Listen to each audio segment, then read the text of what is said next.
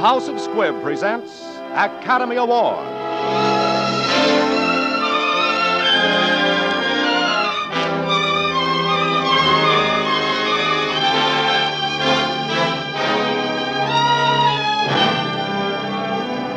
Every week, Squibb brings you Hollywood's finest. The great picture plays, the great actors and actresses, techniques and skills chosen from the honor roll of those who have won or been nominated for the famous Golden Oscar of the Academy of Motion Picture Arts and Sciences.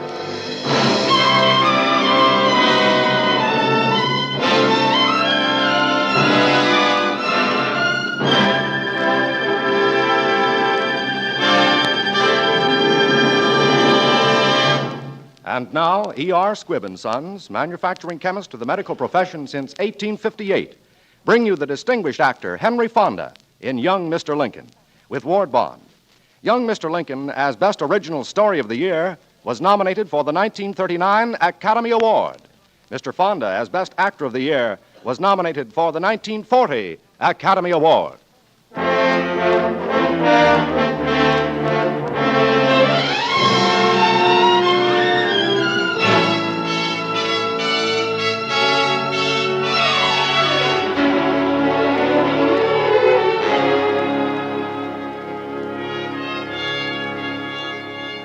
This is a story about a long, lean lawyer named Abraham Lincoln, a young man full of droll stories and deep, quick laughter. A story of Abe Lincoln in Springfield, Illinois.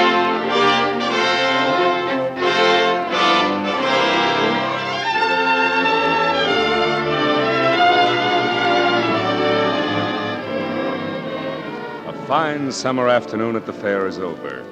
The barbecue fires glow red now in the darkness, and families are rounding up their children and seeking their wagons for the lazy ride back to town. Suddenly, a woman screams. A rush of running men, blood spilled on a dark meadow, and a hushed whisper of murder. The pioneer mother standing stark against the breeze, staring at her two sons. Two boys, suddenly strangers, standing over the body of a third lying stabbed. Death had come under the dark skies over Illinois. He's dead. Who done it? Them fellas, Sheriff. Them Clay brothers. They was fighting with this here scrub white, and they cut him. There's the knife they done it with. Which one of you Clay boys done this? Me. No, me. Come on, let's take him out of here. I want the truth now. Which one of you cut him? I did. That ain't so. I done it. I tell you, it was me. He was going for Adam with a gun, and One then... of you's lying. Now, which one is it? All right. Anybody see it? I reckon I did. Who are you? Their mother. Well, which one was it? I'm not saying. Well, it don't make no difference anyhow. Under the law, they're both equally guilty. Come on now, you're both under arrest. Palmer Cass, I appoint you temporary deputy. Help me get these two fellas down to the jail. Come on, you two, let's go. Who are these fellas? Never saw them around here before. Strangers around here. Folks ain't got no right to come to town and start cutting people up. Two of them jumping poor scrub and stabbing them in the back, too. I said they ought to have a touch of rope. Rope, yes, sir. That's the medicine for them. Hey, come on, fellas. Get a rope and hurry. Come on, hurry. No, they can't do that to my boys. They can't do that to my boys. Come on, ma'am. We have to hurry. Those fellas mean what they say about lynching your sons. Leave me alone. What do you want? Who are you? My name's Lincoln, ma'am. Abe Lincoln. I'm your lawyer, ma'am. Come on, we better hurry and get down to that jail.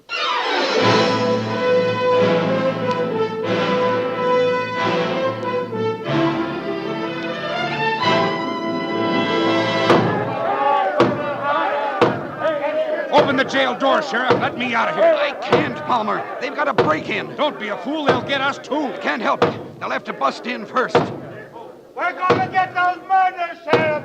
They ain't got a chance. I can't open the door, boys. The law's got to protect these Clay fellas and give them a trial. Blow up the jail. Get powder. Powder. Open up, Sheriff, or we'll get you. Hold on, man. Hold on and listen to me. Get out of our way, Lincoln. We're busting By in. jing, I said, listen to me, and by jing, you will. No, we ain't going to listen. That's better. Now, gentlemen, I'm not here to make any speeches. All I got to say is I can lick any man here, hands down. We know you, Abe Lincoln. Come on, man, let's get him. Hold on, Buck. I thought I'd find that big mouth of yours around here telling people what to do. I'm Buck, all right. The big buck of this lick. Then come on and whet your horns. What's holding you? Maybe some of you other gentlemen like to take Buck's place. Me, I can lick you myself. Is that a fact, neighbor, or just your notion? Get away from there, Lincoln, or we'll give it to you, too. Well, if it's not Bill Gentry. First time I ever heard of you trying to break into jail, Bill. I thought you were too busy trying to break out. Shut up! Go on, let's get him. Howdy, Clarence. Last time I saw you, you were heading for the rock pile for beating up your wife. Now, gentlemen, all joking aside, let's look at this matter from my side. You all know I'm just a fresh lawyer trying to get ahead. But some of you boys act like you want to do me out of my first clients. Go ahead, Abe. Go on and talk. I'm not saying you fellas aren't right. Maybe these Clay boys do deserve to hang. But with me handling their case, it looks like you won't have much to worry on that score. All I ask is to have it done with some legal pomp and show. Yeah, but what about our side of it? We've been to a heap of trouble not to have at least one hanging. Sure you have. And if these boys had more than one life, I'd say go ahead. A little hanging mightn't do 'em any harm. But the sort of hanging you boys would give 'em would be so permanent. The trouble is that when men start taking the law into their own hands, they're just as apt in the confusion and fun to hang somebody who's not a murderer as somebody who is. Then, first thing you know, they're hanging one another from pure devilment. Till it gets to the place a man can't pass a tree or look at a rope without feeling uneasy.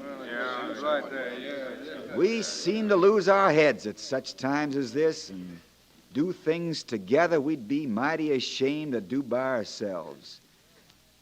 For instance, you take Jeremiah Carter yonder. There's not a more decent, God-fearing man in Springfield than Jeremiah Carter. And I wouldn't be surprised if, when he goes home, he takes down a certain book and looks into it. Maybe he'll just happen to hit on these words: "Blessed are the merciful, for they shall obtain mercy." That's all I got to say, friends. Good night.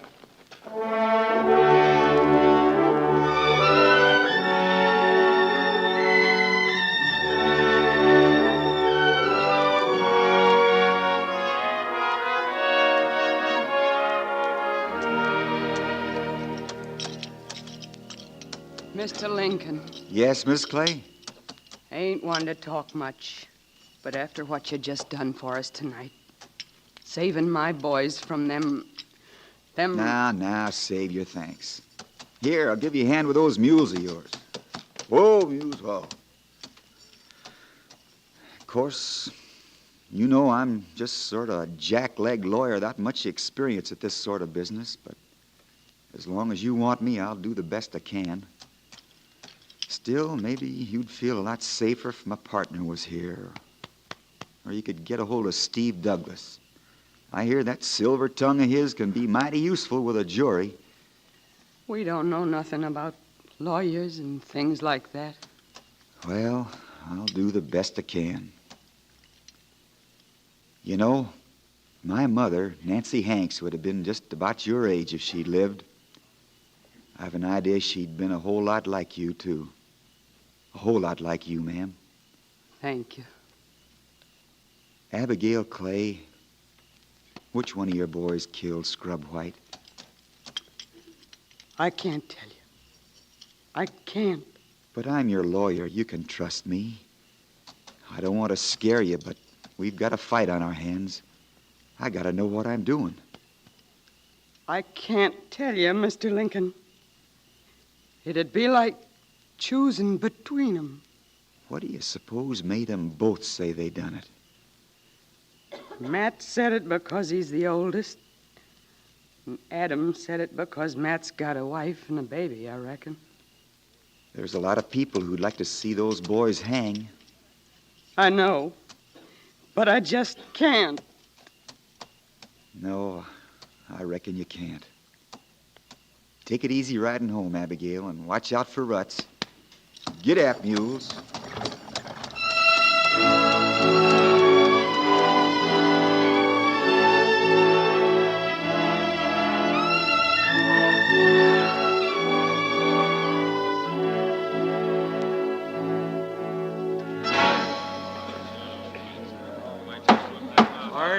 Order in the court. Cass, take the stand. You solemnly swear to tell the truth, the whole truth, and nothing but the truth, so help you God? I do. What's your name? J. Palmer Cass. You knew Scrub White? Sure, Mr. Felder. I knew him. The day he was killed, you'd been with him? All day. Do you recall where and under what circumstances you first saw the defendants? Well, we run into him at the pie contest. Scrub kind of took a fancy to one of their gals, and her fella got sore.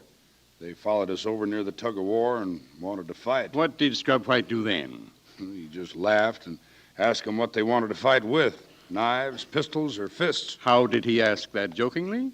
Yeah, he was laughing all the time. Tell the jury what happened then. Well, Scrub and me had a little argument, and he went off by himself. Next thing I knew, I heard a shot and some shouting, and I run back and found Scrub lying on the ground with those two fellows standing over him. And the knife was on the ground between them? Yes, sir. And where was Scrub's pistol? In his holster. So it went off then while he was trying to get it out of his holster? Yes, sir. Guess it did. Thank you. Your witness, Mr. Lincoln. What's the J stand for in your name? John. Then why the J. Palmer Cass? Why not John P. Cass? Well, Anything the matter with John P.?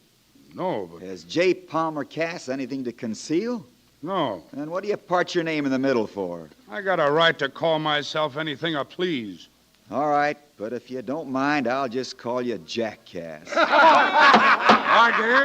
in the court. Your Honor, I object to this ridiculous line of questioning. Mr. Lincoln's clownishness may win him a laugh from his friends, but I assure you his entire game of buffoonery is lost on this jury. Stick to the point, Mr. Lincoln. I'll do my best, Your Honor. Now, J. Palmer Cass, you say you and Scrub White had a little argument. What was this argument about?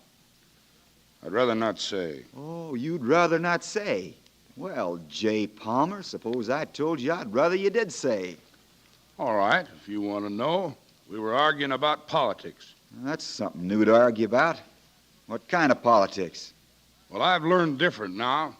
But I said that I figured that you had more sense about politics than Steve Douglas.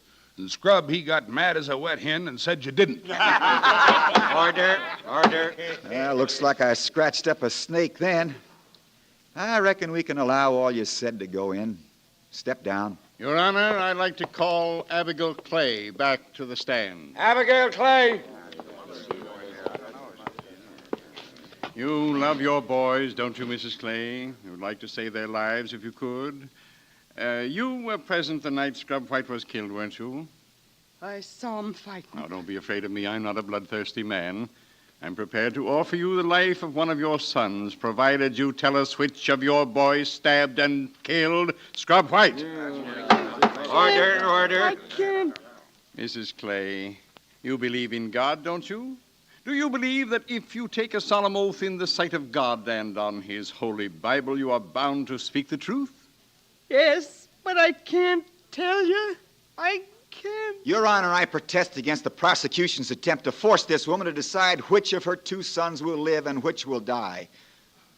I have seen Abigail Clay exactly 3 times in my life, gentlemen, yet I know everything there is to know about her. I know her because I've seen hundreds of women just like her, working in the fields, suffering over some sick and helpless child. Women who say little and do much, who ask nothing and give all. And I tell you that such a woman would never answer the question that's been put to her here. Never. I'd rather, Mrs. Clay, see both your sons taken from you than to see you break your heart by saving one at the expense of the other. So don't tell them. Order! Order! May it please the court to spare the jury any more of these harrowing outbursts, the state will withdraw the question. No doubt Mr. Lincoln will be glad to hear that Mrs. Clay was not the only eyewitness to the murder of Scrub White. Order! Order! Recall Mr. J. Palmer Cass to the stand. J. Palmer Cass.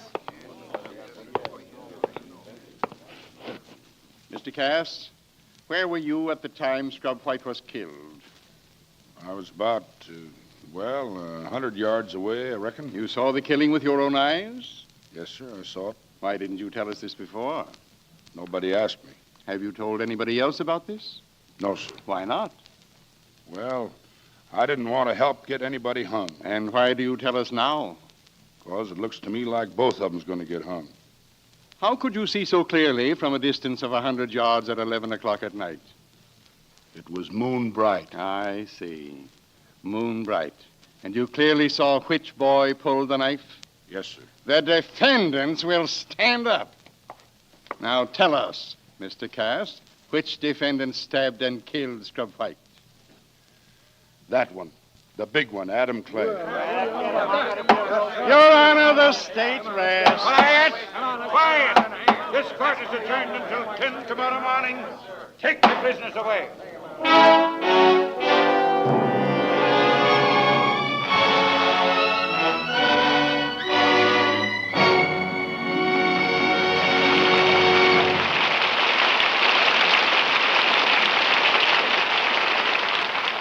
In just a moment, you will hear the second part of Academy Award. This is the time of year when a vacation tan helps to focus more attention on your smile. And that's one reason why Squibb Dental Cream is an important part of so many well-made vacation plans. For this quality dentifrice, a member of the great family of Squibb products, helps to uncover all the natural brilliance of your smile. That's because the polishing agent in Squibb Dental Cream is one of the safest, softest, yet most effective known to dental science. And you will like Squibb Dental Cream for its refreshing flavor, cool as a shady bed of mint. Its refreshing action that leaves your teeth and gums feeling gloriously clean. For Squibb Dental Cream is 3 ways refreshing. You can taste, feel, and see the refreshing difference. Something to remember when you're buying a dentifrice. Ask for Squibb Dental Cream. Taste, feel, and see the refreshing difference. Use Squibb Dental Cream.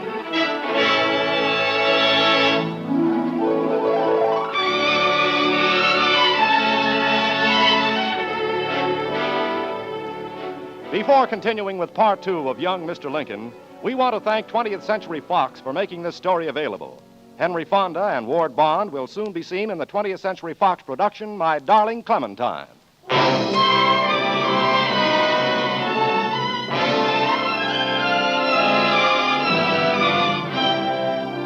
And now the House of Squibb presents part 2 of Academy Award, starring Henry Fonda in Young Mr. Lincoln with Ward Bond.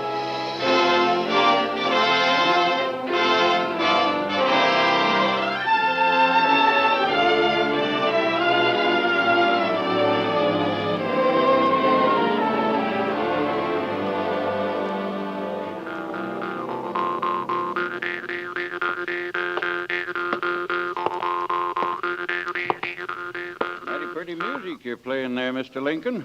Why, hello, Judge. Mighty pleasant to see you this evening. Doggone it, Lincoln. This is against all my principles, but I want to talk to you as an older man.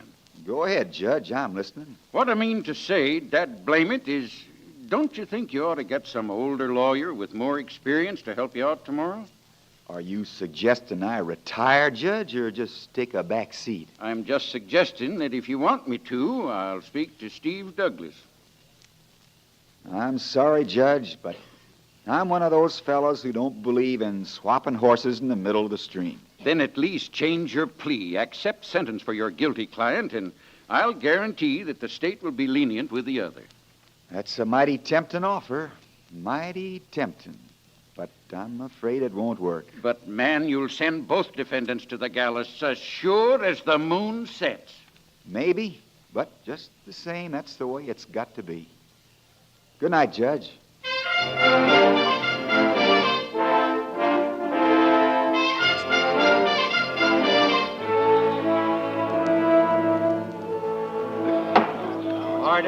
Order in the court. Your Honor, the defense would like at this time to cross-examine the last witness for the state, J. Palmer Cass. J. Palmer Cass, take the stand.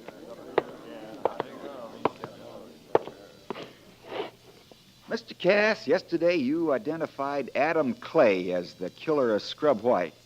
That's right. He did it. You're sure of that? Sure, I'm sure.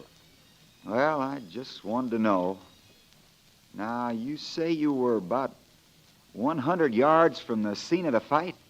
Just about. Are you familiar with the land over there? Yes, sir. What's the nature of it? Well, there's a little clearing and... Any trees? A few. Where are they? Between the clearing and the fairground. And you saw through these trees? No. I was already through the trees when I saw him fighting. Oh, I see. I suppose the clearing was lit up by light from the barbecue fires? No, sir. Then how'd you see so well? I told you it was moon bright. Moon bright. If it hadn't been moon bright, you couldn't have seen 100 yards, could you? No, sir. But you did see it. I told you I did. And the only reason you're telling us this now is that you feel sorry for one of the defendants. I don't want to see them both get hung. Well, I guess you wouldn't lie about a thing like that.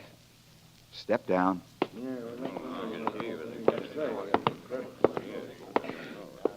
Oh, Mr. Cass, I forgot. There's just one more question I'd like to ask you. You needn't bother to come all the way back to the stand. Cass, what'd you have against Scrub White? Well, nothing. And what'd you kill him for?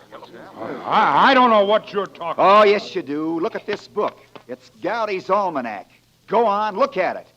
Look at page 12, the night of the murder. See what it says about the moon? That the moon was only in its first quarter that night and set at 10:21, 40 minutes before the killing. So it couldn't have been moon bright, could it? No, sir. Order! You lied, didn't you, Cass? You weren't trying to save these boys' necks, were you? You were trying to save your own, weren't you? Well, come on, weren't you? No. Then why'd you lie? I didn't lie. You did lie. That's just as plain as the nose on your face. But why? Come on, tell us. What made you tell a lie about that moonlight? I don't know what you're talking about. Then I'll tell you what I'm talking about. You lied because you and Scrub White had a fight. But it wasn't about politics. You never mentioned politics. That was your first lie, wasn't it? It was politics, it was. You were fighting about something else. Maybe it was money. You owed him money, or he owed you. No. Maybe he was getting a little graft here and there, and you wanted to be in on it. No, sir. Well, what was it? Come on. It was one of those things, something that made you want to get rid of Scrub. You're crazy. He was my friend. Maybe, but just the same, you lied. Now, why? Why did you say you saw what happened when you didn't see it? All right, I'll tell you what happened. You heard a row.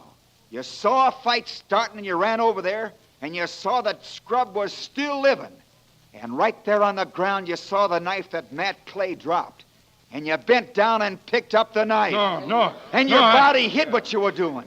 And then you stabbed him. You stabbed him in the back and killed him. And these two boys, Matt and Adam, each knew he didn't do it, and therefore each thought the other did. And their mother, Abigail, she saw the knife in Matt's hand, but she couldn't say so without putting a rope around his neck. But you killed him, and you lied, and your lie tripped you up. Your crude, cold-blooded lie that was going to cover up a crime you'd committed yourself. The lie you can't deny now, can you? Answer me. You did kill him, didn't you? Didn't you? I tell you, I didn't mean to. I'd been drinking and we had a little fight, but I didn't mean to. Scrub was my friend, I tell you. That's enough. You're a witness, Mr. Felder. Order! Take your hands off of me! Let me go! I didn't mean to kill him!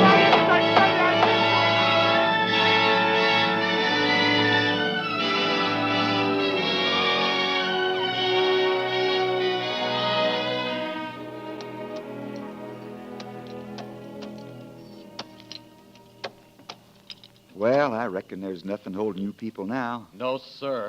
There sure ain't. But you boys better not go around thinking you killed anybody again. You'll get yourselves in trouble. Goodbye, Matt. Take care of yourself. Yes, sir. I'm a-gonna. Mr. Lincoln, Goodbye, Abigail. we ain't got much, but after what you done, Why, thank you, ma'am. I hope all my clients will pay me as fast as you just did. Now, be careful of them mules going home. Watch out for ruts. Get up, mules. Go on, Mr. Lincoln.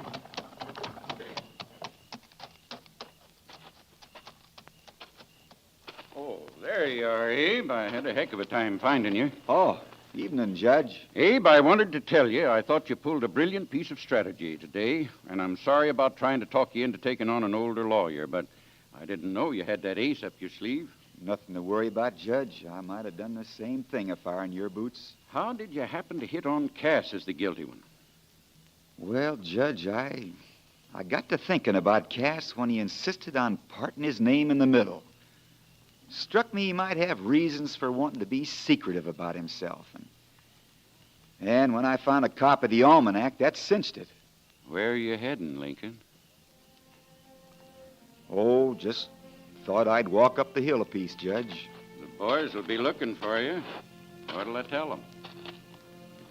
Oh, just tell 'em I got the smell of the country in my nose. And I think I'll go on a spell from here.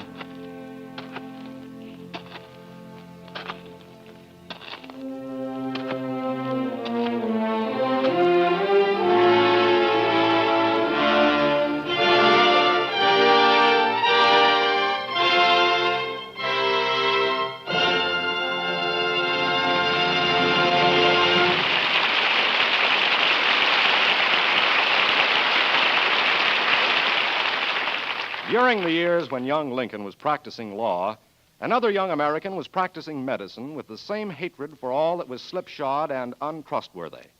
The young man was Dr. Edward R. Squibb, and he fought single-handed to supply the medical world with something difficult to find and urgently needed: drugs of unfailing uniformity, purity, efficacy. From his tiny laboratory, the beginning of the great house of Squibb, came not only the first uniformly safe, pure ether, but something even rarer: a new way of working in the production of medicines, a quest for perfection that was to continue unceasingly. It was a hope fulfilled for other doctors and surgeons of Dr. Squibb's own time. "We look upon your cause as our cause," they wrote, "your enterprises as the inauguration of a new era, and yourself as the exponent of the great principles of truth and humanity in array against dishonest stupidity."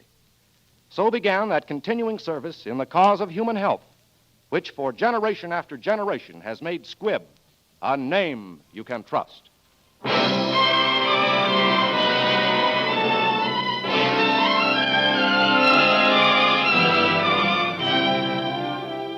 Next Wednesday, another great picture. The House of Squibb will present Academy Award starring Douglas Fairbanks Jr. and Virginia Bruce in The Prisoner of Zenda.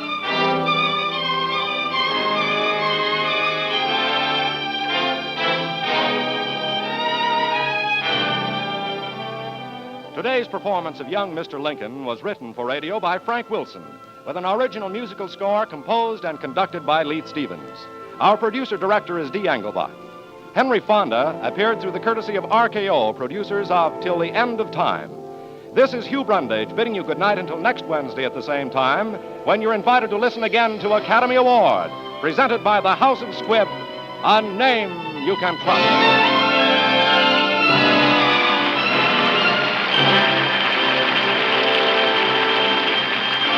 This is CBS, the Columbia Broadcasting System.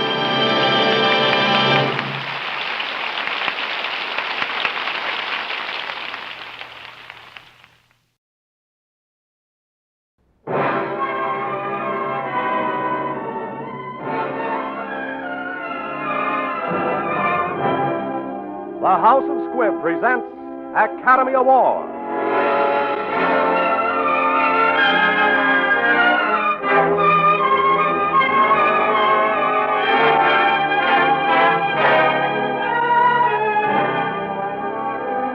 Every week, Squibb brings you Hollywood's finest. The great picture plays, the great actors and actresses, techniques and skills chosen from the honor roll of those who have won or been nominated for the famous Golden Oscar of the Academy of Motion Picture Arts and Sciences.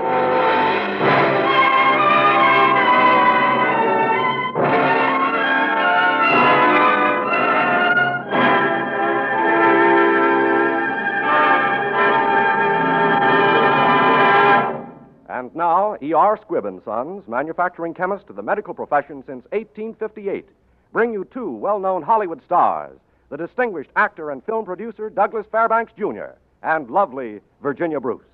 You will hear Mr. Fairbanks and Miss Bruce in the romantic drama The Prisoner of Zenda on tonight's Academy Award.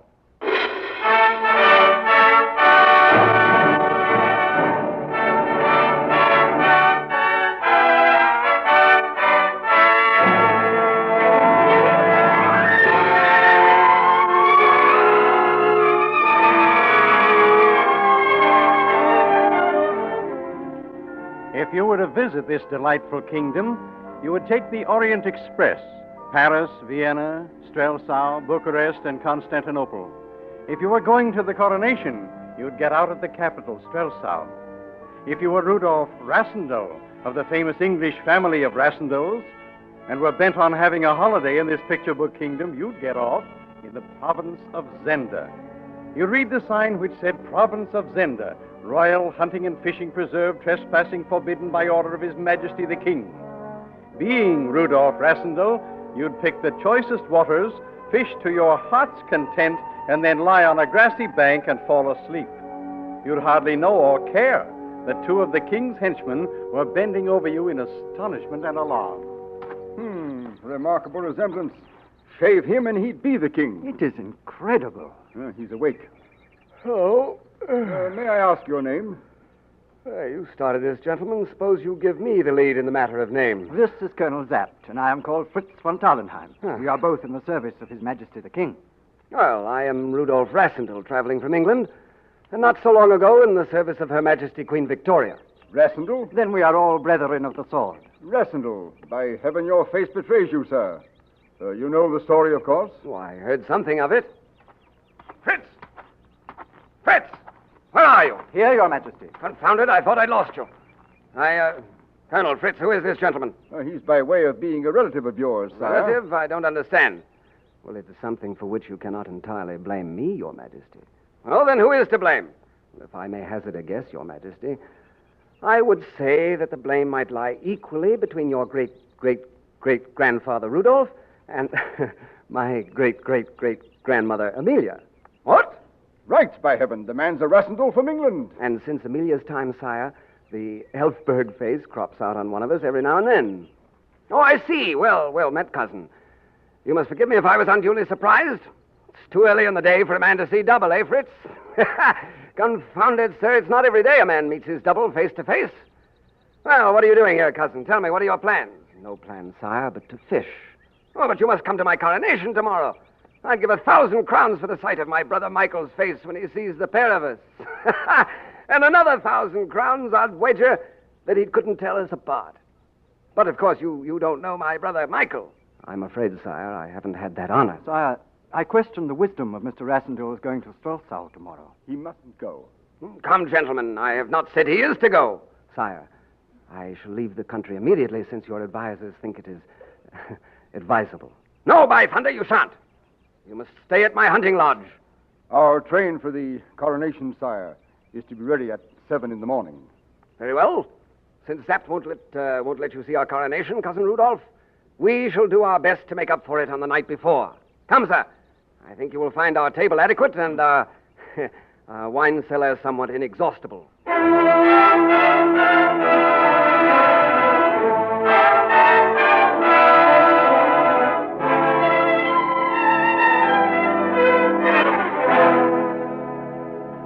Wake up! Wake up! Quickly! What's the joke? This is no joke, Englishman. Oh, it was quite an evening, wasn't it? Hello, His Majesty still asleep? Yes, asleep. Well, what happened? Joseph, the servant, found him on the floor this morning. You didn't drink any of that last bottle? Well, not that I know of. Oh, my head. I think you'd know it if you had. Why, was he drugged? It was. Well, have you had a doctor? None within 10 miles. But 1,000 doctors wouldn't take him to Strelsau today. Oh, I know the look of it. He'll not move for 6 or 7 hours yet. But I remember laughing at a joke His Majesty told, and then I sat down here, and I suppose I went fast asleep. You know, I'm not much of a wine drinker. His Majesty is. You missed the drug bottle. But who could have... Michael, his half-brother. He wants the throne. But the coronation today. There isn't going to be a coronation. Well, can't they postpone it? Can't you send word he's ill? Oh, they know his illness too well. He's been ill before. Michael is waiting in Strelsau now, with half the army already on his side and half the people, too. It's the moment he's been waiting for, planning for, counting on the king's weakness. Yes. Yes, Colonel, what's the matter?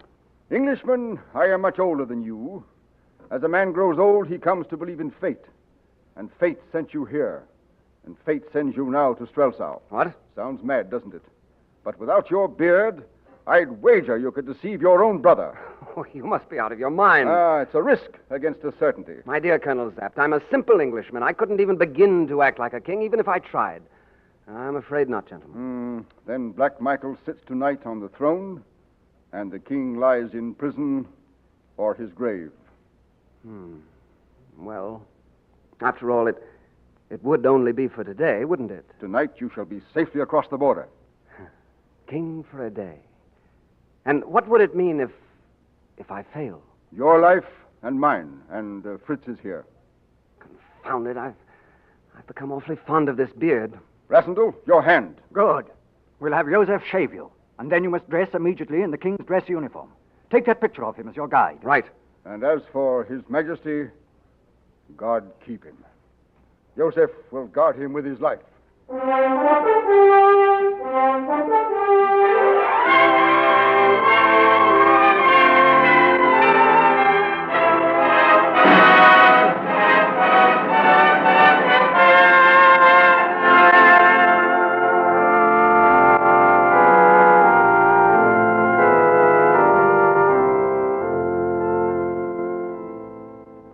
I, Rudolph, with justice and mercy to deal sovereignty, to guard with vigilance and honor the welfare of my people, from all enemies to defend them, and from the throne of my ancestors to bear faithful rule, all this do I swear.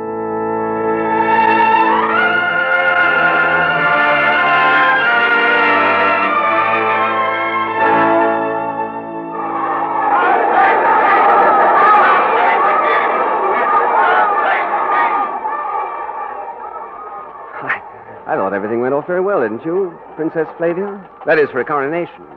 That is, I mean to say, a coronation should go off well if the king puts in an appearance, properly dressed, knowing his lines. And sober. Oh, that's a nasty one. Don't you think you might overlook my past behavior and unbend a little? Don't the people want to see how well we get on together, since we are to be married? Why should we deceive them? You know, I think the luckiest man in the world is the king of this country. Really? You have always seemed to prefer Paris. Ah, but now I'm the anointed and crowned king. New leaf and all that. I have rather neglected you, haven't I? 2 picture postcards in 3 years. Yeah, that was pretty silly, wasn't it? Staying away from you so long, and all the time you were changing into the loveliest princess in Europe. No, the loveliest girl in Europe. Your dynastic obligation to the Princess Royal doesn't compel you to say nice things to her in private. You call this private, riding along the boulevard in a carriage? I must indeed have changed since you saw me. I've been thinking the same about you. You really looked and acted like a king today. Oh, thank you. Something I confess few of us expected of you. Oh, well, you see, when I looked at you, it seemed time for this king to settle down and try to live up to his future queen. I think all this ceremony has gone to your head a little, cousin. I go fishing, I'm crowned king, I meet the loveliest, the most beautiful... Your Majesty, this is the palace. We are expected to leave the carriage and enter the palace. You to go to the balcony and greet your subjects.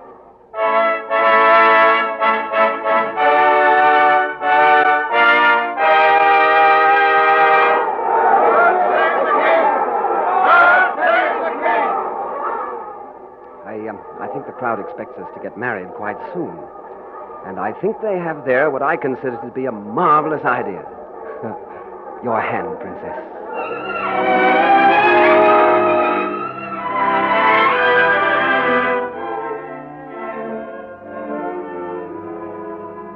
I think, Your Majesty, you should receive your ministers. Oh, bother my ministers. I want to talk to you.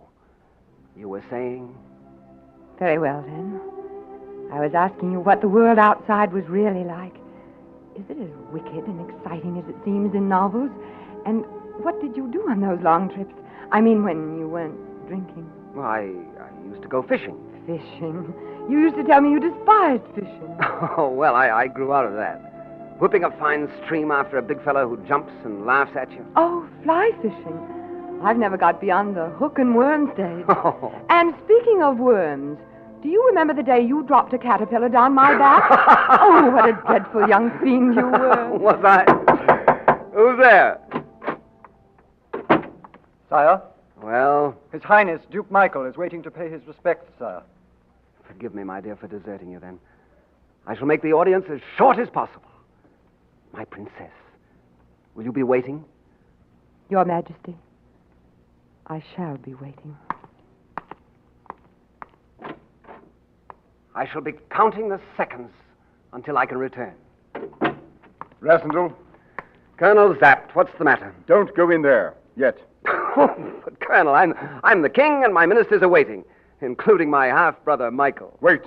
This is nothing to joke about. We plan to leave at once and bring back His Majesty by daylight. Yes? That devil Rupert of Hensau, Michael's lieutenant, found the king at the lodge.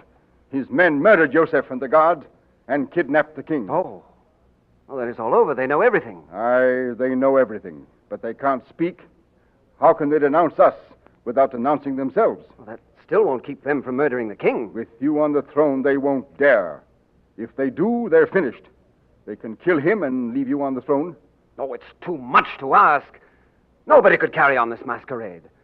I've tried to help you all I can, but I'm also not a fool. Oh, yes, I suppose you're right. But I have a feeling about my king, about the crown. I feel about it the way another man would feel, well, about his children or the woman he loved. He would hate to leave her to her fate without making a fight. What fate? Whose fate? Can you ask that of a soldier whose king is kidnapped, perhaps murdered? You know whom I mean. Oh, the Princess Flavia. With the king dead, Michael as regent will declare her the queen. After that, of course, he'll marry her. She'd never do that. She couldn't. Flavia is a princess of the royal house. She would have no choice, and she would expect none. Well, you can't let that happen to her. Can you?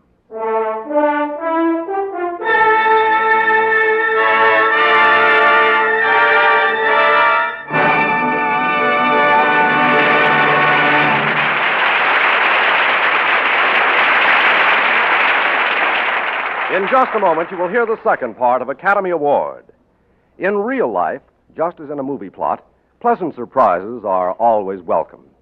Like the surprise of discovering that even brushing your teeth can be a refreshing experience when you brush them with Squibb dental cream. You can taste, feel, and see the refreshing difference. For Squibb dental cream wakes up your whole mouth with flavor as refreshing as frosted mint. Its refreshing action leaves your teeth and gums feeling clean as a breath of mountain air. And watch your mirror for a refreshing difference in your smile. For the polishing agent in pure Squibb dental cream is one of the safest, softest, yet most effective known to dental science. So begin every day the refreshing way. Brush your teeth regularly with Squibb dental cream, one of the great family of Squibb products. Taste, feel, and see the refreshing difference. Use Squibb dental cream.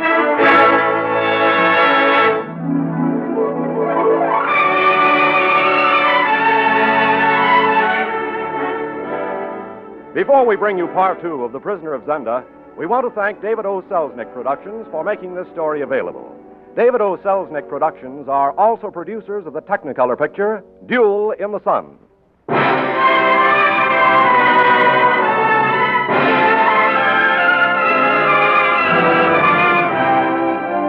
And now the House of Squibb presents part 2 of Academy Award, starring Douglas Fairbanks Jr. and Virginia Bruce in The Prisoner of Zenda.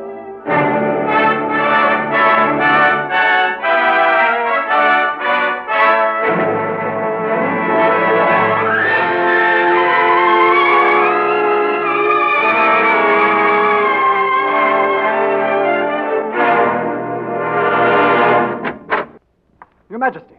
Fritz, what is it? Michael's man's here. Count Rupert of Hentzau. That villain, tell him His Majesty is indisposed. No, we'll hear what he has to say. Send him in. But disarm him. Very well. Send him in. His Majesty will see him.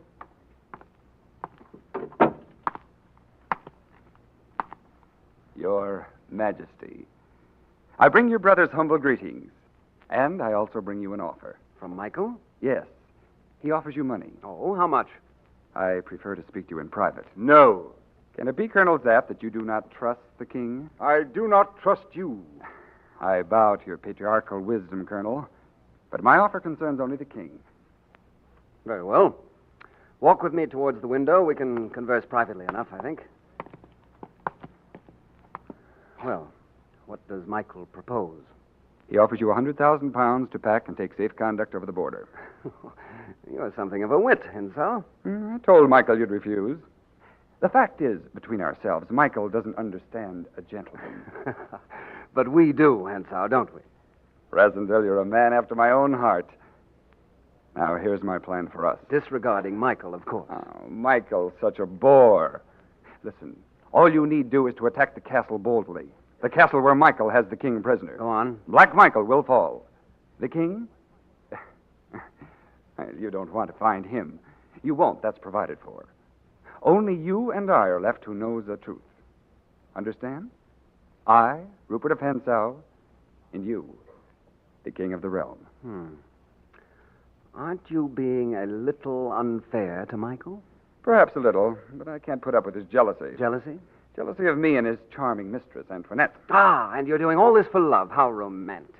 Well, love and your Majesty's gratitude throughout your long and happy reign.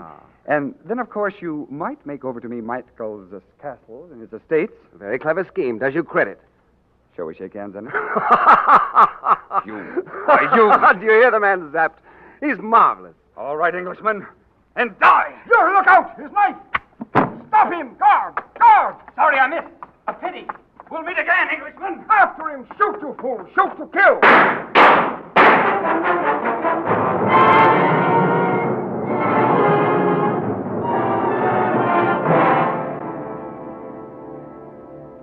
Colonel, you heard what Hentzau said of the castle and the king? Yes.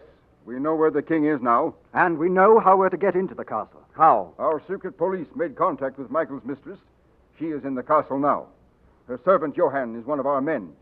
He tells us she is afraid that if Michael succeeds, he will marry Princess Flavia and leave her. And she wants the plot to fail. Good. She reports that this Johann will lower the drawbridge 2 hours past midnight. But the noise, the king will be killed at the first alarm. Yes. But she says that before the bridge goes down, one of us must swim the moat, climb into her room. That man alone must hold off the guards from murdering the king until Johann can lower the bridge and let our armed men into the castle. Tonight there are 2 guards with the king and Count Rupert of Hentzau. I think I should be the one to swim the moat. Right, lad. We can't afford to lose both our kings. One king you'll lose tonight. If anything happened to the king and not to me, your game is up anyway. I've been an imposter for his sake. I could not be one for my own. I swim the moat, Fritz, not you. But if we lose you both, what will become of those of us who are left? They will serve Queen Flavia. And I would to God I could be one of them.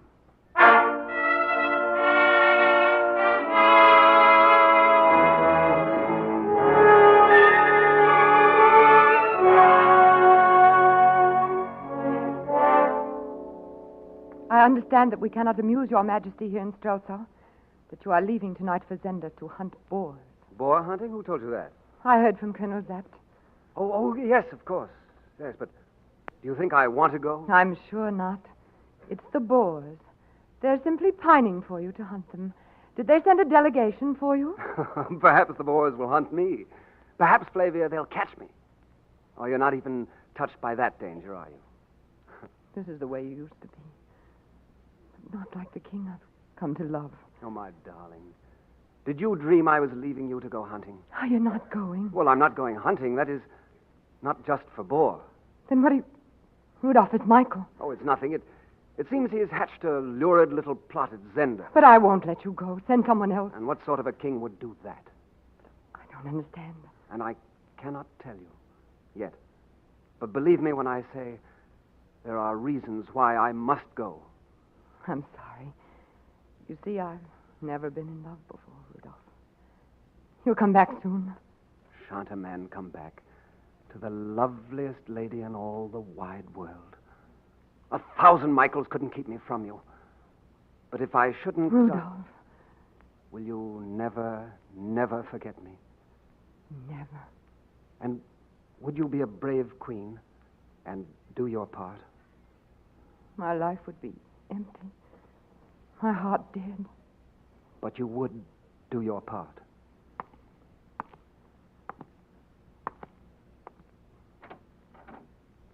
Au revoir. Rudolph.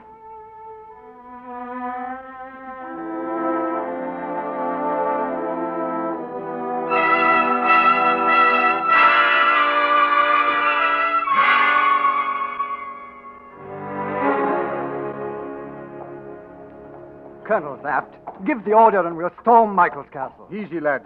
He hasn't lowered the drawbridge yet. He's dead, I tell you. It's been an hour since he swam the moat and scaled the wall. We were betrayed, I know it. We'll never get into that fortress. Have patience, Fritz.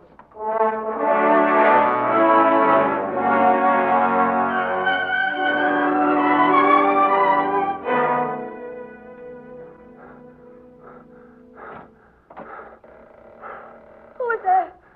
Who is there, Raphael? Hi. I'm Rudolph Rassendell. Too late. Too late. Oh, Antoinette, what do you mean? Look.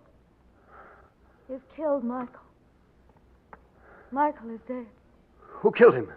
Rupert of Hensel. Oh. I had him come to my room to get him out of your way. Michael surprised us. He killed Michael. He killed Johann. He knows the plot. The cause is lost. Oh, where is the king? Quickly, where is the king? He's in the dungeon. 2 guards. Take Michael's sword. Beware of Rupert.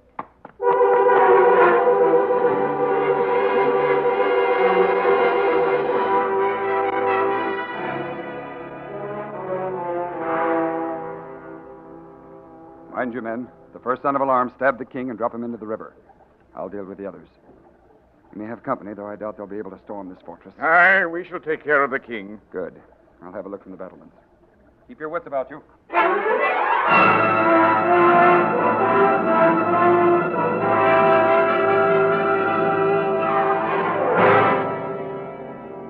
How is the king? Oh, he'll do. Water.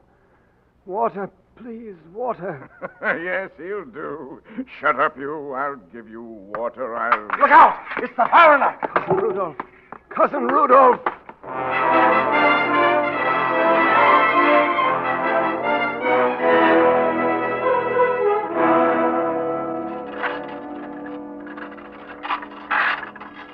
Courage, Majesty. I'll have the drawbridge down in a moment. Courage, sire! Only Rupert stands on our side now, in our way, and he's above on the battlements. Oh, no, he isn't, imposter. Rupert! So you killed the guards. Very daring of you, Rassendell. But now it's my turn. You've played right into my hands. Now I'll be rid of the both of you, the king and his bothersome double. Oh, no, you don't. Stand and fight. I'll give you your fencing lesson, Englishman. I'll take my lesson in my own way. You fight like a peasant. I'll fight you any way you wish when the bridge is down. Zap, come on, charge the bridge. Good work, imposter. Now pay for it.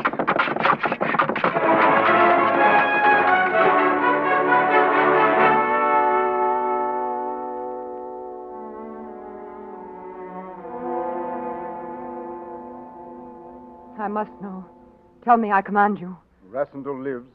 Wounded, yes. But he saved the king. And this Rupert of Hensel? Escaped. The man is a devil. Where is... Rassendell, come. He is waiting. There. Rudolph, my darling. You're hurt. I love you with all my heart and soul. But forgive me for the wrong I've done you. It would have made no difference if I'd known. It was always you, never the king. I meant to tell you. I tried to on the night of the ball. I know. What are we to do now, Rudolph? I'm going away. Tonight. Oh, no. No, you can't. Oh, my darling. Come with me. Oh, no, I'm mad. But I love your madness, dear. For one lovely moment, I too was mad. But is love the only thing? If it were, I could follow you to the end of the world. For you hold my heart in the hollow of your hand. But if love were the only thing, you would have left the king to die in his cell. Honor binds a woman too, Rudolph. I don't know why God has let me love you. But I do know that I must stay. I think God shows his purpose to such as you. Your heart will always be in my heart. The touch of your lips on mine. Your heart will always be in my heart. The touch of your lips on mine. My queen. My love. My love. And my true knight. Farewell. My darling. Fate doesn't always make the right men kings.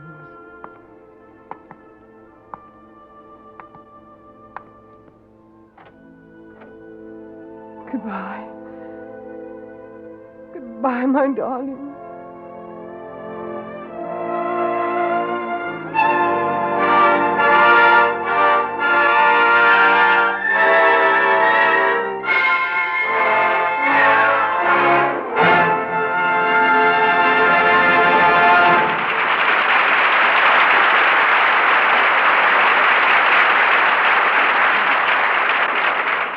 Whenever you see the name Squibb on a product, a name you can trust, you will also see a number you can trust.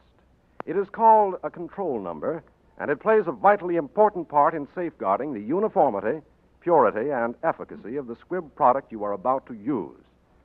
For by that control number, Squibb records in detail not only every step in the processing of a product, but the source and exact characteristics of every component, even to sterile distilled water when it is used. In fact, so complete are the records that, using the control number as a key, you may even uncover a detailed report of the weather on the day when special product tests were made. It is for your protection that the House of Squibb takes such care in producing not only life-saving medicinals, but also the simple health essentials you buy for your home use. And you'll be delighted to find, when you ask your druggist, how many of these Squibb makes for you. To be sure you get Squibb quality when you're buying for your medicine cabinet, ask for Squibb, a name you can trust.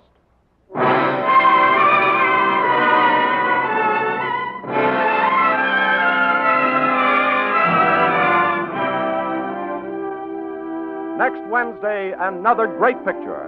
The House of Squibb will present Academy Award starring Joel McCrea in Foreign Correspondent.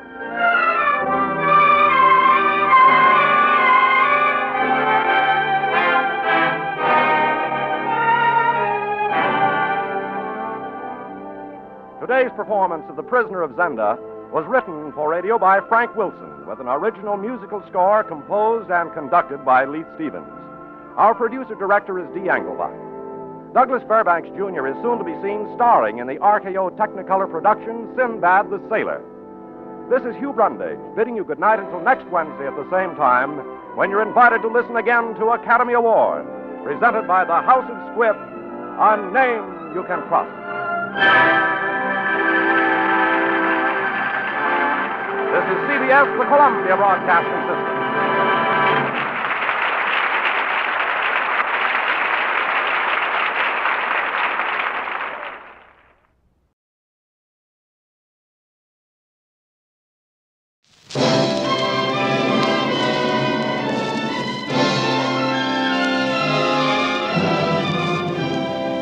The House of Squibb presents Academy Award.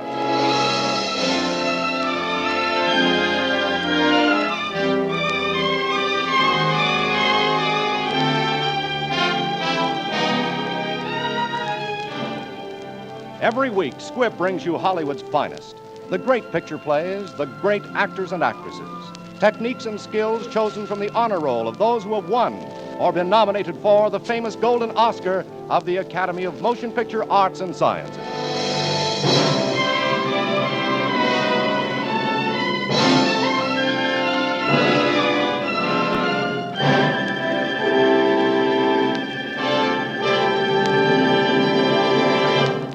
And now, E.R. Squibb & Sons, manufacturing chemist to the medical profession since 1858, bring you one of Hollywood's best-known stars, Joseph Cotten.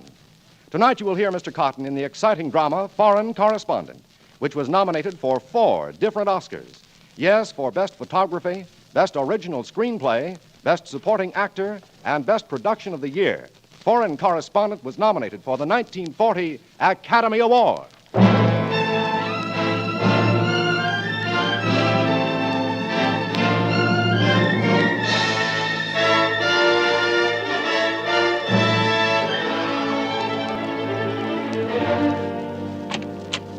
Well, come right in, Miss Green. Put on your glasses, sit down, and take an epic. No, Miss Green, this is not to be an editorial for the Sunday edition. This is to be some notes on my lurid past. You see, before I came here to Springfield and bought this paper and became a substantial citizen, I was a reporter, Miss Green. Johnny Jones, Foreign Correspondent.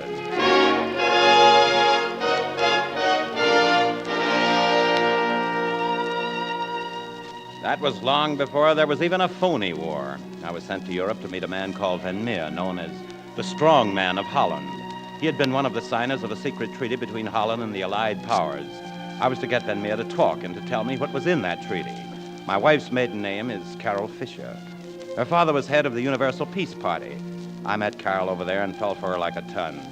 When she went down to Amsterdam with her father, I went too. There was a conference there, and I intended to kill 2 birds with 1 stone. For Van Meer was to be the principal speaker. I had met old Van Meer in Paris, so I didn't have much trouble nailing him when he got out of a cab in front of the conference building and started up the steps. He didn't seem very happy to see me. Why, Mr. Van Meer, how are you? We somehow seem to lose each other, sir. Don't you remember me? I'm the American reporter from New York. Seemed anxious to get away from me. Seemed not to remember me. Just then a photographer jumped out in front of him. Hold it. Picture. The guy pointed his camera at this Van Meer, and Van Meer's eyes got very big. And then I saw the gun in the photographer's hand. It went off then.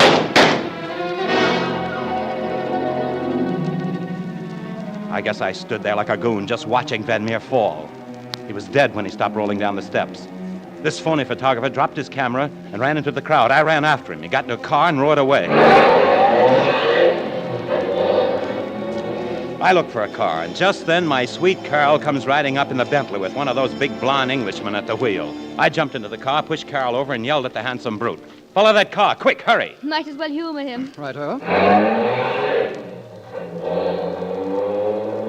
What's the trouble? Chap shot someone? Van Meer assassinated. Dead? Looks like it.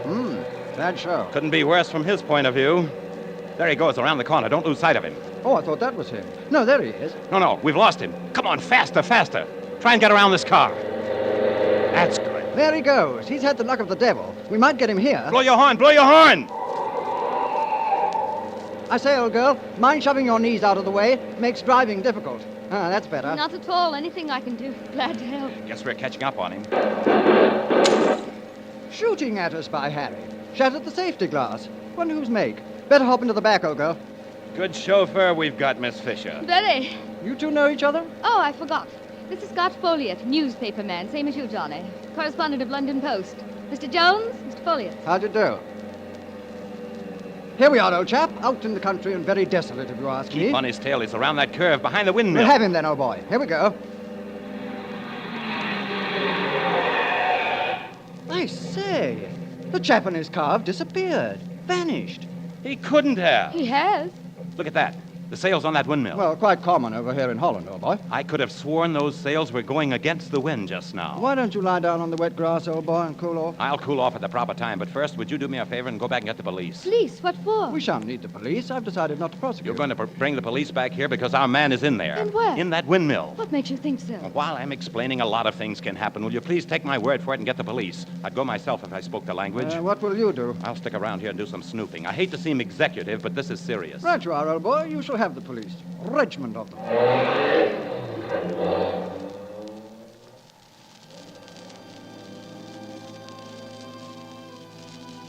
There I was on a lonely flat plain with nothing but a windmill for company. Suddenly the mill stopped, and the sails reversed themselves against the wind.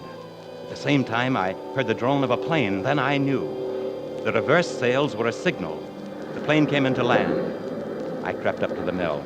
There was a shed there, and in it the assassin's car. I went back and into the mill. Then I heard muffled voices. I crept around some more and found a wooden staircase. I went up. There was a door with a key in it. I heard someone coming after me. I pushed backwards into the room, closed the door. I was in the transmission room, the room with the wooden gears connected with the big sail outside. I stood there listening. Suddenly, I almost jumped out of my skin. A weak voice spoke. Come in, mister. I whirled around, and there, tied to a ring in the floor, was Van Meer, alive. I'm afraid you see me at a great disadvantage. I have just been given a drug of some sort. It affects the brain. They gave it to me when they moved me from. It's beginning now. I'm sorry. But I saw you shot just now outside the conference hall. I saw it. The man you saw shot was not I. He was a substitute who looked like me. But why? What? They want the world to think that I have been assassinated, to conceal the fact that I'm in their hands. Their hands? Well, who are they? I cannot explain. I am not certain. All that I can tell you is that they are going to take me somewhere by plane. Van Meer's head dropped, and I jumped for the cross beam above me, pulled myself up, and lay there near the big gear. The door opened, 4 men came in, picked up Van Meer, and took him away. When they had gone, when the plane had died away, I got out of there fast. I came back with the cops, and they thought I was nuts. There was no assassin's car, no assassin, no plane, and no Van Meer. I laughed it off and went over to London with a big news beat in my pocket. I wanted to see Carol's father and find out if he could help me. On a night boat, I made love to Carol.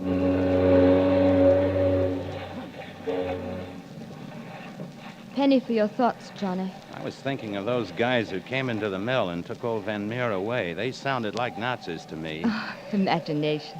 Maybe, darling, maybe not. I got one good look at the leader's face, and, well, it wasn't from the county cork. It's hard being happy with the world falling apart. The world isn't falling apart. Just governments.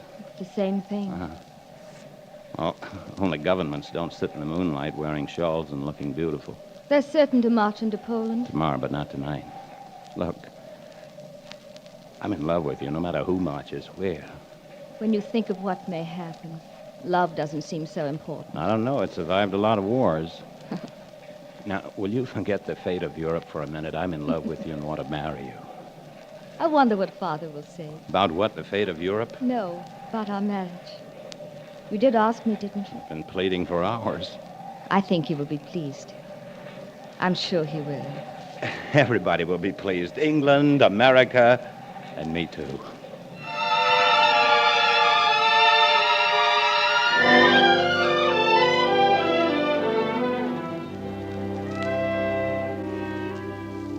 We got a Fisher's house in London, and I was feeling just like a guy whose daughter is about to tell her father that you want to do that serious thing. The butler opened the door, and there was my future father-in-law having breakfast with a man whose face was the face that led the guttural voices up to take Van Meer away from the mill. Carol, my dear, what a pleasant surprise. And you didn't even wire me. Father, I hope you don't mind us barging in like this. Johnny brought me over on a boat. Mr. Krug, how nice to see you again. Oh, but of course you haven't met Mr. Jones. Mr. Krug. Mr. Krug is with an embassy here. I think I shall have to be getting along, Mr. Fisher. Shall we settle on the wording for the peace petition now, or leave it till later? Oh, we might as well clear it up now. You'll excuse us. Go right ahead, Mr. Krug, into my study. Father, could we have just a moment? It's terribly important. Why, certainly. I won't be long. Wait, Mr. Fisher. Get the police quick. Van Meer isn't dead. Van Meer isn't? Why, that's fantastic. They kidnapped him, then shot his double. I saw Van Meer afterward in a mill in Holland. That man, that Krug, was with him. Krug? But that's ridiculous, Johnny. We've known him. I know, dear, but Mr. Jones says... I tell you, I spoke to Van Meer. He told me they were taking him somewhere by plane. They must have brought him here to England. I've always felt a little uneasy about Krug. Mr. Fisher. I'll keep him there. Coming, Mr. Krug. Be careful, Father.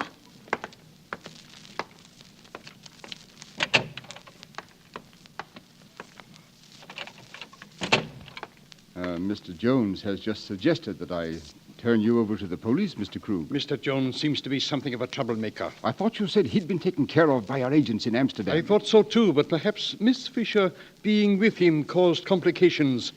It would have been ideal if she had been in our confidence. So deuced inconvenient his coming here. Well, dash it all, he's in my home. He must be stopped. Yes, but I always find the sordid details somewhat distasteful. As usual, I shall endeavor to relieve you of them. You remember Rowley? Rowley?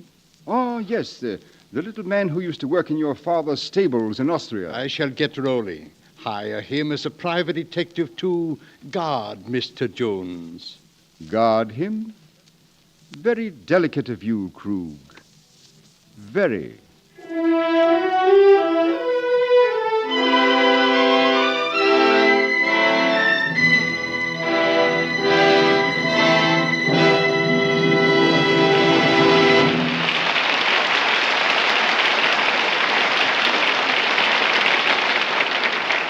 In just a moment, you will hear the second part of Academy Award.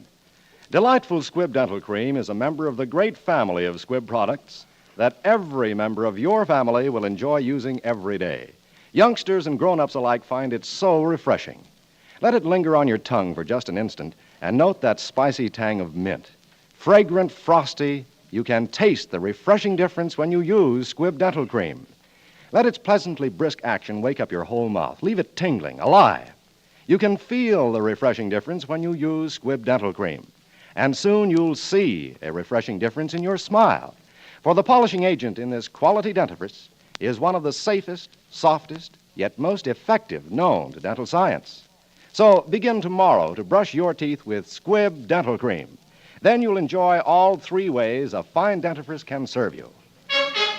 You'll taste, feel, and see the refreshing difference. Use Squibb Dental Cream.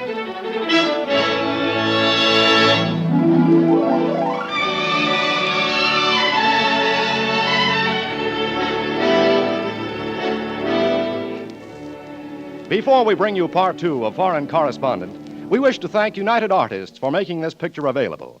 Foreign Correspondent is based on an original story written by Vincent Sheehan.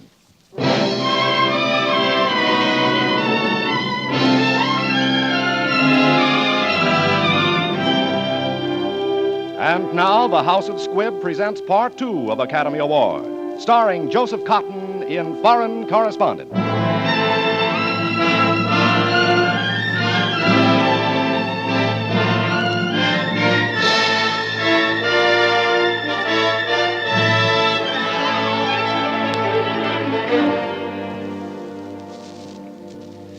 I should have known that about Fisher, but I didn't. And I took his word for it that I should wait and get a bigger story after we'd found Van Meer. Carol naturally sided with her father. She was afraid to let me go out alone, and Fisher put on his boogeyman suit and scared me, too. He sold me on the idea I needed a bodyguard, and that's how I got Rowley. I didn't get wise to him, even when he pushed me in front of a truck. Hey, you! Somebody pushed you, sir. It was me, sir. If I tried to pull you back, you'd been caught. It was push or nothing. Oh, smart work, Mr. Rowley. Thanks very much. After all, sir, that's what I'm here for, isn't it? I'm late for a date at the American Club. Here, let's take this cab. American Club driver.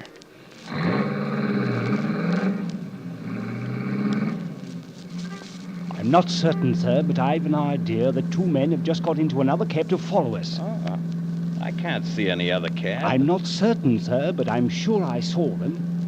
We might give them the slip if we go the long way around. Better stop here, sir, and we'll change cabs. Okay, stop here, driver.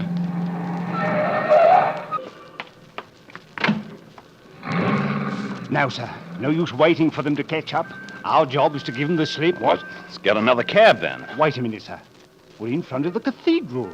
Well, let's go in there. Do you mind not going in, sir? I saw by the notice that it's a requiem mass. Oh. I hate to be so fussy, sir.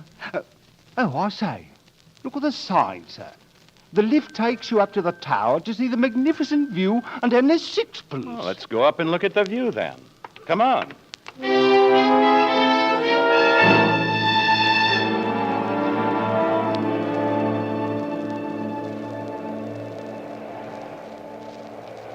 Say, this is pretty dangerous, this low railing, and some drop, too. Oh.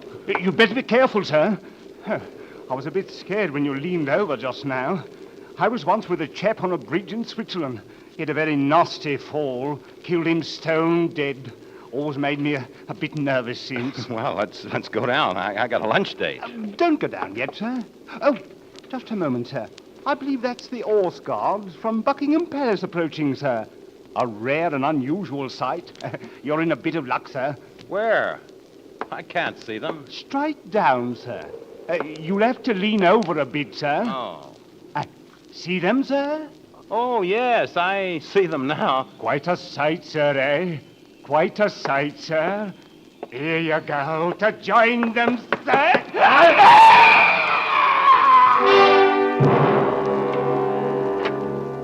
I don't know what made me turn aside suddenly. One of those hunches.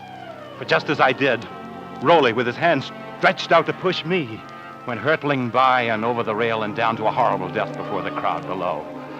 The thing that sent chills up my spine was that I knew then that Carol's father had tried to have me murdered. In my state of mind, it was like a double skite seeing old boy Folliot again. Hello, old boy. Congratulations on your little set-to with Rolly. How'd you know about Rolly? Rolly and Fisher, old boy, and the fellow with the high-necked sweater. Matter of fact, followed them here to London. I see. Then you believe me now about Van Meer? Oh, of course. I'd suggest we work along from here together, old boy. First thing I'd suggest after that would be that you kidnap Fisher's daughter. What? Well, all right, old boy, no offense. But if you give me a chance to bear down on Fisher, he dotes on her, you know. Maybe he'd talk and tell us where Van Meer is. Hey, who are you anyway? I mean, what are you? British subject, old boy, patriot and all that. My country's on the verge of war. I see. Okay, pal, I'll kidnap Carol. That is, I'll go through the motions. Where'll I take her? Take her to Cambridge. I'll get you digs at the College Arms. Oh, wait, now, what happens after you get Fisher talking? I'll phone you, old boy, and let you in on the kill. It's a deal.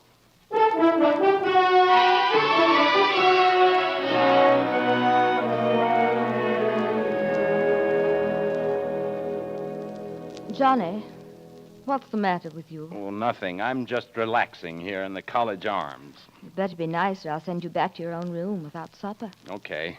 Look, Carol, we got to talk.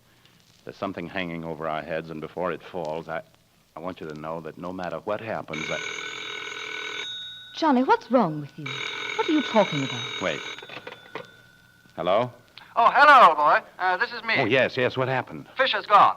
Our people found out where he went. Take this down. 242 Charlotte Street, Tottenham Court 242 Road. Charlotte Street, Tottenham Court I Road. think you better get there as fast as possible. I think that's where they have Van Meer, right? Check. What is it? Carol, I've got to go back to London fast. I want you to stay here till I come for you. Oh, no, you don't. I sense trouble, and I'm not letting you out of my sight. I'm not going to try and talk you out of it, but now remember this. No matter what happens, I love you, darling, with all my heart.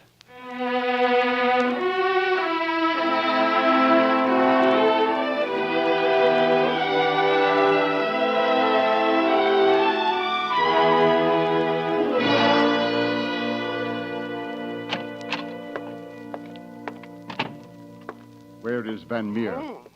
There he is. Those lights in his face, can't you cut them down? Yes, cut them. Thank you. Thank you very much. You are like my friend, Mr. Fisher. I am so sorry. It is so dark. I cannot tell. But you are like my friend. I am Fisher, Mr. Van Meer. I am your friend. I am so glad. How did you get here? Am I going away now? Thank you, Mr. Fisher. Thank you. Are the police here? They mustn't get away. You mustn't let these people go. Pardon me, gentlemen. I represent the Jupiter Life Assurance Company. Can I interest you in a small policy? Did you have to bring him up here? I didn't know what to do. He tried to get away. You mustn't blame him, Crook. He's nervous, and he had a pistol in my back. I came easy. But go right ahead, gentlemen. Don't mind me. I'll sit right down here. What is that? Is it the police? Tell me where I am. You're in London, Mr. Van Meer. These people think I'm working with them. You and I must play a little game. A little game? Yes. They want you to tell me something. Just one little clause in the treaty. Clause 27. Clause 27. Come, Mr. Van Meer. But it's the secret clause. I know. Clause 27. But they mustn't know it. It would help them if they make war. War. You don't want them help, do you? Don't tell him anything, Mr. Van Meer. He's not your friend. Who was that? You are not my friend. Oh, I see. You cried peace. Peace, and there was no peace. You were a liar, Fisher. A cruel, cruel liar. I will never talk. Do what you want with me. Well, it's useless. Better try your methods, Krug. Bring him over here. No. Oh, no. No more of that. I talk. Then talk. Oh. In the event of invasion by an enemy power, Her Majesty's government solemnly pledges that... Steady, Van Meer, steady! I'll stop him. Get him!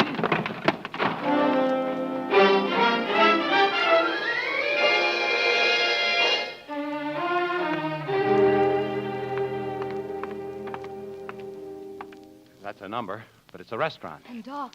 Folliot wouldn't kid me. This must be the place. I say, sir, are you Mr. Jones? Why, yes, why? Mr. Folliot said we were to expect you, sir. We shall get a signal from Mr. Folliot any moment now, sir. Say, what is this? Who are you, and who is Folliot? Sorry, sir, but Mr. Folliot will explain. That is, if Mr. Folliot is still alive. There it is, sir, the signal. Stay here, Carol. No, my father's in there, too. I heard what Scott Folliot said to you on the phone. I'm coming. Come on, sir, we're closing in. Carol, you're not coming. Darling, I love you, but I've got to do this. Right into my arms, sir. I had to do it. Had to sock a hold her. I'm going in.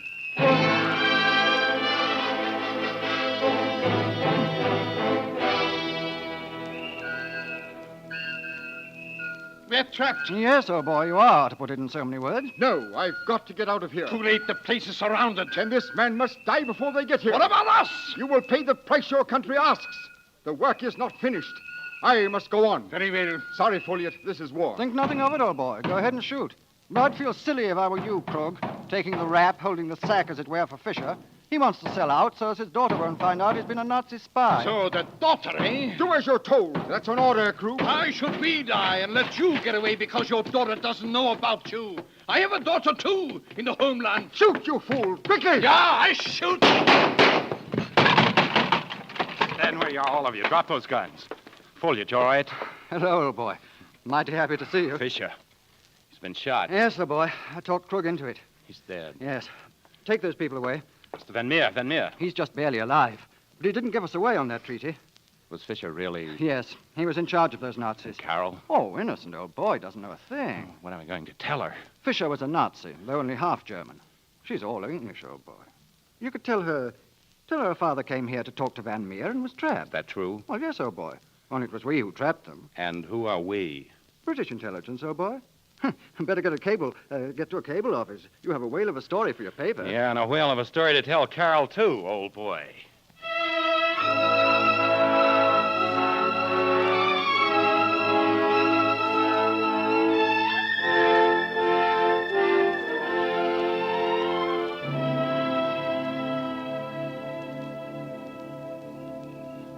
So, darling, your father must have found out that they were keeping Van Meer a prisoner there and torturing and trying to get him to tell what was in the secret treaty. Your father went there and Krug killed him before we could break down the door. Goodbye, Johnny. I love you. I shall always love you. Now, goodbye. What are you talking about? Goodbye. I know you love me, too. That's why you're lying to me. My father was a Nazi agent, and he was shot by Krug, his subordinate. But you didn't know your father was... No, I didn't. Not until he hired that man to try to kill you. Then I began to suspect. When I heard Folliot call you at Cambridge, I knew. That's why you came with me. Yes. I was going to try and talk you out of going in there.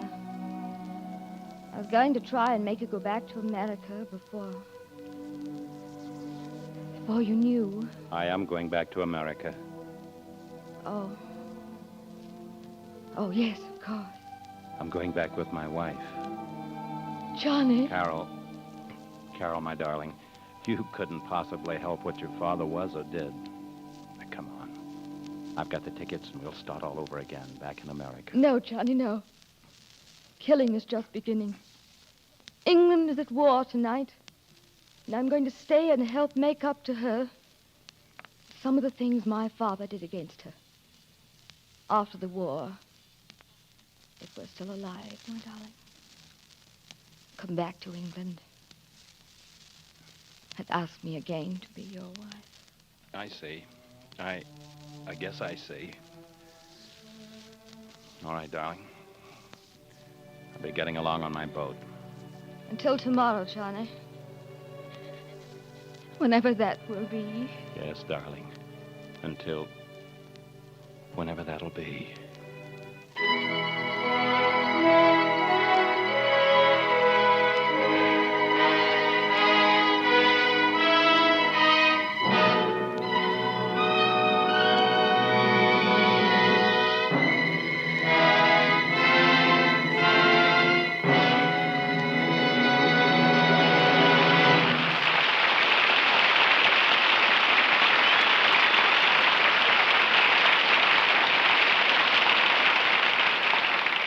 To help all mankind toward greater health and happiness, thousands dedicate themselves to the service of others through scientific research in the field of medicine. Playing a vital role in this vast scientific effort, the House of Squibb maintains at New Brunswick, New Jersey, a great research institute. Separate and distinct from the business activities of Squibb, the Squibb Institute for Medical Research carries on investigations in the same spirit and in the same manner as the laboratories of universities, foundations, and endowments all over the world. The Squibb Institute is evidence of unceasing faith in the progress which can be generated through untrammeled scientific research. Your doctor knows how much the Squibb Institute has aided in the development of many of the newest weapons in the victories over disease and pain. He knows, too, that the Squibb products he uses reflect the same high principles, the same devotion to the search for perfection that is behind the Squibb Institute for Medical Research. And you may use, with the same confidence, the many everyday health necessities Squibb makes for your medicine cabinet. To make sure you're getting Squibb quality, ask for it by name. Ask for Squibb, a name you can trust.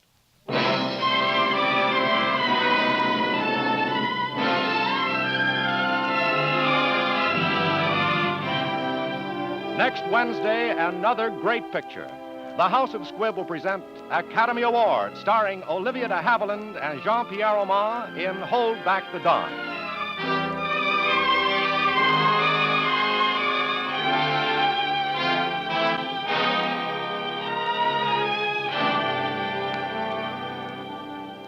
Today's performance of Foreign Correspondent was written for radio by Frank Wilson, with an original musical score composed and conducted by Leith Stevens. Our producer-director is Dee Engelbach. We wish to thank Mr. Joseph Cotton for his splendid performance tonight. Joel McRae, who was previously announced, was unable to be with us because of last-minute changes in his motion picture production schedule. Mr. Cotton appeared through the courtesy of David O. Selznick and may soon be seen in Mr. Selznick's Technicolor production, Duel in the Sun. This is Hugh Brundage bidding you good night until next Wednesday at the same time, when you're invited to listen again to Academy Award, presented by the House of Squibb, a name you can trust. This is CBS, the Columbia Broadcasting System.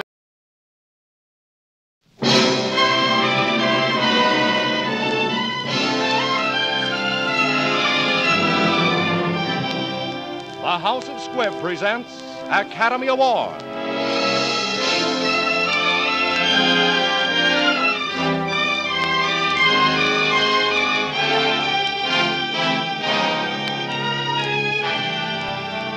Every week, Squibb brings you Hollywood's finest. The great picture plays, the great actors and actresses, techniques and skills chosen from the honor roll of those who have won or been nominated for the famous Golden Oscar of the Academy of Motion Picture Arts and Sciences.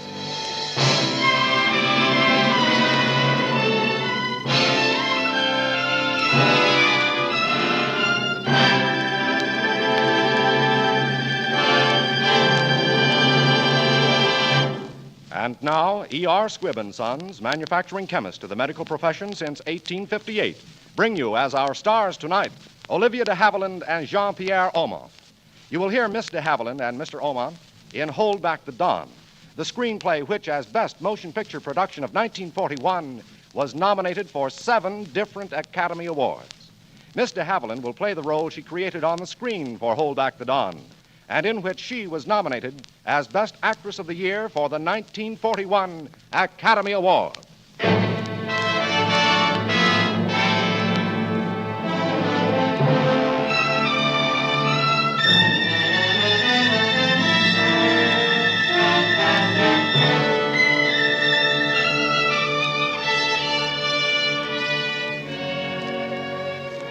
My maiden name was Emmy Brown. My husband's name is George Iscovescu. He was born in Romania, but he spent most of his life in Paris, on the Riviera, in St. Moritz, at the Lido, following the seasons and the rich people. He was a dancer. Then the war came. People who had money went to America. You need a visa to go to America, so George went to Mexico, to a dusty little town that straddled the border to California. There's a wire fence. You can see right through it into the United States. George didn't think he'd have to wait very long. I see by your questionnaire that you wish to enter the United States permanently. Yes, sir. Now, you were born in Bucharest, so you come under the Romanian quota. Unfortunately, that quota is very small and very crowded. That means I will have to wait? Between 5 and 8 years, Mr. Iscovescu. 5 and 8 years? 5 to 8 years? Like a prison sentence. 8 times 365 days. With these flies and this heat. I walked in a nightmare through the dirty town to a hotel. I was used to the Ritz and the Savoy.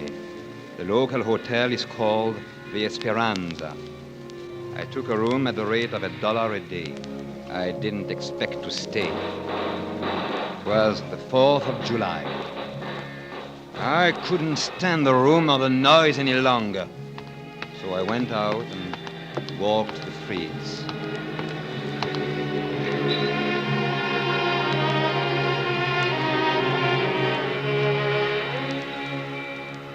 It was then that I saw him for the first time.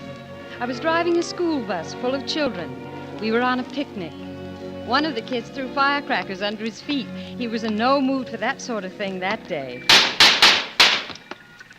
The boy must apologize. It's a matter of discipline. Come here, Tony. Your form of humor I do not appreciate. Oh, you know what American boys are like. All year long, they store up mischief for the 4th of July. It would be preferable if they let off their high spirits in America, under the feet of Americans. Now, don't let's get into international complications. There's a fence back there. You Americans make a very definite point of it. I gather you don't like us very much. Very little. Tony, don't you dare apologize now.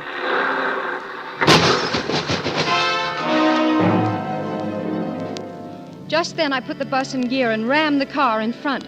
I was shaking with rage. He walked away and went into the Climax bar.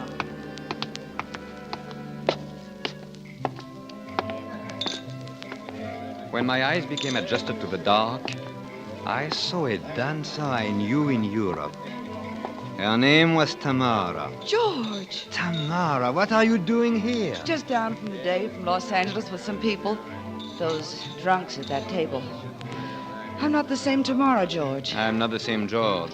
Tell me, how did you get into America? Meet Mrs. Shaughnessy. I married an American. And what? Simple. If you're married to an American, you get preference. Papers go to Washington, and in 4 weeks, everything is settled. Hey, Tamara.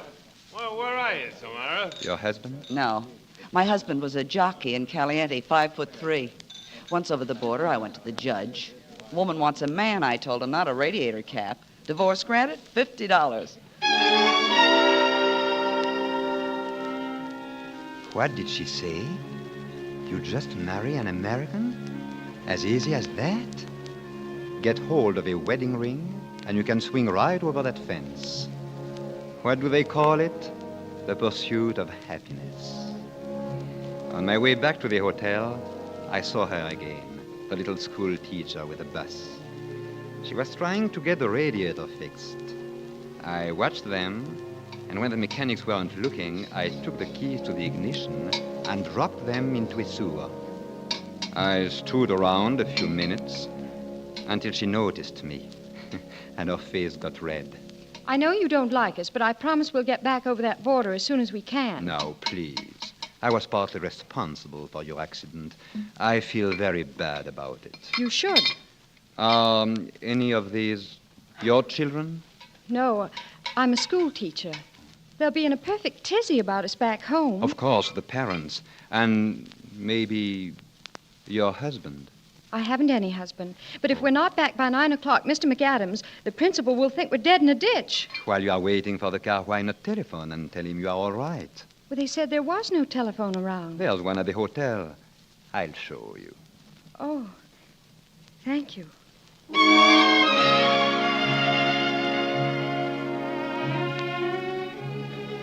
I knew I was on the way now. They wouldn't be able to make her a new set of keys. They'd have to go for them across the border. That would take until the next day. I played it very careful, and I was very patient. The number is Azusa, California, 30991. I hope they get the call right away. If you could only see Mr. McAdams, the principal. He always bites his fingernails. He must have gnawed them right down to the knuckles by now. Have a cigarette? Oh, no. Thank you, Mr. Iscovescu. My name is Brown. Emmy Brown. Your name is not Margot? It's Emmy. She had the same hair. Only it was always mussed by the wind that winter in Chamonix. What are you talking about? You thought I was bitter, Miss Brown, when you spoke to me first on the street. It was because I saw another woman in your face. Margot. No, those aren't her eyes. Her eyes were bad. Eyes that seemed to be saying beautiful things, and every word they spoke, a lie. I knew it, and I loved her. The ground opened under my feet, and I loved her. I ran away. I had to come here to the end of the earth to know that I really hated her, that I had always hated her. I'm sorry. Just look at me, Miss Brown. Keep looking at me. It's like a sudden breeze on a stifling day. You are the strangest man. Perhaps the loneliest man.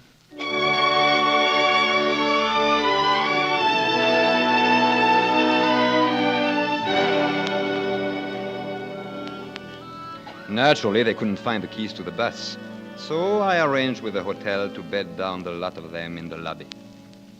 Well, good night. We're settled. Good night. Somehow, these shabby walls will not seem so empty and sad. You will be here, close, very near to me, under the same roof, breathing in the same night. Yes. Good night. Good night.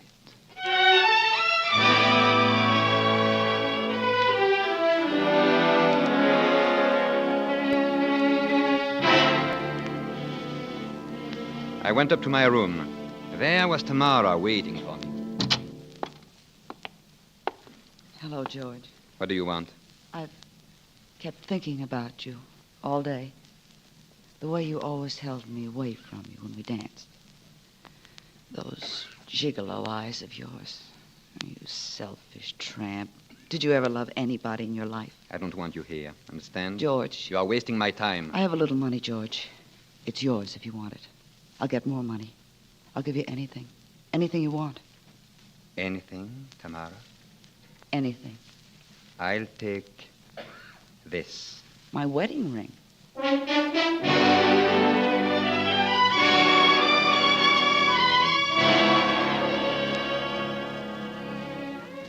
I had a hard time going to sleep that night. My heart was beating fast, and my senses were all thrown out of gear. I found a kind of half-sleep at last. And then about 5 o'clock in the morning, I woke. He was sitting there, staring at me. Hello. What are you doing here? Please, you have no right to be here. Of course I have no right. No right to be here. No right to sit watching your face, learning it like a poem. No right to listen for the stir of your heart. No right to tell you that that I love you very much.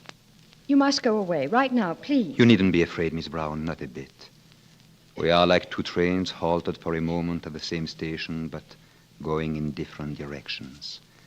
We can't change our course any more than we can hold back the dawn. Soon it will be light, and you will be gone forever. It is getting light, isn't it? You needn't be afraid, Miss Brown. Not of a dead man. I'm dead, you see. I've asked myself thousands of times why they shouldn't bury me, why I should go on walking and breathing and talking when I was dead. Perhaps I know now. Perhaps it was to see the sun rise once more, to hear enchantment in a woman's voice, to feel her nearness, the warmth of her lips. No. No rebellions nor violent desires. If you found one in your sober little mind, you would tell it to go stand in the corner, wouldn't you, Miss Brown? I don't know. Not for you, the sudden flash which lights up your whole life. One split second to snatch at happiness before it's dark again. It isn't this kiss I want. It's all your kisses. It's your life. Look at your hand, Miss Brown, your left hand. Oh. Yes, it's a wedding ring, Miss Brown. I put it on your hand as you slept. It was my mother's. You see how wild a dream can be. But you are wise and sane and cool. You needn't be afraid, Miss Brown.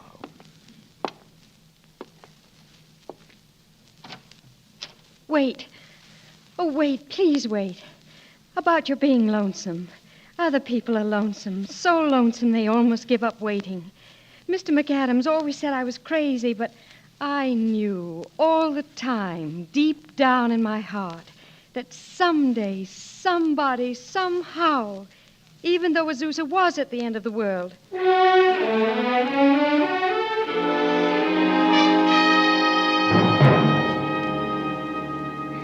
We had to get the Mexican judge out of bed. The license was $5. It was a good investment.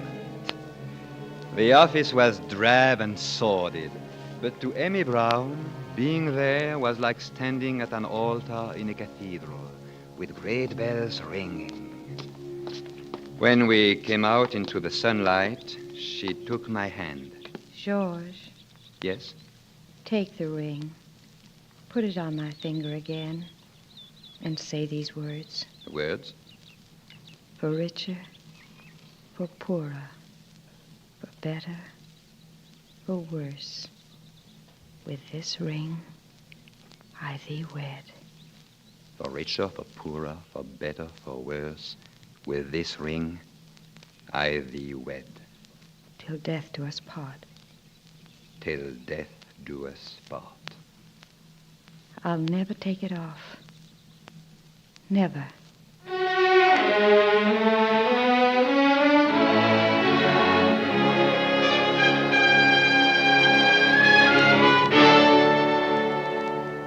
What did I care what she did with the ring? I was married to an American. I was ready to cross the border.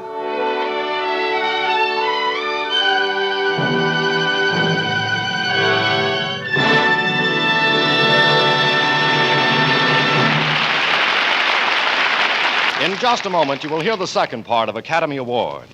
But in these few following seconds, let me ask you if you have ever felt the tang of cold salt spray over the bow of a sailboat pointing into the wind, quenched your thirst after a hot walk through the woods at a shaded, bubbling spring, taken a plunge in a cool mountain pool. These are some of the memories that stand out from many of our summer vacations. Refreshing memories that come back to us when we use Squibb Dental Cream. For its tangy, cool, fresh, minty flavor is as refreshing as a shady bed of mint. It wakes up your whole mouth, leaving it clean and invigorated. Every time you use Squibb Dental Cream, you will recapture that thrill of other truly refreshing experiences. Yes, you can taste, feel, and see the refreshing difference when you use Squibb Dental Cream, one of the great family of Squibb products. Before continuing with part 2 of Hold Back the Dawn, we want to thank Paramount Pictures for making this story available. Paramount's current release is the Hal Wallace production, The The Searching Wind, starring Robert Young, Sylvia Sidney, and Ann Richards. And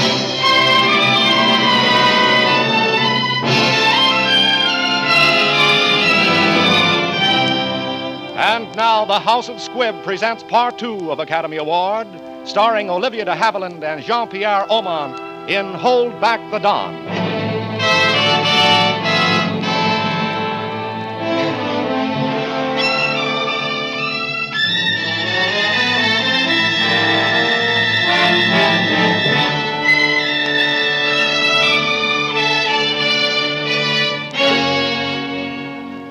It was slow going getting the papers in order. Amy Brown came back from her home, and we took the bus and went for a long drive back into the hinterland of Mexico. I had reasons for getting away from the border. There was a smart immigration inspector named Hammock snooping around. He was interested in people who suddenly got married to Americans, especially aliens who wanted to get over that border. Something happened on that mad drive, though. I guess I fell in love with Amy Brown a little. She was in our room at the hotel, packing to go back to her job in Azusa for a while. I was downstairs, and I ran into Tamara. I thought you'd never come. I've been dying here day after day, looking down the street, waiting for you. Bad news? Good news. You'll be getting out of here in 3 weeks. New York by the 1st of August. I'm not going right on to New York. No? Oh, sure. You've got to stop over in Azusa. That would take half an hour, you said. You were going to tell her she was too good and you were too low. I'll do it my own way, do you mind? You like the girl? Yes. I like her enough not to give her a sudden kick in the face in front of a whole little town. I like her enough to do it all with a little style. All right, I like her enough not to behave like a swine for once in my life. Well, hallelujah. That'll do. You've got enough money to get back to New York. I'll find you there when I'm ready. Thank you. Just stand in the middle of Times Square and whistle.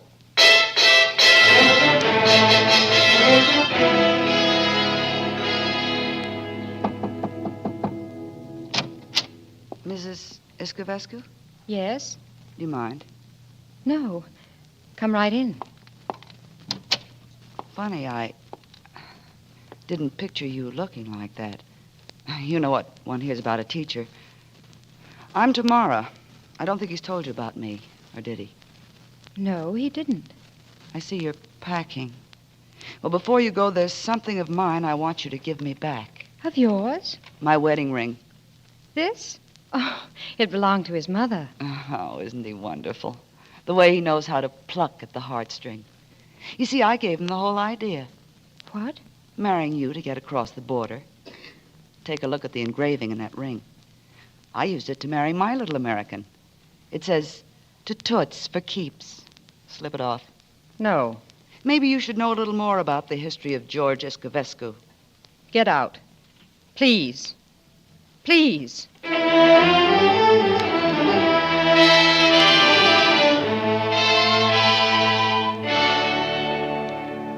Howdy, Mr. Iscovescu, isn't it? Yes? My name is Hammock, Immigration Department. I'd like to talk a few things over with your wife. She's upstairs. If there are any questions, I'll answer them. I'll answer your questions, Mr. Hammock. Emmy. Right over here, Mrs. Iscovescu. Take a chair, will you? Had you any idea this man might have married you to get in the country? Yes. But I asked him to marry me. All right, he got you to ask him.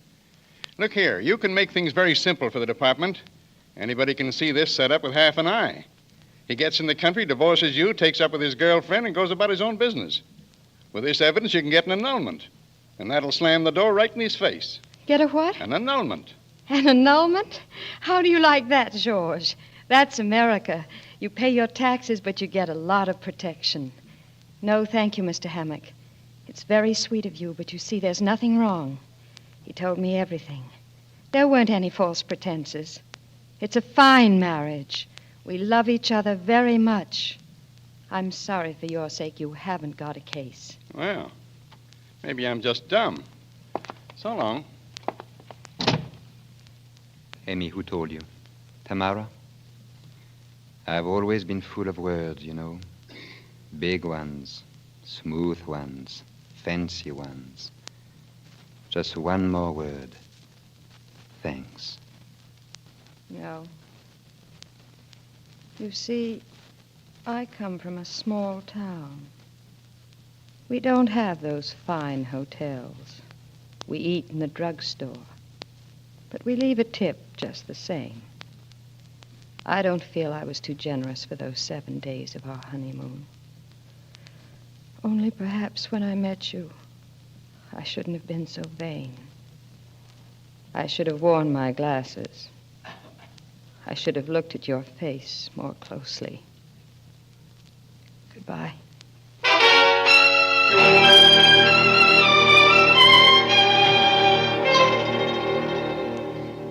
Do you believe in premonitions? When a black wave breaks over you, and you suddenly know something terrible is going to happen. In my ears was the screeching of brakes, of tires taking a wild curve. Before my eyes were the foot on the gas pedal, pressing it down.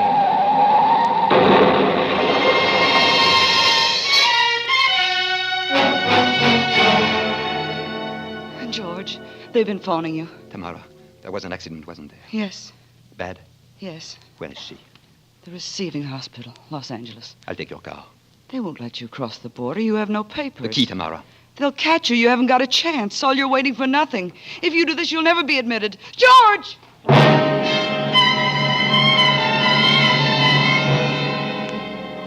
Look at this guy coming. He's nuts. Hey, stop, you. Stop. Don't you see that sign? I said stop! That's Escovesco. He's my meat. Get my car and a patrol motorcycle escort. This is where I fix that gigolo's wagon.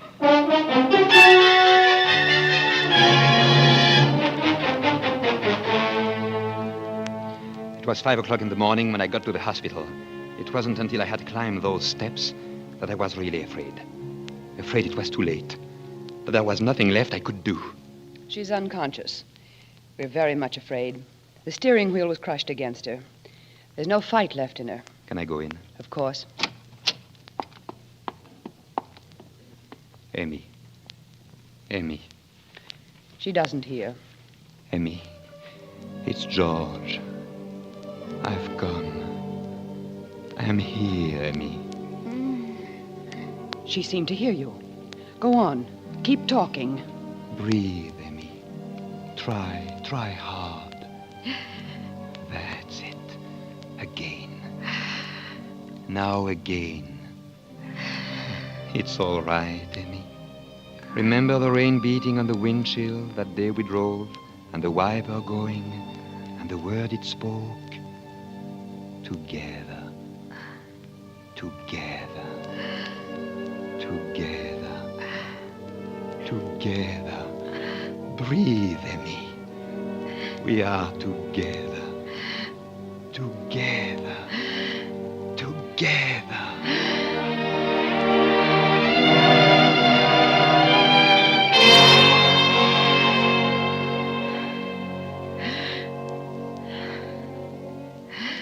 I don't know how many hours I sat there or days, but I must have said breathe 1,000,000 times. Breathe. Breathe. Breathe. Breathe. Darling, breathe.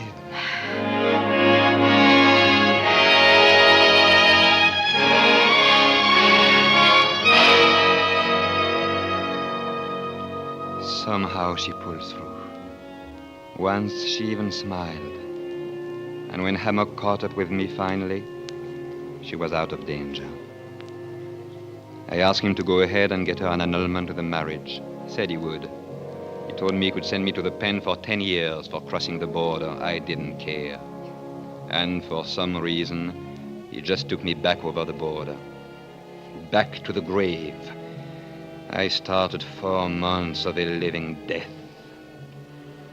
One day, I saw him coming through the big gate. Oh, here you are, Escovesco. I've been looking for you. Why don't you leave me alone? Don't you feel like stepping up to the gate and looking at the new citizens crossing the border today? Very funny, Mr. Hammock.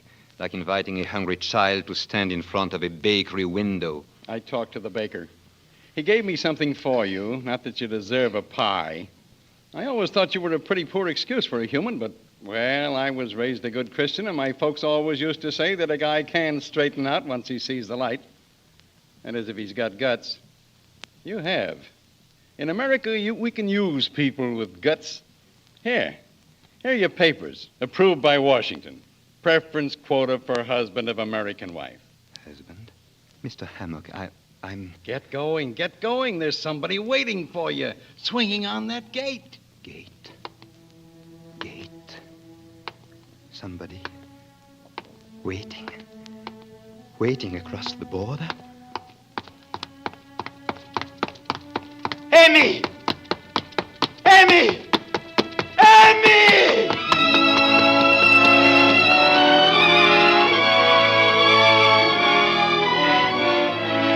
He was running, eager, hatless, and like a boy in tears.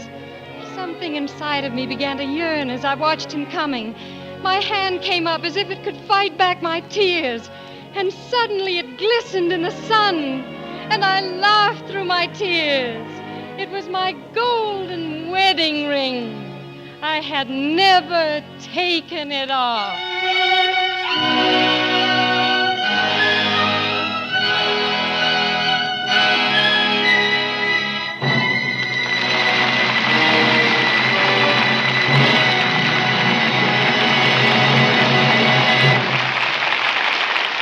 Tomorrow on Air Force Day, E.R. Squibb & Sons, with all the American people, will honor the men who won fame and overwhelming victory in the air for the cause of free men everywhere. General Carl Spaatz, Commanding General, Army Air Forces, writes to old and new Air Force personnel everywhere, I urge you to take practical steps to preserve and foster the spirit of your Air Force, that you enroll under the leadership of Jimmy Doolittle in the Air Force Association, your association for perpetuating the glorious traditions of the United States Army Air Forces. And General Jimmy Doolittle, president of the Air Force Association, states, we who are no longer in uniform are joining the Air Force Association to continue the Air Force spirit of fellowship, to remain abreast of air development, and to honor the memory of our comrades who gave their lives in war. We want all new and old Air Force men and women, whether officers or enlisted personnel, to wear our pin, receive our magazine every month, and take part in the activities of local wings and squadrons now being organized throughout the country. Send tonight for an application form to the Air Force Association, Washington, D.C. Membership includes subscription for 1 year to the Air Force magazine. In this way, help continue United States air supremacy.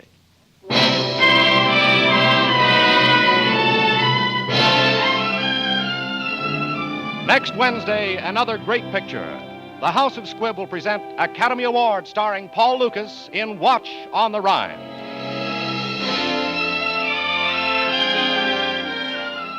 Today's performance of Hold Back the Dawn was written for radio by Frank Wilson with an original musical score composed and conducted by Leet Stevens.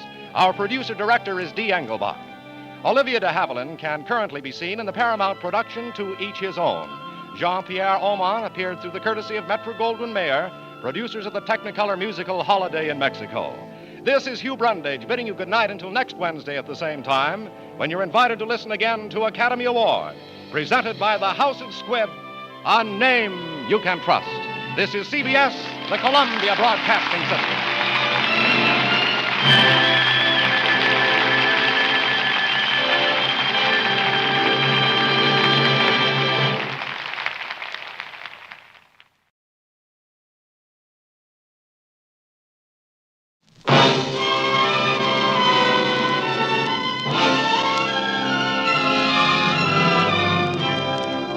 The House of Squibb presents Academy Award.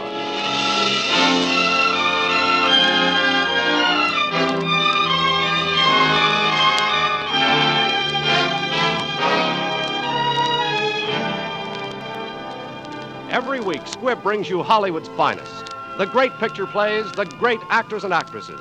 Techniques and skills chosen from the honor roll of those who have won or been nominated for the famous Golden Oscar of the Academy of Motion Picture Arts and Sciences.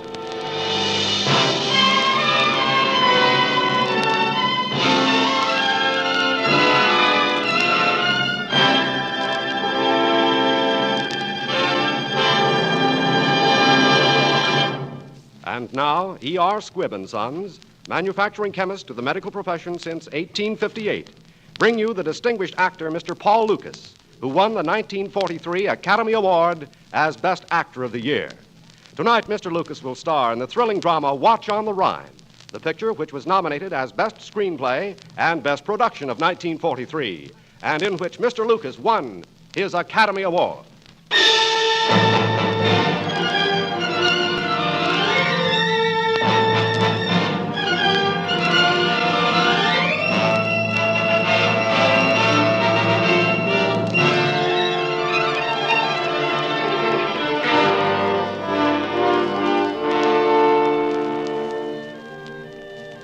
This is the story of a German who, with his American-born wife and their 3 children, came to America, passed through on a brief visit after Munich and before Pearl Harbor.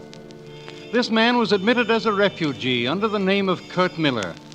In the gentle hills outside Washington, D.C., this hunted and weary family stood almost in tears in the heart of this sanctuary, the proud old home of the Farrellys. I have always known, Sarah, that you must have grown up in a lovely house like this. Thank you, Kurt. Children, sit down and be comfortable.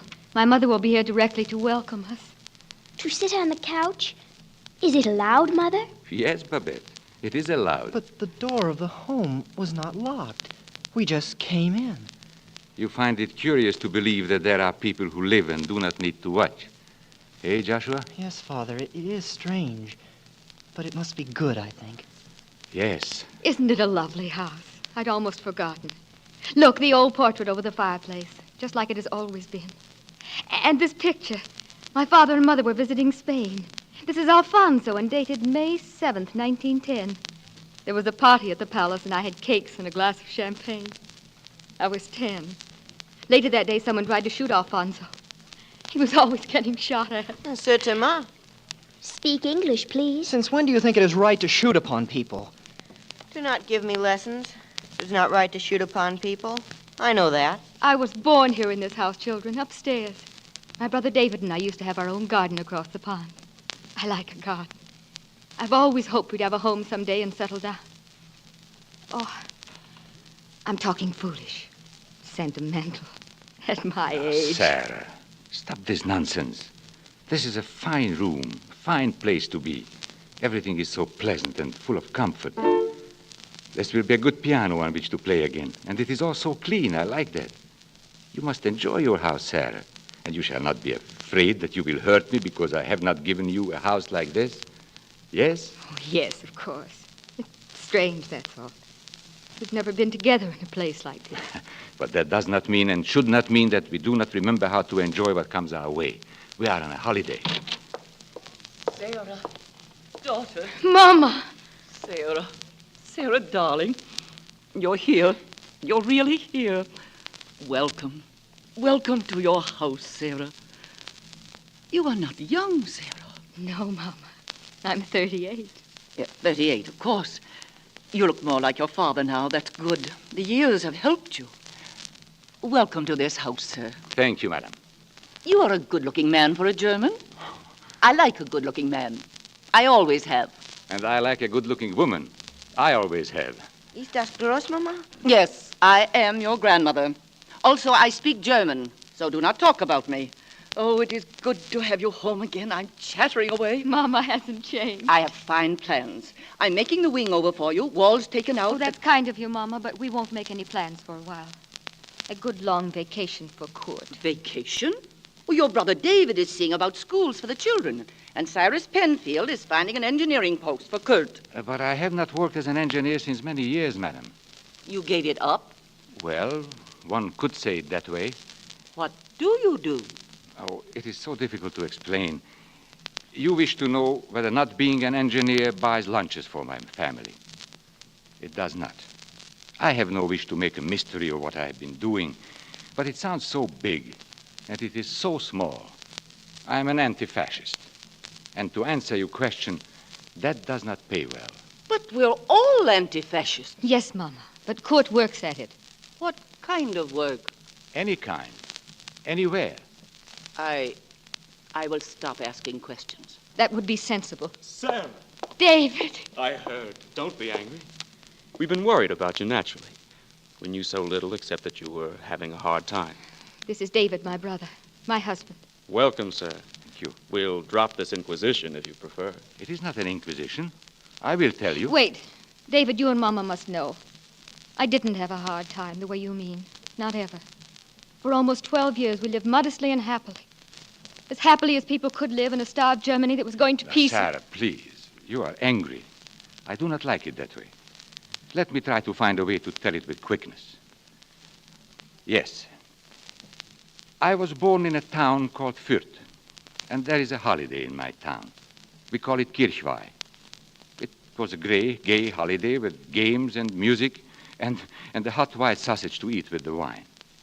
Now I grow up, I move away to school, to work, get married, but always I come back for Kirchweih. It is for me the greatest day in the year. But after the war, the First World War, that day begins to change. The sausage begins to be made of bad stuff. The country people come in without shoes. The children are too sick. It is bad for my people those years. But always I have hope.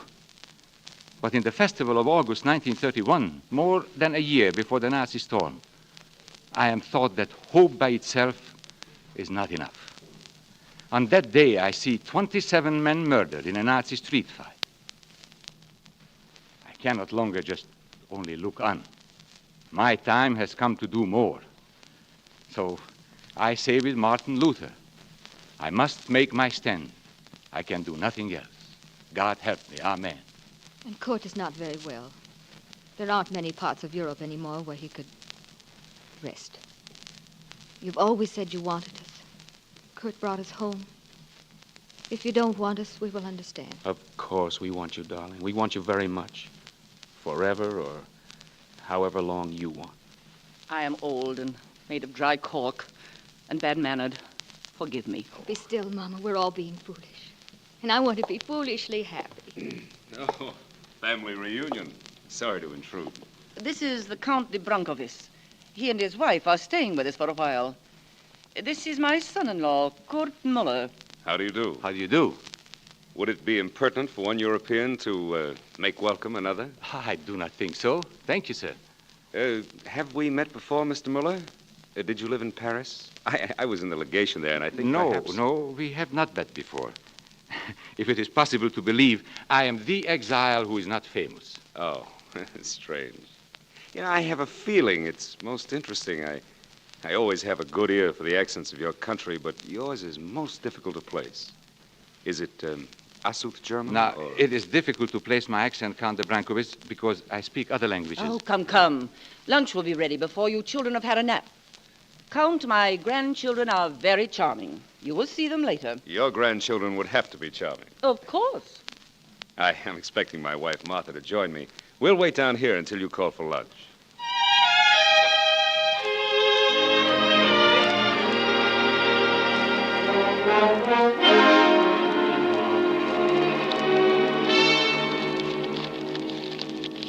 Ted, what are you doing?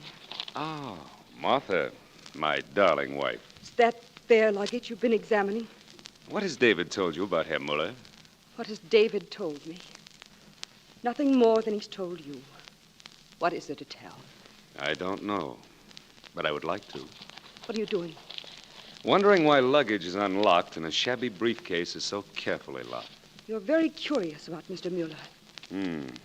I'm curious about a daughter of the Farrellys who marries a German who has bullet scars on his face, broken bones in his hands. Is he any business of yours? Oh, anything might be my business now. We have exactly $18 to our name. Yes. Unfortunately. Anything might be your business now. You sound bitter about me, Martha. You're in love with David. Please, find out from him about Herr Muller. I will certainly do no such thing. Ask your friends at the embassy. They always know their nationals. Yes, but I do not like to ask questions without knowing the value of the answers. Ted, let these people alone. They've certainly had a rough enough time. I won't let you interfere. Yes. Where are you going? I'll see to it that you're alone with David. Tech, where are you going? Seems there's time for a nap before lunch. I'm very tired. And also my room is next to theirs. Tech. Yes, I'm very tired. I shall sleep a while, and then I shall dress and go down to the German embassy. No. No, I shall not let you. Oh, don't be stupid. This is the afternoon we play poker there. Have you forgotten?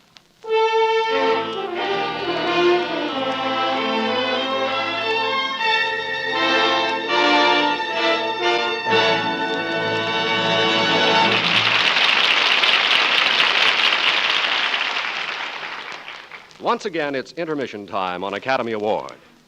Only nature knows how to change scenes without an intermission. Soon you'll gradually become aware of one of those changes. You'll notice a difference in the air. Mornings will be frosty, clear as a drop of spring water. Afternoons in the country will be fragrant with the pleasant, spicy smell of ripening fruit. It's fall, and it's refreshing. Pleasing to the senses like the minty tang and brisk, exhilarating action of Squibb Dental Cream. For Squibb Dental Cream is refreshment in a tube. Cool, creamy, smooth, its brisk action leaves your whole mouth pleasantly wide awake. And the natural sparkle of your own smile will tell you better than a scientific formula how safe, how soft, how effective is the special polishing agent in this fine dental cream. So, for a mouth refreshed, for a brighter smile, brush your teeth regularly with Squibb Dental Cream, a member of the great family of Squibb products. Taste, feel, and see the refreshing difference.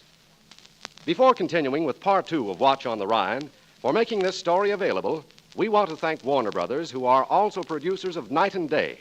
Moreover, we want to congratulate Warner Brothers, who yesterday observed an historic anniversary commemorating 20 years of sound pictures.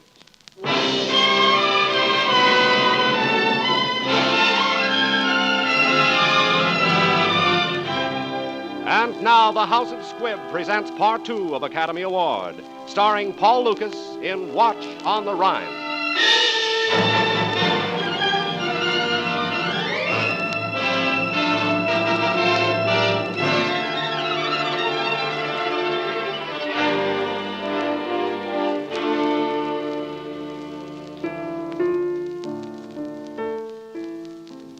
He plays very well. I like my son-in-law better each hour I know him. So do I, Mama. He's very accomplished. Where? Oh, Kurt. Sarah, sit down here with me. Have I lost my touch? Never. You play as always, with distinction. What is it? What is wrong? The briefcase has been opened. Oh. There's no money missing, but the case has been examined. The gun was put back in a different place. The Count? Yes, I'm sure of it. As I was saying, Nellie Sewell told me, Count, that you were playing a large gambling game today at the German embassy with young Phil von Ramme and with Sam Chandler. Nazis and Sam Chandler must make an unpleasant game. I do not gamble to be amused. No? Well, then we'll certainly stop. I owe you $8.50. The young Baron von Ramme, Herr Muller, was your government military attaché in Spain, huh? My government attaché? He was the German government attaché. He was not attached to the side on which I fought. Oh, I thought you might have known him. We do not know Nazis, Count de Brankovic. I still have a feeling that I've seen you or heard about you, Herr Muller. You know, that feeling has been so insistent that I make guesses, but bad guesses. I thought you might be Max Freidank. Freidank is a hero to my people.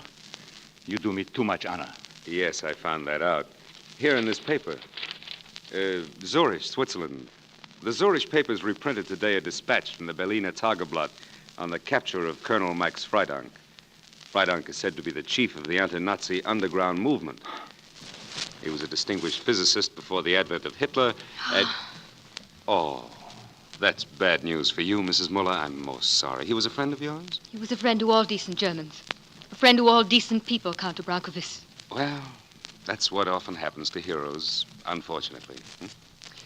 Yeah, Martha must be ready by now. We'll be back early. I don't like long dinner parties. Your hands are shaking, Herr Muller. My hands were broken. They are bad when I have fear. Fear for Freidank, you mean? I am a man who has many kinds of fears. I do not think you would understand that. No. I don't think I've ever been very frightened. That is bad. It is sometimes the road to trouble. I dare say. Good night. What was this all about, Sarah? I don't know all of it yet. I do know that the Count broke open Kurt's briefcase. And he saw what we carry with us, and he knows about Freidank. Which probably means that he's guessing about Kurt. What do you mean, what you carry with you and guessing about Kurt? Kurt works in an illegal organization. He has for 7 years. We're carrying with us $23,000. It's been collected here and in Mexico from the pennies and nickels of poor people who don't like fascism and believe in the work we do. It was to be picked up and taken back by the first man going... Wasn't it careless to have $23,000 lying around to be seen? No, Mommy, it wasn't careless. We've carried money that way for years. There didn't seem any safer place than my house. It was careless of you and David to have a man like that in this house. Yes, it was very careless. But how could we know? The world has changed, Mama, and some of the people in it are dangerous. It is time you knew about that. I have been phoning. It is true about Freidank. But he's not dead. Hans and Ernst were taken with him. Max is not an easy man to kill. But most of his face and one arm... It is not nice when it comes. Well, Sarah? Oh, no. It must be, yes. But Max knows you are not well enough. He sent you But here. now I am more well than he is. When? I think tonight, Sarah, darling. But I do not know. It will depend on the Count de Brancovis. What will depend on him? Did he steal the money? No, of course not. He's not a man who steals. It will come another way. But why are you afraid of him? You're in this country now. There's nothing he can do. We will see. We will wait and we will see.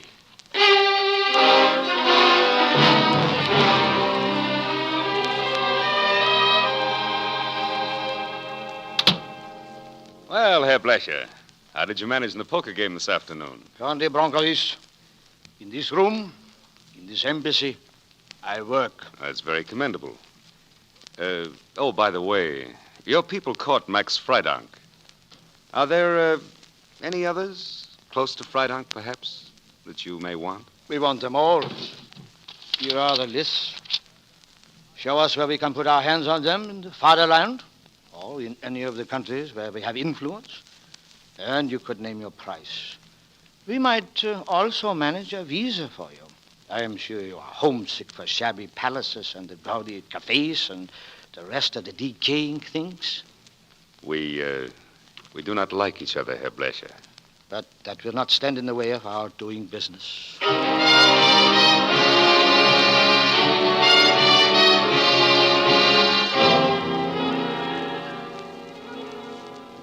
Joshua. Joshua, are you awake? Yes, Father. Talk softly. Do not awaken the other children. Yes, Father. Father, you must let me go along. I will help in small ways when you go back to Europe. I will learn. You will teach me. I am not a man yet, and it would not be of such importance if anything happened to me. Now, I give you some rules, Joshua. Please remember them and never disobey them. Our forces are small. Therefore, we must risk no more men on any enterprise than are needed to carry it out. Always in our work, men will wish to go with you. Now, that is wrong. We are not here to show that we are brave. Soon you will be a man. Never have I doubted that for you. Also, this will be what a man should most do. Am I right? Of course, Father. You are young. You are smart. You are strong. You are a fine investment for our work. When the time comes. In the meantime, I give you orders. You think. You train yourself in mind and body. Your day is not so distant. If it should come and I have not yet returned, well, it is not wise perhaps to speak so far in the future, but the world goes bad, and who knows how long that will last. Therefore, with delicacy and care, I wish you would also prepare Bodo when his time too shall come. God help us. Go to sleep now. Yes, Father.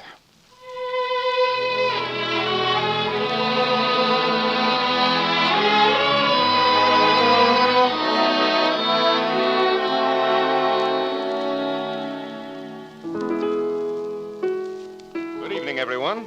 Ah, Herr Muller, you're still up. I've been to the German embassy. It is where I thought you would go. I got from the embassy a list and a description without saying why I wanted them, of course. But if I have to, I will go back to them. Proceed, Count de Brancovis. Well, some of these papers have to do with a man we shall call Gutter, because that is the name he is most frequently used. Age 40 to 45, 170 pounds. Married to a foreign woman, either English or American. 3 children. Thought to have left Germany in 1933 and to have joined the notorious Max Freidank. Known by the names of Gutter, Thomas Bodmer, Carl Francis. So I think you are Gutter, Carl Francis. Do not describe me to myself, please. And I think that because Freidank has been taken, you will soon be traveling home. I am going home. I am starting tonight. So? You tell me free of charge, eh? Well, I'll tell you free of charge. I do not believe they've forced any information from Freidank and the others. Thank you. But I am sure they could not. I know all 3 most well. They will be able to stand up under whatever will be given them. Yes, there's a deep sickness in the German character. A love of death, a love of pain. Oh, spare us your moral judgments. Yes, they are sickening coming from you. Get on with your dirty business. Madam Fanny, this is very ugly. I do not do it without some shame. Therefore, I must sink my shame in large money. You have $23,000 upstairs, $23,000. Yes, you are an expert with lux. For $10,000, you can go back to wherever you go. Nobody will know that you go, and I will give you my good wishes. No, that money is going home with me. It was not given to me to save my life, and I shall not so use it. It is to save the lives and further the work of more than I. Then I don't think you will get back. Oh, you're a brave one, Herr Muller, but you will not get back. I will send you a postal card and tell you all about my bravery. Is it true that if the swine talks, you and the others will... Will be caught and killed, if they're lucky enough to get killed quickly. David, I have 15 or 1,600 in the bedroom safe. That will do very well, madam. And the rest you can give me in a check. All right. We'll get this over without any more fancy talk. I can't take much more of him at any cost. Come on, David. We'll get the money and give it to him with a pair of fire tongs. The new world has left the room. I feel less discomfort with you. We are Europeans, born to trouble and understanding it. You mean my husband and I do not have angry words for you? It goes deeper than that with us. We know how many there are of you. They don't, yet. My mother and brother feel shocked that you were in their house. But we have seen you in so many houses. And your husband, Mrs. Miller? Doesn't he understand me? Yes, I understand you. Do you think I would allow this fantasy with this money? Unlike you, I do not take chances. I'm not a gambler. Get up, please. You wouldn't. Put down that gun. Sarah, mark the Tür auf. I wish nobody to come. Go ahead, Count de Brancovis. We shall go outside.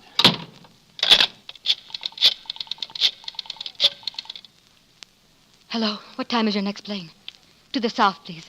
To El Paso or Brownsville.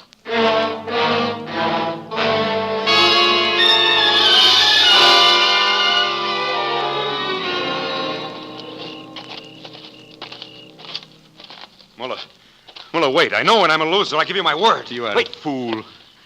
You play with men's lives in order to have money, to live in worthlessness. You and all your shabby kind. When you kill in a war, it's not so lonely. Tonight, before you come home, I pray for you. I pray that I will not have to touch you. I do not like to kill this way. But I have done it before, and I will do it again. Whenever it must be done. Listen to me. I have seen many men die. I give you advice. It is easier without words. They will not do you any good now. You will be better without them. Wait. I got the bargain. I've got...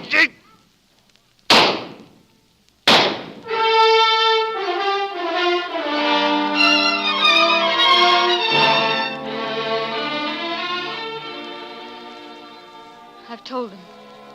I've made you a reservation on a midnight plane to Brownsville. Liebe Sarah. It is hard for you, eh, madam? Hard? I don't know. I don't... Before I come in, I stand and think. I say I will try to make Fanny and David understand. But in the end, what is there to say? I have stopped a man's life. Shall I now pretend it is not I who acts thus? No. I have done it before, and I will do it again. And I will always keep my hope that we may make a world in which all men can die in bed. I have a great hate for the violent. They are the sick of the world. Maybe I am sick now, too. You are not sick. Stop it, Kurt. It's late. You must go soon. I'm going to take your car. Now, give me 2 days. There are 2 ways to do this. One, I will take the Count with me in my car. 2 days after, you may notify the police. And the other way, you can call the police now. I will still leave, but I will not get home. Papa wrote it years ago. Papa said the only men on earth worth their time on earth are the men who will fight for other men. Papa said, we have struggled through from darkness, but man moves forward with each day and each hour to a better, freer life.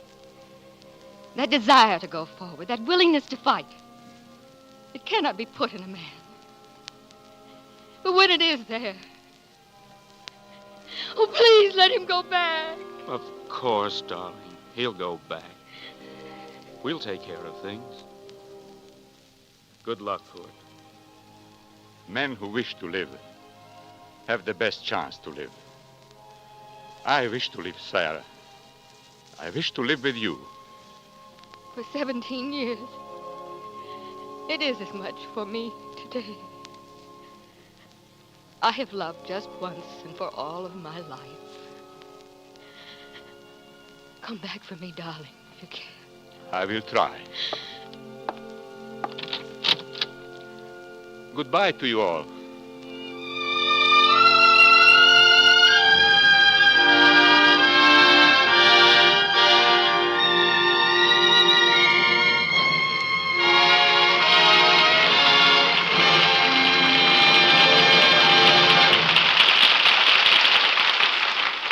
In one man's wholehearted devotion to a great cause is often found the inspiration which causes others to continue his work.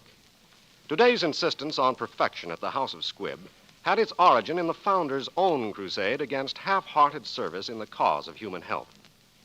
One time, a new employee pointed out to Dr. Squibb that a slight change in a certain formula would save money and speed production. Young man, Dr. Squibb replied, I am always willing to change a formula when I can improve it. But please remember that the master formula of every worthy business is honor, integrity, and trustworthiness. That is one formula I cannot change. And that is the formula which has won for Squibb the trust of generation after generation of doctors. It is the master formula which also guarantees the uniformity, purity, and efficacy of the everyday health essentials Squibb produces for your home use. The way to get Squibb quality is to ask for it. So when you're buying for your medicine cabinet, always ask for Squibb, a name you can trust. Next week, another great picture. The House of Squibb will present Academy Award starring Lana Turner in Vivacious Lady. Paul Lucas can soon be seen in the International Pictures production Temptation. This is Hugh Brundage bidding you good night until next Wednesday at the same time, when you're invited to listen again to Academy Award, presented by the House of Squibb, a name you can trust. This is CBS, the Columbia Broadcasting System.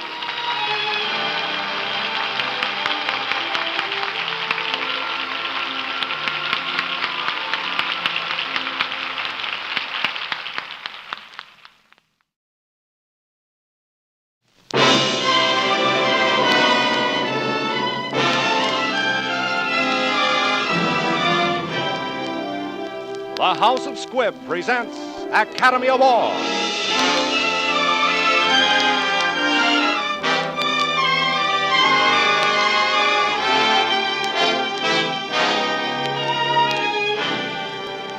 Every week, Squibb brings you Hollywood's finest. The great picture plays, the great actors and actresses. Techniques and skills chosen from the honor roll of those who have won or been nominated for the famous Golden Oscar of the Academy of Motion Picture Arts and Sciences.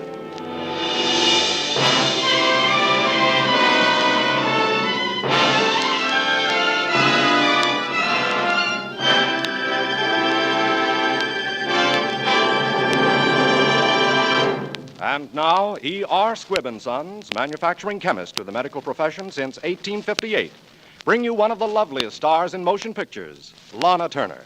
Tonight you will hear Miss Turner in one of Hollywood's most entertaining comedies, Vivacious Lady, the picture which, for Best Photography of the Year, was nominated for the 1938 Academy Award.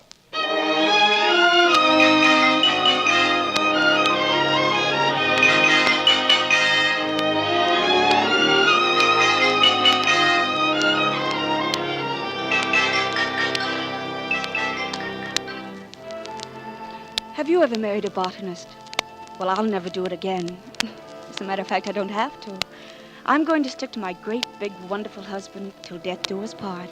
So help me. I was singing and dancing in a nightclub on 52nd Street and doing very well, if I do say so myself. I was making money, keeping the wolves away from the door, and Hollywood was nearer than Central Park. And then I saw the professor. Well, you can say that it was love at first sight.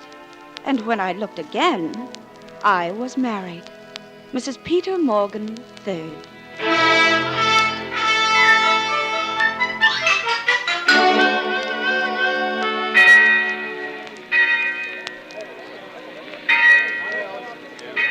Imagine me, the bombshell of Broadway on Saturday and back to school on Monday. All because of love and a wedding ring. It seems Peter was afraid to tell his father we were married. That is, right away. So I revert to Bobby Socks and pose as a student. And I can't even tell the other kids my father-in-law is president of the university. Well, you can tell the public I went to college all right. I took my degree in double talk at Old Sharon.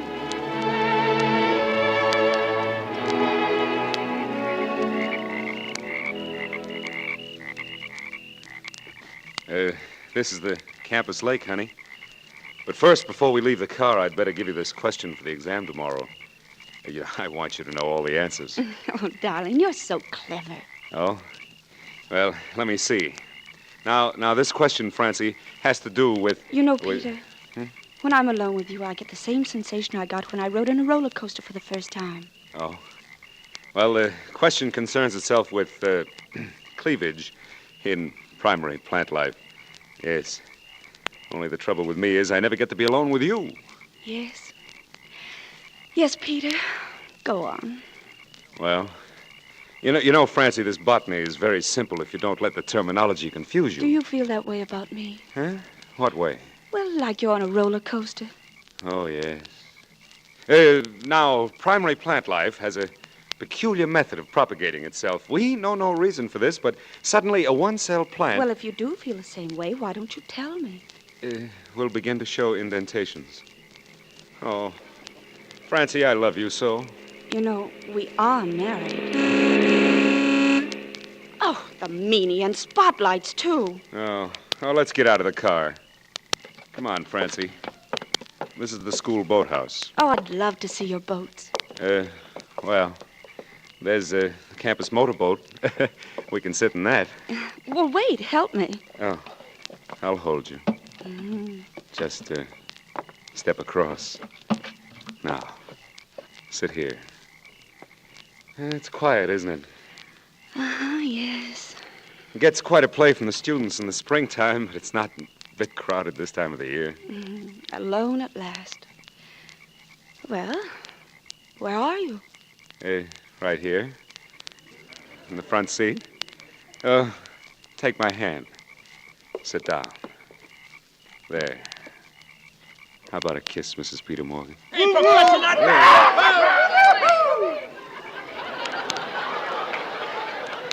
Nobody uses this place. Oh, come on. We've got to get out of here. Well, I can't see anything. Help me up. I can't get up. Wait, I'll get hold of this rope. Well, stop it. Stop. We're heading out into the lake. Steer the thing. I can't stop. I am steering. Hey, look out! You're heading for the dock!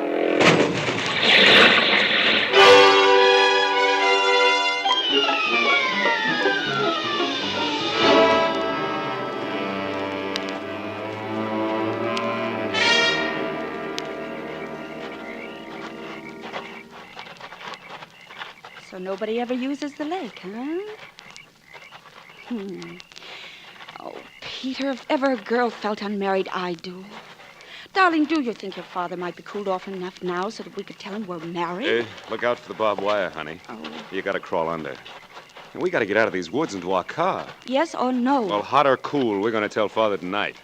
He's over at the university now making his speech. Oh, well, I'd better wait outside. It would be just my luck to sneeze and kill his point. Yeah. Oh, wait, there's a cop. Where? In the tree? No, waiting beside our car. Well, it's our car, isn't it? Yeah, but we're not supposed to be parked there. It's against the rules of the university. Hey, you, hold on there. Just a minute now. Good evening, officer. We've been studying. In the woods? This time of night? Studying what? Botany. I'm in his class. Yeah, class 207. Yeah? Sure. Now, wait a minute, officer. I can explain. You better. Well, you see, nobody knows this. Nobody at all. But this little girl and I are married. Oh, yeah? Mm-hmm. I got a good notion to haul you in right here and now. I got a good... Popsy! Popsy, you come right back this minute. I'm lonesome.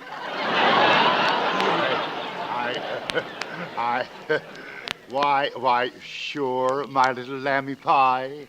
Popsy is coming right away. Get in that car and get out of here. You're interfering with the law.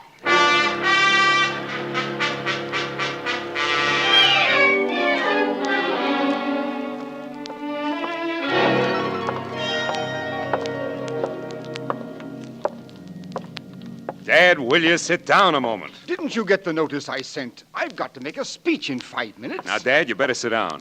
I have something very important to tell you. Now, Mr. Noble is endowing us with a new library, and the least we can do is to honor him with our presence. Now, please, come, get your cap and gown. Well, it just so happens that this is much more important to me than Mr. Noble. At this moment, your problems are secondary. Now, I must go in now. Dad, she's my wife.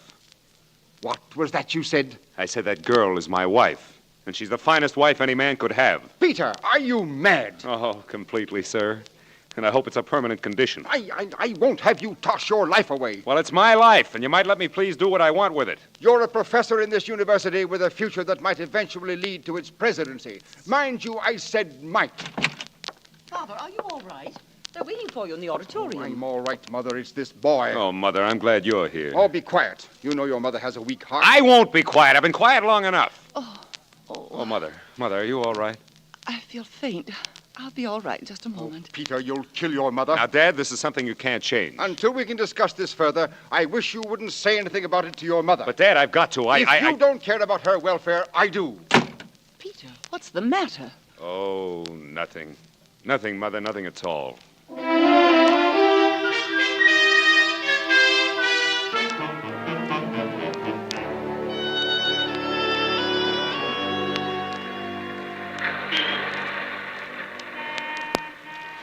Well, here we are, Peter. This is where I live, remember? Yeah. Darling, ever since I came here, I've been ducking corners, sneaking about, hiding places. And if loving you means ducking and sneaking some more, I'm willing to do it. Oh, I don't want you to. You see, I just couldn't tell Mother she's been ill for a long time, and we couldn't shock her. Why should it be such a shock? Well, you see, you're not... Well, it's just... Kiss me, Peter. Oh, sure. What was that for? Goodbye. Oh. What? Hey, Francie, wait a minute. Francie!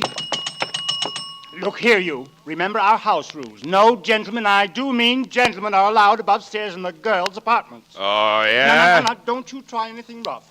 And besides, I wear glasses. I always wear them. I haven't got them on now because they're being fixed. And it's against the law to hit a man with glasses on.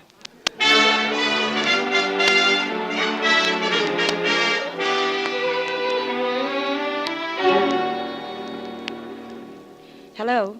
Would you get me a compartment on the 1 a.m. train for New York? Yes, and please send up for my bags. Yes, I'm leaving. Will you get this darn curtain off my face? I can't see. Peter, how did you get up here? Fire escape. Thanks. Oh, Francie, you mustn't be angry. You can't leave me. If you try it, I'll shout out the window that I'm here. I've got a right to be here. I've made up my mind. Well, what about our mind? We're not supposed to have separate minds. What in heck is that? Oh, that's what... that's the Murphy bed. It keeps coming down all the time. Here, I'll push it back. Oh, let it stay down. No, you sit on that chair. Well, I'll just watch until you leave. I promise I won't say anything or do anything. I'll just sit here. All right. Well, I guess you better kiss me goodbye. Yeah. We try to be alone and can't be. And now when we're saying goodbye, we're alone and we have to say goodbye. Do we have to, dear? Well, you know we do. Yes. Goodbye, darling. Goodbye. Will you write to me? Oh, every day. Oh, please make it twice a day. 3 times a day. What will you say? I'll say, dear Francie. Oh, please make it stronger. Francie, darling. Yes, dear. Oh, Francie, darling, I'm miserable without you. 3 times a day? Yes. Oh, goodbye, darling. Goodbye. Well, I'm all packed, so here goes. You start out the window, and I'll start out the door. Goodbye, darling. Goodbye, darling. Oh, Walter! Oh, there he goes again. Who's Walter? Oh, the bed. The maid calls it Walter because it's just like her husband, always falling down. Oh. Oh, wait a minute, and I'll help you. Well, you know, once I just opened the desk and it came down. Oh? Comes down easily? You better go now. There's a cop down there. He might shoot you for a burglar. That's right. I think maybe I'd better stay here until he goes, huh? Oh. Well, all right. I have a few minutes, so I'll stay, too. Oh, but what if they find you here? Oh, it would be awful if it got around that you were found in a woman's room. Yeah, especially without a woman. Well, they'd never believe you. Oh, Peter, I can't go. Now you're really making sense. Who's there? The clerk. I've got your tickets. Your train leaves in 15 minutes. Oh, never mind. Go on, beat it. She's not going. You can return the tickets, too. Who's in there? Open the door. You know it's against the rules. Open that door. Oh, see you tomorrow, darling. See you tomorrow. Where is he? Where is he? What, he? What do you mean, he? What's the matter with you? I have a cold. Makes my voice hoarse. Oh. Oh, that's too bad. Now, look here. You take some hot tea, lemon, molasses, honey, and butter, and you put them all together. And they spell mother. Yes. I mean, no! Oh, Walter. Oh, no, no.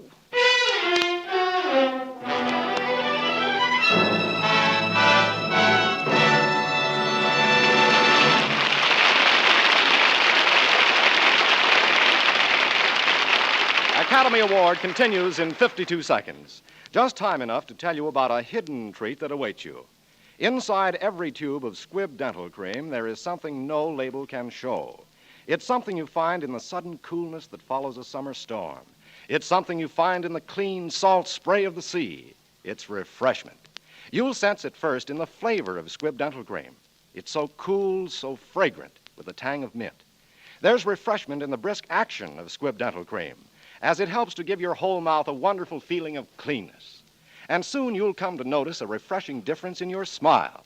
For the special polishing agent in Squibb dental cream works with a touch as soft as velvet to uncover natural sparkle you may have forgotten.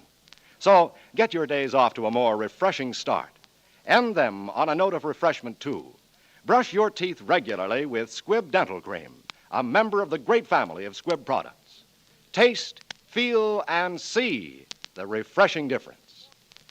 Before continuing with part 2 of Vivacious Lady, we want to thank RKO for making this story available. RKO are also producers of Alfred Hitchcock's Notorious, starring Cary Grant and Ingrid Bergman.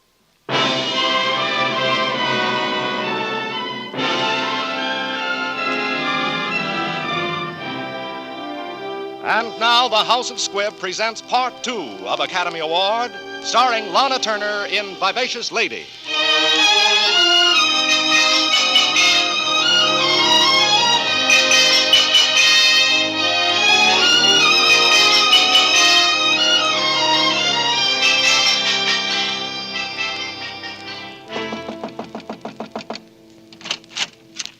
May I come in? Why, yes, please do.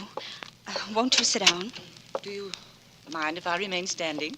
Not at all, Mrs. Morgan. Since you know who I am, it simplifies what I have to say. Young lady, I know everything about you and my son, Peter. Oh, Mother, I'm so glad. You know, we've been so afraid to tell you we were married. It's pretty hard to think about giving up something you're so crazy about. And I know it sounds silly to fall so completely for anybody in a couple of days, but I did. Oh, one look and I knew he was the one. Well, he's just wonderful and intelligent, too. Well, you know. You're his mother. What did he tell you about me? He didn't. I figured this out for myself. I think I'll take that chair. You mean they didn't tell you? Oh, I'm so sorry. I wouldn't have done this for anything. How's your heart? How do you feel? I think I'm going to feel fine. Just give me a cigarette. Oh, no, your heart. Oh, nonsense. I only had heart trouble when it was convenient. Well, my best years of my married life have been spent in bed with heart trouble. Well, how domestic. Mr. Morgan. You'd better sit down, Mother. Now, Miss Brent, you look like a practical young lady. Please, Father. Don't interrupt, please. I'm practical enough to see that Mr. Morgan doesn't approve of me. Did you expect to be approved of? A girl out of a nightclub? A dancer? You're impossibly narrow. I asked you not to interrupt, my dear. Now, Miss Brent, just why did you marry my son? For a very simple reason. I want to be his wife. Do you know what it is to be a university professor's wife? Yes. Your wife just told me. Then you must realize that your talents run in another direction. I know my son met you in your dance hall, and before he had a chance to catch his breath, you hooked him. Yes, I hooked him for his very desirable but very underpaid job. Or his social position, I don't know, I can't remember which. That is what you mean, isn't it? Exactly. Mr. Morgan, you're not grading papers or dismissing class. He is my husband. I was going to suggest a quiet divorce, but since you insist on being unreasonable, I'm going to be forced to ask Peter for his resignation. But you can't do that. Come, my dear. I have to get back to the university. Come on. Come on. Come here. Go there. 30 years I've had of it. All for old Sharon, our alma mater. Alma mater, your sons and daughters are true. We love you through and through. Even though you break my son's heart, I still love you through and through. Well, you can have your alma mater. But here's one of her daughters who won't love her true and blue and through anymore. Coming, my dear? Coming? I'm going. I'm going too, Mr. Morgan. Thank you.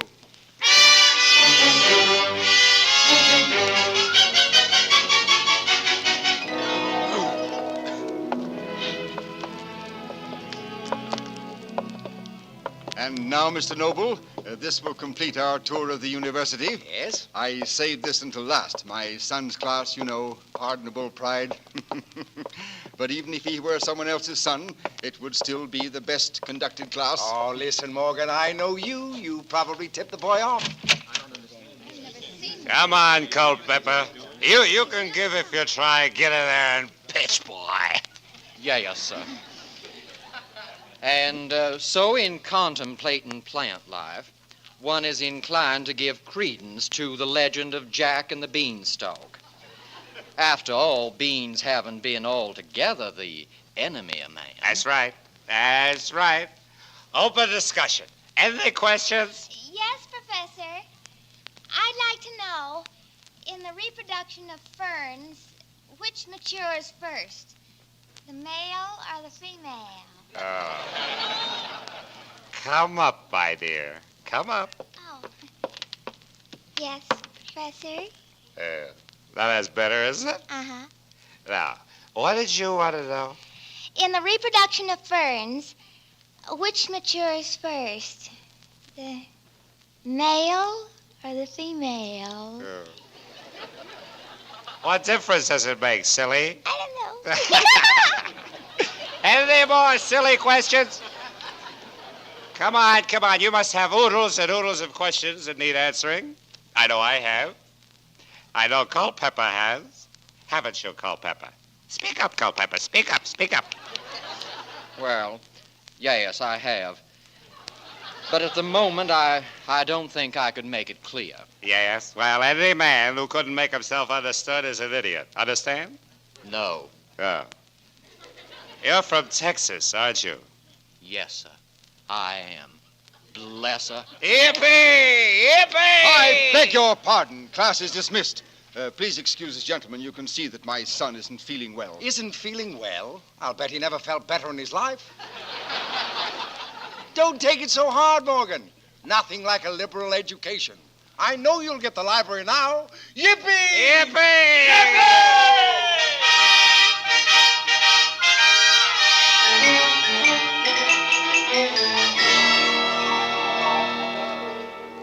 Peter, what are you trying to do? I'm being the blackguard, sir. How am I doing? In front of your class. Unforgivable. Oh. Well, I figure if I did a little blackening of the family name, Francie could fit right in. Oh, so that's it. It convinces me all the more that you don't know what's good for you. Well, one of us must be wrong. And while you're a member of my faculty, you'll do as I say. Then you may consider me no longer a member of your faculty. Oh, now, look here, Peter. You don't have to resign. Oh, surprised, aren't you? You didn't think a Morgan could place anything above the university, huh? Well, I love it as much as you do. But I refuse to sacrifice one moment of my wife's happiness. Now I'm going to catch up with that train and get her back. Now, Peter, I won't let you. You're not responsible. I'm not, huh? Well, I am so responsible. I may have had a touch of grape and grain, but I can walk as steady as a rock. Oh, Peter! Peter, are you hurt? Peter, no, you'll be all right. Just rest, Peter. Rest.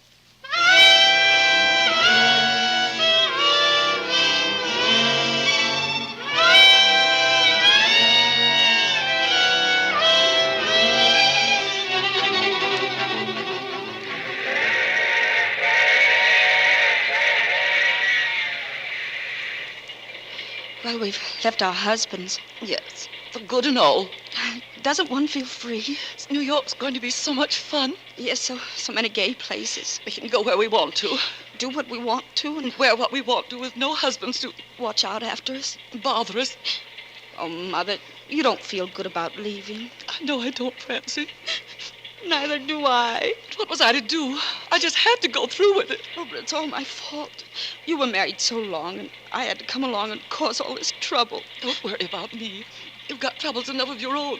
But it doesn't matter about Peter and me. I hardly know him. Your compartment is made up, ma'am. Good night, Francie. Sleep tight. Good night, Mother, and sweet dreams.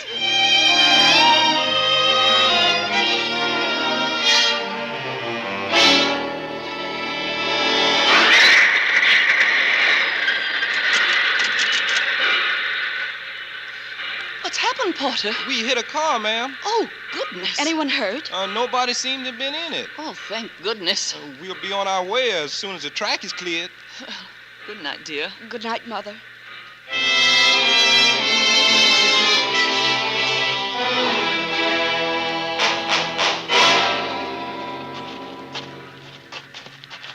My car is completely wrecked.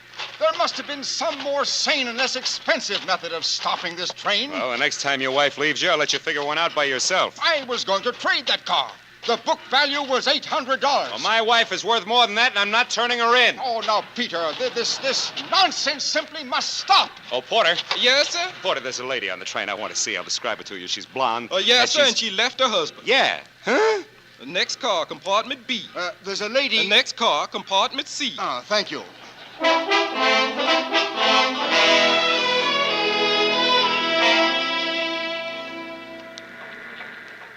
Well, my dear, I've come to take you home. No, slammed the door right in my face. Now, look, Dad, you want to walk right through that door this minute, don't you? But you don't know how, because you've practiced too long being a stuffed shirt. Well, what would you suggest? Well, I'd suggest, sir, that you forget everything but what your honeymoon was like. Excellent suggestion. Who's there? It is I. Go away. Oh, my dear, that is, darling, I was in that wreck. The train struck me. Oh, my heart. My heart. Oh, my dear. Oh, goodness, why didn't you tell me? Here, let me help you. Now you lie right down here, and I'll get a cold cloth for your head. How did you get here? Oh, now. Now, what sort of a honeymoon would this be without a husband, huh? Peter, I'm going back to my job. Please go back to yours. That's what I'm doing. Oh, please, I'm miserable enough as it is. Oh, good. I was afraid you wouldn't be. Well, your father... Father's on his honeymoon. Oh. Oh, Peter, I hate New York. Well, how about Niagara Falls, darling? I could see the engineer about it. And we'll take those funny pictures, stand on the bridges, and do everything everyone else does. Certainly. What? Well, here we are. Yes. Here we are. You said it would all end right. Yes, I certainly did, huh? You certainly did. Yeah. Oh, look. The upper berth came down. Walter?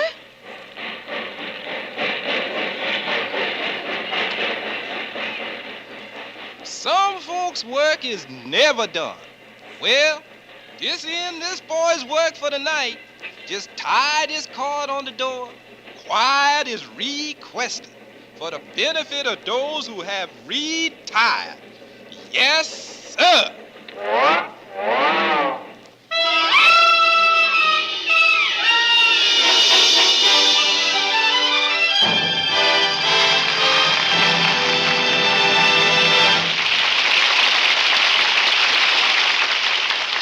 For real-life drama, it's hard to match the climaxes that come in the vital business of developing and producing life-saving medicines. When penicillin was first produced, for example, penicillin mold showed a discouraging tendency to blanket the broth in which it was grown, to shut out oxygen and restrict the development of the whole culture. With countless thousands looking to penicillin with new hope for better health, perhaps for life itself, a way had to be found to speed the growth of the mold. And a way was found. It was discovered that penicillin mold could be grown faster in huge agitating tanks through which oxygen constantly bubbles, an example of the value of constant research and experimentation. The House of Squibb, through nearly a century of seeking perfection in the production of life-saving drugs, has won the confidence of your doctor. And you may share that confidence, for the same quest for perfection is behind all the simple health necessities Squibb makes for your home medicine cabinet. To be sure you get Squibb quality when you buy, always ask for it by name. Ask for Squibb, a name you can trust.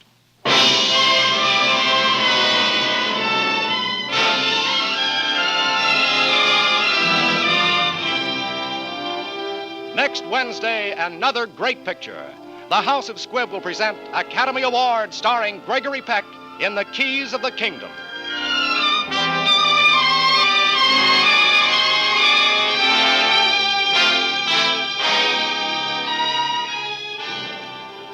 Today's performance of Vivacious Lady was written for radio by Frank Wilson, with an original musical score composed and conducted by Leith Stevens. Our producer-director is Dee Engelbach. Lana Turner appeared through the courtesy of Metro-Goldwyn-Mayer, producers of the Technicolor musical Holiday in Mexico. This is Hugh Brundage bidding you good night until next Wednesday at the same time, when you're invited to listen again to Academy Award, presented by the House of Squibb, a name you can trust. This is CBS, the Columbia Broadcasting System.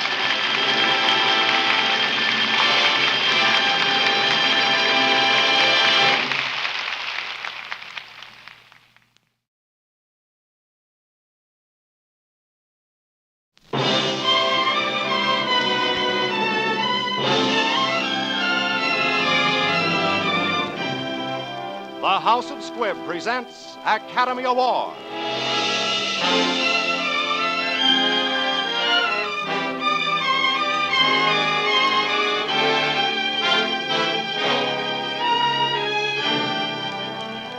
Every week, Squibb brings you Hollywood's finest. The great picture plays, the great actors and actresses, techniques and skills chosen from the honor roll of those who have won or been nominated for the famous Golden Oscar of the Academy of Motion Picture Arts and Sciences.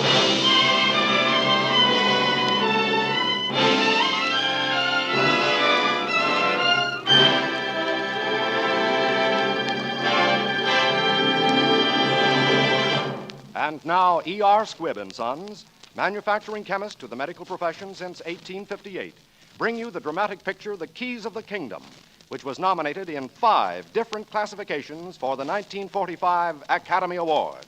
Our star tonight is the distinguished actor Gregory Peck. Mr. Peck will play the famous role he created on the screen for The Keys of the Kingdom, and in which he was nominated as Best Actor of the Year for the 1945 Academy Award.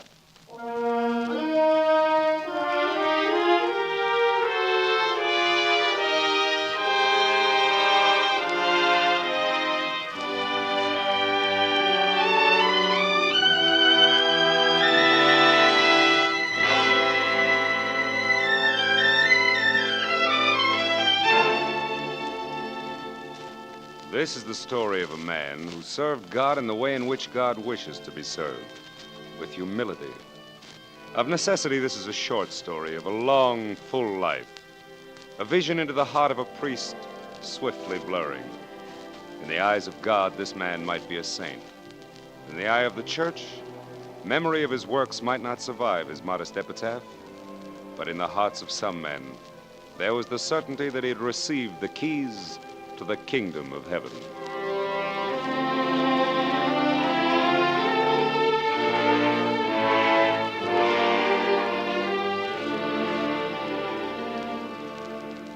On a September evening in 1938, old Father Francis Chisholm welcomed a guest to the parish house of his little church near Tweedside in Scotland. This guest was Monsignor Sleeth, and his visit was occasioned by church business to investigate certain odd irregularities in the administration of Father Chisholm's parish. To the Monsignor, it was a foregone conclusion that this old priest would be removed. Well, Father Chisholm, naturally I don't presume to be your judge. I can only submit my findings to His Grace the Bishop for his consideration in reaching a final decision. And now, if you don't mind, I will go to my room. I shall be leaving the first thing tomorrow morning, and I have still some work to do. Would you be good enough to remind Angus, I mean His Grace in your report, that we were boys together? The bishop has not forgotten that, Father. He spoke of it only last week. Well, mention it to him again, will you? Of course. I shouldn't like to leave here if it could be helped. Naturally. Good night, Father. This is my native parish, you know. Good night.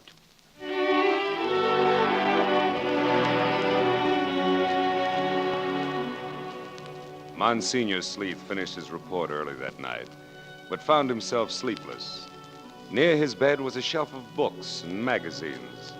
To relax, he sought to read, and idly, his hand found a worn leather notebook, a journal of the years of Father Chisholm. Sleep forgotten, he read on through the night.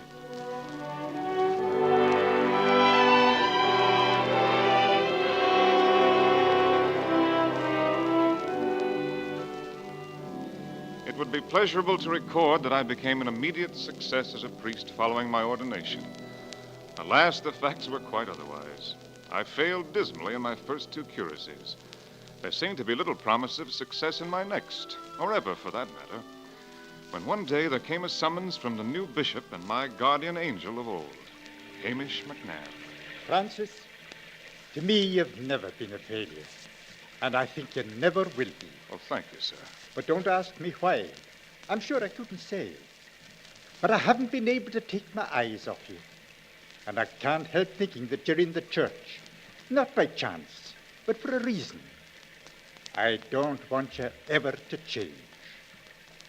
You understand, of course, that I say these nice things to you because I want you to do something for me. Well, you've made it impossible for me to say anything but yes, your lordship. Francis, the Society for the Propagation of the Faith has asked me to supply a volunteer missionary for China. China? Will you go? Why, I'll be happy to go, your lordship. I knew you would. And you'll be a credit to both of us. Come to see me again before you leave. We'll pray for you. Oh, wait. It's still raining. Here, take my precious umbrella. Take this with you, lad. It's a good thing to have. You never know when it's going to rain.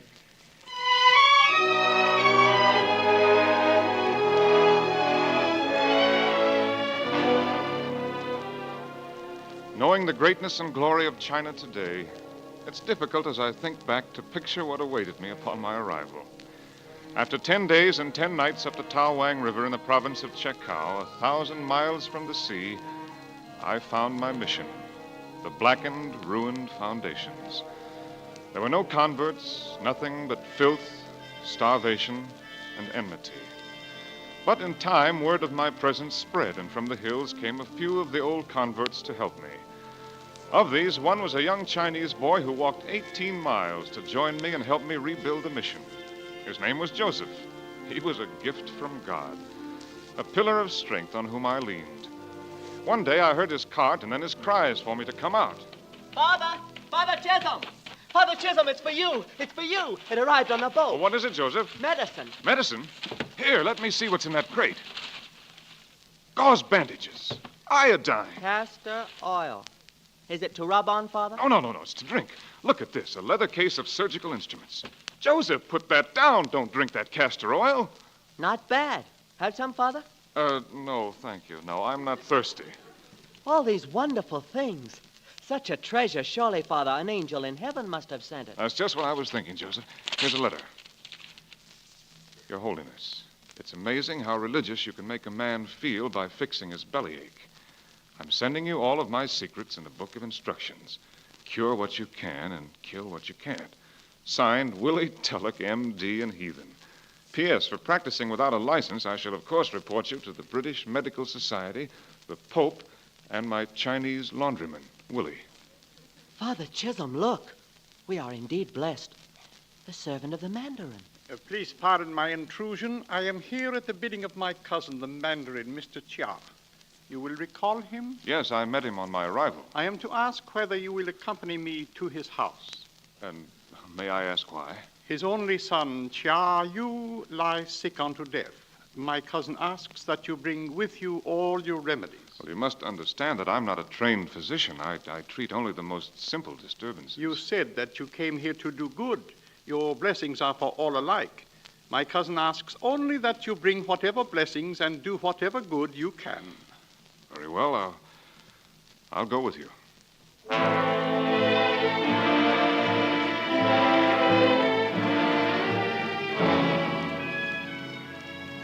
There lies the boy. The lower humors have gained ascendancy and have flowed entirely into one arm, distending it and leaving it blue. You will examine the boy? Yes, I'll need 2 basins, one of them with boiling water, and a cloth. You intend to use the knife? Yes, I must lance the wound. It is most unexpected that Shen Fu would cut with a knife into the flesh of the boy. But there's nothing else to do. His arm is filled with corruption. Unless it's removed, it might spread throughout his whole body. Let us hope that corruption can be removed by cutting and squeezing. Let us hope that everything will be well.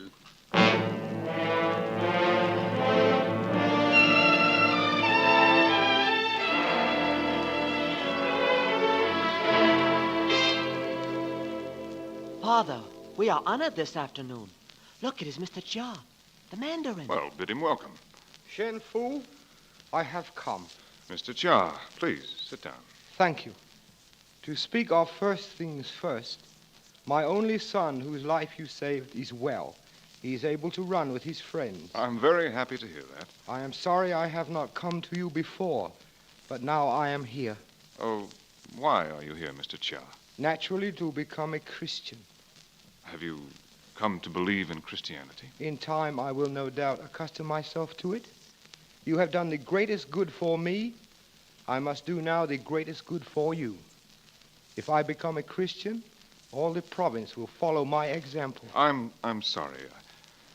I'm sure you mean well, but you would not be doing good for me, Mr. Chia. You do not believe, nor do you desire to believe. My acceptance of you would be a forgery for God. Do you mean you reject me? I mean precisely that. And please, do not feel that I wish ever to make any demands upon your gratitude. You owe me nothing. I regret that I am not acceptable. I understand that this is so because I am unworthy.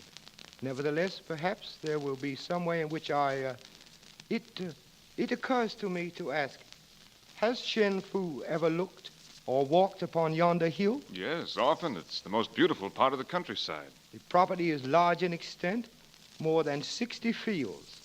It is called the Hill of Brilliant Green Jade. It is mine. I gathered as much. I could not help but notice that the grounds and buildings of your mission are in a disastrous condition. I beg you to honor me by accepting as the property of your church the Hill of Brilliant Green Jade. Mr. Chia. I beg further that you accept the use of 20 of my workmen and the materials to accomplish fully any buildings you may wish to carry out. Mr. Chia, my heart is too full to thank you.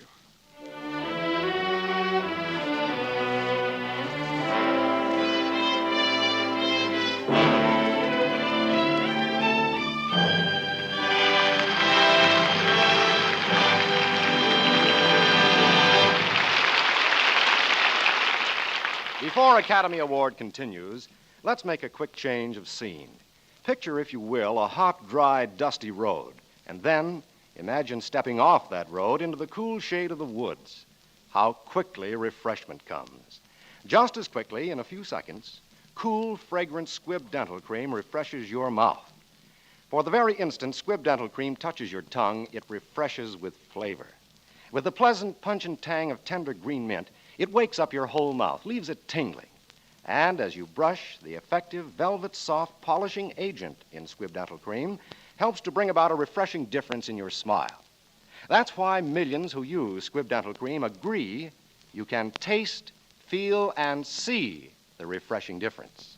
So, for effective home dental care that's enjoyable, too, ask tomorrow for Squibb Dental Cream, a member of the great family of Squibb products. Remember, it's the refreshing dental cream.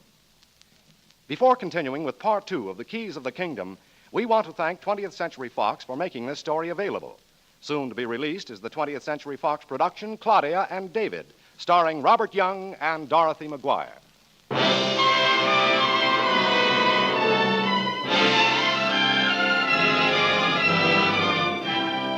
And now the House of Squibb presents Part 2 of Academy Award, starring Gregory Peck in The Keys of the Kingdom.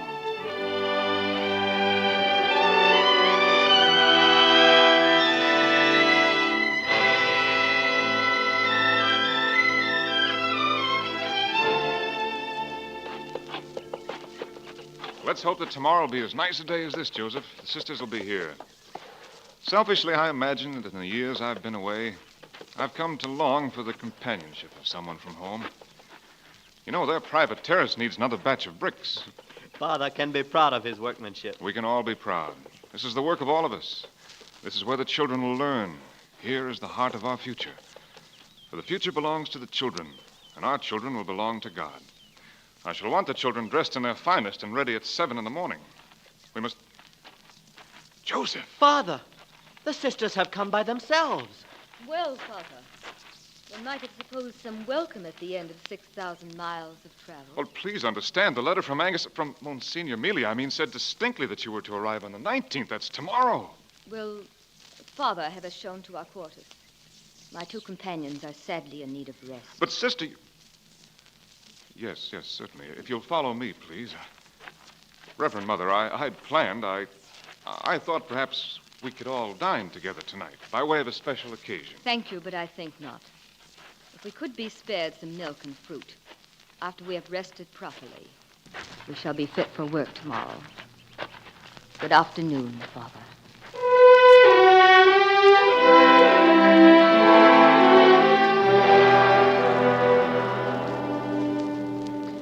The years had brought us a fine mission and the blessings of success.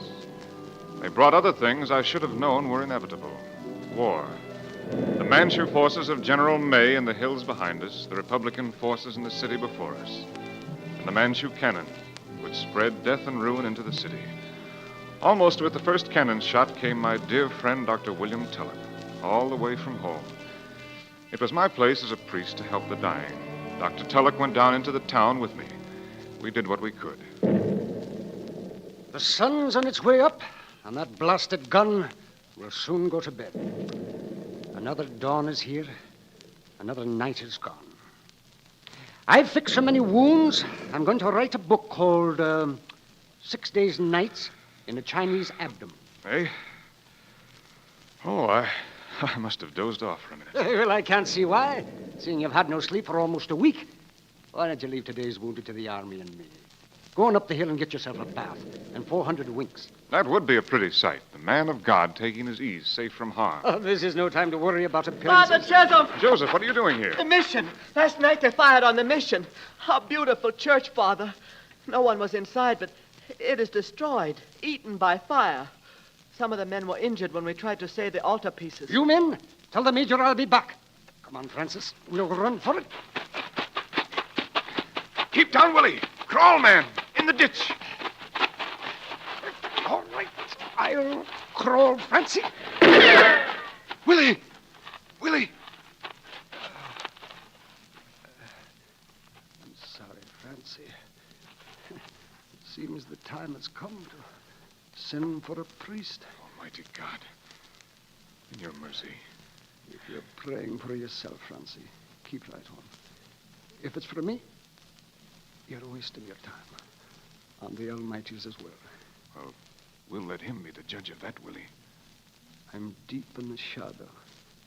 And Francie, I still can't believe in God. Are you mad at me? Of course not. Are you disappointed that I won't let you save me? Your salvation would be your doing, Willie, not mine. And then, when you get to your kingdom, don't look for my name on the register. It would be fun to meet, just by chance. I've never loved you so much as I do now, Francie. For not trying to bully me into heaven. You see, I've such an awful headache. Give me your hand. Out of the depths, I have cried to thee, O Lord. Lord, hear my voice. Let thine ears be attentive to the voice of supplication.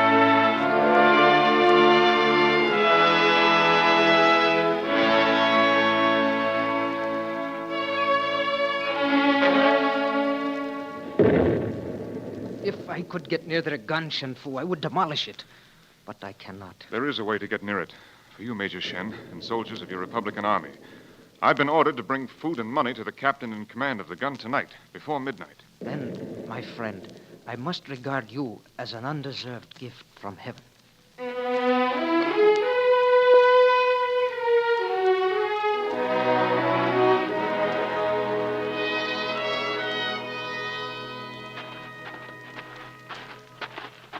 You understand exactly what is going to occur? Yes.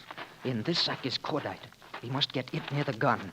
You must be well away before I fire into it, or the concussion will be extreme. I understand. We're near the gun now. Halt! Oh, it is you. Yes, I've brought a load of tin goods, which I hope will impress you. And I brought money also. Put that sack over there. Give me the money. It's in my purse. I want some assurance that the mission will be unmolested. The mission will not only be immoral, we will occupy it and place it under protection, particularly the women. But you gave me your promise. Stop chattering, foreign devil, and give me the money. Shen Fu, run! Save yourself! The sack! Keep him away from the sack near the Oh, gun! no, you don't talk! Mr. Shen, run, I'll fire it! Burning torch on it! Run!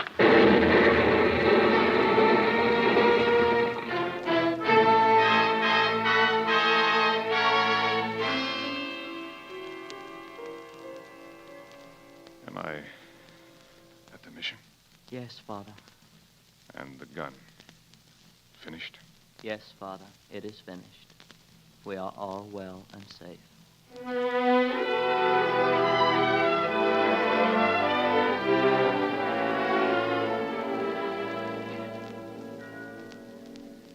And Senior Angus Mealy will be here to visit us in a few days on a tour of inspection.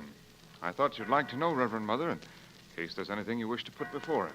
I have only one request to make of him. I shall ask to be transferred to another mission. I feel that you upset my spiritual beliefs. Why, I had no idea. I assure you that you must have misunderstood me. To which specific beliefs do you refer? Do you think I have prepared a list? Your lack of doctrinal discipline, your general attitude. For instance, when Dr. Tulloch was dying. Yes? He was an atheist, and yet you seemed to indicate that he might have his eternal reward. He who didn't believe. How could he believe? He never knew God. How could he reject a God he never knew? He was not even a Christian. And how do you define a Christian?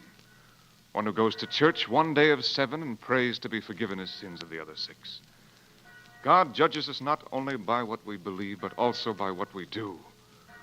Willie Tulloch died as he lived all the days of his life, fighting the pain and suffering of other men. He was a fine and a sacrificing man. But still, I cannot condone his denial. Well, let's not make his memory the occasion of a quarrel. I wanted you to be happy here. I'd looked forward to your coming. But I imagine I am difficult to like, and my ways may be a bit odd. You've worked so magnificently. And the children love you. The mission will suffer terribly when you go, Reverend Mother. Good night.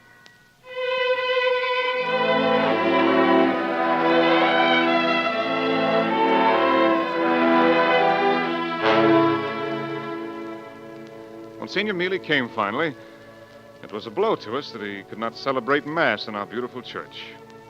He seemed sorely disappointed, too. I cannot see how you're going to rebuild your church, Francis. The society cannot let you have the money. I haven't asked for it. If only you'd been more successful with some of the better class Chinese, the rich merchants. If only your friend Mr. Chia had seen the light. Well, he hasn't seen it, and he's given most generously. I shall not take another penny from him. Of course, that's your affair. But I must tell you frankly that on our chart, I'm sorry to say, your convert rate is the lowest. Well, I suppose missionaries differ in their individual capabilities. Oh, surely no one doubts your capabilities, Francis. It's in the way you do things. Living personally in such poor style. Eating in the kitchen and all that. You ought to impress the natives, make more of a show. The Chinese hate that kind of ostentation. And priests who practice it are regarded as dishonorable. Oh, you refer to their own low heathen priests, I presume. Heathens are not always low, just as Christians are not always high. Many of their priests are good and noble men. Have it your own way, then. Good night, Reverend Mother. Good night, Francis.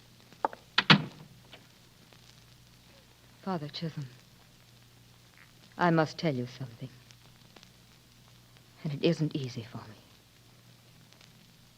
I want you to know that I am most bitterly sorry for my conduct. Believe me, no apology was ever more abject than mine. Nor has anyone been less worthy of forgiveness. You needn't. Please. Easier for me to speak now. How strange at this moment of my greatest humiliation should bring with it the only peace I've ever really known. Tonight I intended to ask Monsignor Mealy to send me away. But as I sat in this kitchen, as I heard him humiliate you and slight you, as I felt the magnificence of your faith and the courage in your heart, as I saw you reflect the worldliness of this priest who is unfit to tie your shoes. Have pity, Father. Forgive me. Pity me. Well, there's nothing for which I have to forgive you. I'm glad you no longer dislike me. You know, we're both children to God. And with his help, we'll work and mature.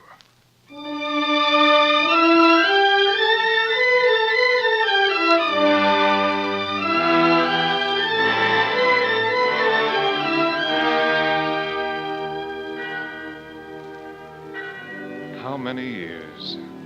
10, 20. Enough, at any rate, for me to know that I'd grown old in my exile. I was reminded of this everywhere I looked. Joseph, for instance, with 3 sons as old almost as he was, in that dark hour when he first came to me. Mother Maria Veronica, my friend, all the others. Even the trees, gnarled and ancient as the ivy on the walls. The time had come for me to go home.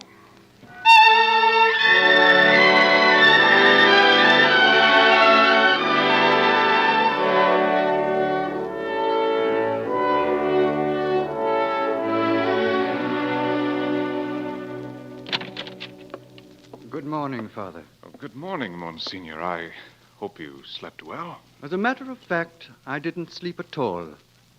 Your journal was on the bookshelf by my bed, and I must confess that I spent the night in reading it. I hope you don't mind. Oh, not at all.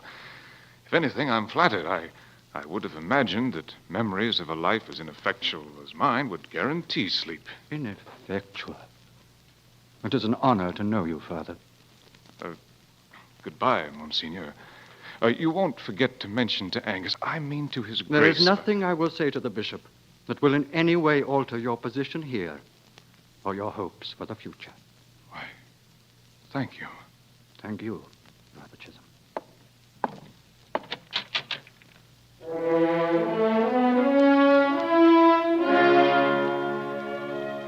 My Father in heaven, thank you.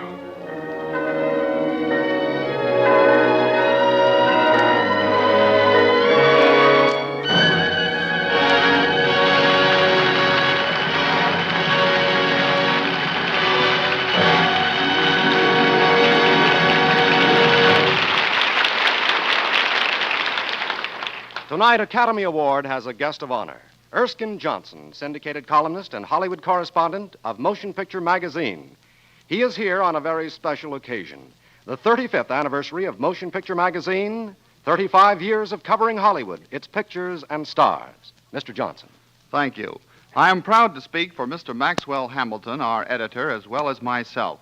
Motion Picture Magazine is intensely interested in Academy Award, creating a radio program out of the greatest achievements of motion pictures, presenting every week the greatest stars and pictures of all time, is a treat for the public and a stimulus to the motion picture industry. I congratulate you all. And now I am pleased to present you with this citation. Motion Picture Magazine, on its 35th anniversary, salutes E.R. Squibb & Sons Academy Award as the outstanding radio program featuring motion picture stories and talent. Through your cooperation with the Academy of Motion Picture Arts and Sciences in broadcasting only the best, you are making a great contribution to the advancement of the art of motion pictures. Thank you, Mr. Johnson. For nearly a century, the House of Squibb has maintained a quest for perfection in serving the profession of medicine.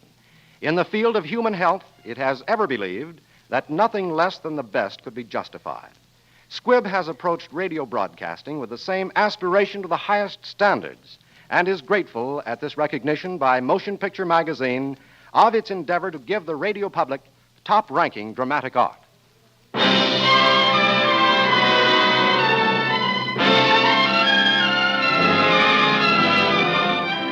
Next Wednesday, another great picture. The House of Squibb will present Academy Award starring Jimmy Stewart in One Sunday Afternoon. Gregory Peck is soon to be seen in David O. Selznick's Technicolor production, Duel in the Sun. This is Hugh Brundage bidding you good night until next Wednesday at the same time when you're invited to listen again to Academy Award, presented by the House of Squibb, a name you can trust. This is CBS, the Columbia Broadcasting System.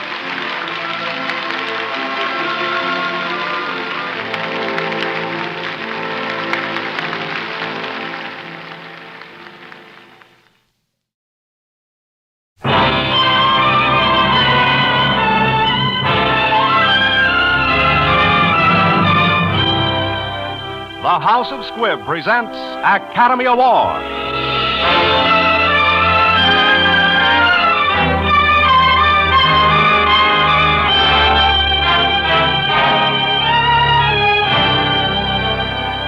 Every week, Squibb brings you Hollywood's finest. The great picture plays, the great actors and actresses, techniques and skills chosen from the honor roll of those who have won or been nominated for the famous Golden Oscar of the Academy of Motion Picture Arts and Sciences.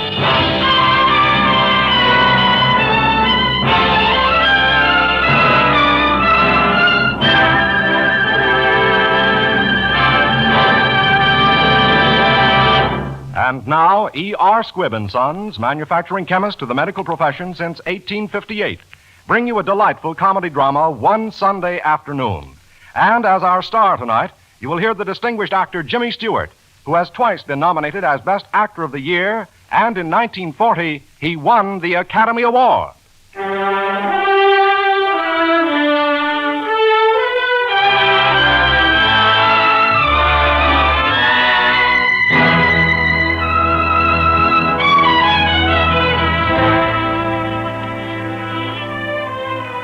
This is a story of a small town, and small-town people, and of a small love affair, if any love affair can be small. And, well, it all ends up all right. Makes you wonder if it was so small after all, the things that happened one Sunday afternoon.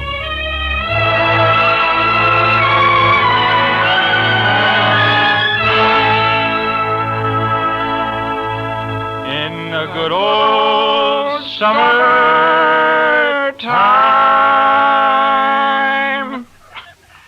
Oh, boy. You know, every bottle of beer makes that song sound better. Biff, Yes, dear? do you want me to come out there? You don't want to see my wife, do you, Snappy? Nah. No, it's all right, honey. You just stay in there. It's all right. Making all that racket? If I hear any more, I'll come out there and put you both out of the house. All right, now get out of that dentist chair, Snappy. Who's the dentist around here, you or me? Okay, Biff, you're the doctor, but it's comfortable. I got a good notion to pull all your teeth out. No, I'll get out. Good old Snappy. Gee whiz, you remember when we were kids together? Do you remember Avery's Park way back there? Yeah, there was you and me and Beansy Miller and Hugo Barnstead. Oh, yeah, that guy, Hugo Barnstead. Yeah. And Virginia Brush. You was stuck on her. Oh, no, I wasn't. No, I wasn't Yes, stuck you on was, her. Biff. You was in love with her.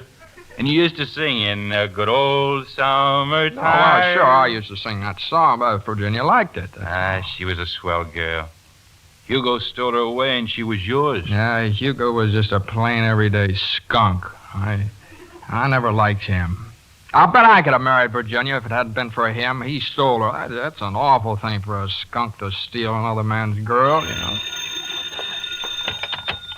Oh? Huh? What? Oh, it's you, Dick, over at the Majestic. Yeah, sure, Biff Grimes is here. I'll put him on. It's for you, Biff. It's Dick over at the Majestic Hotel. Hello? Huh? It's Sunday. Never work on Sundays. Besides, Amy and I are going out for a walk. Huh? Well, I don't care if he's important. Biff Grimes important, too. All right, so he's a bank president. Who? What? Hey, what'd you say his name was? Oh, Hugo Barnstead, huh? Uh-huh. Oh, send him right over. In the good old summer. You gonna pull Hugo's tooth? Yeah. Guess I'll be getting home. Yeah, stay where you are here. Come here. I'll do it. I'll get even. He stole Virginia from me, and that's not all. All right, come on, Hugo Barnstead, bank president, and get your tooth pulled. In the good old summertime, in the good old summertime.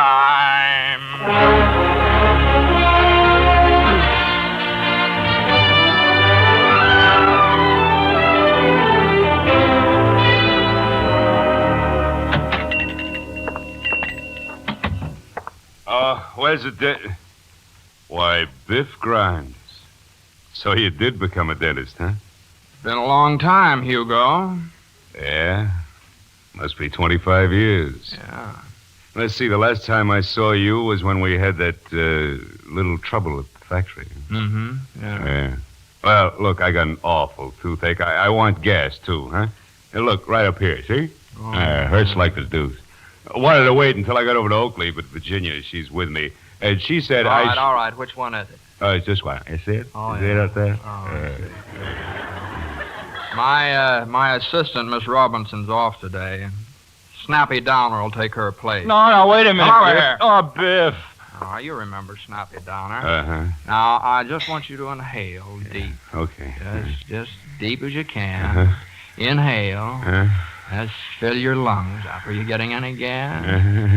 That's fine. Just inhale. I remember it all. Just like it was yesterday. You thought you were going to marry Virginia, but I fooled you. I fooled you. Hugo Barnstead. Well, I've got you right where I want you, you little crawling rat. Go on and breathe. Breathe. That's it. I remember Hugo Barnstead and Snyder's Gardens. Yesterday, sure, it was yesterday. Avery's Park. And Amy and Virginia.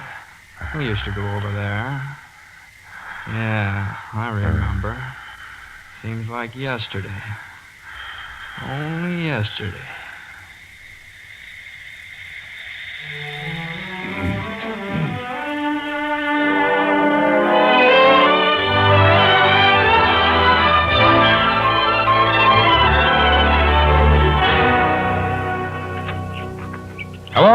Hello, girl. Hello. Yeah, you brought your girlfriend along, Yes. huh? Well, I brought my boyfriend, too. How do you like him? He's all right. That is, I guess he's all right. Well, introduce me. Oh, I'd like to introduce my boyfriend. Sure. This is Biff Grimes. Biff, this is Virginia. How do you do? How did you know my name was Virginia? That's for you to find out, little girl. That's for you to find out. We men never tell anything we know. I guess we could tell a lot of things if we wanted to, eh, Hugo? You betcha. You betcha, yes, sirree. Yeah. What's your girlfriend's name? Oh, I forgot. This is Miss Lind, Amy Lind. This is Mr. What did you say your last name was? Barnstead. My name's Grimes, Biff Grimes. Say, I used to know you, didn't I? That's right. Oh, let me think where it was. John Marshall School. John Marshall? Yeah, that's right. Yeah. You were a funny-looking little thing then, weren't you? I always liked you, Biff. Amy. I guess I shouldn't have said that. Well, you could have waited. I'm sorry, Biff. Oh, that's all right. I guess all the girls sort of stuck on me in those days. Well, I guess an ice cream soda wouldn't be bad, eh? Would you like an ice cream soda, Amy? I like a college ice. Oh, that's swell. Say, Goldstein's got something new. I tried it last night. You know, you'll rave about it. He says New York's going wild over it. Yeah. Yes, sirree. What is it, Biff? Well, he spreads nuts all over the ice cream. And we won't sit up at the counter either. Goldstein got chairs and back. He did it at my suggestion. You know, it gives the place sort of a sporty atmosphere. And just like New York. Well, come on, let's go. Say, I've had my eyes on you, Virginia. You can take the little girl, Hugo. Oh, sure, Biff. Come on, Virginia. You're littler than Amy. Oh, Mr. Barnstead. Hey, wait a minute here. Hey, what are you doing? Well, that guy has a nerve. I don't mind if you take me, Mr. Grimes. Huh? Oh, sure. Well, come on.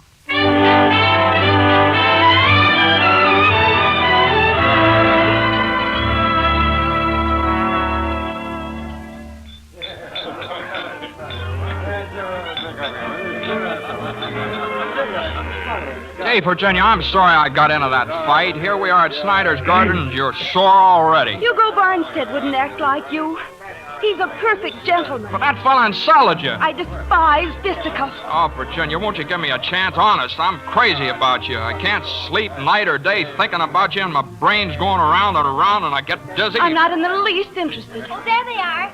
Yoo-hoo! Virginia, Biff Grimes. Oh, yoo-hoo. Here they come. Always finding us. Hello. We were overlooking at the goldfish pond. Boy, I'll bet you there's a million fish in there. And they're real, too, honest. They're swimming all over. Oh, that's wonderful. Hey, Biff, there's that fella you had a fight with. Biff, don't you start anything again. I'm not starting anything. I'm warning you, Biff Grimes. I can keep my mouth shut and my hands to myself. Oh, don't worry, Virginia. Biff knows how to handle him. Hey, that's some cutie you got there. You'd think she'd go out with somebody decent. We're going. Come on, Biff. Come on, Amy. You know, I could like a cutie myself. And I'd do more than just hold her little hand if she was out with me. Come on now, I don't want to get in any fights. Biff. What was that last remark? Huh? That last remark? What about it, wise guy? What are you going to do? Stand up. What for? I want to see how hard I can knock you down. Biff, you promised. I don't care. I wouldn't let a remark like that go by. His cutie tells him what to do. All right, get up. Biff Grimes, look out, he's got a knife. I'll shove it down his throat. Biff Grimes, I never want to see you again. I hate you. You're a bully. A big bully. I'll see you over at Avery's Park Wednesday evening, 8 sharp. Oh, Hugo, take me home.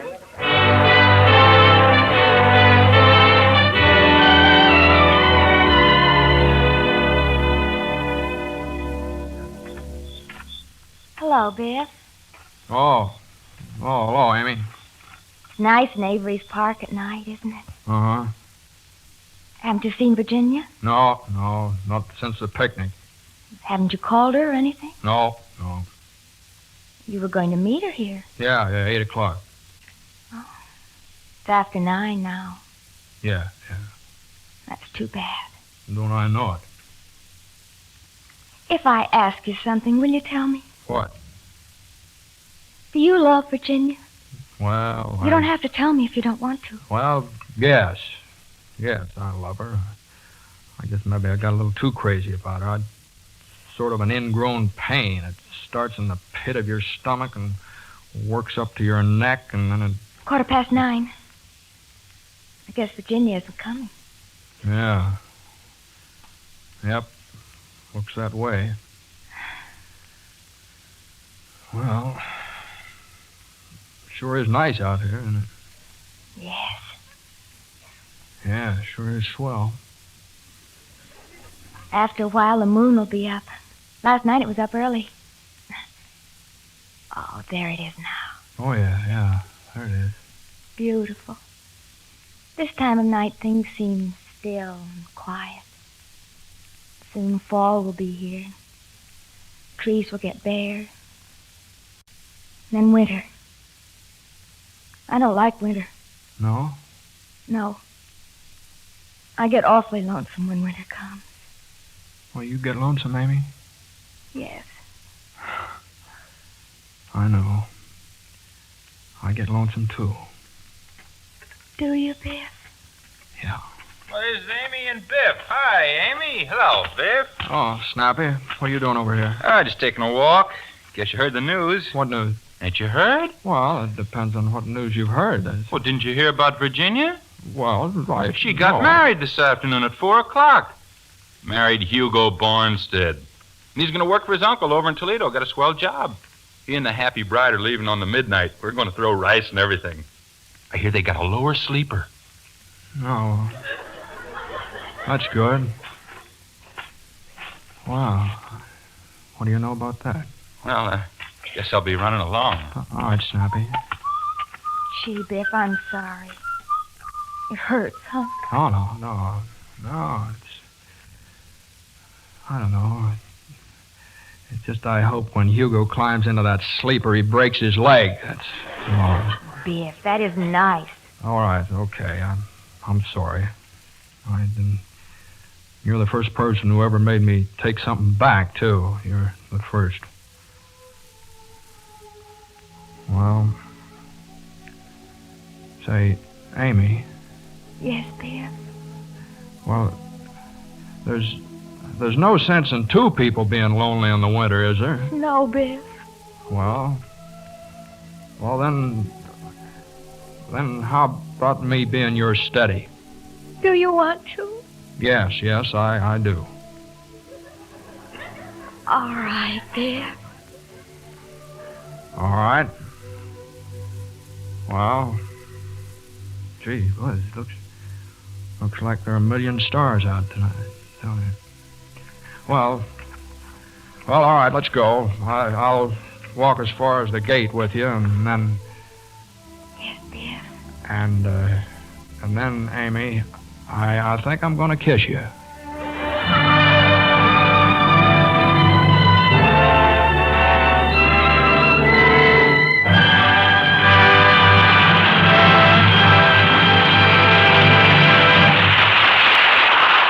In these last days of summer, every bit is.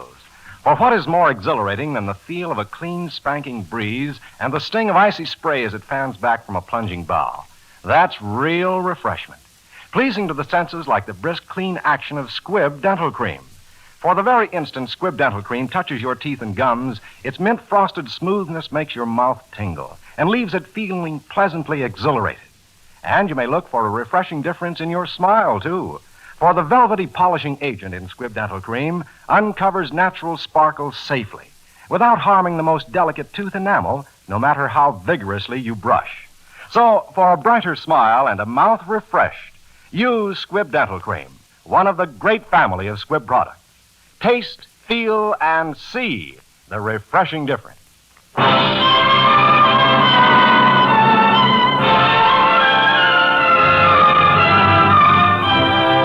And now the House of Squibb presents Part 2 of Academy Award, starring Jimmy Stewart in One Sunday Afternoon.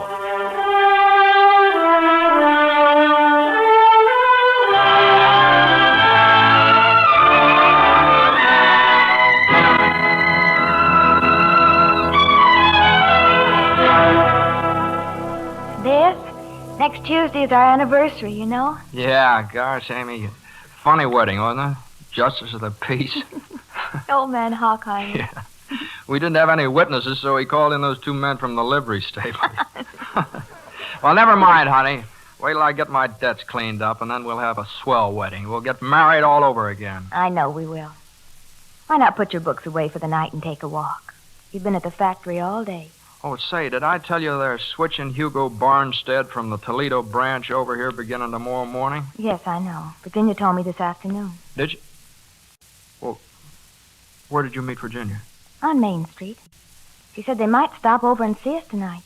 Well, I don't want to see him. How did Virginia look? Swell. And such clothes. They must have struck it rich. Yeah.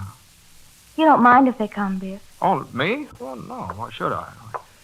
Hey, looks like them now. Look, out there. Isn't that them? My, I haven't got the dishes put away. You talk to them for a minute. Well, come here, Amy. Amy, I don't want to see them long. All right, Biff. I'll open the door.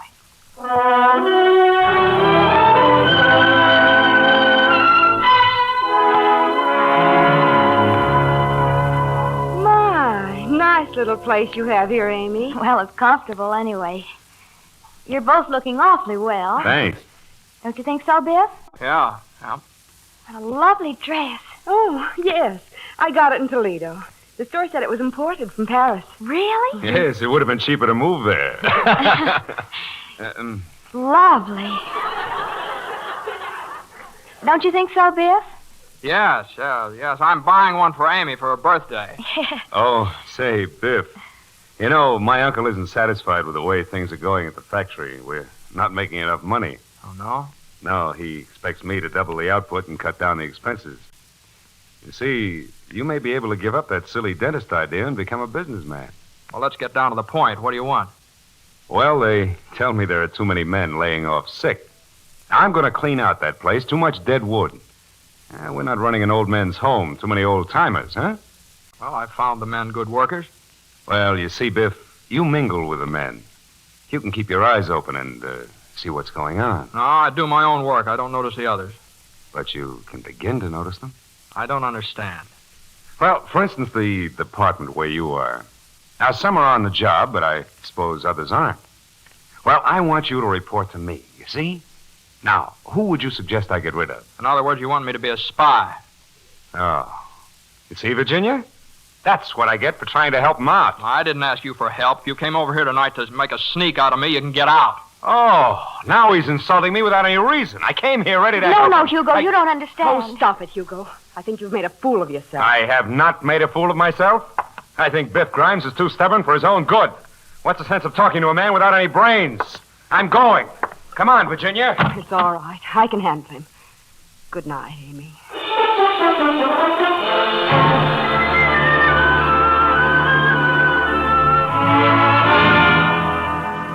Biff, what are you doing home at this hour? Well, I guess I got a little surprise for you, Amy. Down at the factory, you know what happened the other night? Hugo? Yes, Hugo, that little rat.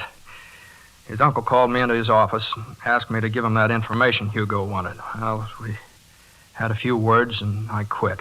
Biff, tell me the truth. Did you have words with Hugo, too? Well, sure I did. Did you strike him? Well, Tell me the truth. Well, I didn't exactly strike him, but I gave him a little shove. Oh, Biff, don't you see how we're fixed? If he went back and explained... No, it's too late. I kind of lost my head, Amy. Something went wrong with the machinery. I guess it was my fault, and Hugo fired me. Wouldn't even give me my pay. I told him he had to give me my pay. Oh, Biff. But he's got to give me my pay, and I'm going to... Shh, Biff, my mother's here visiting today. We can't tell her, not just yet. She'll be wondering why you're home. I'll fix it somehow. You wait here.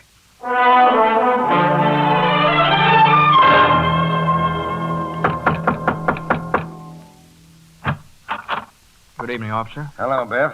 These belong to you, don't they? You better come along quietly, Biff, and don't make any trouble. Hugo Bonstead wants you pinched. He swears you took a punch at him and came back and tried to rob the place. You had this gun. No, for heaven's sake, be quiet. My wife's in there. I just pulled it as a bluff. He wouldn't pay me my wages. I worked for them. I work hard. I couldn't lick the whole police force. You fellas know me. You've known me for years. I wouldn't steal anything for anybody. I was desperate, I tell you. I only wanted what was coming to me. Sorry, Biff, we can't do nothing. We gotta take you. Hugo has the whole factory to swear on his side. Biff? Oh, well, I know that's awful nice of you, Matt, to come up here. I appreciate it. I'm only too glad to accept your offer. Hello, Amy. What's the matter? Matter? No, there's nothing the matter. The cops are giving a clam bake down at the casino on Thursday, and they asked me to join the committee, so we're just going to go down there and arrange things. Wait for me. Wait for me. Bill! No, Bill!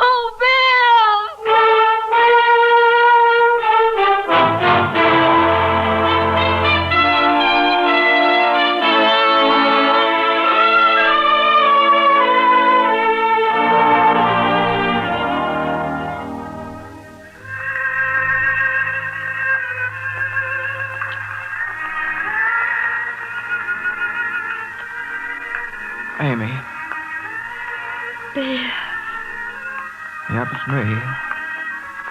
I dropped off at the junction. I could have made the 5:45, but I didn't want anybody at the station to see me. I know. Something told me you'd be out here at this old park. It's nice over here tonight. Spring. Yes, spring.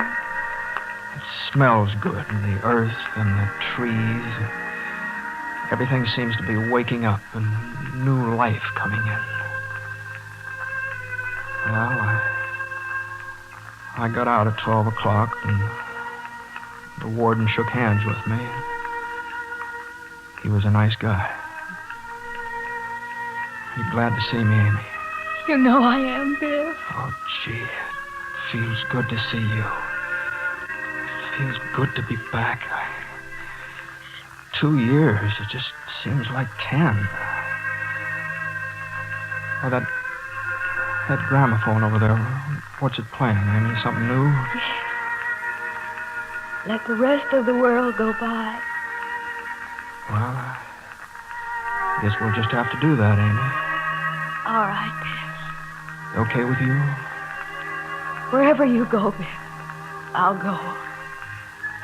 Oh, look up at that old sky. Must be a million stars out. And the moon's up full. Yes. And it's spring. Let's walk home, Amy.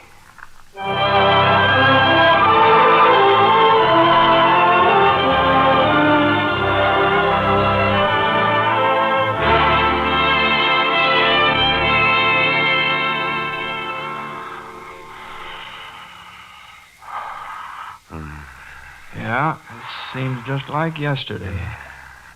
Avery Park and Amy.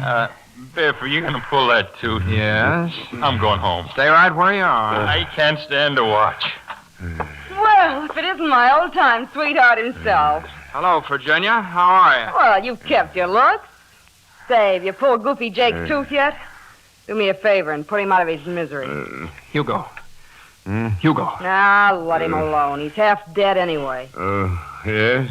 Hugo, you all right? Look at me. Here, take some water. Is it out, huh? Can you see it? My dentist in Pittsburgh told me. Remember the time I had those 7 teeth? Listen, you. For 25 years, I've heard nothing but teeth. Oh, Virgie. Oh, don't Virgie me. If I hear any more squawks out of you, I'll perform an operation myself and you won't get gas. Oh. How much do I owe you, Biff? For me? Me? Oh, nothing. No, nothing. Nothing at all. Oh? Well, as you wish. Biff. By the way, how's your wife? Well, she's very well. Still married? Or don't you work at it? Oh, Mrs. Grimes is still Mrs. Grimes. Well, goodness knows what I've suffered. Married to this death house buzzard. Oh, now, Virgie, I want to go home. I don't feel good. Well, come on, then. See you some other time, Biff. Yeah. Sorry we can't stay and see your wife. Well, she'll be sorry, too. Good afternoon. What was all that commotion in here? Where's Snappy? Oh, he's gone. Well, ready to take a walk? Get your hat. Sunday afternoon, everybody out. Amy. What's the matter, Biff? Oh, Amy. Oh, do you know, you're very sweet and very beautiful.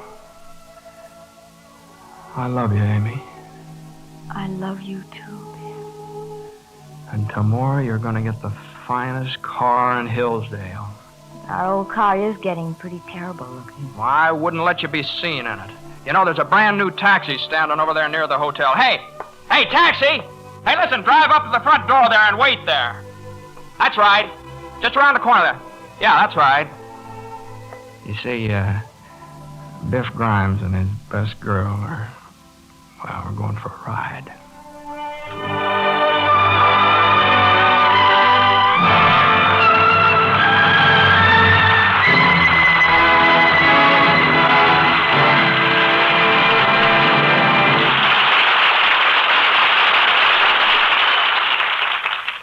If you've been watching the news from Europe and Asia, you've probably read reports of progress in the war on starvation. You've probably read about some of the effective new weapons with which science has armed doctors who are fighting that war. Among those weapons are the amino acids, protein derivatives which help to restore health-building proteins quickly, where men, women, and children have been robbed of them through starvation. Only through constant research were such new aids developed. Only through continuing research can their further refinement and wider use be achieved. That is why at the House of Squibb, scientists are probing further into the possibilities in protein derivatives, working with the tireless thoroughness which has established Squibb leadership in medical research. Not only life-saving drugs, but all the simple health necessities Squibb makes for your home use represent the fruits of such research. To make sure you get Squibb quality when you buy, ask for Squibb, a name you can trust. Next Wednesday, another great picture. The House of Squibb will present Academy Award with a real treat for the entire family, a special treat for the children, Walt Disney's Pinocchio. Jimmy Stewart is soon to be seen in the Liberty Films' Frank Capra production, It's a Wonderful Life. This is Hugh Brundage bidding you good night until next Wednesday at the same time, when you're invited to listen again to Academy Award presented by the House of Squibb, a name you can trust. This is CBS, the Columbia Broadcasting System.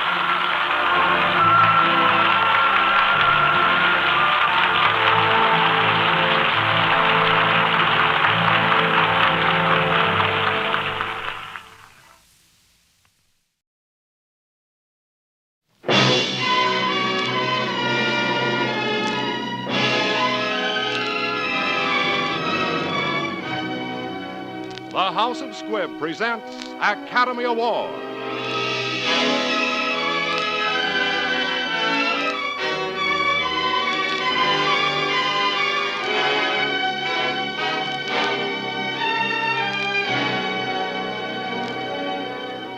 Every week, Squibb brings you Hollywood's finest. The great picture plays, the great actors and actresses, techniques and skills chosen from the honor roll of those who have won or been nominated for the famous Golden Oscar of the Academy of Motion Picture Arts and Science.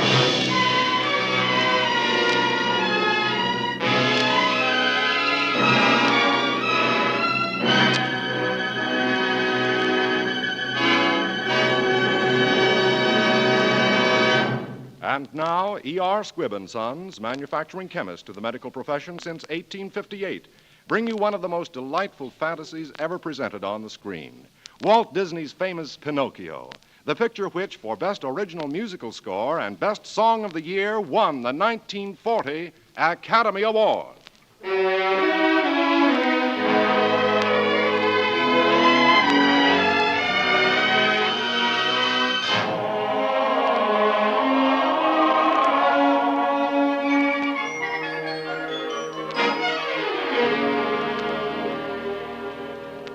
This is the story of a little boy who was carved out of wood. His name was Pinocchio. Because he was a very good little boy when all was said and done, he became a real little boy like you and lived happily ever after. If he hadn't been a good little boy in the end and stopped disobeying those who loved him, he might have ended up just a pile of shavings or even a toothpick. So you'd better be good and listen to the story of Pinocchio.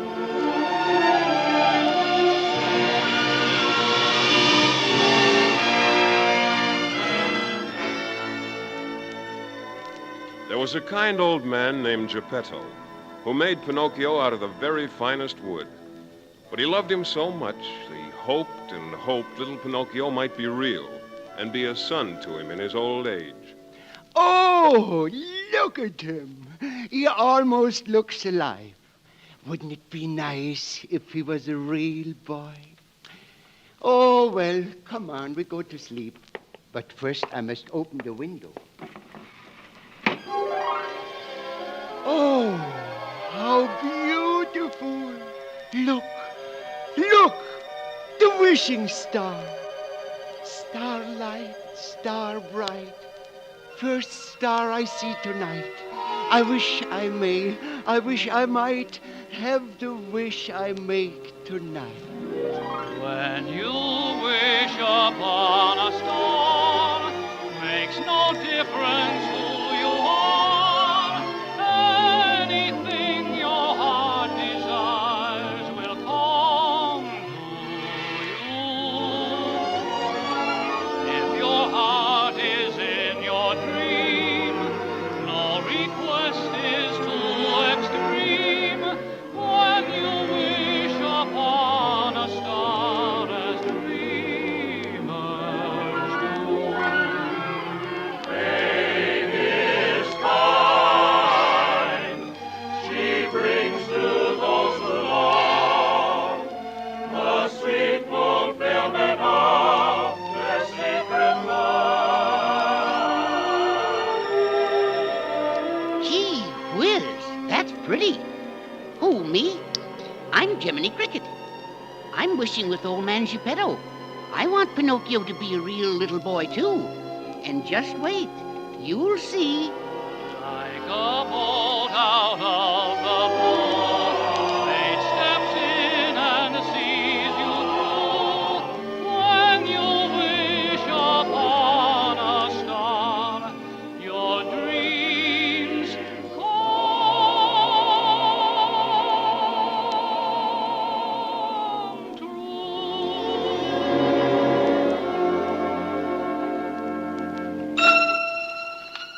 Gee whiz, who are you? I am the Blue Fairy. I come from the wishing star.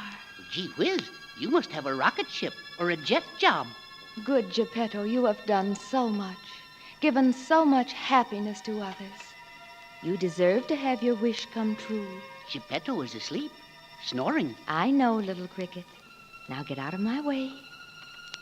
Where is Pinocchio? Right there. The poor little wooden head. Little puppet made of pine, wake.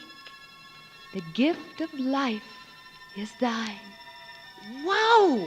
It works, it works. I can move. I can talk. I can walk. Yes, Pinocchio, I have given you life. Why? Because tonight Geppetto wished for a real boy. Am I a real boy? No, Pinocchio. Making Geppetto's wish come true will be entirely up to you. Prove yourself brave, truthful, unselfish, and someday you will be a real boy. How will I know? Your conscience will tell you. But what is a conscience? I know. A conscience is that still...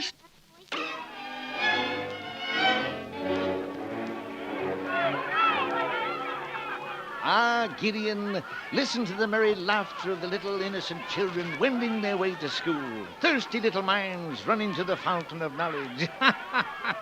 What's this? Gee whiz. There was Honest John the Fox and Gideon the Cat. And all of a sudden, they saw Pinocchio. Looky there, a little wooden boy. Amazing. A live puppet without strings. Goodness, Gideon. A thing like that ought to be worth a fortune. Why, Stromboli, of course. He has a puppet show. Why, that old faker would pay... Quick, head off the little wooden boy. We'll be on Easy Street.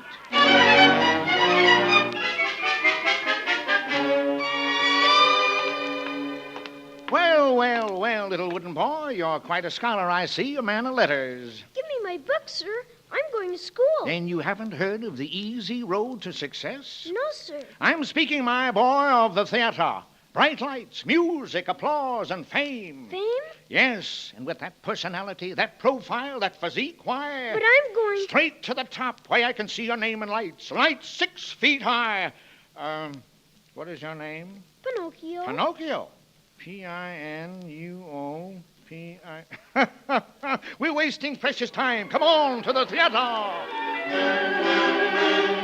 Hi, diddle-dee-dee, an actor's life for me. A high silk hat, a silver cane, a watch of gold with a diamond chain. Hi, diddle-dee-day, an actor's life is gay.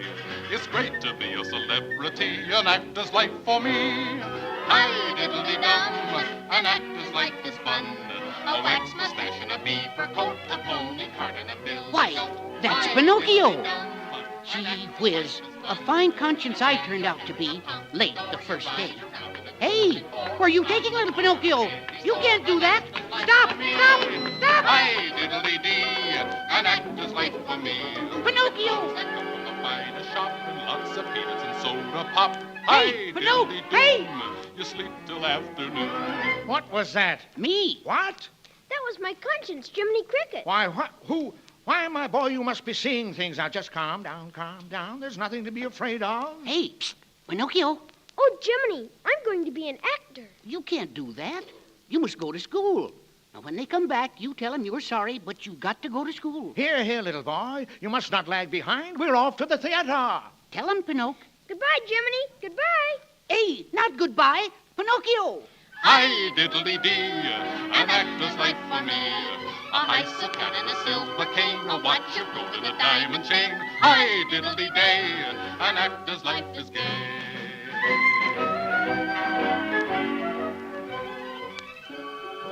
Oh, what'll I do? I'll run and tell his father. No, that would be snitching. I'll go after him myself.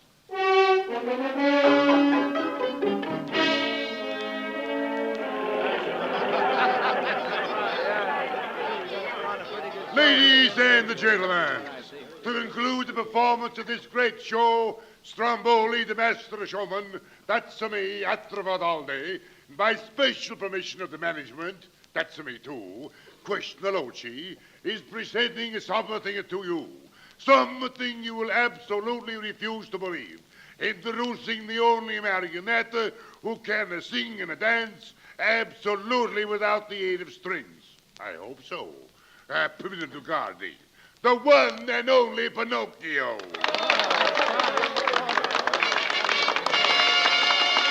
I've got no strings to hold me. Oh, that's right. Trip and fall down. Go ahead and make a fool out of yourself. Then maybe you'll listen to your conscience. I got no strings to hold me down, to make me fret and make me frown. I had strings, but now I'm free. There are no strings on me. Hi-ho, the merry-o. I'm as happy as can be. I want the world to know nothing ever worries me. I've got no strings, so I have fun. I'm not tied up to anyone. How I love my liberty. There are no strings on me.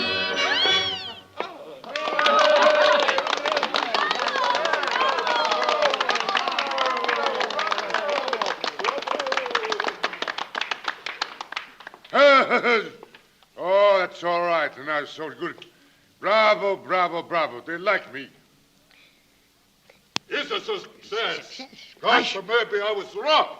Well, I guess he won't need me need anymore. no more. What is an actor want with a conscience anyway?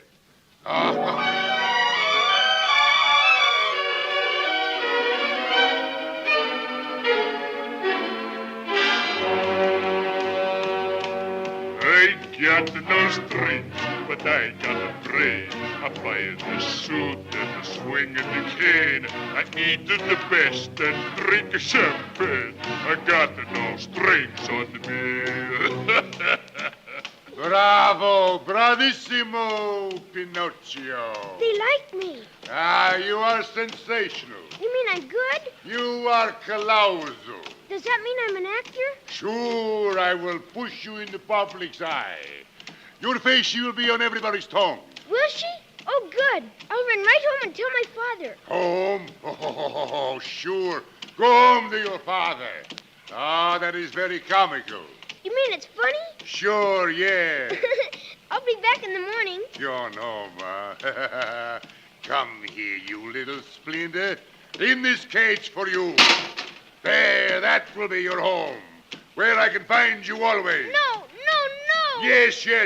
To me you are belonging. We will tour the world. Paris, London, Monte Carlo, Constantinople. No.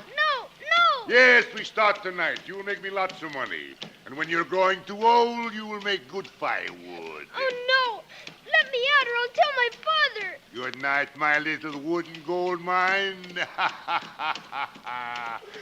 Giddy up. Oh, Jiminy. Jiminy Cricket. Where are you?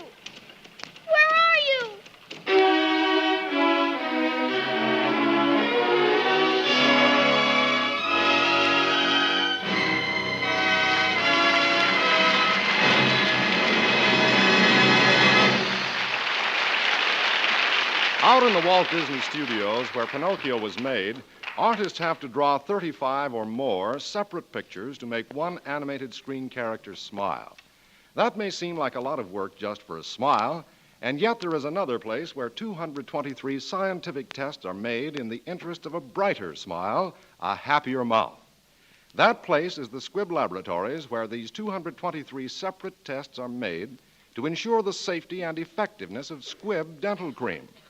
And when you use Squibb dental cream, you'll appreciate that extra care. You'll taste, feel, and see the refreshing difference. Like a cup of crystal clear, icy water from a mountain spring, the pleasant, cooling mintiness of Squibb dental cream wakes up your whole mouth, leaves it tingling and refreshed. With a touch that's feather soft and safe, the special polishing agent in Squibb dental cream reveals all the natural sparkle of your smile. So, for home dental care that's more effective, more refreshing, switch to Squibb dental cream. Taste, feel, and see the refreshing difference. In just a moment, we will present the second part of Pinocchio. But first, we wish to thank Walt Disney for making this picture available. Walt Disney is also the producer of the Technicolor production, Make Mine Music.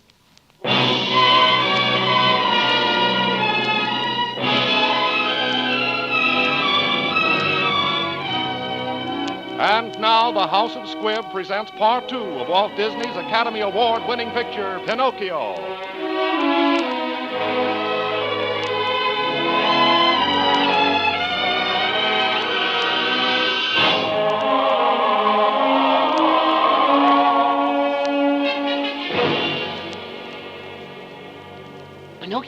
Pinocchio, it's me, your old friend, Jiminy Cricket, remember? Oh, Jiminy. Gee, I'm glad to see you. What's happened? What did Stromboli do to you? Oh, he was mad. He said he was going to push my face in everybody's eye. And he's going to chop me into firewood. Yes, looks pretty hopeless.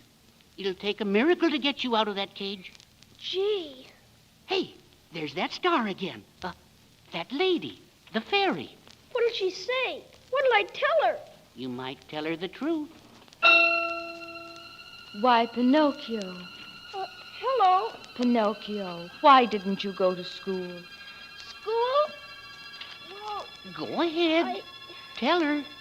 I was going to school till I met somebody. Met somebody? Yeah. 2 big monsters with big green eyes. My nose! My nose is growing bigger. Monsters? Weren't you afraid? No, ma'am. But they tied me up in a big sack. Oh, my nose! There's a tree growing on the end of my nose. Your nose is boring a hole in the side of the wagon.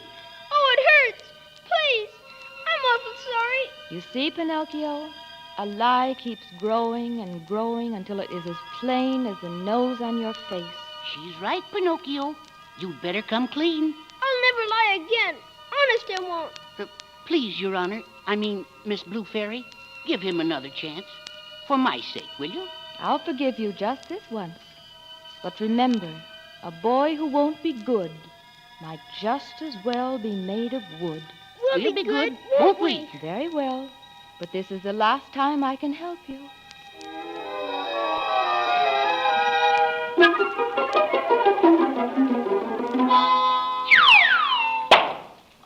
Gee, look, Jiminy. My nose. It's shrunk all the way back to being little again. Hey, we're free. Shh, let's get out of here before something else happens. Come on, Pinocchio.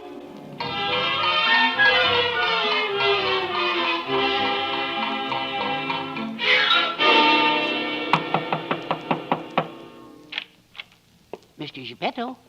Here he is, Mr. Geppetto. Pinocchio, he's home at last. Maybe he's asleep. Father, it's me. Pinocchio, come here. Look, he ain't here. The bed hasn't been slept in. There's dust everywhere. He's gone. Hey, there's a piece of paper, a note. Oh, it's a message. What does it say? Why, it says here, he went looking for you and he was swallowed by a whale. Swallowed by a whale? A whale named Monstro. Hey, where are you going? I'm going to fight find him. But, Pinocchio, are you crazy? Don't you realize he's in a whale? I gotta go to him. But this whale is monstro. He swallows whole ships alive. I don't care. Where's the ocean?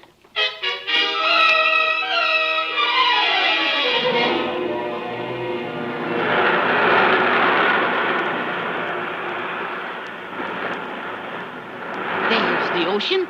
I'm going to find my dear father. Goodbye, Jiminy. Goodbye. Hey, wait. I may be live bait down there, but I'm your conscience and I'm going with you. I'm going to hold this rock so it'll take me all the way down to the bottom of the sea. Okay. I'll hold my nose. Let's go. Look out below!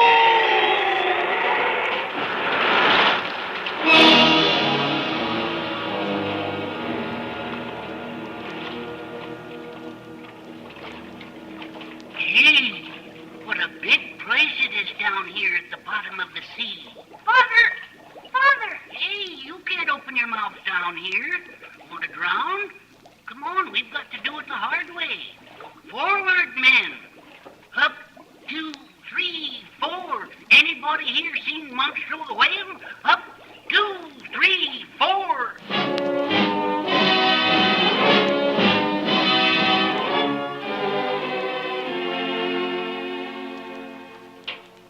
Oh, what a way to end up in the belly of a whale. I never thought it would be like this. Wonder what has happened to my poor little Pinocchio. He was such a good little boy. And now the whale hasn't eaten anything for 2 days. And if he doesn't eat, I will starve. Ahoy below! Move over! Here comes my dinner. Here comes the dinner of Monstro the Whale. All ready? Let her go!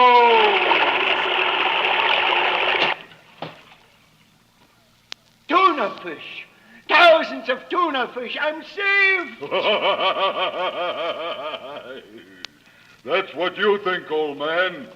Those tuna fish are for my dinner. Stand aside. No! No! I'll starve! I'll starve!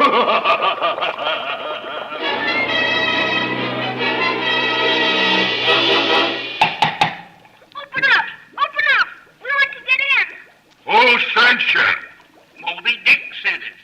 Open up! My father's in there. Open up, you big blubber. Why, sure. Come on in, small fry.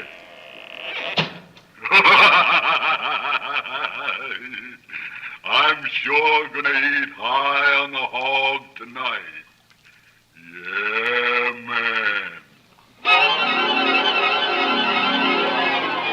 Jiminy, we're falling. You're telling me. Look out below! 4!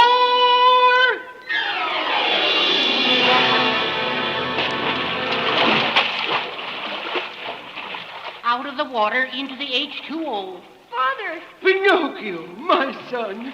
My son! Hi, Pop. We're here.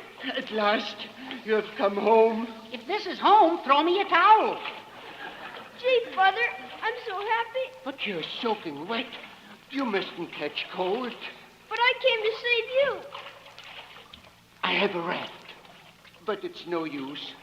The whale only opens his mouth when he's eating, and then everything comes out and nothing goes in. I know what to do. We must build a fire.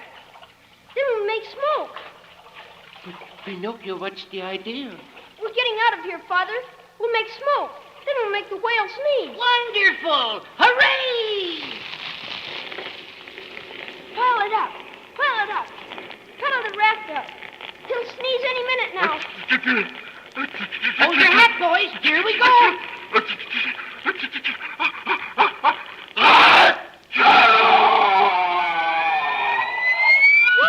we're out. Hold on. We're going to hit.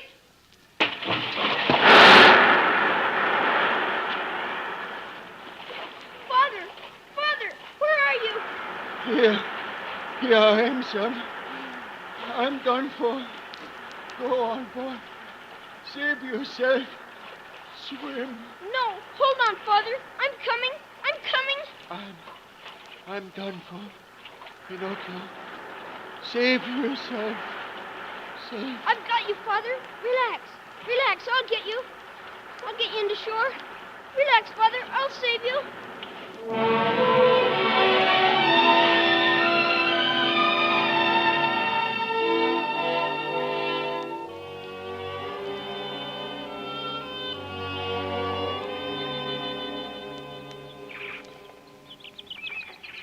Poor Pinocchio.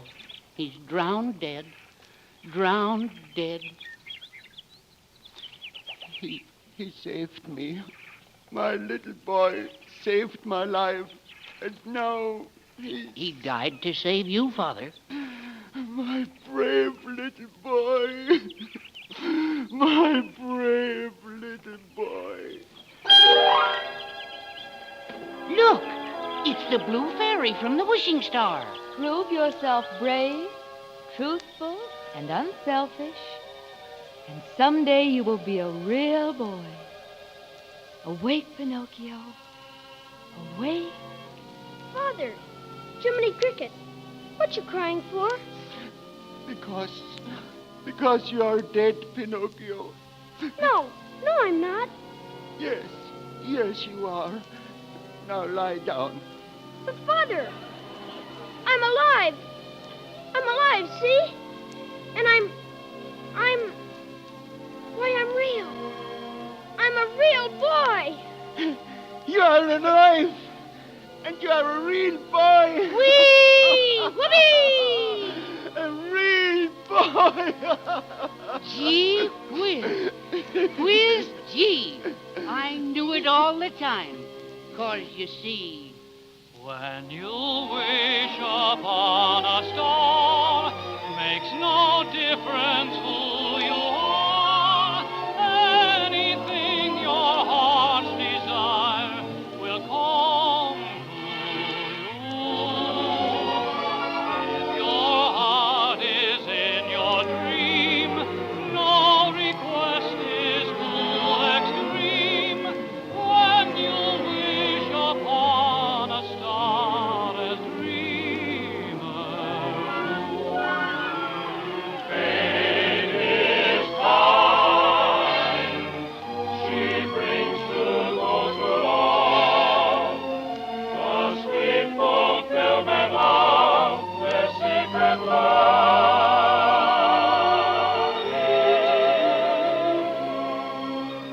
Like a bolt out of the blue, fate steps in and sees you through. When you wish upon a star, your dreams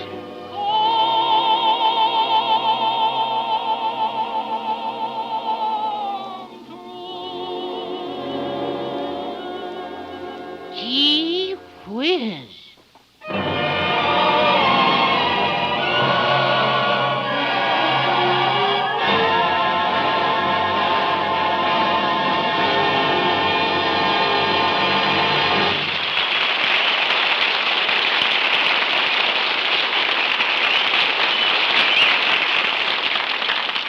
For pure suspense, few dramatic scenes compare with certain steps in the development of today's powerful new weapons against disease. For example, in the great Squibb laboratories, every lot of penicillin has to demonstrate its potency in many exacting tests, one of them on living bacteria. Tiny cylinders containing penicillin solution are placed in a culture medium in which the bacteria are already thriving. Seeping into the culture, the penicillin checks bacterial growth in a circle around each cylinder. In each case, the size of the circle gives an exact indication of the strength of the penicillin solution. It is by means of such scientific tests as this that the House of Squibb helps to safeguard your health, not only in the production of life-saving drugs like penicillin, but in the making of all Squibb health essentials. That is why the name Squibb on your doctor's prescription or on simple home necessities for your everyday use is your guarantee of quality. Make sure you get Squibb quality. Ask for Squibb, a name you can trust.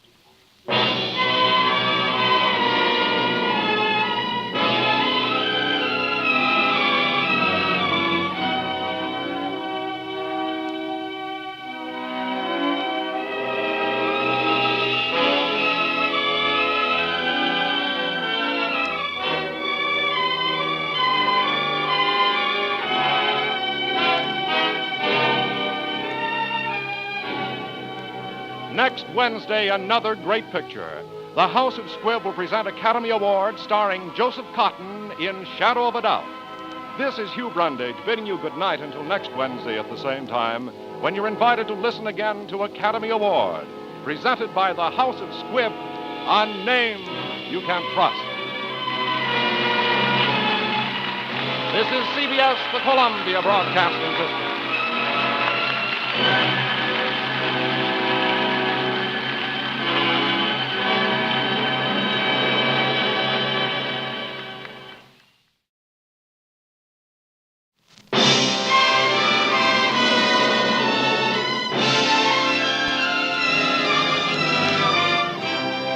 The House of Squibb presents Academy Award.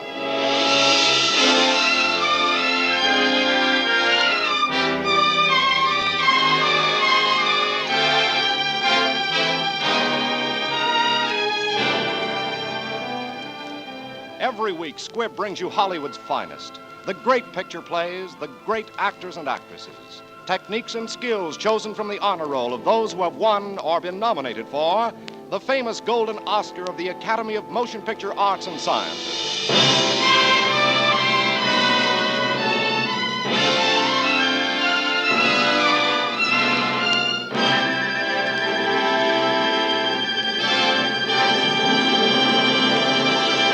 And now, E.R. Squibb & Sons, manufacturing chemist to the medical profession since 1858, bring you the distinguished actor Joseph Cotton, starring in Shadow of a Doubt with June Vincent. Mr. Cotton will play the famous role he created on the screen for Shadow of a Doubt, the picture which, as Best Original Story of the Year, was nominated for the 1943 Academy Award.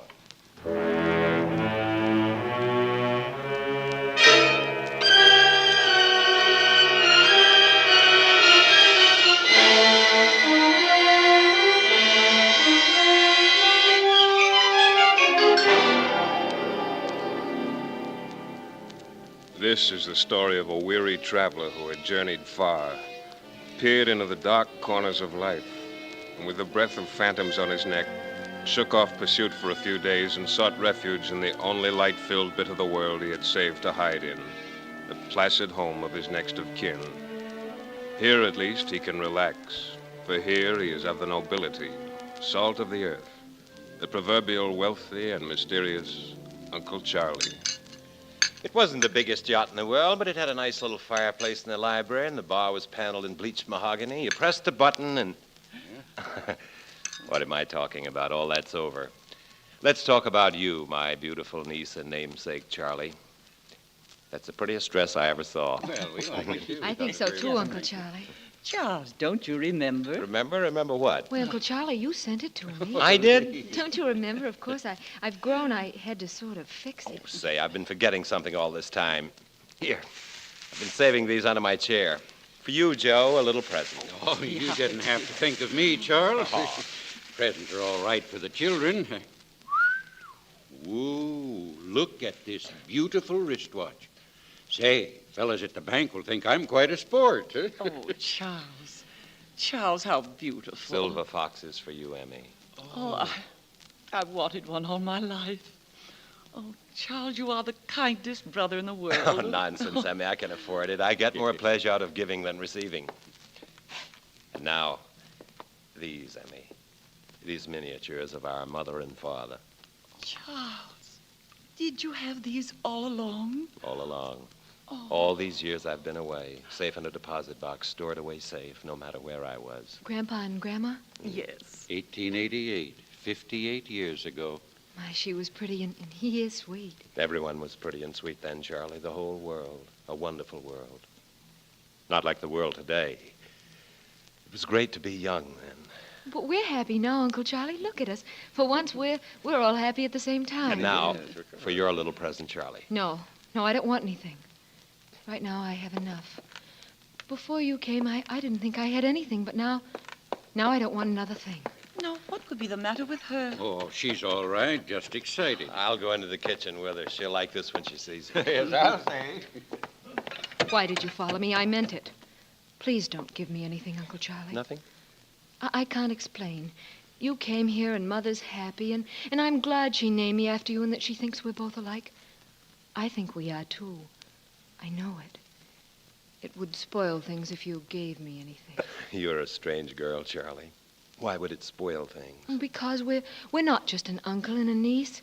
There's something else. I know you. I know that you don't tell people a lot of things.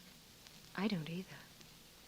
I have a feeling that inside you somewhere there's something nobody knows. Something nobody knows? Something secret and wonderful and... Well, I'll find out. Well, it's not good to find out too much, Charlie. But we're kind of like twins, don't you see? We have to know. Here, give me your hand. Here, no, the other finger. Now. Thank you. But you haven't even looked at the ring. I don't have to look at it. No matter what you gave me, it'd be the same. Here, now let me show it to you. It's a good emerald. A really good one. And good emeralds are the most beautiful things in the world. Well, you've had something engraved on it. I haven't, but I will if you'd like me to. But you have, Uncle Charlie. You have it. It's very faint. It's way down under the stone. T.S. from B.M.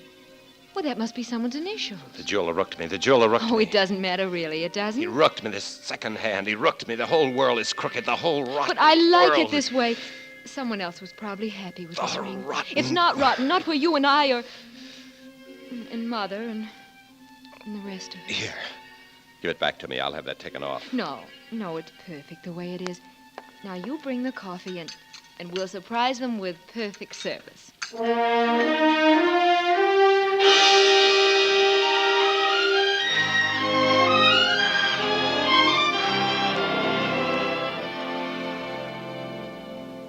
Well, Charles, you just sit here and relax. Oh, thank you, Emmy.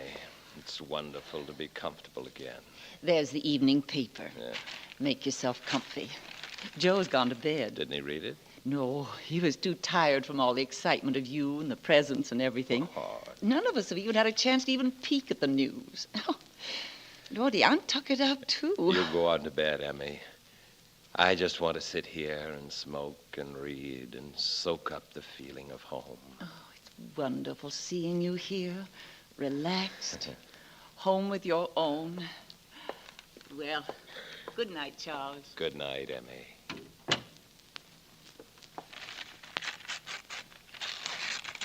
Uncle Charlie? Hello. What's the matter? Nothing. I just saw something in the paper that interested me, so I tore it out. Oh. Well, I brought you a pitcher of cold water. Mom said you wanted it. Oh, thank you, Charlie. You're very thoughtful. Sweet dreams. Uncle Charlie. Oh. I know something. I know a secret that you don't think I know. What secret? I know that there was something in that evening paper about you. About me? In the evening paper? About you. Please show it to me. I won't tell a soul. Oh, Charlie, you have me. But it wasn't about me. It was about some people I used to know. Well, let me see. There, now I've got the clipping and I'll prove it. Oh, Yeah, give me that. It's none of your business. Uncle Charlie, you're hurting me. Your hand. Oh, Charlie. I didn't mean to. I must have grabbed you harder than I thought. I was just fooling about it. It was just some gossip, not too pretty, about someone I met up with once. Nothing for you to read. You forget it. I am sorry, Uncle Charlie. I was only trying to tease you. I know. I know. Good night, Uncle Charlie. Good night. Good night. And pleasant dreams.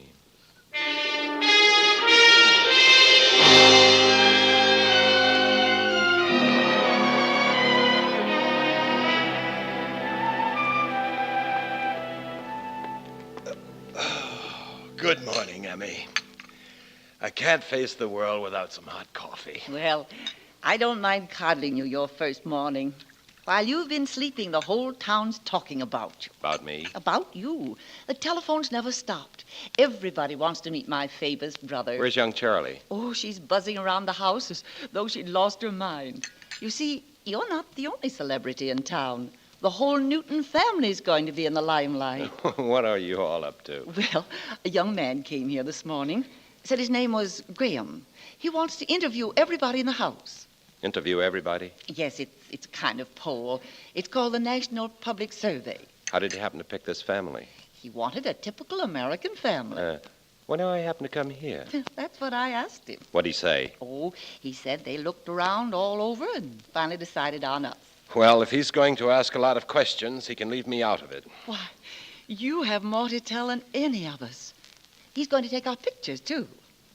Pictures? Yes. You see, there were really two young men. One takes the pictures. Oh, there were two of them. Yes. Very, very nice young men. One of them is really very handsome. Well, Charles, it certainly looks like the Newtons are going to be real famous.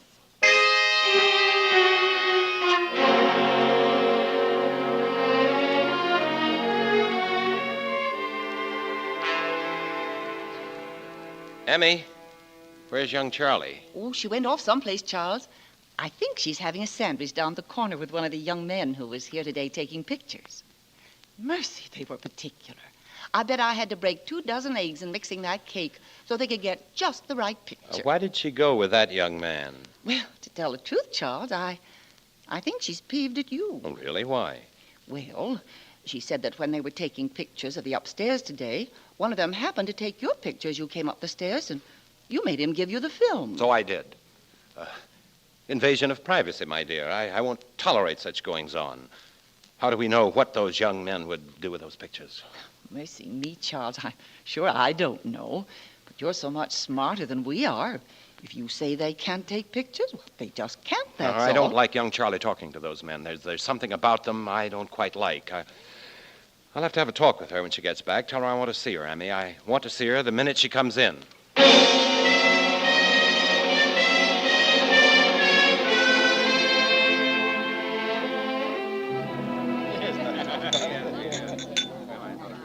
I know now, Jack Graham, what you really are. You're a detective. There's something the matter, and you're a detective. Charlie, listen. I don't want to listen. You pretended to be making a survey. You fooled us all. You've got to listen.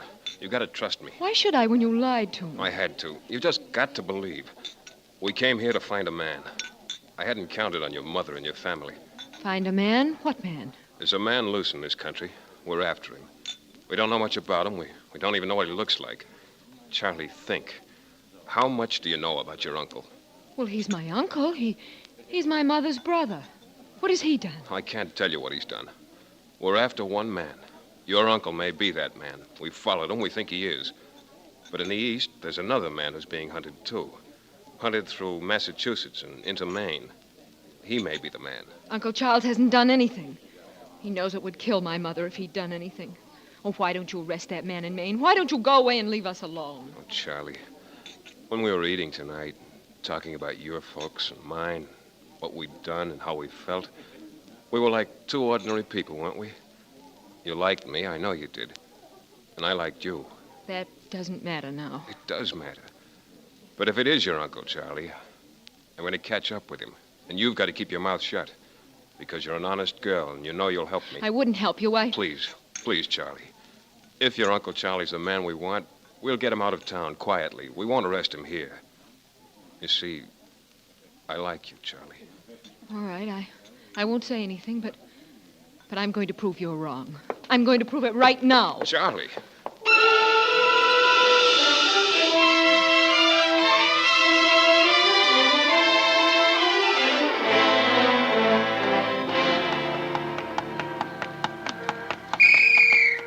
Say now, Charlie Newton. Hold on there, young lady. Wait for the light. I'm sorry, officer.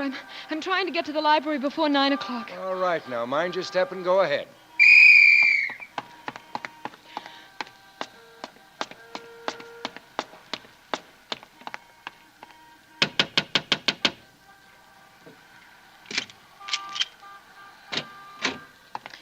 Really, Charlie, you know as well as I do that this library closes at 9. I'm terribly sorry, Miss Cochran, but there's something in a newspaper I've got to see. Yeah, since you're in, you're in. You have just 2 minutes. Oh, please make it be here. Make it be as Uncle Charlie says about somebody else. Oh. Boston, February 8th. Search for the Merry Widow murderer continues. No photograph of the suspected man has ever been obtained. His victims have uniformly been widows of large means, living in resort hotels, and this fact has led to his being called the Merry Widow murderer. His last victim was Mrs. Byron Mansfield, the former Thelma Scott. The ring. T.S. from B.M. Time to go, Charlie. Now, please, I'm tired after a hard day on my feet. All right. All right, then. Thank you.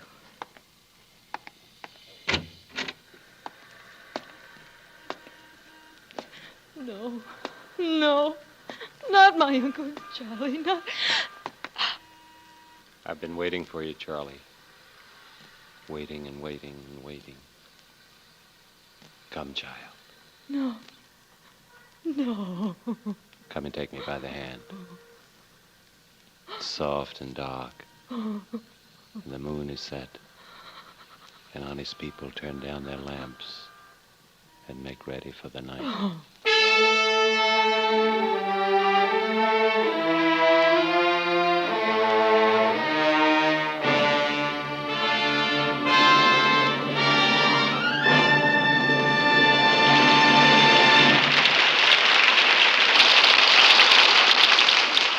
A note of mystery is fine in a drama, but when it comes to choosing a dentifrice, well, then you want to know what to expect.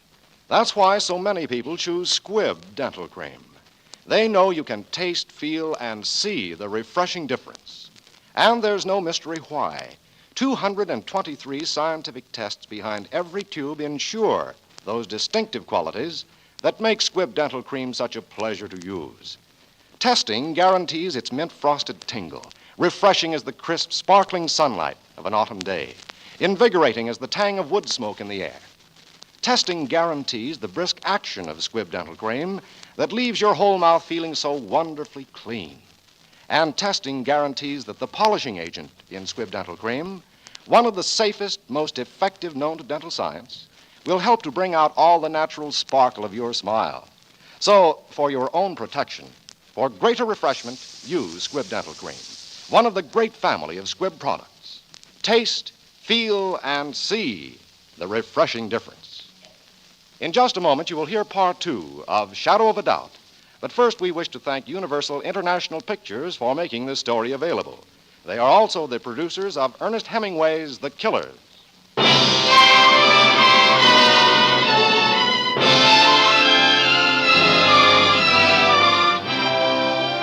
And now, the House of Squibb presents part 2 of Academy Award, starring Joseph Cotton in Shadow of a Doubt with June Vincent.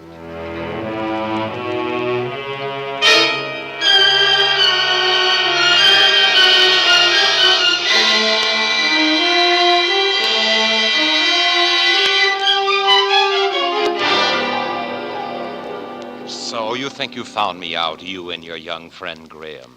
I don't know. I'm not going to tell him what I know. He may find out, but I won't tell him. He won't find out. I'm only asking you one thing. Just go away and leave us alone. No. Charlie, will you help me? Help you? Charlie, the same blood flows through our veins. A week ago, I was at the end of my rope. I'm so tired, Charlie. There's an end to the amount of running a man can do. And this is my last chance. Give it to me. There's another man in the East. They suspect him, too. If they catch him, give me this one last chance, Charlie. Take your chance and go. No, I'll go, Charlie. If you'll just give me a couple of days, help me, Charlie. I'm your uncle. Think of your mother. It would kill your mother. Yes, it would kill my mother. It would kill you, too, wouldn't it, Uncle Charlie? Now go on, get away from here. You can have your few days. You realize what it means if they get me. The electric chair. I count on you. Don't forget you said it yourself. We are not any ordinary uncle and niece. And no matter what I've done, we are twins. Go in now and sleep. Sleep and pleasant dreams, beautiful Charlie.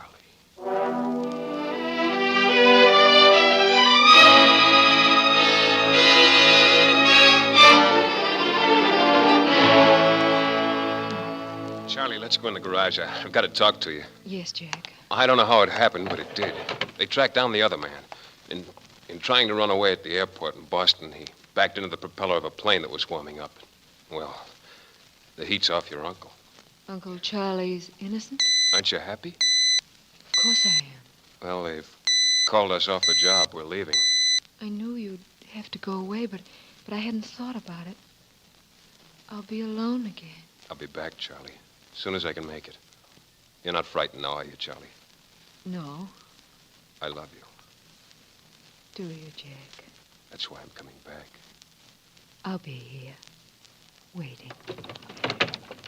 Well, what have you two been locking yourselves in the garage for? When I was young, we sat in the parlor. Hello, I was saying goodbye to Charlie. In the garage? In the garage. The door got stuck. Now I'll have to say goodbye to you. Well, say goodbye to me on the lawn. No use taking chances on that garage door again. Finished here? All finished, but I'll be back. You'll be seeing me around. Oh? Not on business. Oh, I see. Well, Charlie's a fine girl. She's the thing I love most in the world.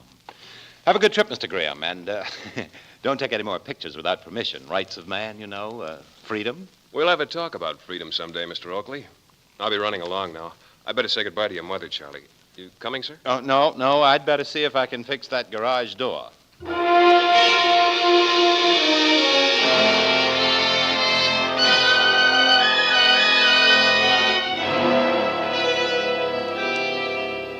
Well, folks, before we go to the women's club this evening, I'm going to tell you what I intend to say. I've been doing a lot of thinking, and I've come to a lot of conclusions. There's another thing I'd like to do, and I'm going to ask you, Emma, to help me. I'd like to do something for the town here. Something for the Children's Hospital. Oh, Charles. Something in memory of our father and mother. Something fine and good. By George, that's wonderful of you, Charles. Oh, Charles, I know how you feel about children who've been hurt because you were so terribly hurt yourself once. It's a miracle you're all right now. You might have been crippled for life. I know how you feel about children. Well, sir, this is the finest thing I ever heard of. Wait till they hear about this tonight. We'd better be going. Mercy, where are we all going to sit? Mother, Uncle Charles can sit in the back with Papa, and Roger and Ann will fit in perfectly well beside them. Oh, nonsense. I'm getting a cab. You all go in the cab, and Charlie and I will go in the other car alone. No, you go in the taxi, Uncle Charles. No, I know what I'm doing now. There's the cab waiting. You go get the car in the garage, Charlie. I'll wait for you. Mother, please ride with me. Papa can take the children, please. Well, get the car. We'll figure it out when we get out in the street. All right. Well, I guess we might as well sit down and wait till Charlie drives around. The more I see that girl, the more I seem to love her.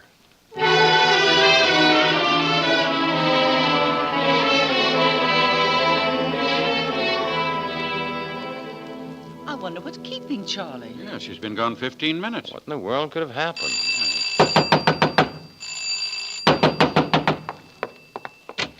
What is it? You better all come quick. I heard someone screaming and pounding on your garage door.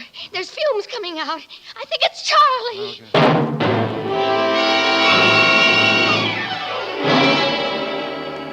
Keep back, everybody. Keep back, Joe. Here, I'll put her on the grass. Now get that flask of whiskey out of my room, Joe. Run. Charlie, dear Charlie. She can barely speak. Charlie, speak to me. Get away, Uncle Charlie.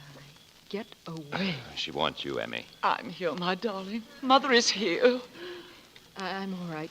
Just let me out. Here. There you are, Charlie. You've had a wonderful escape, dear. Someone must have left the engine running, or did you start the car yourself? The ignition key was gone, and the engine was running. And the garage doors were jammed. Well, that sounds impossible, but it must be the carbon monoxide fumes clouding her brain. I'll be all right. I just want to be alone. You all go ahead to the meeting. I should say I want you to. I'll stay in the porch, and then I'll get the things ready for the party when you get back. I don't feel much like making a speech when I think what might have happened to you Lucky if... thing I have good ears. My goodness, she might have died. Yes, she might have died. Go ahead. I'll be all right. I insist on it now. Go on. Go right now. Well, guess we'd better humor the patient. Come on, folks. The taxi is waiting, and I'm sure dear Charlie will be good as new when we get back. All right, let's go.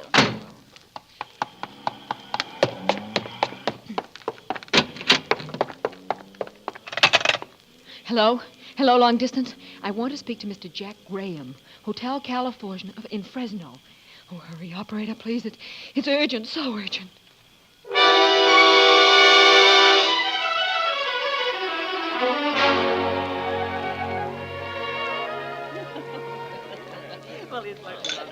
Just a minute, folks. I'd like to propose a toast to our distinguished visitor, who made the finest speech tonight ever heard in these parts. To Uncle Charlie. Uncle Charlie. Thank you. Now, I give you a toast to this beautiful village and its beautiful people. This haven, this place I would rather call home than any place in the world. The place I intend to... Charlie, my child, you're white as a ghost. I'm all right, Mother. I'm sorry, Uncle Charlie. You were saying that you'd rather live here than any other place in the world. And yet you must leave. You must leave tomorrow. Forever. Why, Charlie, you let the cat out of the bag. I was saving the bad news until last. I didn't want to spoil your fun, Emmy, dear, but I got a letter today. Have to leave on the early morning train for San Francisco. Oh, no, Charles, but, no. I'm going to miss you, Emmy. I'm going to miss you all.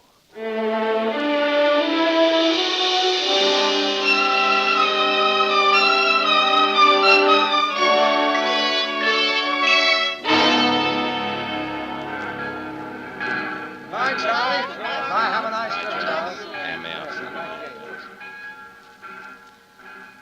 The train is going to start, and I'll have to get off, Uncle Charlie. But I wanted to tell you.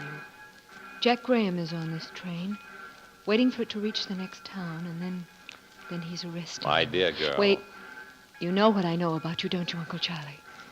You're a murderer, Uncle Charlie, and you tried to murder me. Wait, Charlie. Let go now, of wait. me. Let go of me. You did a fine thing for your mother. You were right not to let her know. After all, she's not very strong. This train is really going. I don't think I can... Yes, it's really going. And now I'll open this vestibule door. Wait. Just a little faster. You're mad. You're a madman. Just a little faster. A little faster. I want to be sure this time, my dear. Let me go. Let me Sure. go. Now, there's another train coming the other way. If you are still alive when you hit the tracks, well, so long, Charlie. My twin. No, you can't. Don't. Charlie, hold on. We're heading into a curve. Uncle Charlie, hold on.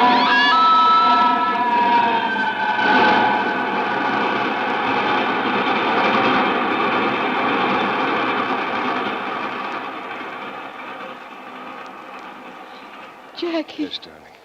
he tried to push me. Yes. And then you called him. And he fell under that other train. Jack. My Uncle Charlie is gone.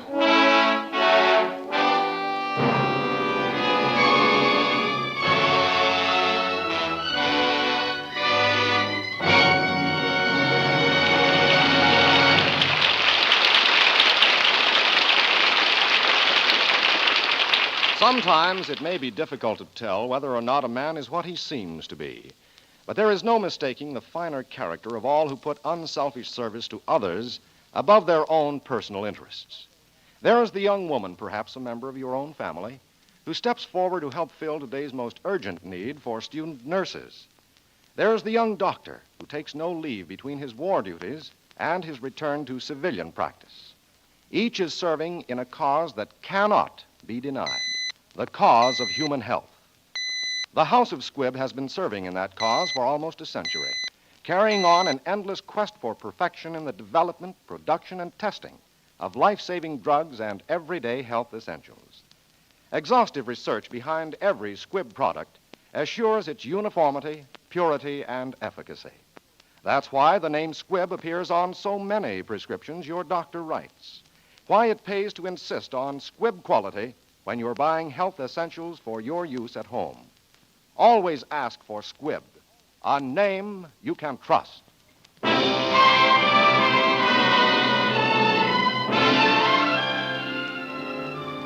Next Wednesday, another great picture. The House of Squibb will present Academy Award starring Irene Dunn in The White Cliffs of Dover.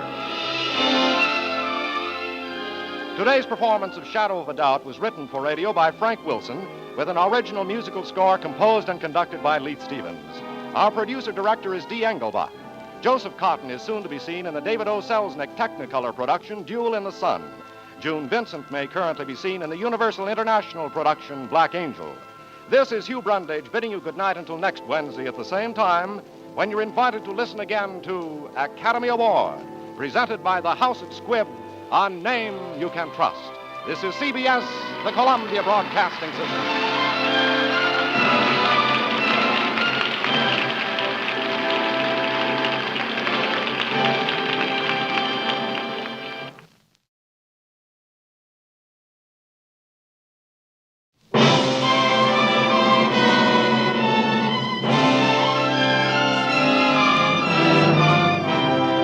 The House of Squibb presents Academy Award.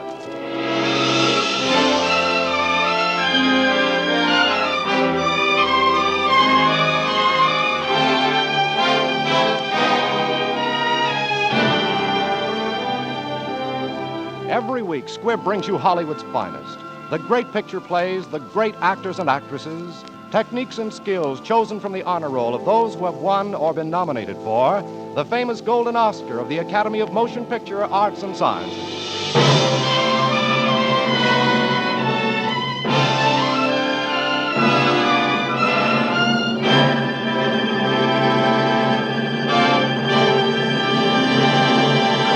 And now, E.R. Squibb & Sons, manufacturing chemist to the medical profession since 1858, bring you the distinguished actress Irene Dunn, who has 4 times been nominated for the Academy Award as Best Actress of the Year. You will hear her tonight starring in The White Cliffs of Dover with Sir Aubrey Smith.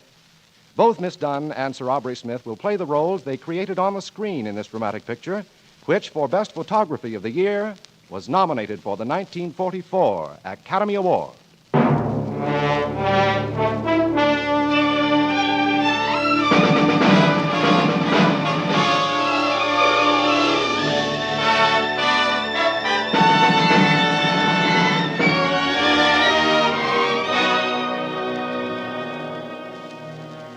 I have loved England dearly and deeply since that first morning, shining and pure, the white cliffs of Dover I saw rising steeply out of the sea that once made her secure.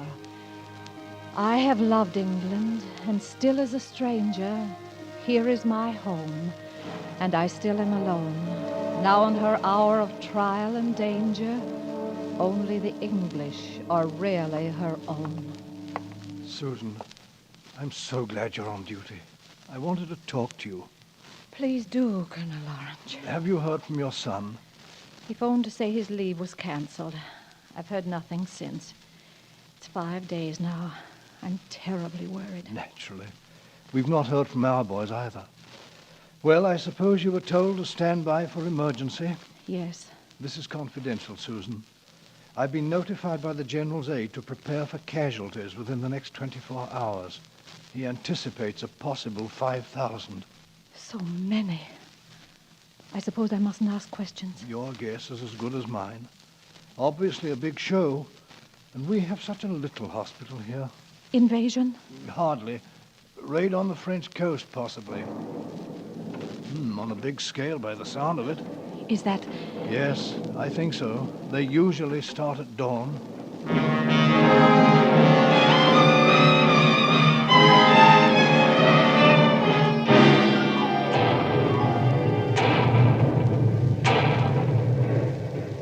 Cigarette?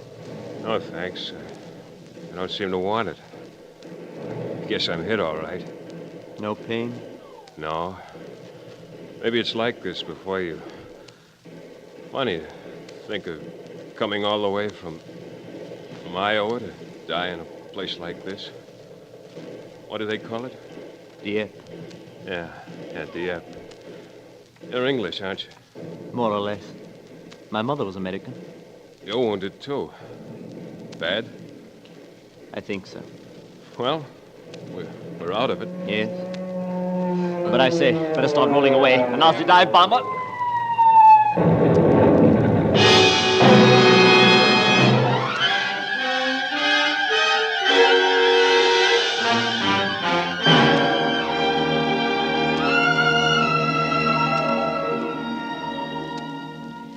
I have loved England dearly and deeply since that first morning, shining and pure, the white cliffs of Dover I saw rising steeply out of the sea that once made her secure. I had no thought then of husband or lover. I was a traveler, the guest of a week. Mean to tell me, young lady, you came 3,000 miles to spend 2 weeks in the bedroom of a Bloomsbury boarding house? Don't rub it in, Colonel Morris. But, my dear child, you must stay over. See something of England. Why, this is April. April 1914. Well, I've seen a great deal of London. The British Museum, the National Portrait Gallery, Oh, and... great heavens. British Museum, eh? Saw the mummies, what? Been to any shows? Any No. dances? No, I'm afraid my father... Speaking of dancing, I'm afraid I can't play cards tonight. It's the night of Millicent Waverley's ball. Thought I might go this time. Where the King and Queen are going.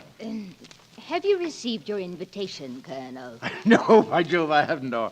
I was giving Millicent a ring. Care to come to this shindig with me tonight? You mean... I don't know if that sort of thing interests you, but everybody will be there, from the King down.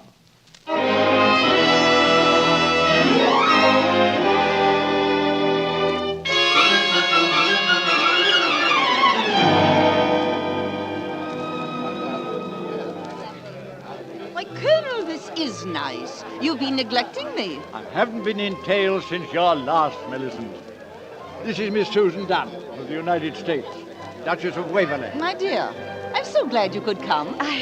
Oh, thank you. Nothing less would have brought this old bear out. See that he gets you some acceptable partners.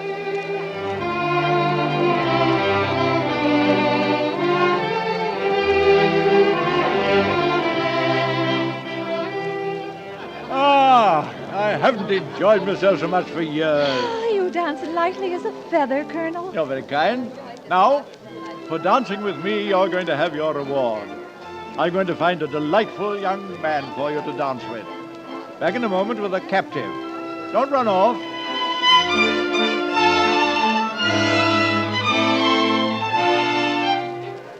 John Ashwood!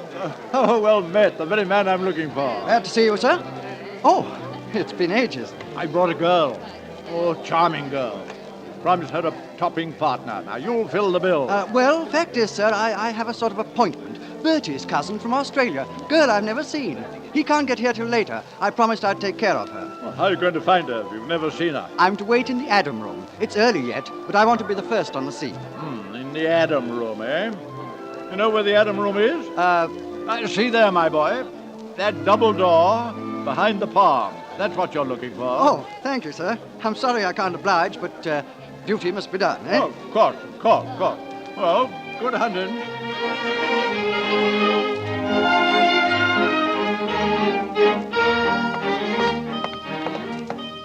Oh. Hello. You must be Bertie's cousin, Nancy. I'm John Ashwood. I hope I haven't kept you waiting. Well, no, not at all. I came early. I thought I'd be the first. It's awful to be hanging around when you don't know anyone. Yes, isn't it? Oh, I suppose the Colonel sent you. No, Bertie sent me. He told me to tell you that he'd be late. He's detained at the Foreign Office. The weekly crisis, I suppose. He said you were not to wait supper for him, but to try and behave as if I were he. Do you think you can? Well, yes, I'm sure, quite easily, but I'm I afraid... hear this is your first visit to England. Yes, it is. And you're not staying very long. No, indeed. No time at all. In fact... Oh, that's too bad. We must make the most of it, mustn't we? May I have the pleasure of this dance? Why, yes, I should love to.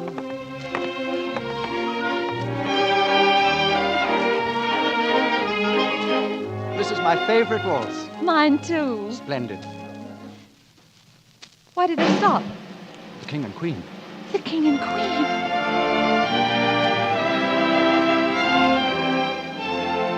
Oh, what shall I do? Just curtsy. But Here they come.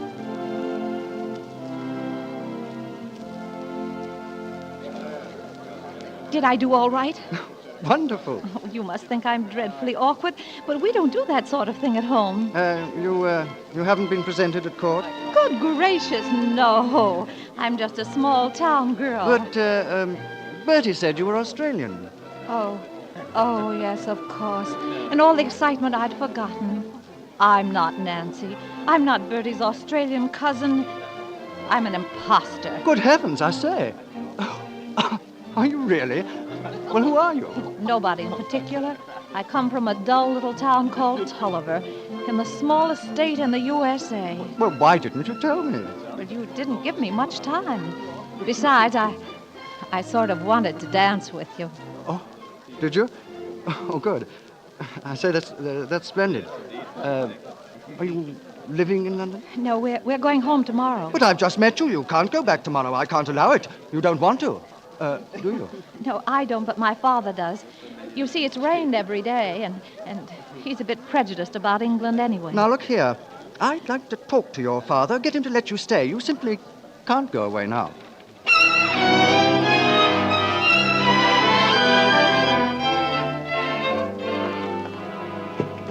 Good morning, Miss Dunn. Oh, dear. Good morning, sir. I know this is not an opportune moment, and I hope you'll forgive me. Father, this is Sir John Ashwood. He brought me home last night. Glad to meet you. Sorry we haven't more time. Fact is, we're a bit rushed. Our train leaves at 10. Mr. Dunn, my mother lives in Devon, and Yeah. at any moment she may call you on the telephone. Yeah. My mother would be delighted if you and Miss Dunn could spend a week or two with us, see some typical English country life. Hold on. There is out of the question. Good heavens, man, we're practically on the train, and we don't know your mother. She doesn't know us. I've come for the trunk, Governor. Right there. Now, I'm sorry, mister, but I run a newspaper, and I've got to get back to it. Mr. Dunn, a telephone call, sir. Lady Jean Ashford. Tell her I've gone. Tell her... Susan, why do you stand there like a wooden Indian? Say something. Tell this obstinate young man that you can't go. Tell him you don't want to stay. But I do, Father. What? I want to very much. You see, Keep out of this. Your cab, sir. I'm holding the line, Mr. Dunn. Let me stay a week or so, Father. You go back alone. Well, of all the unfeeling... Just a few weeks, sir. I'll catch the next boat. We'll take care of her, sir. I promise. Sir. The phone, Mr. Dunn. Holy mackerel. Hello, Dunn speaking. Hiram P. Dunn.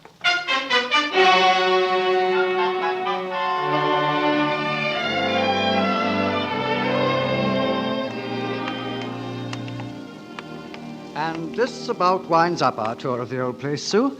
Except for the portraits. I'm not going to bother you with the others, but this gorgeous officer is the present baronet and your humble servant. Oh, it's so beautiful, all of it. Like a dream. Me too. You too. I'd like to show you everything in this world. We'd begin with England. We'll drive down the Roman roads where Caesar's legions marched and follow Chaucer's steps to Canterbury. I'll show you the Isle of Avalon, where King Arthur died and the Holy Grail is buried. Places with lovely names. St. Just of Roseland, where Henry VIII honeymooned with Anne Boleyn, and Tintagel, where Iseult waited for a white sail. Jolly places. There's a moat at Wells where the swans swim and ring a bell for dinner when they're hungry. I say, you're crying. I'm not. At least, I don't want to. You see that space on the wall near my portrait? That's where my wife's portrait will hang. You must have often wondered what she'd be like. I have. Until a few days ago. Then I began to hope that she'd be tall and fair, with a mind of her own, and that when my great-grandson showed visitors her portrait, he'd say, "My great-grandmother.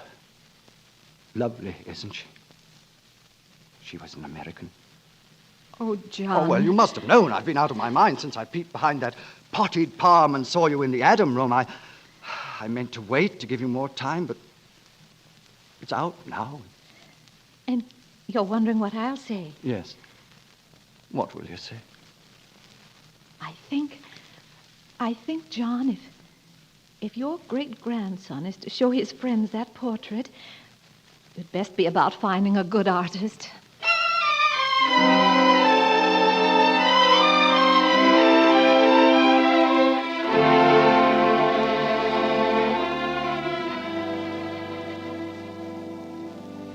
And the stars brighten, and their eyes are clear to see God's image in their common clay.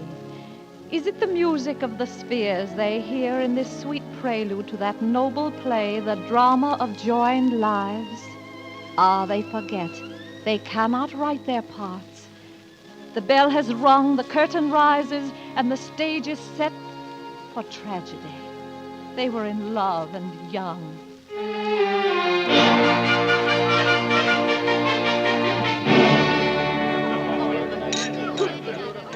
My darling, the car's waiting. You'd better slip away and change. I will, but I'll dread each wasted moment away from you. Oh, it was the most wonderful wedding in the world. I shall never, never, never marry anyone but you. Oh, I swear no. it. I say a toast. Yeah. I think it's high time we drank to the union of the old world and the new, to our dear young friend and the charming lady who said with Ruth of old, "Thy people shall be my people." Ladies and gentlemen, to the health and happiness of Sir John and Lady Ashwood. Just a moment, John. Forgive me, I'm late. Forgive me for bringing bad news. John, this came for you. Telegram from the War Office. John, what is it? What is it, Colonel? A joke? No joke, sir. England's at war.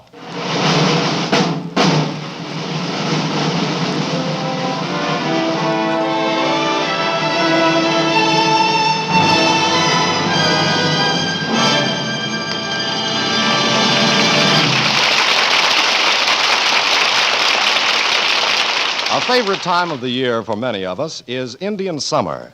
The September and October days when trees are flaming red and gold, when there's a rich fragrance of harvest in the air, when nights are so crisply cool, the crackle of an open fire is music to our ears. Autumn is more than a season. It's an exhilarating, refreshing experience. And in its own way, Squibb Dental Cream is like that. Not just another dentifrice, but a genuine delight to use. Refreshingly different. You'll like its pungent, fresh mint zest, its brisk, exhilarating action. And you'll appreciate how effectively the safe, soft, polishing agent in Squibb Dental Cream brings out the natural sparkle of your smile. All of these distinctive advantages of Squibb Dental Cream are assured by 223 scientific tests behind every tube.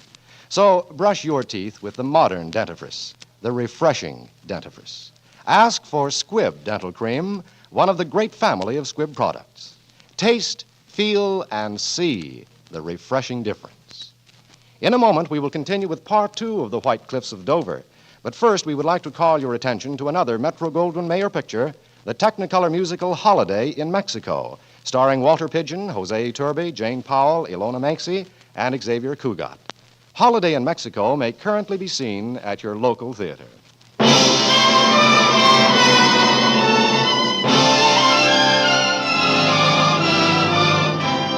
And now the House of Squibb presents part 2 of Academy Award, starring Irene Dunn in The White Cliffs of Dover with Sir Aubrey Smith.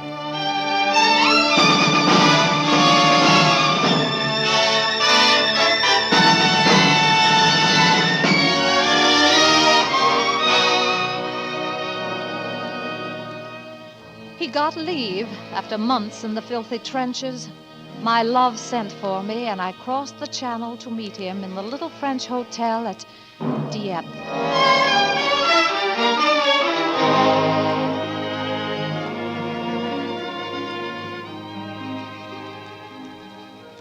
We heard the sea murmur. We saw the full moon wane, knowing that our happiness might never come again.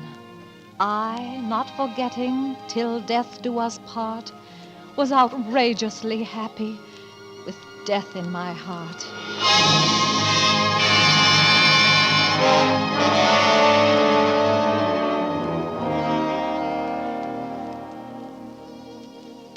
My love, to be here, I just don't have the words. We don't need words, John. Look, the moon. One would think there was no war going on. Well, We can't spend what's left of my leave on the view. I'm hungry. And there's the champagne. Of course, dear. It's grand that you and Mother hit it off so well. Does she bully you? She does. To hear her, you'd think I was doing it just to be contrary, because I'm an American. Doing what? Well, I should say not doing it. Not doing what? Well, John. Sue, you're blushing. Come to that, you look pretty pink yourself. I say, this wouldn't have anything to do with young Percy, would it? John, Percy. The eldest son's always called Percy, dear. Not my eldest. Our eldest. But I don't like the name Percy. Well, I don't like it very much myself. But the eldest son's always called Percy. Why? Tradition. My boy will be called after the man I love, his father, and his name will be John. I am sorry, monsieur, but you asked me to call if the message came. It has come. No. Oh, no, my darling. No, I won't let you go back. I won't. I won't let you go back and be murdered. You can't. Don't you see? Not now. Oh, my darling, darling. I don't want to leave paradise, but I have no choice. Come on, one more glass. One for the road back to hell.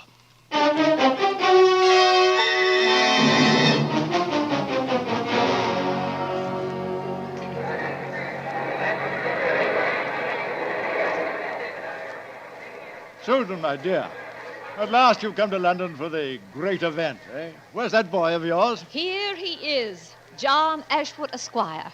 So this is John's boy. And mine too, Colonel. Fine lad. He looks like John. If it hadn't been for me, you know, I have a bit of a share in this young fellow. Of course, dear friend. You brought us together that wonderful night at the ball. Ah, here they come.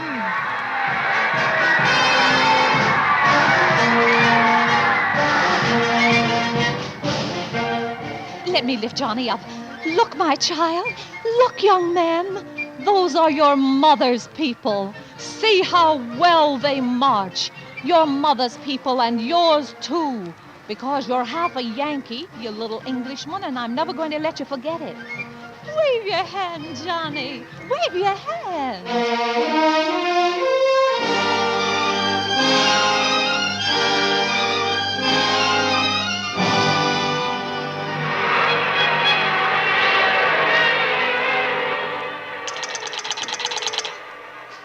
I say, I can't hear you. Hello?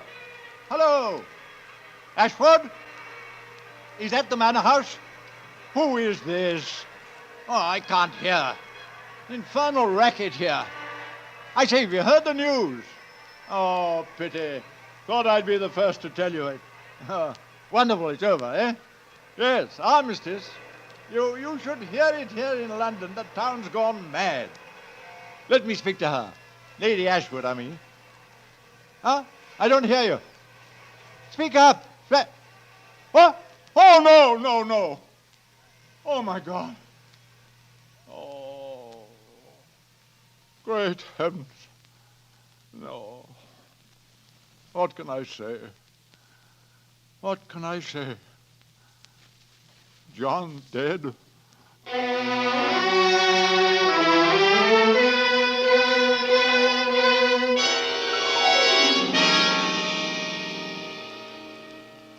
I do not remember the words that they said. Killed, Douay, November. I knew John was dead.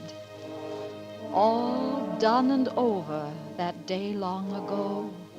The white cliffs of Dover, little did I know. Ah, look at the fat legs of him. I declare I never saw one grow so fast. Not yet a year old. Yes, he's fine and strong, my baby. He'll grow up tall and straight, and he'll go into the army.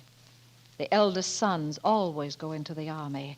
It's a family tradition. A tradition to die young in a country not your own. A tradition to die young for honor and glory. But my baby will live out his life. I'll teach him to run and hide when the drums start playing. I'll keep him safe. I don't know how, but I'll keep him safe. Do you understand?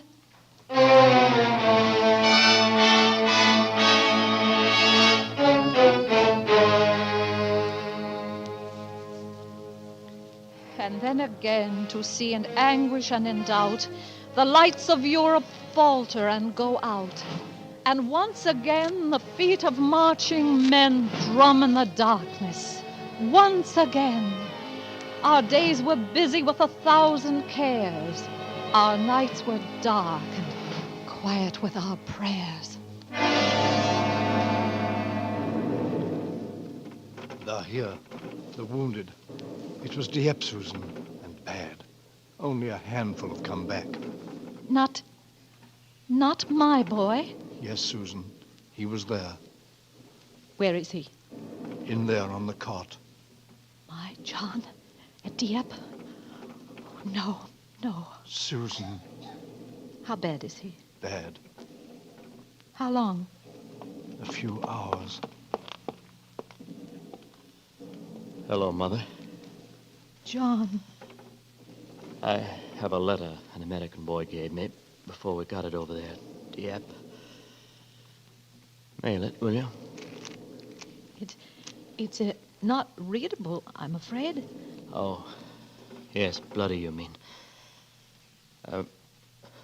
Will you write her another? Yes, dear. Good. You know, it's funny to think I never saw your home. I wish I had. And then I'd know how close we were. The chap, that American...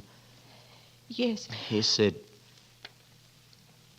he'd really start to fight the day the war ended. For a good peace. A peace that would stick. That nobody could kick around. You see, he didn't know he was going to die. He didn't know. Yes, dear. He didn't know. And I'll write a letter to his mother. Tell her he did very well. Yes, I'll tell her. Hey, you've got to go now. There's work for you to do. I'll be all right. Good night, Mother. And thanks.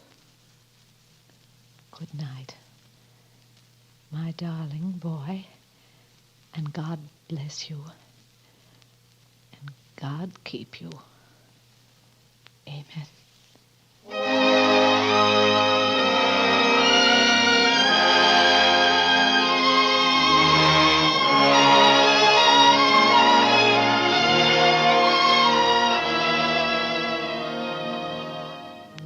I have loved England dearly, and dearly too, husband and son. Now at the end, I know they would have me do what must still be done. I was American born and American bred from a hickory shore. We shall not turn away from the dead as we did before. We shall not turn away till the air is bright and the day is set. They had a dream like glory and morning light, and we have it yet.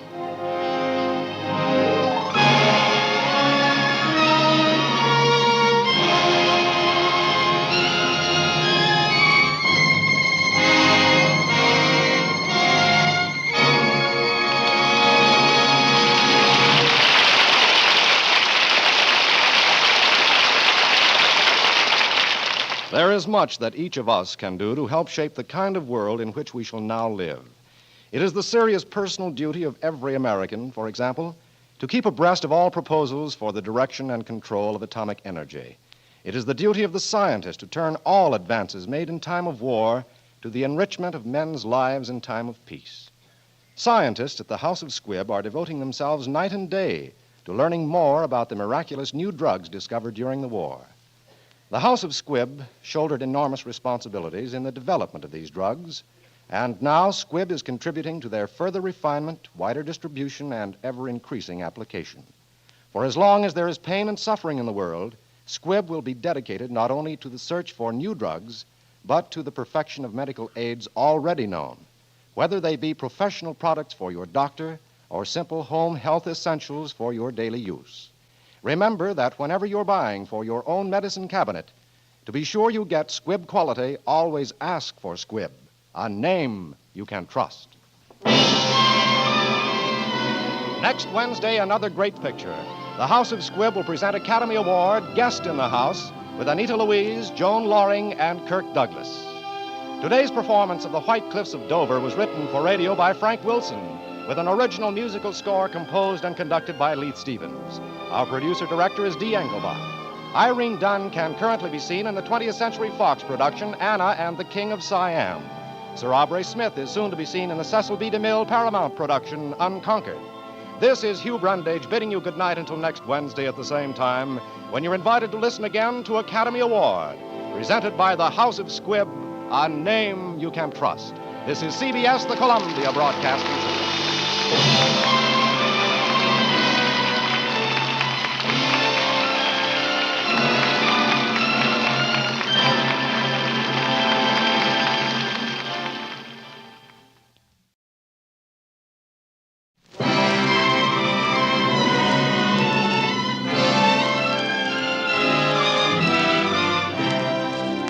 The House of Squibb presents Academy Award.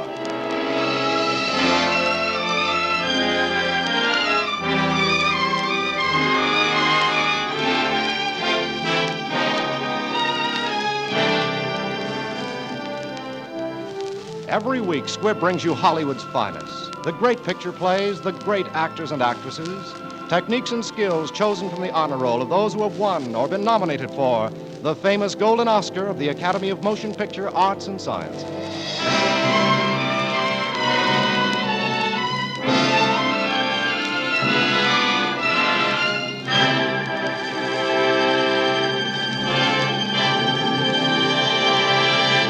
And now, E.R. Squibb & Sons, manufacturing chemist to the medical profession since 1858, bring you Guest in the House, the thrilling drama which was nominated for a 1945 Academy Award. In our cast tonight, you will hear three of Hollywood's most brilliant young stars, Anita Louise, Kirk Douglas, and Joan Loring, who, as Best Supporting Actress of the Year, was also nominated for the 1945 Academy Award.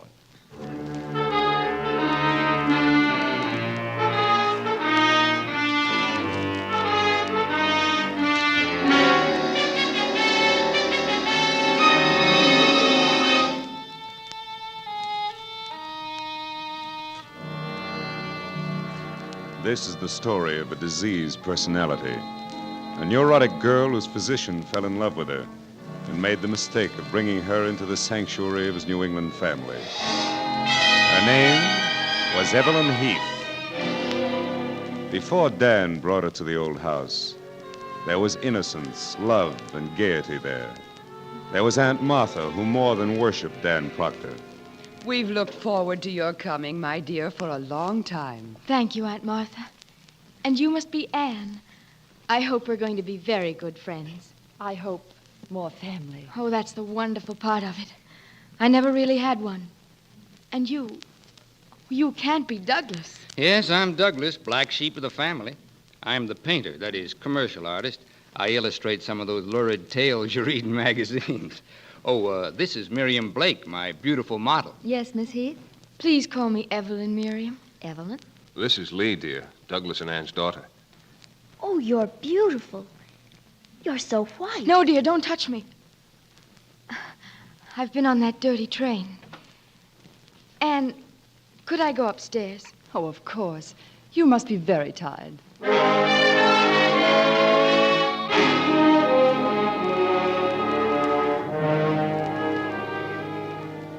Guests had arrived, so young, but so pale and sick.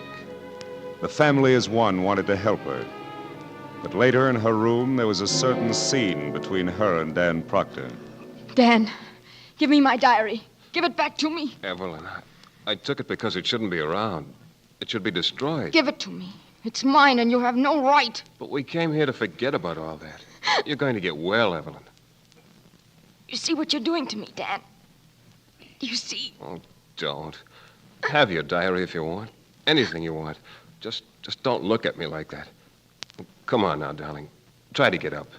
They'll be waiting. Get ready. I won't be able to now.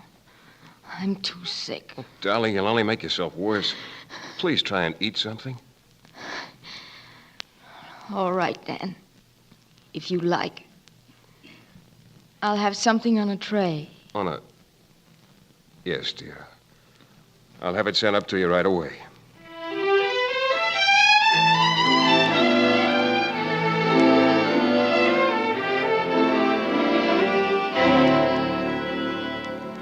Yes, the family had been gay and innocent and happy. But now there was a guest in the house, Dan Proctor's girl. And suddenly, who could tell why, the laughter was still. And then in the night, without warning... It's Evelyn. Come on, Ann. Something's happened. What is it? What on earth is it? Get some water, Miriam. Oh, Daddy, I didn't mean to frighten her. I wanted to give her a present. Get it out. Get it out, make it, take it away. Evelyn, what is it? The bird. I hate birds. I'm afraid of birds. Make it, take it away. Please make it, take it away. Lee, take Skipper away. Put him outside somewhere. Come on, Lee. We'll put Skipper in the hothouse. I'll go with her, Anne. What's wrong with Evelyn, Aunt Martha?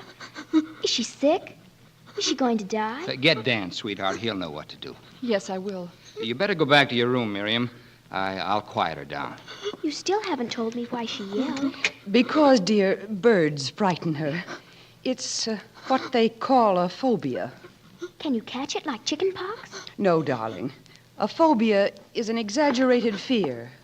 She's afraid of birds. Don't, Douglas, don't. I'm just opening the window to get a little air in I don't here. want you to. Don't you see those leaves? In the moonlight, they look like birds trying to get in. I was lying here thinking about it. That's what scared me so when the child came in. Now, look, Evelyn, that's first-class moonlight. Don't think bad things about it. Well, thanks, Douglas. I'll take over. It's all right. You'll be yourself again in a minute. I'm so sorry, everybody. Now, you just drink this. Dan, tell them that I don't do this very often. I'm so ashamed. Don't you even think about it, Evelyn. Oh, Ann, you know you've got a hat you'll have to get rid of. Oh, I don't mind them on hats. It's just the wings fluttering. They're horrible. I can't stand it. Doug, I think we'd better leave her to her doctor. Oh, of course. Good night now. Good night, Evelyn. Good night. Bless you.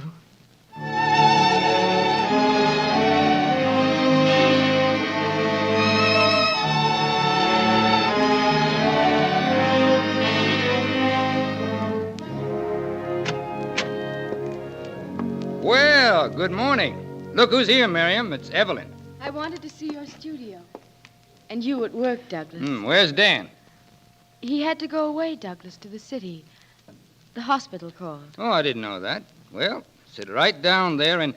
Say, I got an idea. What are you doing? Just sketching you. I'll show you how you're going to look after a couple of weeks here. You couldn't manage a smile, could you? Oh, all right. But it'll be there. And after a while, maybe even a dimple. No more shadows under those eyes. Then pure body lines to match that beautiful face. Now, there. Oh, Douglas. I'm beautiful. You've made me beautiful. Sure, I remodeled everything. Look what I've done to Miriam. This is a sketch of St. Cecilia I'm doing for the church down in the village. You see, once in a while I turn real artist and try to do something good. Well, I got to get on with some other work. You can rest now, Miriam. Oh, show Ellen around the dump, will you? Sure. Well, Evelyn, you can see for yourself. There, his art with a capital A, period. Over there's some work from a book he did. And, I don't know what that junk is. Is it very difficult to pose? Well, at $3 an hour, it's not too difficult. This girl is nude. Have you ever had to pose like this? Sure. That's me. $5 an hour, and not bad either. I think I'd rather die than do that. You're kidding. Will you tell Douglas I'll be back some other time? Hey, where you going? I'm tired, Douglas. I think I'll go to my room. You're overdoing it. Your first day up. That's it, I guess. Well, let's go, Miriam. Feel like posing some more? Now, what's the matter with you? You should have seen her face when I told her that drawing was of me. Don't be too hard on her. Okay, only Dan better be careful. He's apt to find himself married to something in armor. Let Dan worry about that, and you... Now, what else is bothering you? That girl hates me, Doug. And I don't get it.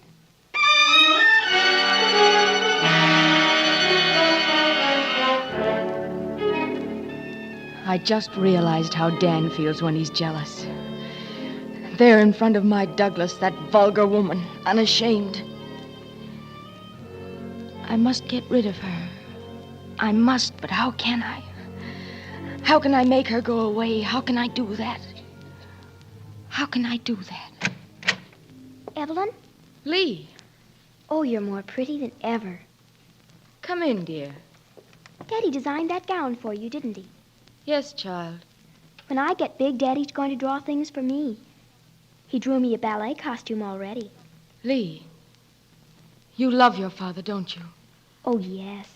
Look at me. You love to feel his arms around you. You wouldn't want someone bad to take him away from you. No, no. Are you big enough to understand something if I tell you? Yes. And keep a secret? Yes. Come here. Closer.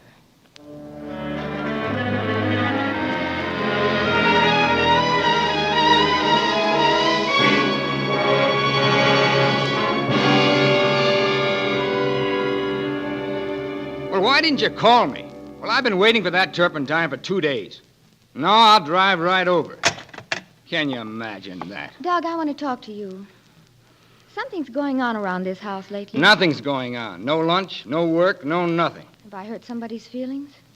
Haven't you noticed how the servants have been treating me? And your daughter avoiding me? She won't even talk to me, but runs away. And now Anne. What about Anne?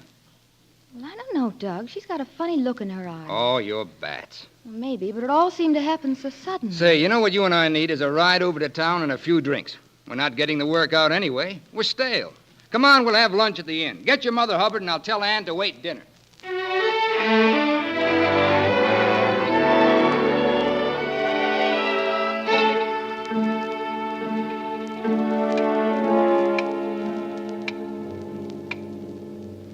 It's so quiet, isn't it, Aunt Martha? After a while, you get so you wouldn't live in any other place in the world. And yet, you always feel the sea out there. Rough and cruel and mean. In the winter, it is. Oh, I wouldn't mind it that way. I'd like to hear it pounding. I like things to be like that. Things and people can't always be the same. Yeah, that's right. Anne, what has happened to them? I don't know. They were to be back for dinner. Hilda says everything is ruined. It's after 8:30. Maybe they had a flat tire.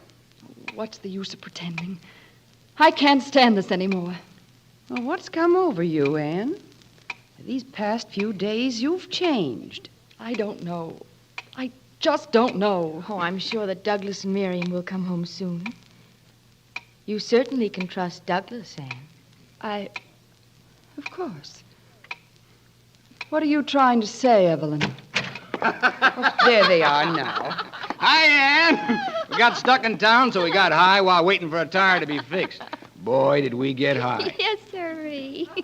We sure got relaxed. And your husband drinks too much. Douglas. Huh? Douglas, I want to speak to you privately. Sure. Make an appointment with my secretary. Douglas, will you speak to me in here? Okay.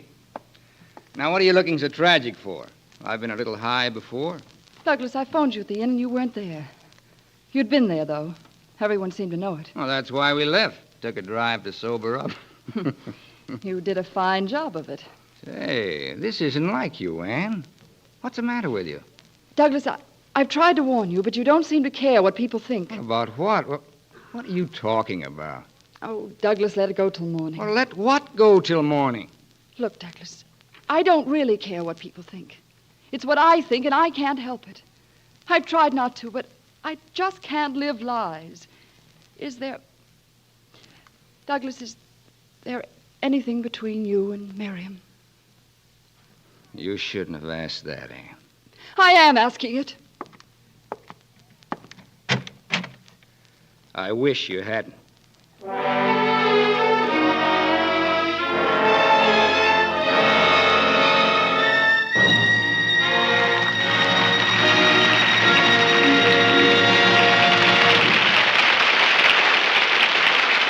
Let's leave for just a moment the tense, charged atmosphere of the Proctor home. Let's climb in fancy to the peak of a snow-capped mountain where the air is clear as crystal, sharp with the clean, spicy fragrance of evergreens, where the wind on your cheeks invigorates like the sting of an icy shower. How quickly it refreshes, like the sudden, pleasant tingle you feel when you brush your teeth with Squibb Dental Cream. For Squibb Dental Cream is refreshingly different from any dentifrice you have ever used before. Its cool, minty tang, its brisk, refreshing action brings a sense of exhilaration that wakes up your whole mouth, leaves it feeling gloriously alive. And you'll soon come to notice a refreshing difference in your smile, too. For the polishing agent in Squibb Dental Cream is just as effective as it is safe, one of the finest known to dental science. So, for a brighter smile and a happier mouth, brush your teeth with Squibb Dental Cream, one of the great family of Squibb products. Taste, feel, and see the refreshing difference. Before we continue with part 2 of Guest in the House, we want to thank Hunt Stromberg for making this story available. He is also the producer of The Strange Woman, starring Hedy Lamarr.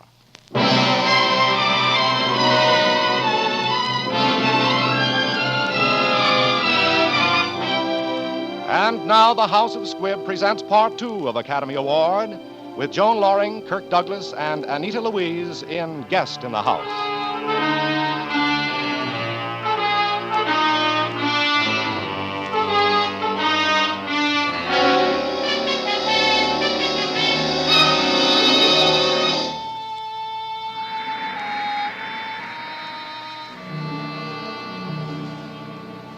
Douglas, it's me. Oh, hello, Evelyn. Something you want? Why didn't you ring? I didn't want anything. I thought I heard voices, and then I heard a car leave. Is anything wrong? No, Miriam had to go away, that's all. Well, things haven't been right here for quite a while. Look, Evelyn, it's nice of you to pretend you don't know, but, well, you must have heard. Yes, I know, Douglas. I tried to stop Anne. She didn't talk to you about it. Well, not exactly talk, but I've seen her watching you. It worried me because of Lee. Lee? You know how impressionable children are. I've tried to keep her from finding out. Anne's been so good to me. I don't know what's gotten into her. Oh, now I've only upset you more. No, I'm just sorry you have to go through this. I hope it won't sour you on married life. Never, Douglas. If ever I'm jealous of Dan, I'll never show it. I'm sure you wouldn't. I can't even afford to be jealous with my heart. Oh, yes, it must be hard to keep so calm, so peaceful. I have to be. You learn about peace, you know. Lying awake nights alone, knowing that at any moment it may come. Douglas, what are you going to do about another model? Oh, I'll think about it tomorrow. Suppose she's like this with your next one. Well, she better not, or there won't be a next one. You see, Douglas, you're bitter. And you mustn't be. She'll get over it if you give her a chance. I guess you're right. And if I could help you out until you get another model, I'd... You? Modeling? But, say, why not? Say, I know now why that face of yours has haunted me. Of course. Say, look, Evelyn, starting tomorrow, I'm going to be painting on a wall. The church wall in the village. And you're going to be my Saint Cecilia.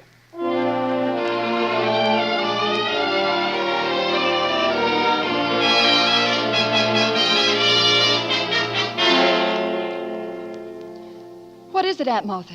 You look like you've seen a ghost. Anne, I have. I've been down to the church, standing in the dark, watching Douglas. You saw the mural? Anne, get a grip on yourself. This is going to be hard for you. Every time he paints her face on that wall, he paints the devil. Aunt Martha. Hear me out, Anne. I know you're fond of her. All of us are. Or were. And not the least, there's my boy, Dan. But think, Anne. Think back. When did things start to go wrong around here? About 2 weeks ago? How long has Evelyn been here? 2 weeks. Exactly. Our troubles didn't start with Miriam. They started when we took in that terrible little neurotic.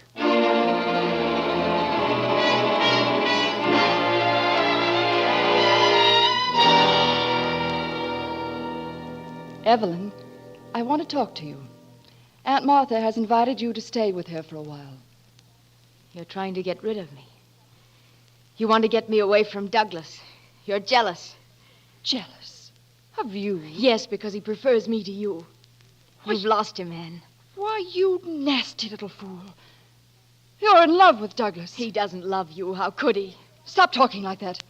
You're going to get out of this house tonight. What's going on here? Oh, Douglas, don't let her. She's trying to get rid of me. Anne, what have you done to her? Douglas, leave this to me. I know what I'm doing. What have you done to her? She's in love with you, Douglas. I told her I loved you. Of course I love you. Why shouldn't I? You've done everything for me. She hates me because she's jealous. Why did Dan ever bring me here? Why? Evelyn, go upstairs. Nobody's going to send you away. Nobody. Don't worry. Douglas, one of us must go. Would you prefer it would be me? Do as you like. I've had enough.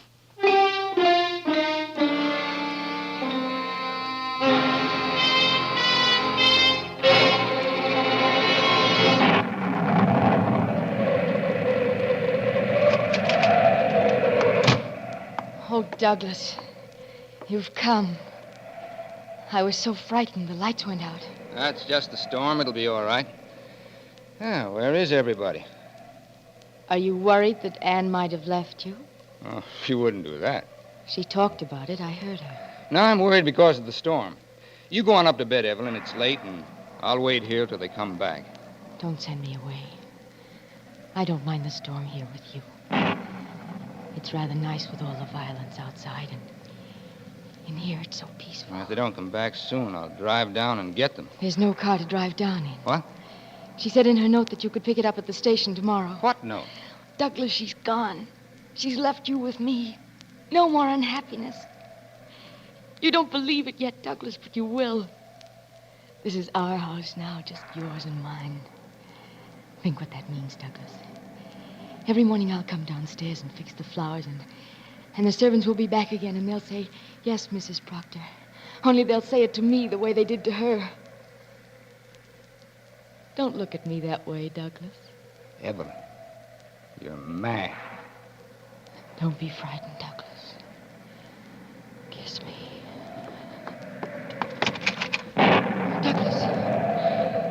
Douglas, don't leave me. I'll die if you do. I'll die. I'll die! I'll die!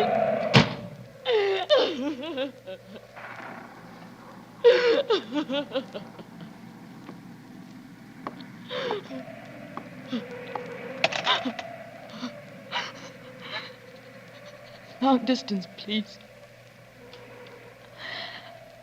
I want Baltimore. Dr. Dan Proctor at the Center Hospital.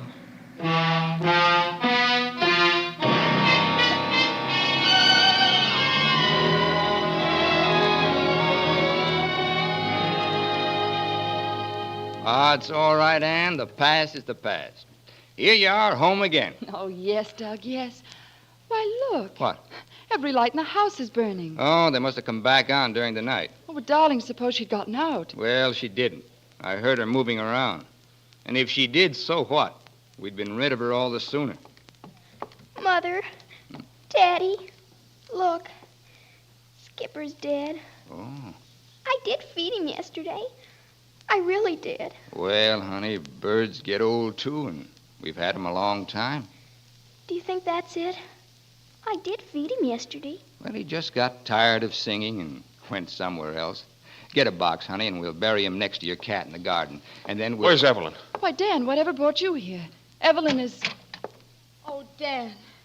You have come to me. I hope I know why you asked me to come. Because I've made up my mind, Dan.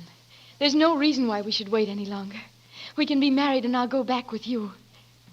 Well, aren't you going to let them congratulate us?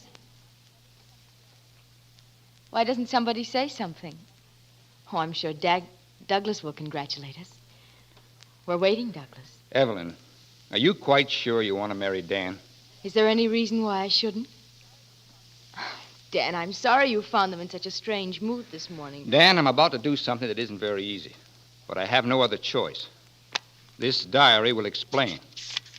June 14th. Don't read it to me, Douglas. I know every word. Dan, I don't think you realize. You know what she said about you, but do you know what she said about me? June 14th. I love Douglas more and more. Yes, I wrote that, Dan. But, Douglas, you haven't read the last page. Read it. I've been a fool. I thought I loved Douglas, but now I see how wrong I was. Dan is the one I love. Dan knows I always tell the truth in this book. Yes. Yes, you do. Darling, will you get my things? Hurry, they're in my room. Sure. Too bad, Aunt Martha. You'll be lonely for a while, but you'll get used to it without Dan. I've been lonely all my life. There's only one regret. I would have liked this little house. I like the way it... Where is it? Where's what? The bird. It's not in the cage. Where is it? Lee let it out. In here? Yes. It was here just a moment ago. In this room? Where is it? Don't just sit there. Where? Do you see it? I'm not looking for it. I'm not afraid of birds. It's not in the dining room. It could be in there, too. Upstairs? What makes you think that it's not up there? Birds fly, you know. They can go any place. The door. The door outside. I've got to get outside. There are thousands of birds outside. Everywhere. Everywhere but the cliff above the sea. No, no. Look. Look, they're coming at you. From everywhere. No. No, no. No, no. No, no.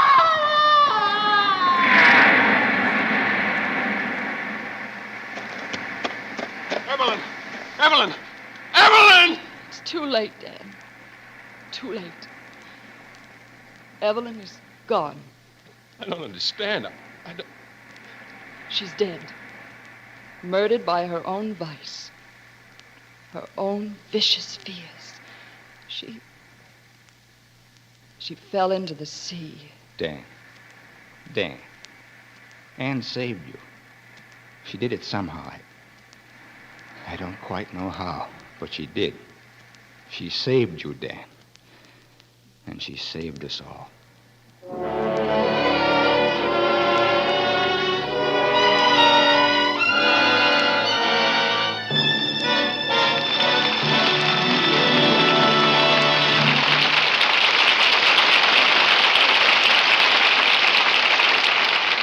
Making life miserable for others requires no special skill. In fact, we've just witnessed how easily it can be done. But making life a better thing, helping others to greater health and happiness, well, that's work for skilled hands, for keen exploring minds. Men and women with years of scientific training are carrying on such work in the Squibb Institute for Medical Research, pushing forward the boundaries of knowledge, making each discovery the stepping stone to another, helping to make possible today's great strides in medical progress. In the great Squibb manufacturing laboratories, other scientists, through constant research and testing, pursue a never-ending quest for perfection in the making of all Squibb products. The work of all these scientists, their outstanding skill, their painstaking study, is reflected in all products that bear the name Squibb. Life-saving new drugs and simple health essentials Squibb makes for your home use. So when you buy, insist on Squibb quality. Ask for Squibb, a name you can trust.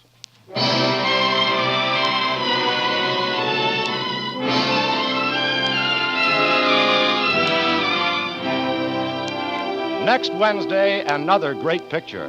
The House of Squibb will present Academy Awards starring William Powell in My Man Godfrey. But remember, daylight saving time ends next week. If your city has been on Standard Time, please tune in Academy Award 1 hour later next Wednesday.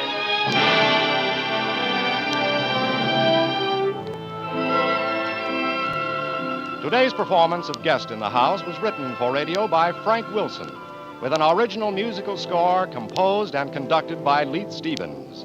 Our producer-director is Dee Engelbach. Joan Loring will soon be seen in the Warner Brothers production, The Verdict. Anita Louise appeared through the courtesy of Columbia Pictures and can soon be seen in the Columbia Pictures Shadow. Kirk Douglas can currently be seen in the Hal Wallace Paramount production, The Strange Love of Martha Ivers. This is Hugh Brundage bidding you goodnight until next Wednesday, when you're invited to listen again to Academy Award presented by the House of Squibb, a name you can trust. This is CBS, the Columbia Broadcasting System.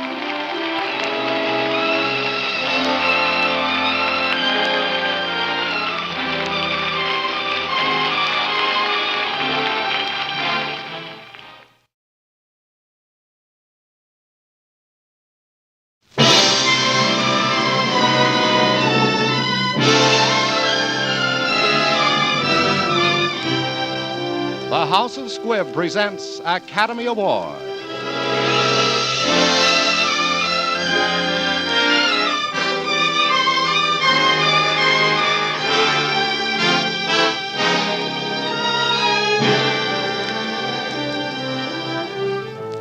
Every week, Squibb brings you Hollywood's finest.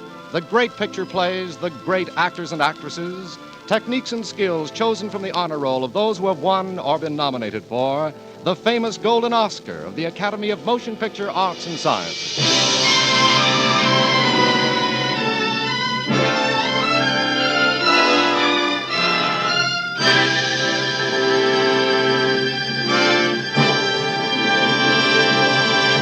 And now, E.R. Squibb & Sons, manufacturing chemist to the medical profession since 1858, bring you, as our star tonight, the distinguished actor William Powell, who has twice been nominated for the Academy Award as Best Actor of the Year. You will hear Mr. Powell in that delightful comedy, My Man Godfrey, the picture which was nominated in 6 different classifications for the 1936 Academy Award.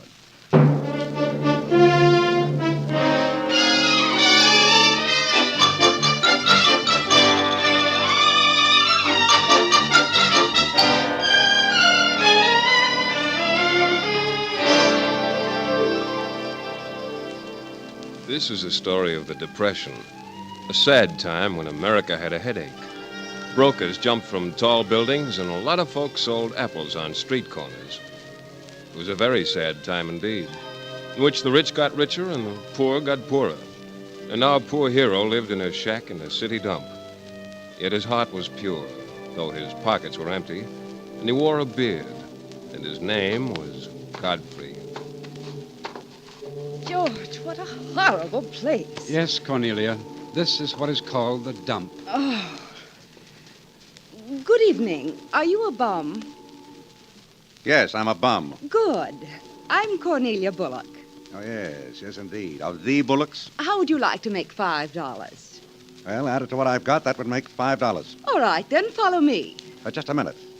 Not that I mean to be inquisitive, but what would I have to do? Now, don't be fussy. Well, I'd like to know. I'm funny that way. Well, you certainly are. Well, we're having a scavenger hunt, and I need a forgotten man. All I want to do is show you to some people at the Waldorf, that's all. Show me to some people at the Waldorf? Are we dressing? Look, do you want the $5 or don't you? Madam, your offer is very intriguing. But I'm afraid I can't arrive at a decision myself. I'm afraid I'll have to take it up with the board of directors. And no matter what the board of directors advise, as far as I'm concerned, you can take your $5 and... I say, you coward, hitting a lady. Oh, you. All right, I don't mind hitting a gentleman either. George, aren't you going to do something? Yes, Cornelia, I am. Come, we'll get a policeman. Hello. Hello. I'm Irene. That was my sister Cornelia you pushed into the ash heap. I've wanted to do that all my life. Do you live here? Yes, my real estate agent found this place. He felt the altitude would help my asthma. I have an uncle who has asthma. Yeah, bring him down by all means. And look at the view. Of course, spring is a little late this year, but the ash cans are sprouting nicely. Yes, it is very nice, but I have to be going. Really, I've got to go back and see who won the game. I hope it wasn't Cornelia, but she is so lucky. So, if she gets there first with the forgotten man, she wins? Yes. Well, let's go. Oh, would you? I mean, really? How wonderful. You know what I'm going to do for you? Godfrey is the name. Yes. Godfrey, if we win, I'm going to hire you as our family butler. Godfrey's a wonderful name for a butler, don't you think? Oh, naturally. Well, come on, don't forget your forgotten man.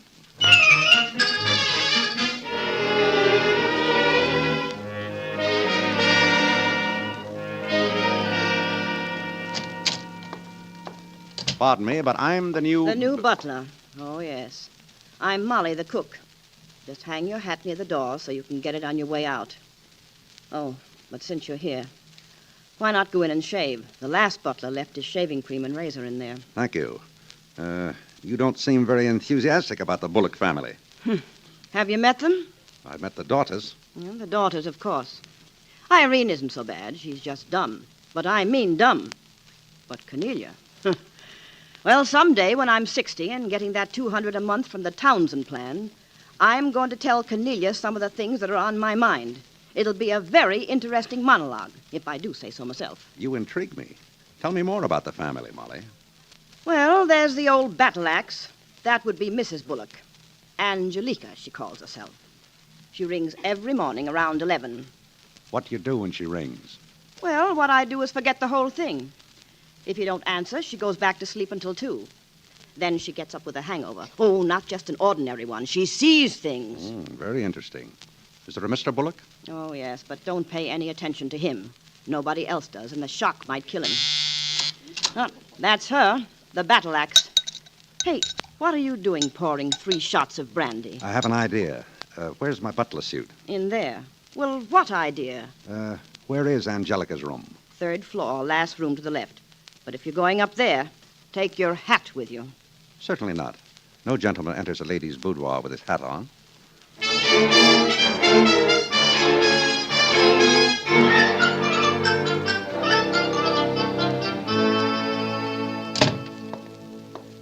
Good morning, madam. A reasonably nice morning, I think. Oh, this is one of the silliest dreams I ever had. Now be a good fellow and go away and haunt somebody else. But I can't go away, madam. I've got to stay. My duty. Who are you, anyway? I'm the new butler. Oh, what became of the old one? Oh, he disappeared. It's a very sad story, very sad. Ah, but that's life. Look out! What's the matter? You nearly stepped on those 3 little men. But I'm careful. Look, I stepped right over them. So you did. Would you like them to go away, madam? Yes, but don't be rough with them. No. Just try one of these, little brandies. Oh, what a beautiful idea. Now count your little men. Why, there are only 2. Well, you see, it was practically painless, wasn't it? Just like Novocaine, I didn't feel a thing.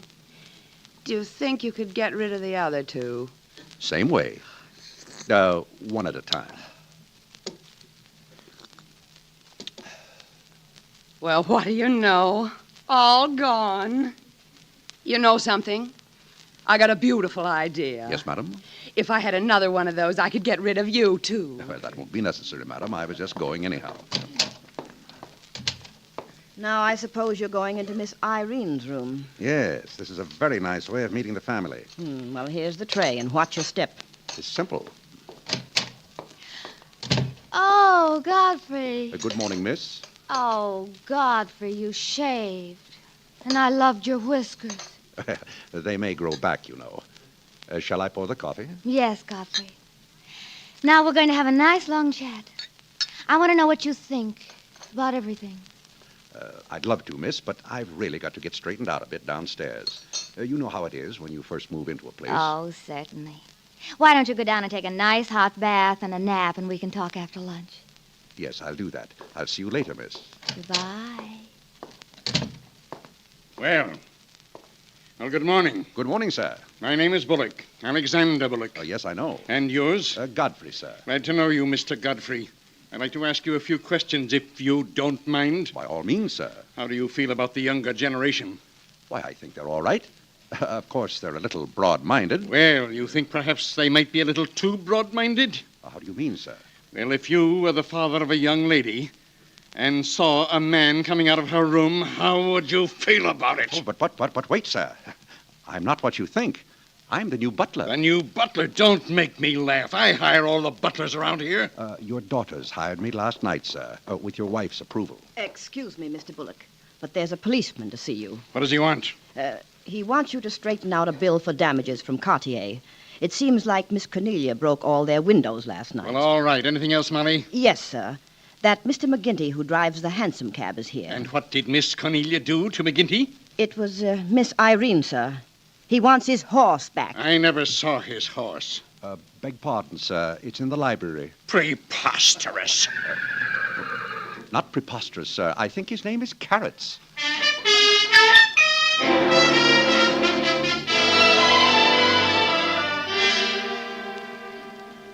Godfrey, come here. Yes, Miss Cornelia.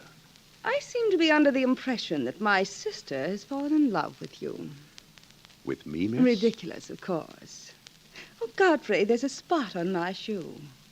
Would you mind? Not at all, miss. I'll clean it in a hurry. Thank you. I rather like you better kneeling, Godfrey. Shows that you accept the fact that there are two classes, the upper and lower.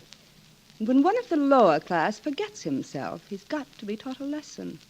And I'm the girl who can teach him. Now, I'll get busy on my other shoe. Certainly, Miss Cornelia. As you said, a servant should always be a servant. Well, what's going on? Oh, nothing. I found a little spot on my shoe, and Godfrey offered to clean it for me. That's all, Godfrey, and thank you so much. Not at all, miss. Godfrey, you look positively handsome in that suit. Doesn't he, Cornelia? Oh, Godfrey's taste is excellent. Well, it's really my taste. I helped him pick it out, you know. Oh, did you? Well, wasn't that nice? That'll be all now, Godfrey. Thank you, miss. So you picked out Godfrey's suit. And what of it? Listen to me, Cornelia. You let me alone and you let Godfrey alone. And don't ask him to shine your shoes. He's a butler, not a bootblack. I'm going to teach him a lesson. And I'm going to teach you a lesson. Did you ever get a good swift sock in the jaw? Why, you... And here you are. Hello, darlings. Well, have you been talking things over? That's good. I'm so lucky to have two daughters who talk things over with each other. Yes, indeed.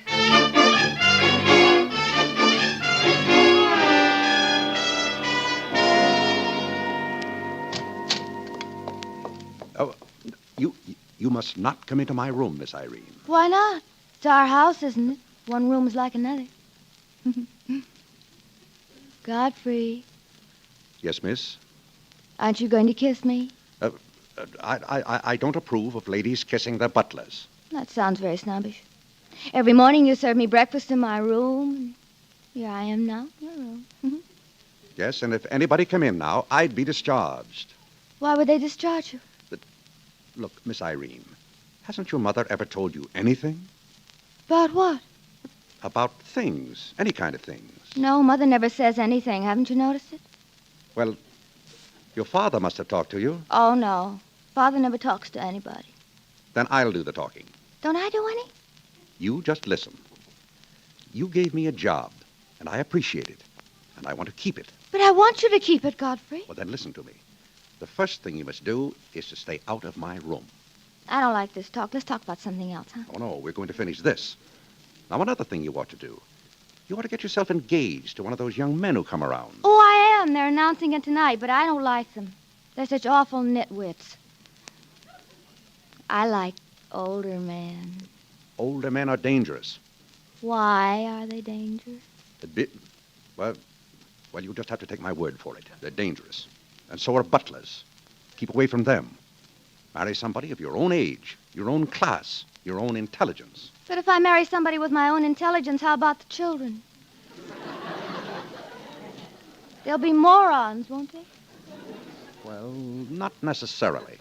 You can't tell. Yes, you can. You just don't care, that's all. All right, then, I'll go and marry one of those nitwits, and I'm going to have a lot of children and all of them morons. And I'll tell everybody it's your fault.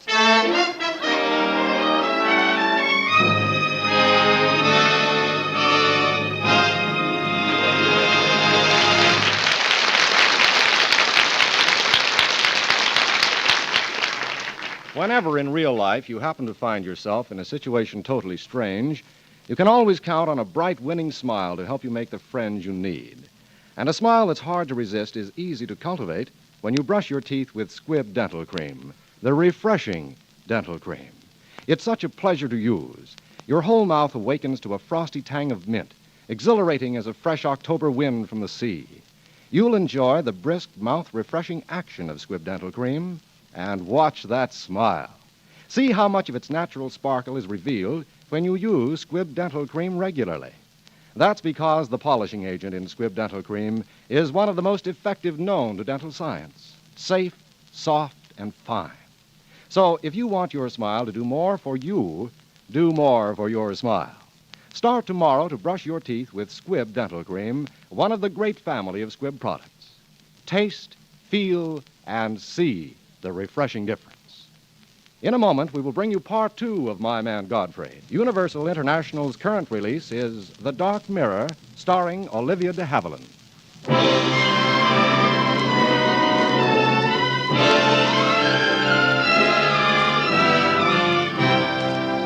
And now, the House of Squibb presents part 2 of Academy Award, starring William Powell in My Man Godfrey.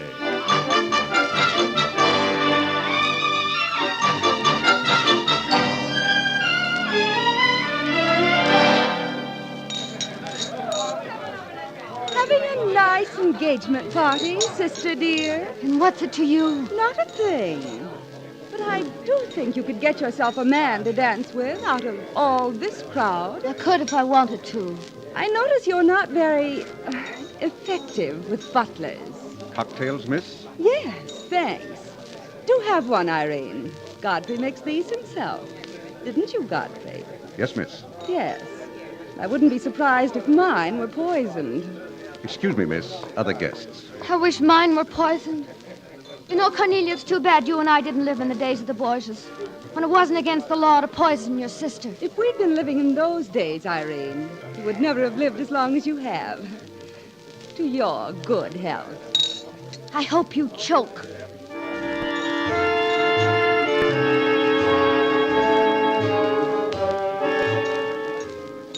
Oh, that's Tommy Gray, the polo player. I didn't know he was in town. Oh, girls, look who's here. Ah, the Bullock Beauties. When did you get in, Tommy? Tommy himself. Cocktail, madam? Dear Godfrey, surely even you must have heard of Tommy. Why, he's one of the biggest polo players in the world. He goes around in the 70s. Very interesting, madam. Tommy, boy, so nice to see you. So nice to be here, Angelica. Godfrey, come back here. Offer Tommy a cocktail. Yes, madam. Cocktail, sir? Yeah. For heaven's sake, Godfrey. Godfrey Park. Smith, sir. Godfrey Smith. No cracks. Oh, good old Godfrey. What's a racket? No racket. Butler. Oh. Well, thank you, Godfrey. What butler? Nicholas Murray Butler? Why, Tommy, do you know Godfrey? Why, do I know him? Oh, he was with me for 3 years at... Hey, I beg your pardon, sir. Did I step on you? No. My fault. Oh, interesting. You were saying, Tommy, Godfrey was with you for 3 years. Oh, yes, miss. 3 years as his valet. Yes, thanks. Lunch tomorrow? Yes, the Harvard Club. You mean Godfrey was a valet? He never told me. Naturally. Why did you let him go, Tommy? Oh, why, he didn't want me to go, miss. No, of course not. But I insisted. I decided that my 5 children came first. You mean you were married? Yes, Miss Irene. 5 little children. Oh! Well, catch her, somebody. Irene's fainted. I think Father had better announce her engagement before she comes to. Godfrey, tell the band to play Boots and Saddles or something to attract attention. Very well, miss. I shall so inform them.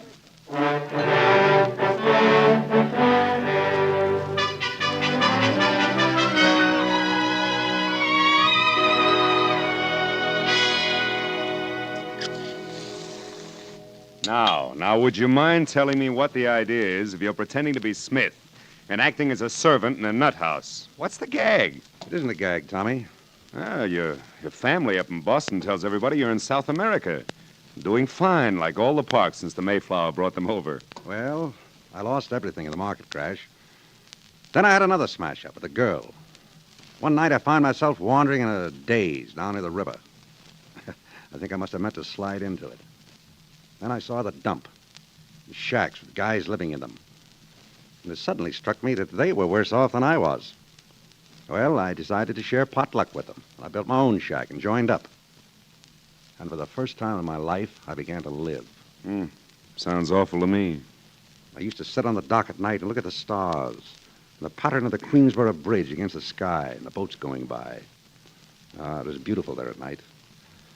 In the daytime, it's horrible. And then something happened, and I saw a chance to rehabilitate myself. I took it. Holy smoke. Some rehabilitation. Wait, it's not over yet. I may have to rehabilitate the whole family. And then I'm going to do something for the guys down on that city dump. They need rehabilitating, too. Now, just say the word. You can have half of everything I've got. Thanks, Tommy. Not this time. I'll have to play this one out alone.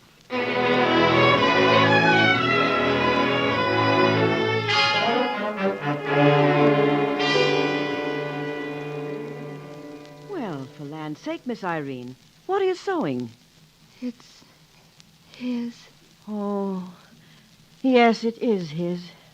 Do you sew on his buttons? Oh, sometimes. No, I will sew on his buttons.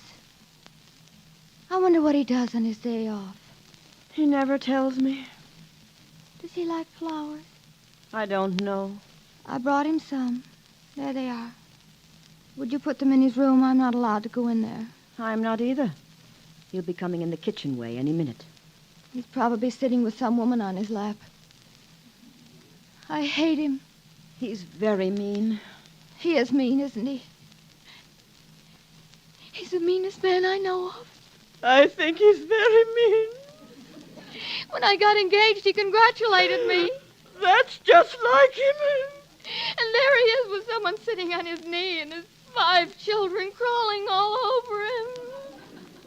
I can't bear it. I can't either. Good evening, Miss Irene. Godfrey! Well, what's the matter with her, Molly? Godfrey! Well, what in the name of... Welcome home.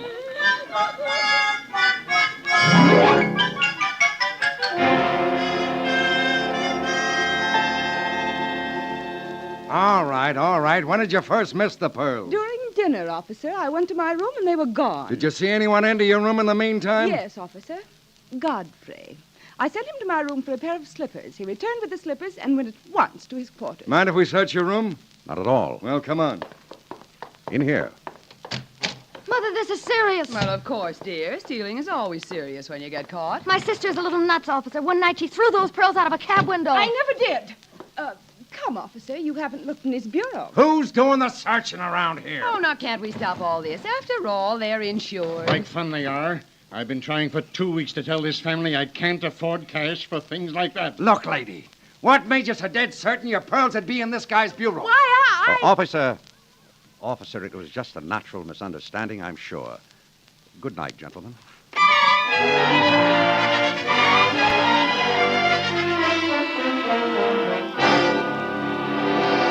don't do it. He didn't do it. Look at him do it. All of you. Now listen to me. I've got a story for you that'll perhaps interest you all. The Bullocks are broke. Dead broke. Not a cent. Not only that, but I've been using the company's money for the last month to speculate with, and I've lost. Do you hear that? I've lost. That means I'm an embezzler, and I will have to go to jail. Alexander, I think it was very foolish of you to embezzle. Well, you'll be living on that ash pile where you picked Godfrey up. Maybe Godfrey will be nice to you and let you live with him. Oh, yes. Yes, how wonderful. You had no right to embezzle. You let him alone. You don't pick on anybody when anybody's down. Oh, good Samaritan. Hey, what do you think you're going to do? Punch you on the nose. 1, 3, 7. You're out. Children, I don't think this is a time to play silly games. Your father's in the middle of a serious discussion. Coffee is served, madam. Oh, Godfrey, Mr. Bullock has to go to jail. Madam, I'm sure Mr. Bullock doesn't have to go to jail. Oh, yes, I do. Godfrey, I've been embezzling. I'm sure that'll shock you. No, it doesn't shock me, sir, because I've been pretty sure that your affairs weren't in good shape. Obviously, you've been under a terrific strain. Well, I didn't notice anything. Well, now, as it happens, Before I went on the ash pile, I had some experience on the stock market. Yesterday, I decided to sell short on bullocks. Sell what? Sell short. Shorts? Men's underwear? Yeah. Well, I made quite a lot of money. I felt I owed this family something for taking me in. I used the money to buy back the Bullock stock at half of what I sold it for. Here, Mr. Bullock, are your stock certificates. Godfrey, you shouldn't have done this. Don't you realize what it means? What does it mean? It means I don't have to go to jail. It means we all stay on here. It means that I stay on living with this gang of parasites instead of spending my declining years in a nice, cozy cell. I thought you were my friend, Godfrey. Where in the world did you get the money? From these. Cornelius pearls. My pearls? I thought you didn't take the pearls. You knew I didn't. You planted them in my room and sent for the police. I found them in time and took them out, pawned them, and with the money, I opened the stock account. So you see, after all, the pearls saved the day. You're really very decent, Godfrey, when you consider all the things I did to you. I'll try to make it up to you someday. Oh, no, you won't. I'll do the making up. Godfrey, you're a better man than any of us. Us, sir? Thank you, sir. Godfrey, you wait for me. Where do you think you're going? Back to the dump. Godfrey, you may have made the rest of the family rich again, but I'm still poor. Yes, miss? And I've been practicing sewing buttons on. I'm the best button sewer on her in New York. And I like dumps. I'd rather live with you in a dump than this family in a palace. Miss Irene, I'm sorry, but I have many things to do. Things like rehabilitating a lot of forgotten men. Naturally. And we're going to start with you. I've got a license and a ring. What? And some cans of beans and my sewing box. Well, I'll be... Married. Oh, please, Godfrey. I don't want to have a lot of little morons. What do you want? You and 5 little Godfreys. Well, all right. Come along. But, Miss Irene... Yes, Godfrey. Please, darling, don't forget any of your buttons.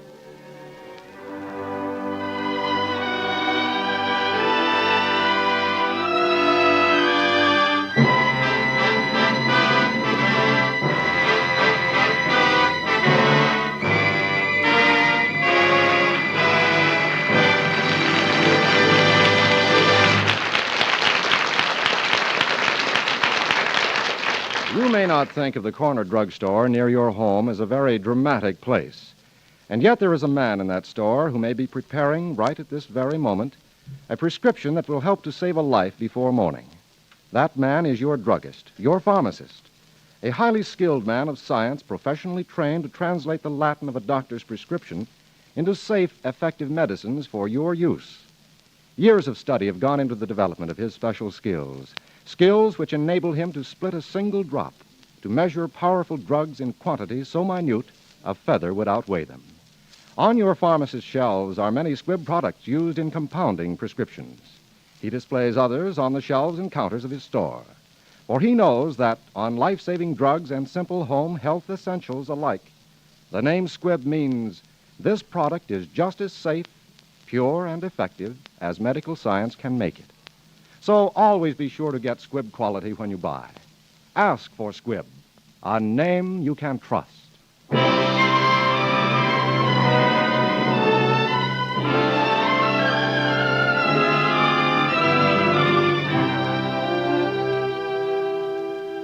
Next Wednesday, another great picture. The House of Squibb will present Academy Award starring Eddie Bracken with Ann Blythe in It Happened Tomorrow.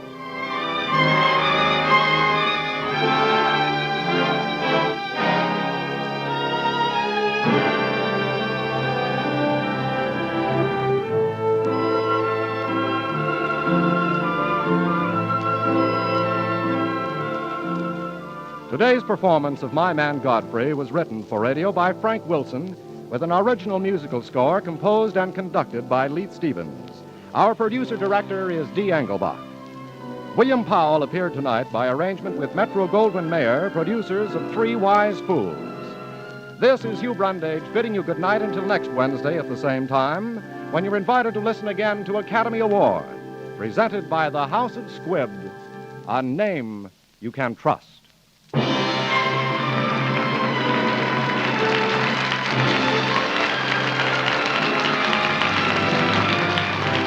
This is CBS, the Columbia Broadcasting System.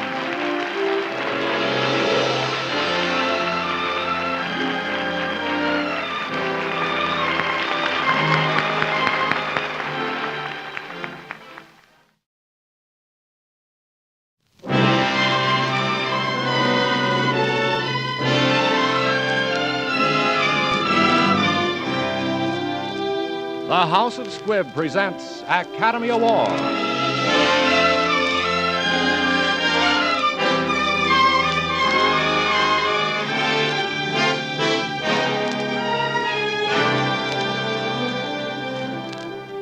Every week, Squibb brings you Hollywood's finest. The great picture plays, the great actors and actresses, techniques and skills chosen from the honor roll of those who have won or been nominated for the famous Golden Oscar of the Academy of Motion Picture Arts and Sciences.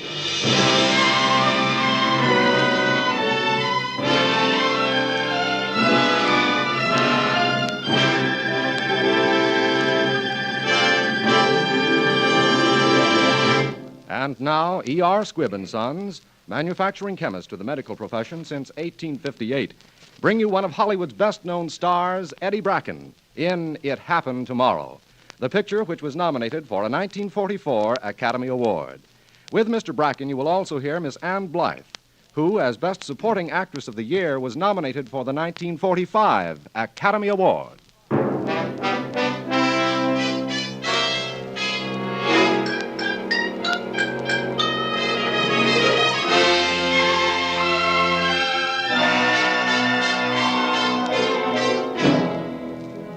This is the story of something that couldn't happen but did. And it happened around the turn of a century to a nice guy who was young and gay. His name was Larry, and he was a newspaper reporter. As a matter of fact, you can tell from the old prints that Larry looked an awful lot like Eddie Bracken. Acted like him, too, as you'll find out.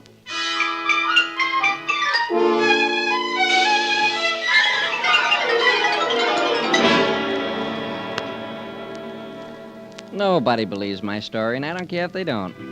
All I know is it happened to me. It happened tomorrow, and I'm still alive to tell about it. It began one night when we were horsing around in the city room of the newspaper where I worked. Careful, Larry. You're not a full-fledged reporter yet. And if the boss catches you drinking beer with the boys, he's liable to change his mind about giving you a break. Oh, forget it, Pop. I'm going to sleep right now, right on top of these old newspapers of yours. You're lying right in the middle of 1843. Oh, good place to sleep, Pop. On a bed of ancient news. Be careful. I've been taking care of these files for nigh on 60 years. Nothing as dead as yesterday's newspapers, Pop. You've got no imagination. News is what happens. What's the difference whether it happened 50 years ago or tomorrow? You mean will happen tomorrow? No. Time's only an illusion. Look here. March 18, 1875. For the people then, this was the future, wasn't it? Yeah, that's right. Yeah. But suppose we're all living on that day in 1875, and I arrive with this book. I can tell you everything that will happen. Bring me the one for the year we're living in now, Pop. And you can name your own price. That's what I want. Tomorrow's newspaper. How much? No, Larry, no. Don't ever ask for a thing like that. If I knew where I could get tomorrow's paper, I'd give 10 years of my life for it. How do you know you've got 10 years? Me? You're kidding. I'm just about ready to sow my first wild oat. Well, if you're going to sow, come on and sow. We're out of beer and got tickets for the vaudeville show. What's playing? The great Professor Cigollini. He tells the secrets of the past, present, and future. Okay. Come along, Pop? No, I haven't time. Well, good night then. See you tomorrow. Tomorrow.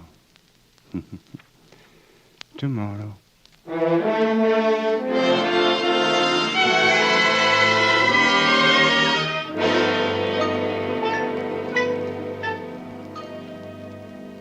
I forgot about Pop and his newspaper tomorrow and went to see the professor. He was terrific, but the girl who worked in the act with him was tremendous. And it won't hurt the story none to tell you that she's married to me right now and always will be. And now, my friend, do you know the number which is engraved inside your watch? No, Professor. Ah, but Miss Sylvia knows it. Miss Sylvia, what is the number of the watch? 279. Oh, I can't. You can. You can. I compel you. 375. 94. Is that correct, sir? Yeah, Professor. I didn't know this number myself. And now, ladies and gentlemen, our question. Professor! I have a question, Professor. It's personal. It concerns a certain young lady. And you want to know if she will have the misfortune to marry you. Is that it? All I want to know is whether she's going to have lunch with me tomorrow. Will she come? Sylvia, one final question. Can you hear me, Sylvia? The gentleman would like to know if the girl he loves will have lunch with him tomorrow. Yes, she will. Oh, well, thank you, Miss Sylvia. Now, will you please She tell me... is in a trance, sir. You will have to arrange with the young lady herself. I'd like to, but she can't hear me. You mean the young lady is deaf? No, she's in a trance.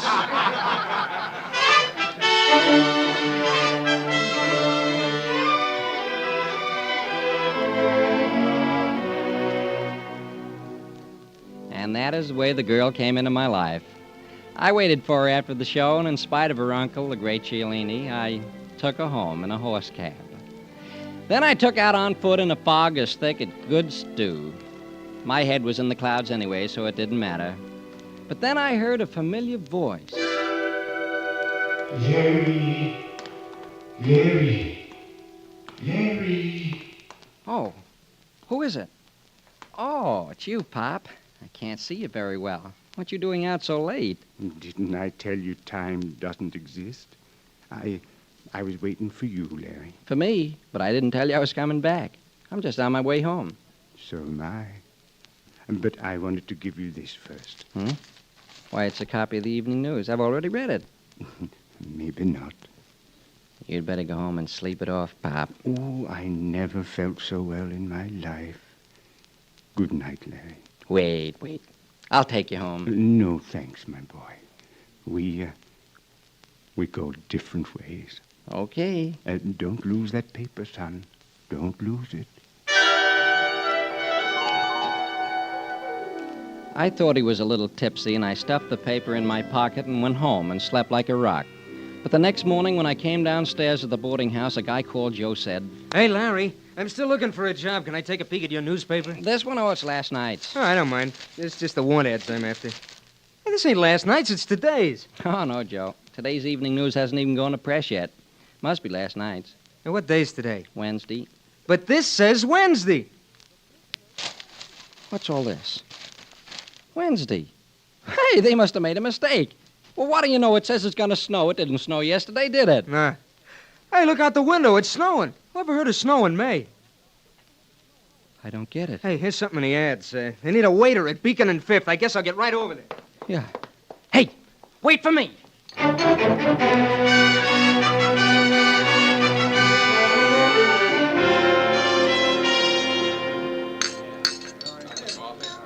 tell you, we don't need any waiters. But look, this paper says... We don't need any waiters, understand? Then why waste people's time by putting ads in the paper? Probably got the wrong address. Yeah, wait a minute. Here it is. You say you didn't put an ad in this paper for a waiter? No, we did not. I tell you, we don't need any waiters.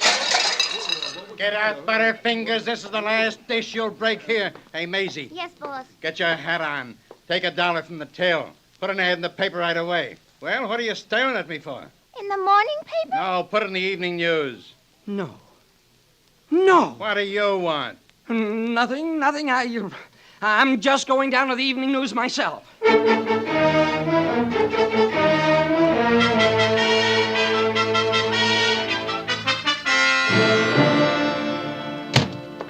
Mr. Gordon! Mr. Gordon, I gotta find Pop.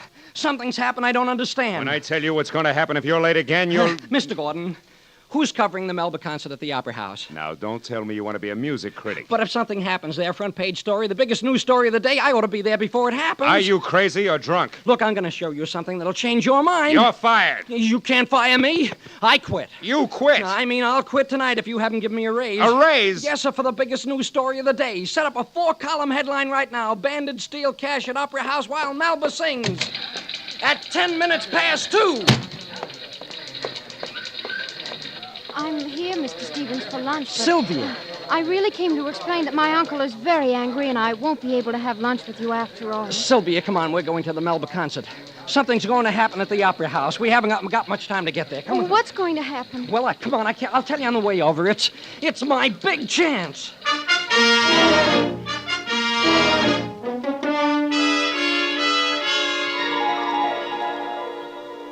Here you are, sir. 2 on the aisle. What time is it, please? 2:05. Overture's just started, sir. Oh, we're late. Oh, no, we're a few minutes early. Say. Yes, sir? I'll bet you a pair of tickets I can guess how much you've taken in. $3,675. Oh, no, you lose, my friend. It's $36.70 even. Oh, well, I guess I have to buy that pair. How much? $2.50 apiece, $5. Okay, yeah, fine. That makes it right. $3,675. Come with me, Sylvia. Hey, what goes on around here? How do you know so much?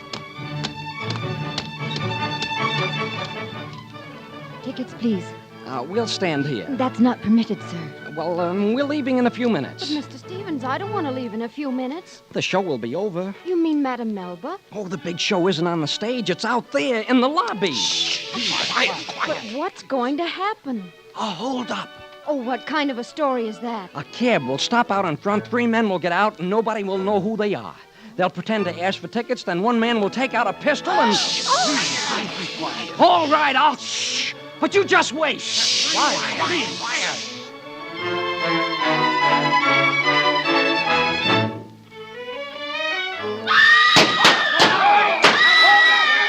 I told you so! It happened! It happened! I'm gonna be famous! I know what's gonna happen tomorrow!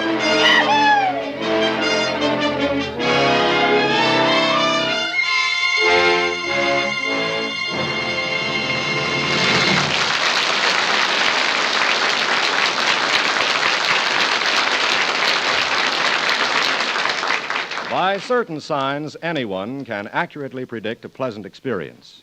Recall, for example, how often rain clouds forecast refreshment on sultry summer days. At the very sight of them, you can almost feel the welcome touch of cool, moist air against your cheek. You know refreshment is near. Another sign that forecasts refreshment is the name Squib on a tube of dental cream.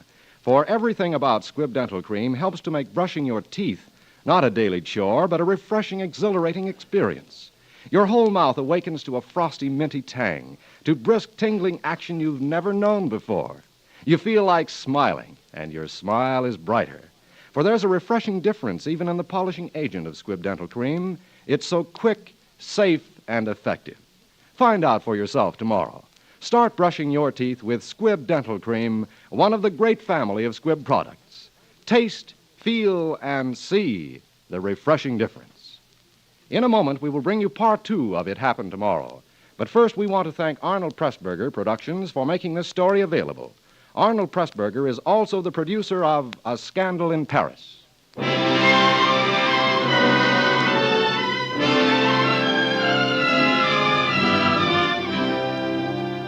And now, the House of Squib presents part 2 of Academy Award, starring Eddie Bracken with Ann Blythe in It Happened Tomorrow.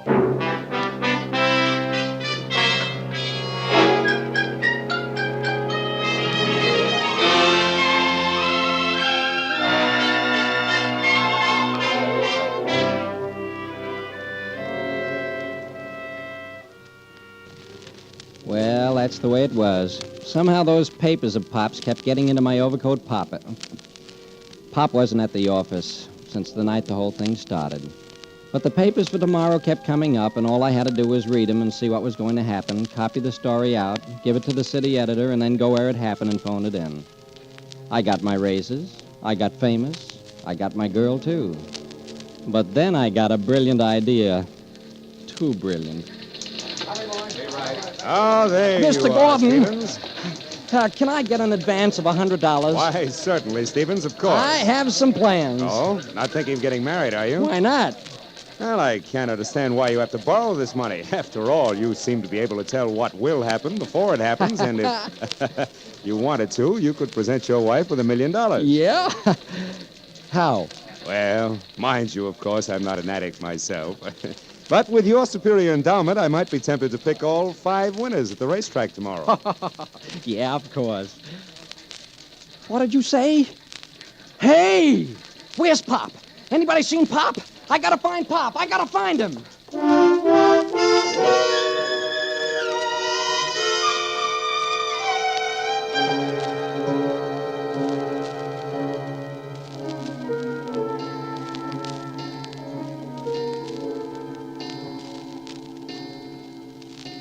Why, Larry, you still here?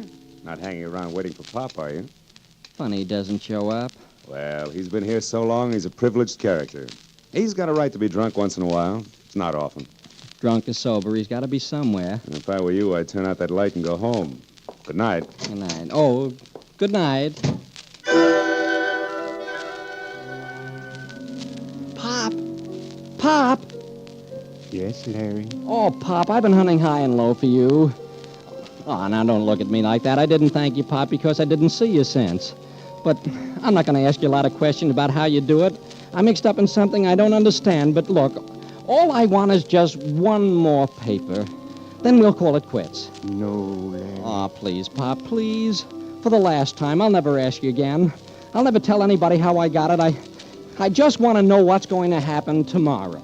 It won't do you any good, Larry. Oh, but it will. It can make me rich.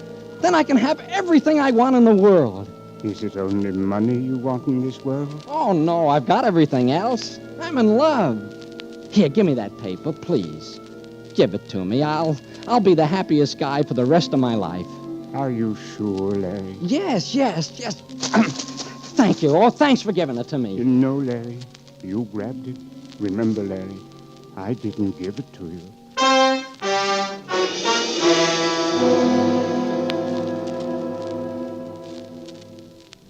Come to think back on it, he didn't give me the paper. I grabbed it. And if I knew what was in that paper, well... Anyway, I rushed right out to Sylvia. We decided to get married the next morning and spend the afternoon at the racetrack making our fortune. I could hardly sleep a wink that night and sat up marking down the 5 winners from Pop's paper. Lamplighter, first race, Mudlark the second. Oh, boy, this is a cinch. It's murder, that's what it is. What's this? What's this? Larry Stevens, evening news reporter, shot to death in a lobby at the St. George Hotel. At 6:25 p.m. today, just after the evening news had gone to press, Larry Stevens, its most valued reporter, sacrificed his life heroically in the line of duty. No.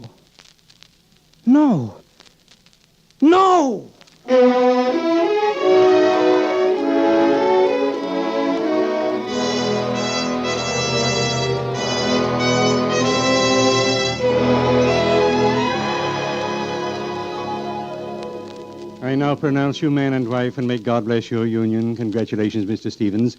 I'm glad to see you so serious. Marriage is a serious business. It's meant to last a lifetime. Thank you, Judge. I wish you years of health and happiness, and may all your troubles be little ones. That'll be $5. Say, can you draw up a will? Your will? Yes, sir. I want to leave everything I have to my wife. Kiss me, darling. You may not have me so long. Yes, darling, but hurry. We have to make the first race. No, I'm not going anywhere. I'm going home and go to bed until today is over with.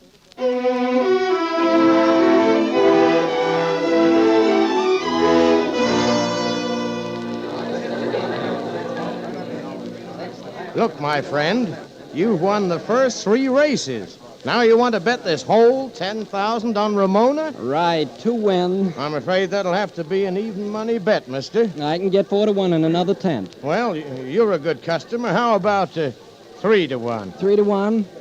Okay. $1. Why, you'll win $30,000 if Ramona wins. Yes, I know. Please, don't talk like that.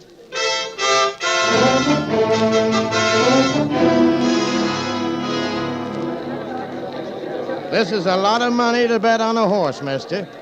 I can't give you more than 2-1 on Black Flash. Okay. 30,000 to win on Black Flash. Don't you think you should put at least half of that money on some other horse, Ted? Oh, no. It's Black Flash. Hey, Shep, come here. Yeah? I've been in this business a long time, but I never heard of anyone picking 4 sure things in a row. Not without he's got things fixed. I'm going to do a little fixing myself, Jake. Diablo's going to win this time if he never runs another race.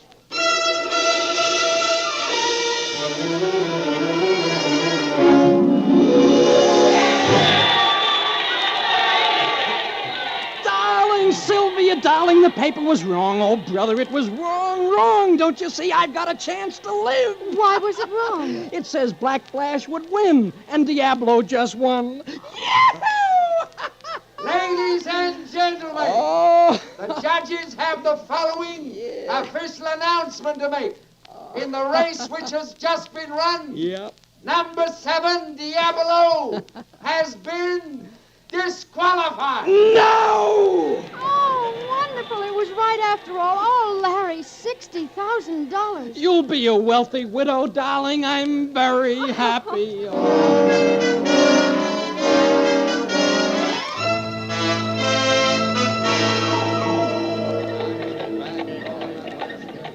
Here, dear. You take the $60,000 while I hail a carriage. Oh, no. I'd be afraid to carry that much money. Oh, no, you keep it. It'll be safer. I might lose it. Well, what about me? Keep it, please. No, Larry, you take it. No, you take it. Somebody has to take it. Give me that wad. I'll take it. Yeah, you take it. No, wait, hey. Come back here, police. Stop that man. Stop thief. Stop Wait, thief. Larry, he's got a gun.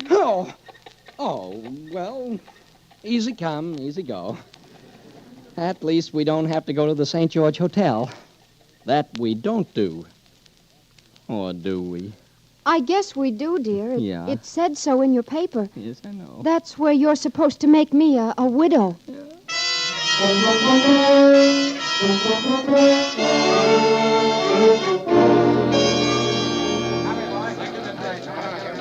Late again, Stevens. I'll give you just one more chance. I've got an assignment for you. I've got a tip that something big is going to break. Wait till I get the address. Never mind, Mr. Gordon. I know it. What? Where? St. George Hotel. St. George Hotel? No, that's not it. Oh, here it is. Other side of town. You mean you're not sending me to the St. George Hotel? No, I'm not. Now get out of here. Oh, you bet. Stevens! Yes, Mr. Gordon? I've changed my mind, Stevens. Forget that assignment I gave you. You're going to the St. George Hotel. Oh, what for? Oh, you can't fool me. When you say something big is going to happen someplace, boy, it happens. Me and my big mouth. Good luck. I'll start setting up a headline right now. Goodbye, Mr. Gordon. Goodbye forever.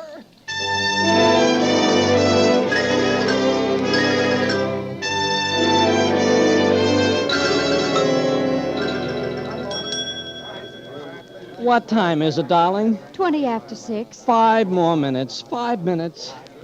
I wonder how it's going to happen. I wonder if I'll feel the pain. Larry. Huh? Larry, look, they're coming across the lobby. The man who stole your wallet. That's the fella. Hey, stop, thief, stop. I'll get him this time, honey. Larry, look out. He's still got his gun. Larry!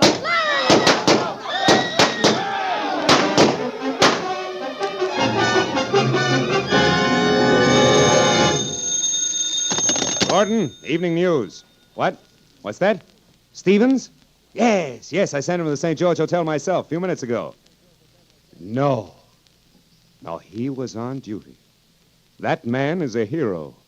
He knew something big was going to break there at the St. George. Hold the presses. We're getting out an extra. Take this down. Larry Stevens, evening news reporter, shot to death in the lobby of the St. George Hotel at 6:25 p.m. today. He sacrificed his life heroically in the line of duty. Where's my hat? I gotta get down there.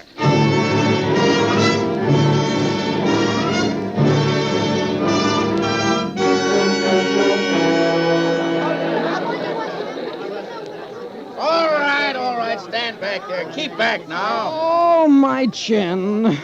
What happened, officer? Oh, nothing. Some newspaper guy got killed, that's all. Oh, what's his name? I don't know, Larry something.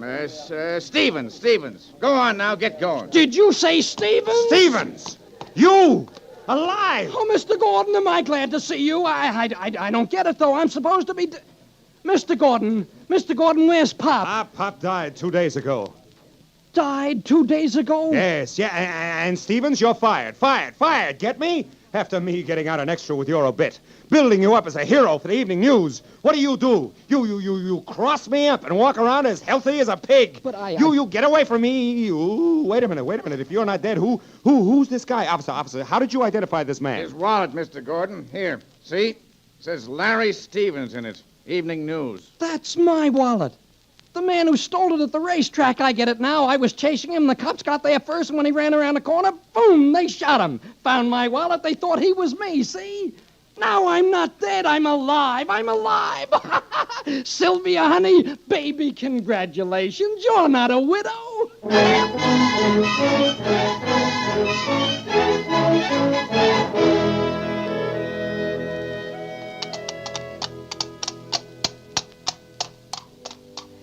Such a night. Clouds and... Ooh, it's chilly. Yeah. What are you looking so wistful at the sky for? Oh, I was just looking to see whether Pop was looking down at me with that funny look on his face. Are you sorry Pop gave you those papers? Nope. Oh, it's some wedding night. We haven't even got cab fare. I know it. And you know something else? I'm glad that poor guy did something with that money instead of leaving it in the wallet. I got something better. What? You. The future. And I'm not going to worry about what the future looks like. I'm going to just take it as it comes. I guess Pop was trying to teach you a lesson, Larry. Yeah. I guess he was, and he did. You know, I think I can almost see him up there now looking down at me. He's smiling. So long. Thanks a lot, Pop. Come on, honey.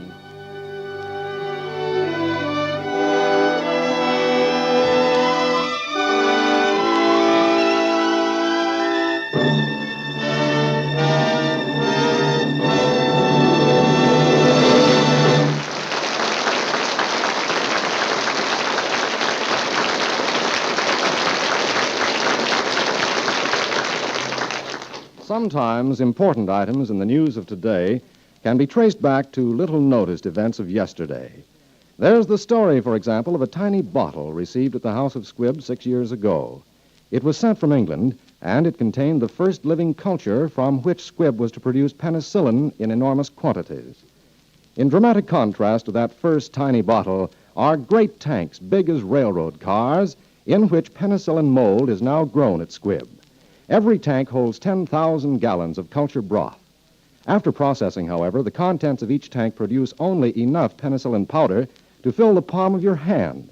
Yet millions of units of penicillin leave the house of Squibb every single day. Behind this outstanding production record is the same scientific testing and research that ensures the uniformity, purity, and efficacy of all Squibb products. Your doctor knows that any Squibb product he uses is just as reliable as medical science can make it. And you can be just as confident in using any of the simple everyday health essentials that bear the name Squibb. So always ask for Squibb when you buy. Squibb, a name you can trust.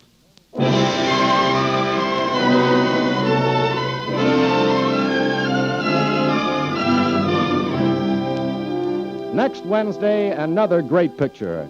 The House of Squibb will present Academy Award starring John Garfield in Blood on the Sun.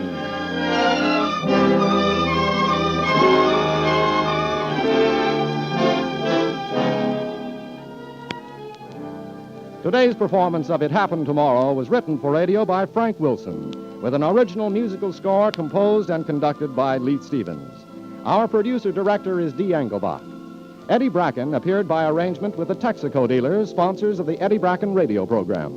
And Blythe appeared through the courtesy of Universal International Productions, who are now releasing Nunnally Johnson's The Dark Mirror, an international picture. This is Hugh Brundage bidding you good night until next Wednesday at the same time when you're invited to listen again to Academy Award, presented by the House of Squibb, a name you can trust.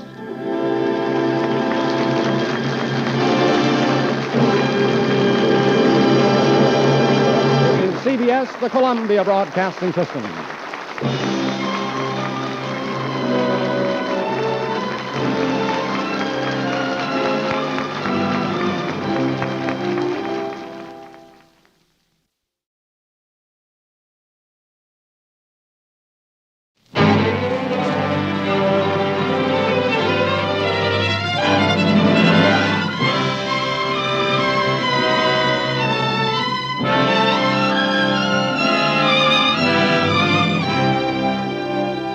The House of Squibb presents Academy Award. Tonight, John Garfield in Blood on the Sun.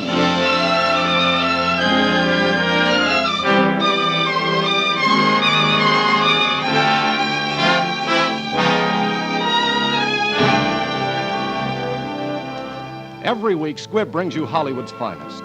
The great picture plays, the great actors and actresses, techniques and skills chosen from the honor roll of those who have won or been nominated for the famous Golden Oscar of the Academy of Motion Picture Arts and Sciences.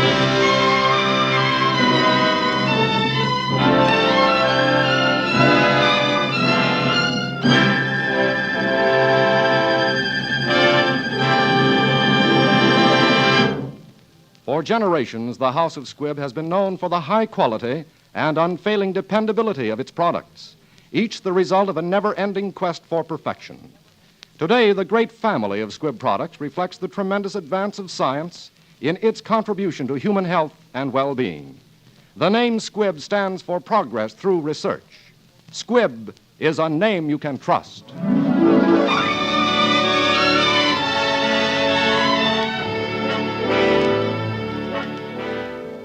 Tonight, we bring you the thrilling picture Blood on the Sun, which won 2 of the 1945 Academy Awards. As our star, you will hear John Garfield, who, as Best Supporting Actor of the Year, was nominated for the 1938 Academy Award.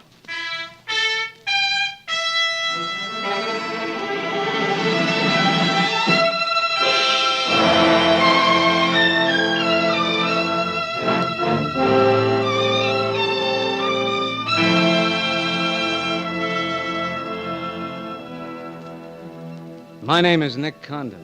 I ran a newspaper for about 2 years in Japan.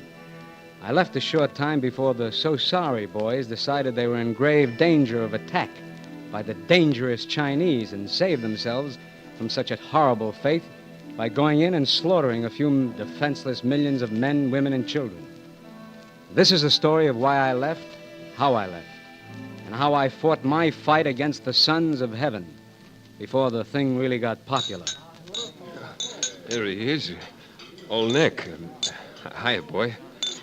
Hey, they tell me you printed a little item in the rag. It'll probably land in a local pokey. Oh, hello. Ollie, skip me. I knew what I was doing. Those little brown rats are cooking up a war. Yeah, they sure are, pal, but you just don't say so. Here. There's $200 I owe you. Always pay my debts. Well, where did you get that dough? Ollie Miller hasn't had a buck since he's been out here. I came into it. Edith and I are sailing tonight on the Nagata Maru, first class. Well, where'd you get the money? Nicky, take a tip from me, will you? Come on back to the States. This place is getting hotter than the inside of Fujiyama. There was blood on the streets this morning. So you're tied into something shady, huh? I ought to suck you. Me? Ollie Miller? Don't be silly. Come on down tonight, will you? 11 o'clock, cabin 23, A deck. I'll fill you full of champagne and tell you how much I love you. Man's best friend. You dog. Ollie, okay, I'll be there. But I sure don't get this. No part of it.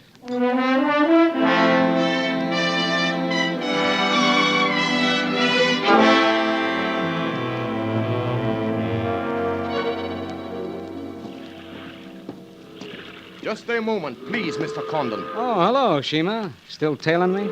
You are going to America? Nope. Just going aboard the Nagata Maru here to say goodbye to some friends. See you boys later. Stop, please. Hey, what is this? I Fort Control Officer.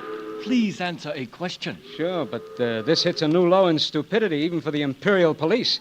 Now, I'd like to see Mr. Miller's stateroom, 23. Any objections? Sorry, it is not permitted tonight. Mr. and Mrs. Miller have not arrived. I'll wait on deck. Stop that man! I can't. These passengers are in the way. You fool! The police will deal with you. Follow him! 3 passengers loaded with luggage came up the gangway. I got them between me and the Jap police. Then I tore up the deck of the boat. Suddenly, I felt myself tightening inside. Something was wrong, but very wrong. I got the cabin 23. I was about to knock. I thought better of it. I turned the knob. Something was wrong, all right. The room was a shambles. Edith Miller lay dead on the bed, her throat turning black. Flowers and champagne were all over the place. And blood. I ran for the door leading to the adjoining cabin. I opened the door just in time to see the figure of a woman trying to slip out. I got there in time to grab her arm. On the finger of her hand was a beautiful ruby. Then something hit my hand, and I had to let go. I raced down the gangway. She was getting into a big car, but the thought police got in my way. So sorry. Regrettable you refuse to believe police. Get out of my way, you Now you'll know truth has been told. You saw for yourself. Friends have not yet arrived. Is that so? Why, you grinning ape, you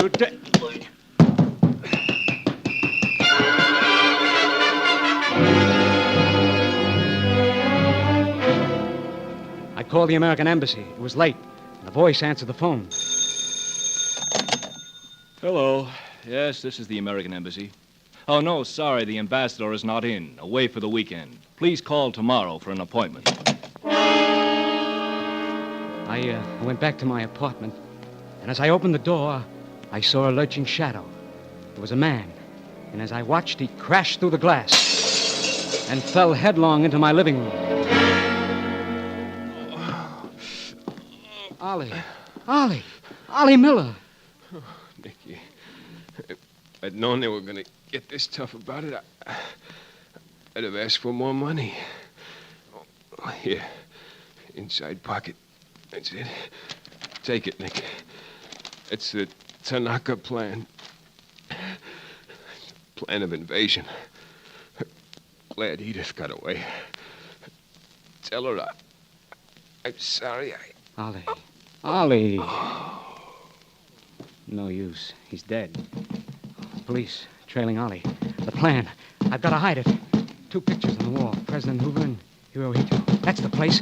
They'll never touch the picture of the Emperor behind that picture.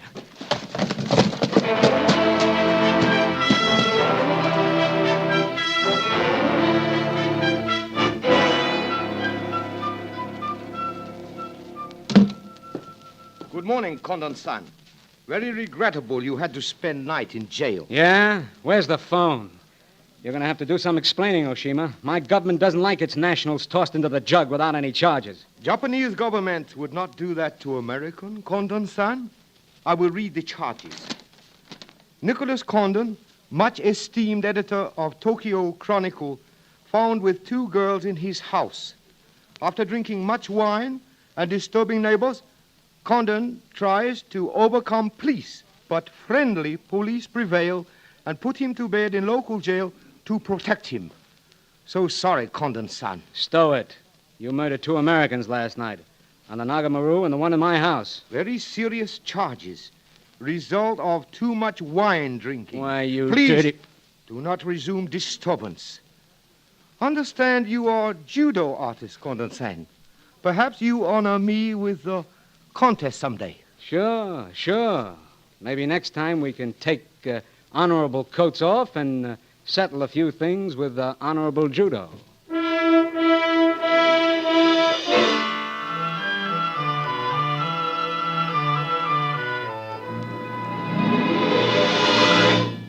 Nick, for heaven's sake, what's this all about? I've been trying to run the paper for you, but everybody's got the jitters, wondering what's happened to you. Skip it, Sprague. I haven't got time to fill you in. Okay. Now, what are you doing? Sprague, that Tanaka plan is gone from behind the Emperor's picture. Yeah? And why are you going over to Tanaka's house? He sent for me, but you're going to Tanaka's house. You tell him where I'll be and... Oh, wait a minute.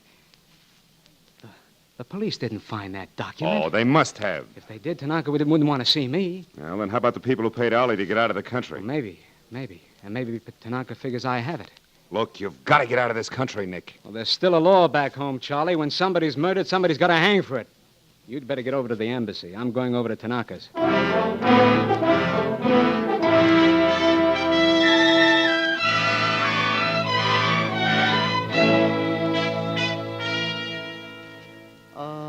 It is a pleasure to see you again, Mr. Condon. Oh, yes, Baron Tanaka, and your company, too, Colonel Tojo of the Imperial Army. Mr. Condon, the story you printed yesterday, charging various things, is in itself unimportant. These rumors of a document which plans world conquest are ridiculous. But should the rumor be taken seriously by the wrong people, a blazing fire might be kindled which Japan would find costly to extinguish. I see. You want my newspaper to put on a fire prevention week campaign. Is that it? No, Mr. Condon. Within the past 24 hours, we have discovered a plot to smuggle this forged document out of Japan. A man named Oliver Miller, a former reporter on your newspaper, is involved. We could recover the document from him by force, if we chose.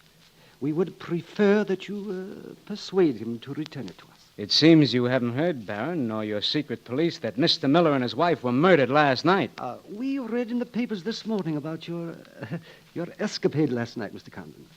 In your incoherent condition, you spoke of this unpleasant fantasy. As we were concerned with the fate of Mr. Miller, even more than you, we immediately made inquiries. Here, read this. A radiogram from the captain of the Nagata Maru, a most trustworthy gentleman. Yeah? In answer to your inquiry regarding Mr. and Mrs. Oliver Miller, American citizens aboard the Nagata Maru, they are alive and in perfect health.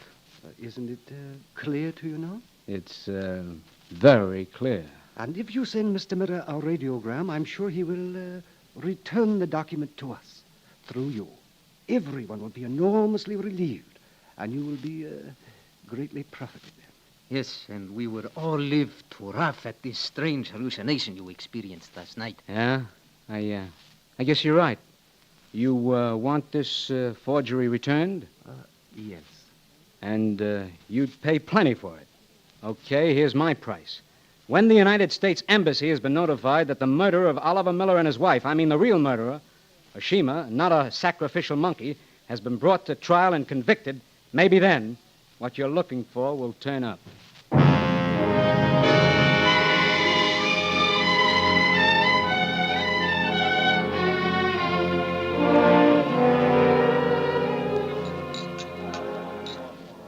Hey, Sprague.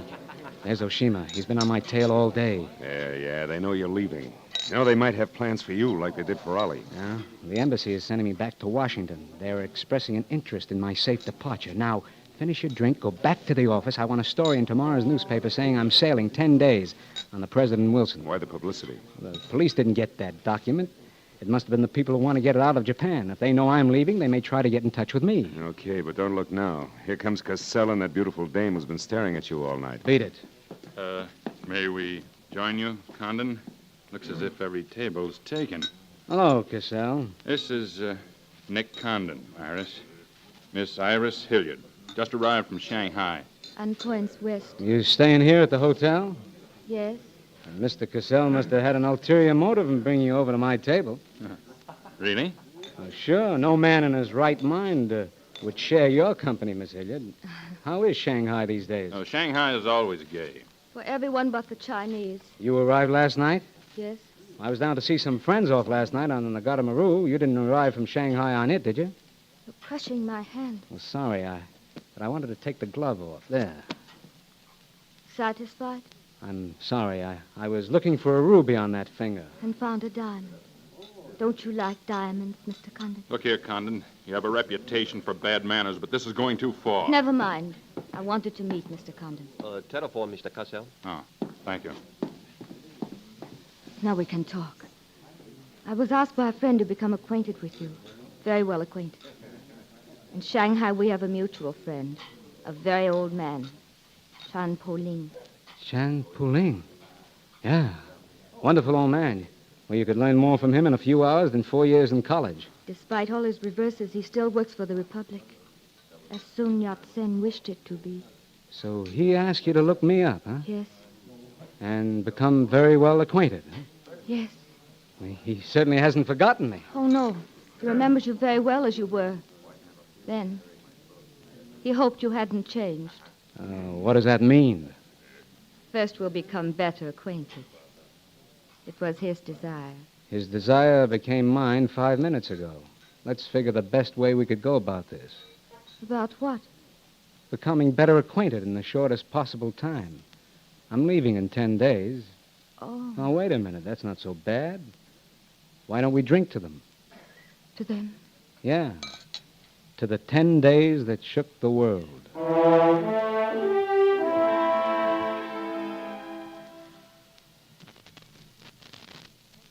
Squibb Dental Cream is so brisk, so stimulating, so thorough in its aid to cleansing. It leaves you feeling fresh and assured. Use Squibb Dental Cream morning and night. Use it before every engagement, whenever you want to look your best, feel your best, and make the best impression. For a breath of freshness in your smile, for better home dental care, remember the name Squibb. Squibb Dental Cream. You can taste, feel, and see the refreshing difference. Before continuing with Part 2 of Blood on the Sun, we wish to thank William Cagney Productions for making this story available.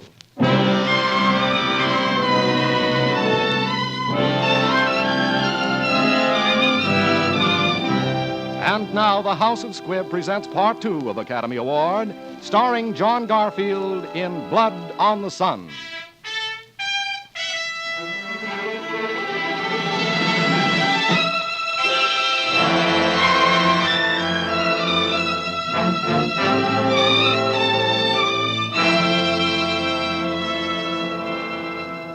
I thought I was kidding when I said Iris and I were going to spend my last days shaking the world. But it was me that got shaken, and Iris did it. I fell for her with a bump that must have shaken Tojo's house. Must you go? Don't you still have work to do here? No, I was just thinking. I don't. We've talked a lot, but you still haven't said anything. What was the real reason Chang Pu-Ling asked you to look me up? When we're better acquainted. Another thing, I asked you, and I told you I needed some dope on Cassell. You know him. What's he doing in Tokyo? Maybe. When we're better acquainted. 3 days are gone, and my boat sails in a week. We're getting nowhere too fast. I don't agree. Come here to me. Nick, what is it? It's time we got better acquainted. Yes.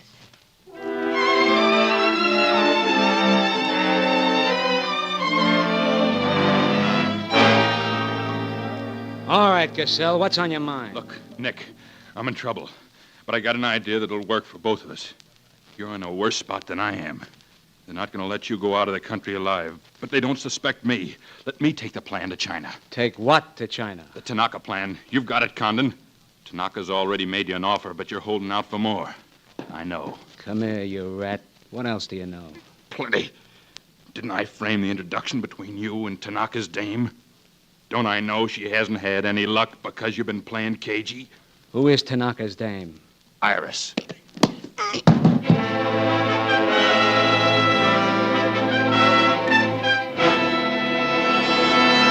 Okay, baby, start talking. You were on the Nagamaru that night. What if I was? You worked for Tanaka. No. That's a lie. May I say something? Plenty to the American ambassador. You're going to tell him how you killed Edith Miller. I didn't. Come on, you killed him. The names, Oshima and who else? Who? Before I make a mess of you. What is your price for the document? There isn't enough money in Japan to buy that document. So what are you risking your life for? To protect people in China and America you don't even know? To save humanity? Come on, let's get to the embassy. Are you sure? You'd risk your life to protect the Tanaka plan. If you had it? Don't worry, I have it. No, you haven't, Nick. I have. You? I got it from behind the Emperor's picture when the police left. So this is it, huh? Yes, this is it. Memorial presented to His Imperial Majesty by Premier Tanaka, outlining the positive policy of Japan. This is a plan for world conquest beginning with China. This must be gotten to the League of Nations at Geneva. Well, how did you get mixed up in all this? It's my work. Big payoff, huh? Yes. Free China. Free China, huh? That's why I had to be so careful, Nick, before telling you. I had to be sure how you felt about it. And about you. Nick, you must go. And not see me again until I call you. Promise? Iris, I'll promise anything. Our lives are at stake now.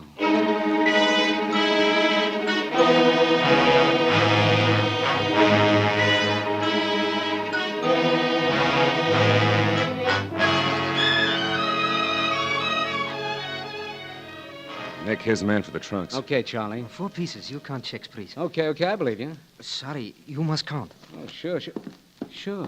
Hey, wait a minute. Something's phony. He's gone. Look, there's another paper in among those checks from Iris. Where is she? It says wharf at foot of Harabota Street. Iris. Where's she been? Hiding out, I guess. Tanaka's men took down our last conversation on a dictaphone. That's why the embassy is hustling me aboard an American ship, or was. What do you mean, was? Because I'm nuts about Iris. I'm nuts about America, China, and the whole free world. And I'm not letting any of them down. Tell the embassy Nick Condon saw his duty and he done it. Skip the gutter, Charlie, and burn little white papers for me, will you?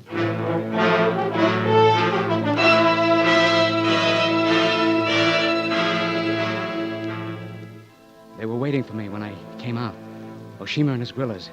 But I gave them the slip somehow. And I eased my old jalopy down near the wharves. All I could see was a colony of houseboats and junks.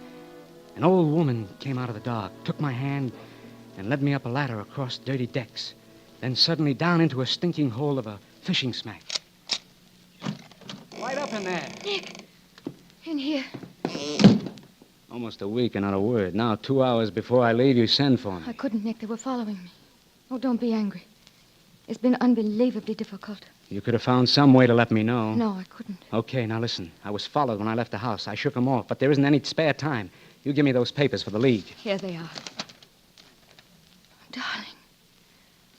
The fishing boats leave in a few minutes on the changing tide. One of them will take me out into the bay to a freighter. To Shanghai? Yes. Well, I guess this is goodbye. It's tough trying to find words. Don't try, Nick. I know what's been troubling you. What I've been.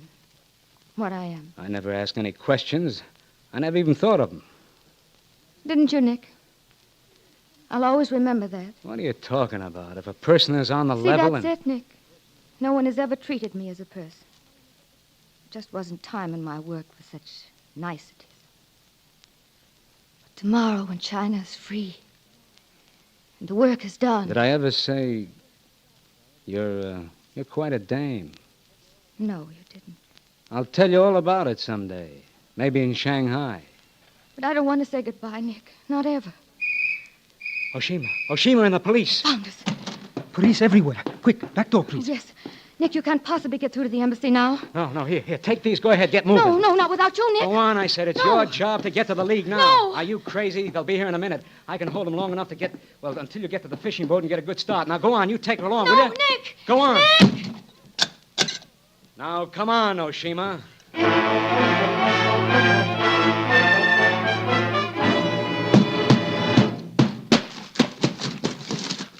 Come out, Condon-san. I know you are in there. You do? Come and get me, Oshima. Oh, good. But the woman will not escape. There goes her boat, and my patrol is sinking it. Boat is surrounded. You have no chance, Condon-san. But I've waited long for this pleasure. What's on your small mind? You have shown great mastery at judo with my policemen.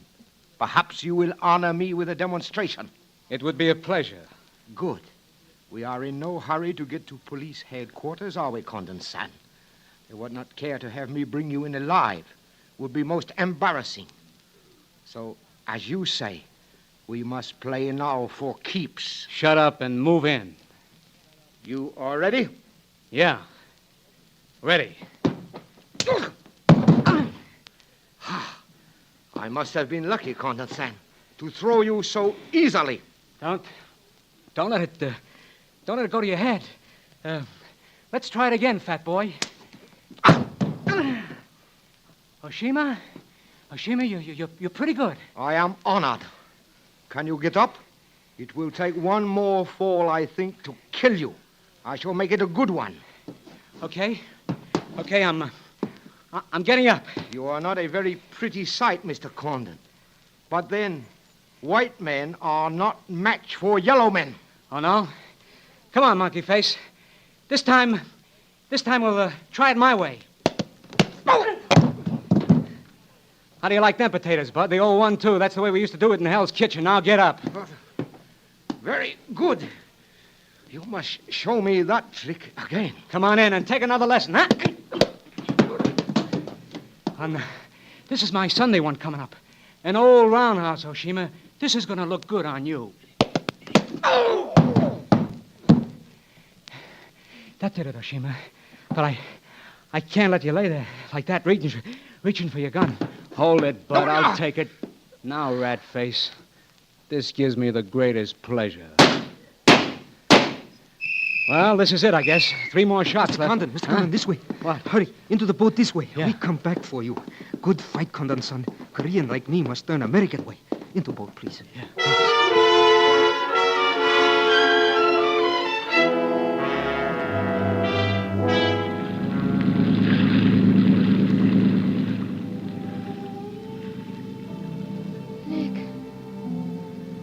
Nick, are you all right?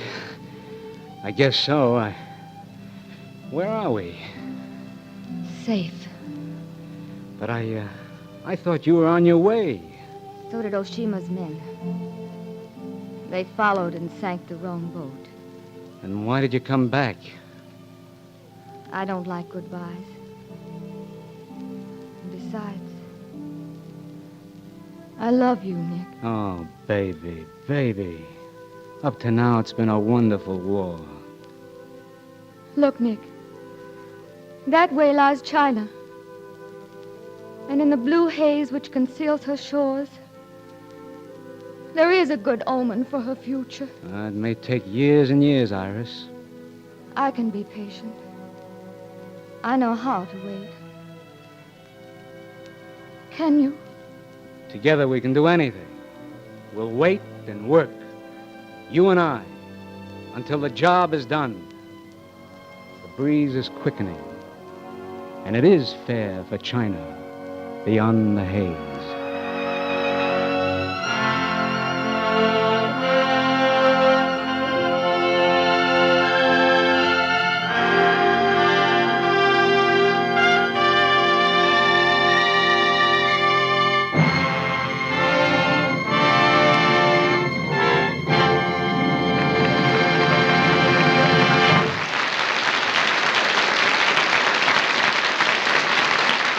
Out here in Hollywood, stars who must keep radiantly alive through a long day before the cameras have learned to seize even the slightest opportunity for quick refreshment.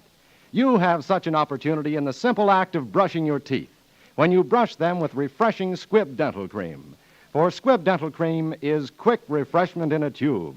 You see, in making Squibb Dental Cream, the House of Squibb has done more than provide you with a completely safe and trustworthy dentifrice. It has also created one of the pleasantest, most exhilarating of all dentifrices. When you first taste the sparkling, minty flavor of Squibb Dental Cream, you get a hint of its quick refreshment. Then, as you brush, the brisk, tingling action wakes up your mouth, makes it feel fresh and young and clean. That's how Squibb Dental Cream helps you to face your own daily audience with new poise and assurance. You've given your own charm the protection it deserves, the protection of pure, fragrant, refreshing Squibb Dental Cream. So ask tomorrow for Squibb Dental Cream. Taste, feel, and see the refreshing difference. Next Wednesday, another great picture. The House of Squibb will present Academy Award with Charles Coburn and Virginia Mayo in The Devil and Miss Jones. John Garfield is soon to be seen in the Warner Brothers production, Nobody Lives Forever. This is Hugh Brundage bidding you good night until next Wednesday at the same time, when you're invited to listen again to Academy Award presented by the House of Squibb, a name you can trust. This is CBS, the Columbia Broadcasting System.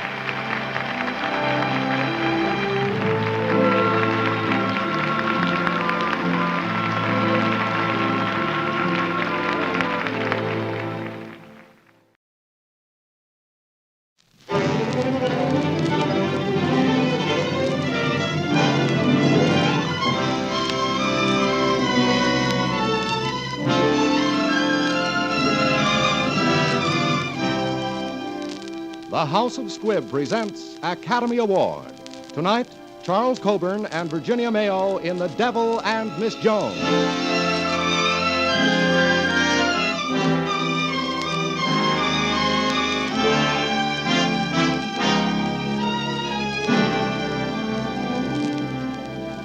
Every week, Squibb brings you Hollywood's finest.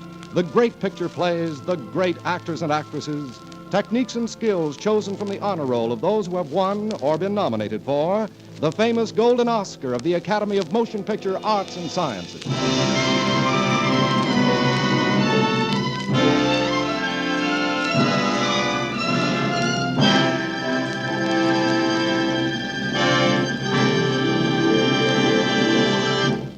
For generations, the House of Squibb has been known for the high quality and unfailing dependability of its products, each the result of a never-ending quest for perfection.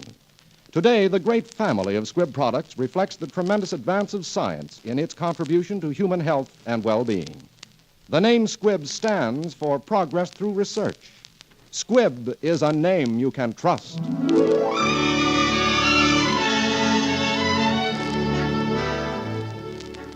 Tonight, Squibb brings you a laugh-provoking comedy, The Devil and Miss Jones, the picture which was nominated in 1941 for 2 Academy Awards. In our cast tonight, you will hear Charles Coburn playing the role he created on the screen for The Devil and Miss Jones. Co-starring is Virginia Mayo as Miss Jones. Mr. Coburn has twice been nominated as Best Supporting Actor of the Year, and in 1943 won the coveted Academy Award.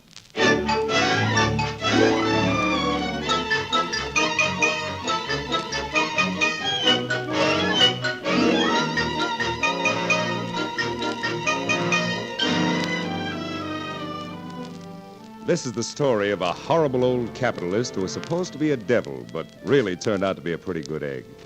And of a dame who was supposed to be symbolic of the common man, but who really turned out to be pretty human, too. All in all, you can call it a merry tale in which it is proved that heaven always protects the working girl. Good morning, J.P. How are you, J.P.? Good morning, J.P. Good morning. I see by the papers that I have been hanged in effigy in front of that department store at 38th Street. Some desperate malcontents must have done it. I thought I sold everything below 38th Street 3 years ago. We kept it, J.P., because the store was exactly on 38th Street. This dummy doesn't look like me. Maybe it's supposed to be one of you. Which one? What? There's a sign on the dummy with your name on it. Have this picture enlarged and everybody, even watching it, fired. An excellent suggestion, J.P. Beg pardon, sir. Your lunch. Will you have the crackers whole, or shall I crumble them in the milk, sir? Crumble them, you idiot. We're rounding up the troublemakers. We have a detective working on it. Where is this detective? In the next room, J.P. That's all, gentlemen. Good day. Yes, sir. J.P. Are you the detective? Yes, sir. I'm Higgins, Thomas Higgins. What progress have you made, Higgins? Oh, I've gotten a job in the store. Nobody knows I'm a detective except the personnel head, not even the general manager. I see. I'm a salesman in the children's shoe department. That's the hotbed, the whole 5th floor. When do you propose to round up these troublemakers? Well, Mr. Merrick, it'll take time. I gotta worm my way in. About 3 weeks. 3 weeks? Why not 3 days? Well, sir, first I gotta go down to Philly. My wife's having a baby. I see. Well, Higgins, you should be with your wife. Yes, I'll get someone else for this assignment. Oh, I'll keep your card if you don't mind. Gee, thank you, sir. You're very kind. That's all right, Higgins. That's all. More milk, sir, or anything? Don't say anything. Anything means crackers. Come here, George.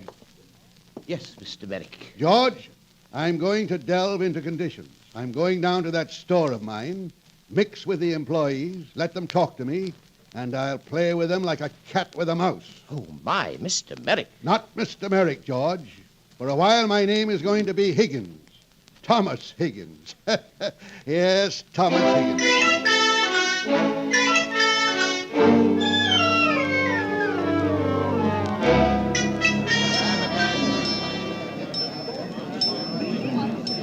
There you are, madam. Thank you.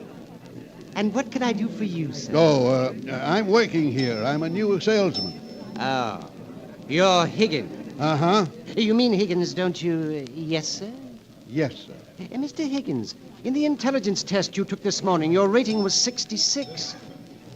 That's 1 point over the lowest passing grade. Perhaps there was some mistake. We don't make mistakes, Higgins. Neely's is never wrong. This is the lowest intelligence rating in my department. I hope you have other qualities to compensate for it. For your own sake. Miss Jones, don't lean against my desk, Higgins. Yes, Mr. Hooper. Miss Jones, I'm assigning Higgins to slippers. Show him his duties. Welcome to the shoe department, Mr. Higgins. You come right with me. Now, this is your counter. Bedroom, lounging, and house slippers. It's really the best job, Mr. Higgins. No bending down for try-ons. He doesn't think I'm good enough to sell shoes, is that it? Oh, don't be silly. It's just the same. You have to be cleverer selling slippers than shoes. How could he tell I'm not as good a salesman as the next one? Oh, it's just your vanity that's hurt. You can sell shoes when you're relieved for lunch. And you show him then what a good salesman you are. Your lunch hour is from 12 to 1. That's in 30 minutes. I'm not going to eat lunch. You're not? I'll stay right here selling slippers, and I'll make a good impression. Mr. Higgins, why aren't you going to eat lunch? I'm not going to eat because I'm not hungry. I never have lunch anyway. You go to lunch at 12 sharp. Here, take this. I don't want your money. No argument. Well, you don't mind waiting on me, do you? Oh, what can I do for you, madam? Oh, excuse me, Mr. Higgins. Yes? I want you to meet Elizabeth Ellis. She will show you where the employees' restaurant is when your lunchtime comes. Thank you. Hello, Miss Ellis. I'll be back for you. Do I see the shoes I asked for, or don't I? Oh, yes, of course, madam, of course. What kind of shoes do you wish? Button or strings?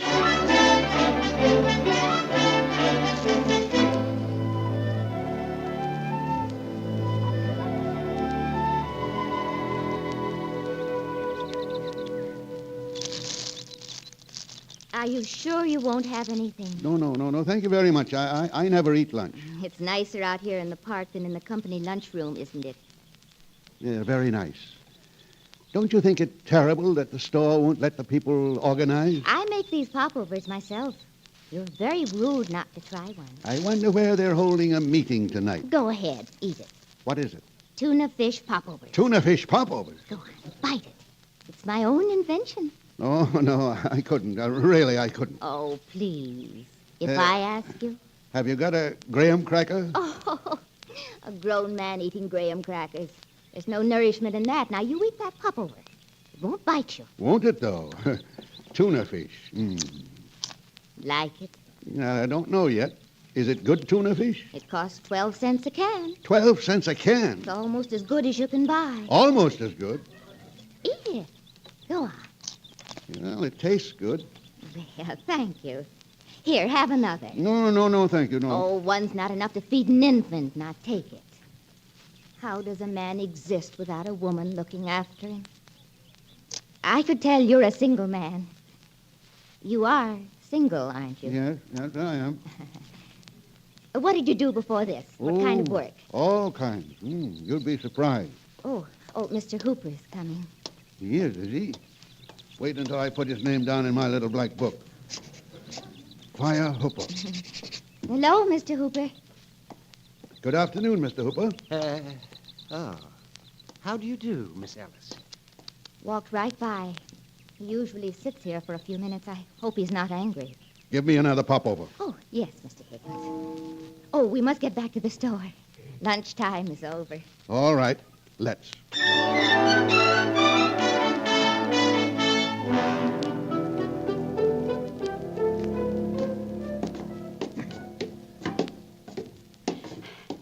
Only one more flight, Mr. Higgins, then we'll be there. I hope so. My feet hurt. I've had a hard day at the store today. Well, it's after hours and the store's closed now, and you're on your own. Does your finger still hurt? A little. I can't understand how you've never been in an automat before. I've never thought of it. I could sue them getting my finger caught like that. Higgins, tell me the truth. Was the manager right? Did you try and get that blueberry pie without putting in a nickel? I tell you, I did put in a nickel, but I went to get coffee and somebody must have sneaked the pie out. It was their responsibility to give me another piece of pie, and I would have gotten it, too, if you hadn't interfered. Oh, here we are, the door to the roof. Well, what's this? Oh, this is the meeting, our meeting of store employees. Hello, baby. You're late. Who's this? Oh, Joe, this is Mr. Higgins. He started in the store today. Welcome, brother. Mr. Higgins, this is Joe O'Brien. He hung up the dummy of John P. Merrick. Yeah, made the front page of the Times, all right. Did you see it, Mr. Higgins? Yes, I saw it. Well, this is quite a pleasure, Mr. O'Brien. Likewise, I'm sure.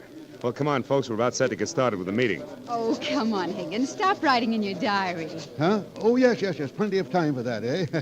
Oh, Mr. Higgins. Why, Elizabeth, you here too? Well, of course. And I knew you'd join us. I could tell it the minute I saw you. Yes, you could, of course, couldn't you? Now, many of you are here for the first time. And you'd probably like to know more about us. Well, we're not professional agitators. I started in the Neely store 6 years ago as a packing boy and worked myself up to assistant section manager. Now, what we want is what... Excuse me, Joe. Huh? If I may, I'd like to show you a practical case of what we're fighting for. Why, sure. This is Miss Jones of Children's Shoes. This is Mr. Higgins, Tom Higgins. How old are you, Mr. Higgins? 53. He's 53. That's not very old. He came to work this morning in children's shoes without the few cents in his pocket to buy his lunch. And do you know how he got his lunch? From another employee, sharing a few crusts she brought, which were hardly enough for herself. Oh, gee, isn't that sad? That's too bad. Look at him. 53 years of age. And nothing to eat.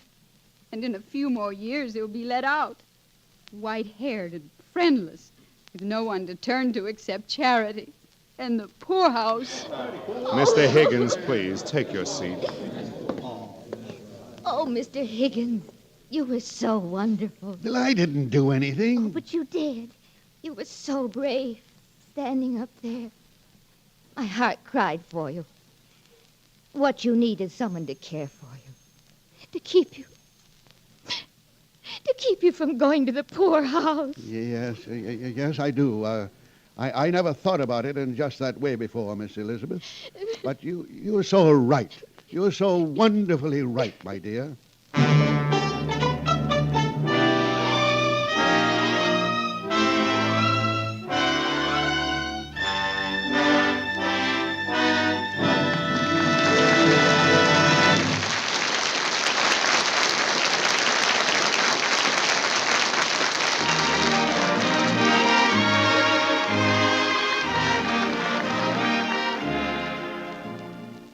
To make every morning a beautiful morning, to start each day really awake. Remember, it pays to use Squibb Dental Cream whenever you want to feel your best, look your best, make the best impression. Try Squibb Dental Cream tomorrow. Taste, feel, and see the refreshing difference.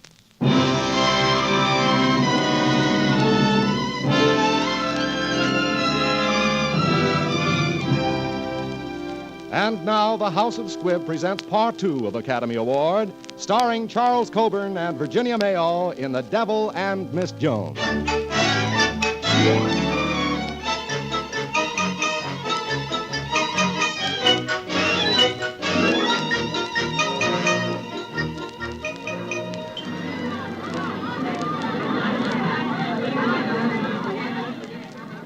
Oh, isn't this the divinest picnic? Is there anywhere in the world as divine as Coney Island on Saturday afternoon? Well, maybe, Liz, but it's too crowded to go look for it. Higgsy, are you having fun? Fun? Yes, indeed. Yes. Oh, I knew I'd forgotten something. There's the hot dog man. I'll get us some and be right back. Well, I think I'll go for a swim. Nobody's going to be watching you, so don't show off and swim down to Montauk. See you at Frankfurter time in old Coney Island. I guess you love that young fellow, eh? Sort of. You know, Mr. Higgins, I've never even thought of what it would be like not to see him anymore. And that's probably the test of it. Why, if I thought I'd never see him again, I don't think I'd care if I lived or died. I guess that must be love. Oh, it isn't so hard to find, Higgins. Don't you find it when you look at Elizabeth? Well, I don't know, Miss Jones. You see, I've only been looking at her for a few days. But you must see something in her eyes. Well, I suppose I must. What could it be? Isn't it kind of soft, like moonlight? Doesn't it bounce back at you and give you kind of a hot foot inside when you see her looking at you like that? Well, well, my dear, I think I'll go for a swim. What does one do? Well, one goes up to the bathhouse, rents a suit, and one dunks, doesn't one? I suppose one does. Yes, I suppose one does.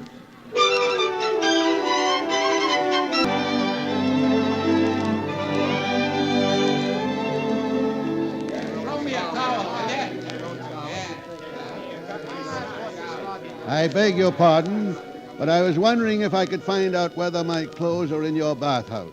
Did you take them off here? I don't exactly remember. Where's your locker key? That has our name on it. I don't seem to have a key. I've been walking about for hours. Does this look like the place? Well, I rented this suit. Can you tell me if it's yours? No, brother. That ain't ours. That's a pretty cheap suit. Not yours, eh? Well, thank you.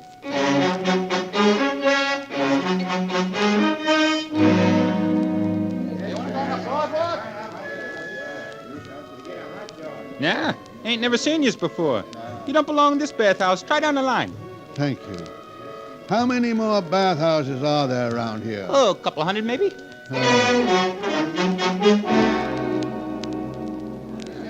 I've got a big bargain for you, son. Huh? What's your gag? Hey, what you want? This is a cigar store, not a pawn shop. My watch. It's quite good. You can have it for $1. It's solid gold. Solid gold, huh? I'll take it back and bite it. Wait here.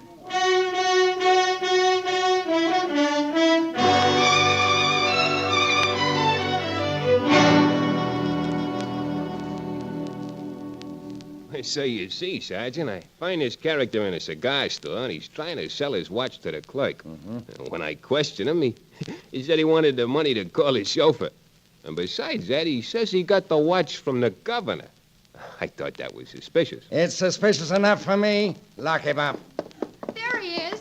Higgsy, keep your chin up. We'll get you out. I'll say we will. Mr. Higgins. Hey, what is all this? These are my friends, sir. Now, we'll see. We'll see if you can lock up an innocent man. Now, let's get this straight, Sergeant. I'm a free American citizen, and under the Constitution, I've got my rights. And I say to you...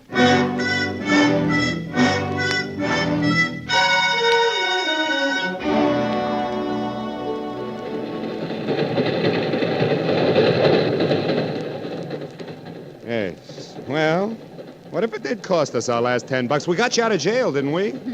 Yes, Joe. You talked him right out of it. Yeah. Well, I'm sleepy. I got sand in my sock, and the subway is so crowded. Lie back, honey. We'll be home soon. Oh.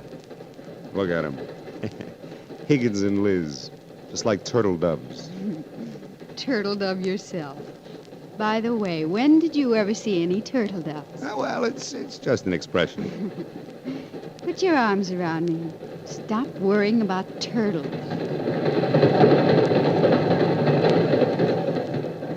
Elizabeth, Yes, Tom. I want you to tell me something. What is it? Didn't Hooper ask you to this picnic today? Yes, he did. Well, tell me, why did you go with me instead? Well, you see, Mr. Hooper is the executive type. And you, well, you're sort of helpless. You need someone to look after you. He's the executive type, and I'm helpless. Now, don't be offended. People can't tell on themselves. But that's the type you are. For heaven's sake. I don't like the executive type. What you can see in him is beyond me. Well, he asked me to marry him during the clearance sale. Did you ever consider it? To be honest, I did. Well, why didn't you? Well, I didn't know whether I loved him. Maybe I'd be marrying him for his money. Has he got money? He makes $55 a week. But I don't see how a woman can marry a man with money. She'd always feel that maybe she'd married him not for what he was, but for what he had. That's torn it. Oh, dear me, this is our station. Good night. I'll see you tomorrow. Good night, good night. Oh, good night, you two. Wake up, Joe. Wake up, they're getting off. Say something. Huh? Oh. Hey, Higgins forgot something. Couldn't you say goodnight? What's the matter with you? Oh, well, Higgins forgot a card. Fell out of his pocket on the seat. Oh, well, give it to me. I'll give it back to him in the morning. Yeah. What is it, anyway? Oh, to whom it may concern. Thomas Higgins is employed in a confidential capacity and is accountable only to me, Arthur Davies, head of personnel, Neely's department store. What's that? Oh, no, not Higgins. Not a spy. A dirty spy.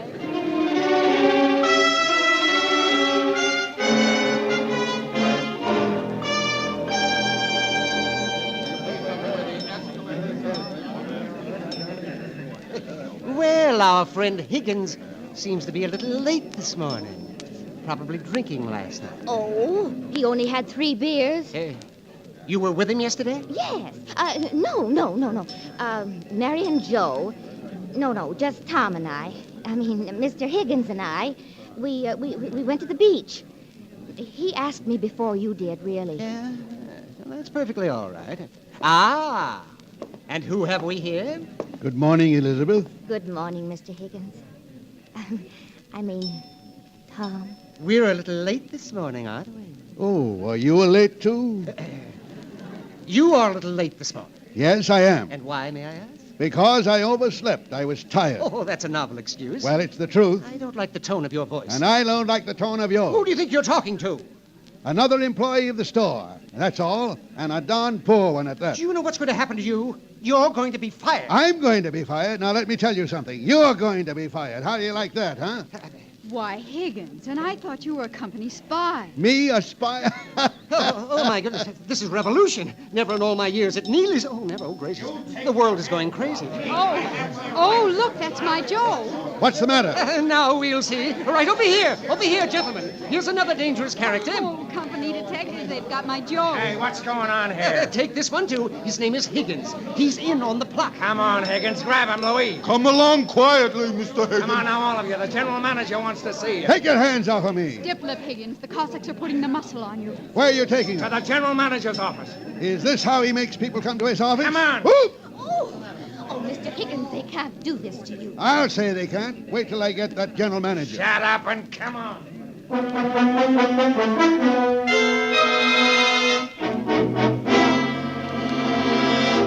All right, Allison.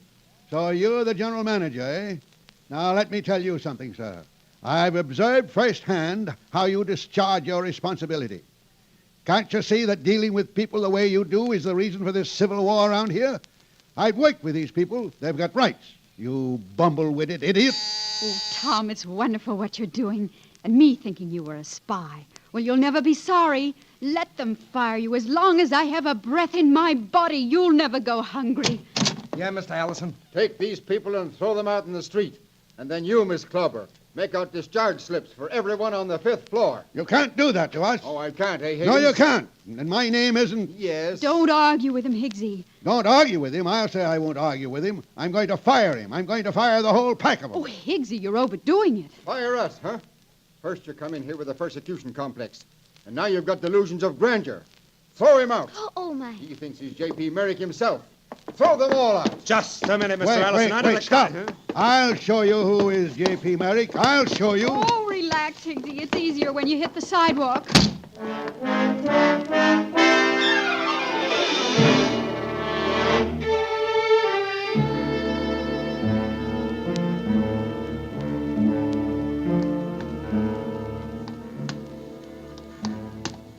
Well, you said they couldn't, but they did. Where did you land, Higgsy? No, never mind. Yeah, one of these days we're going and throwing them out. I'm going back and do that now. Thomas, you come right here this instant. Who? Me? Yes. And stop writing in that little black book. We're on our way to get married. After all, who are we to keep the mayor waiting?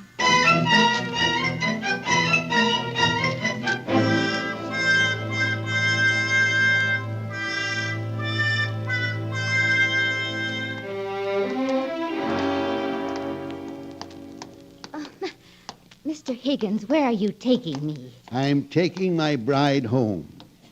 Upsy daisy. Oh, my now, goodness. I've got to carry you over the threshold. Now, you put me down this instant. Oh, have you lost your mind? This isn't where you live. This is the mansion of the old monster himself, J.P. Merrick. Oh, I don't want to spend my honeymoon in jail. Oh, good evening, Mr. Merrick. Good evening, George. Dinner for two this evening. And by the way, George, this is Mrs. Merrick. Get some clean rice, George. One only gets married once. Merrick? Mr. Merrick? You're not Higgins? No, my dear. I'm J.P. Merrick in the flesh. Oh. Turn down a bed, George. Mrs. Merrick has fainted.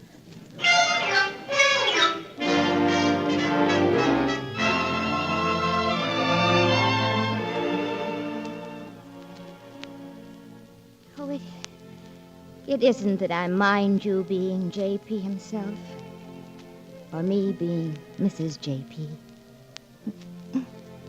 What about all our friends? Have you forgotten my little black book, darling?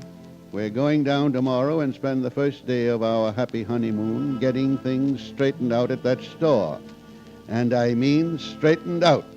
After all, my dear, they can't push people like us around, eh? Oh, no, Thomas. I mean, J.P. Oh, I mean... Darling. Darling. Yes.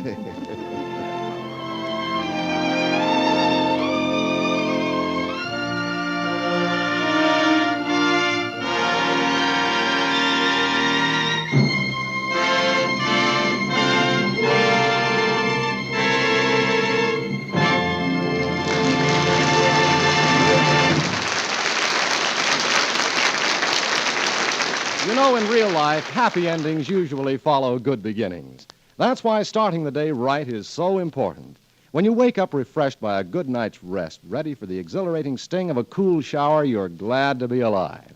How wonderful it would be if you could recapture that feeling of early morning freshness whenever you felt like it.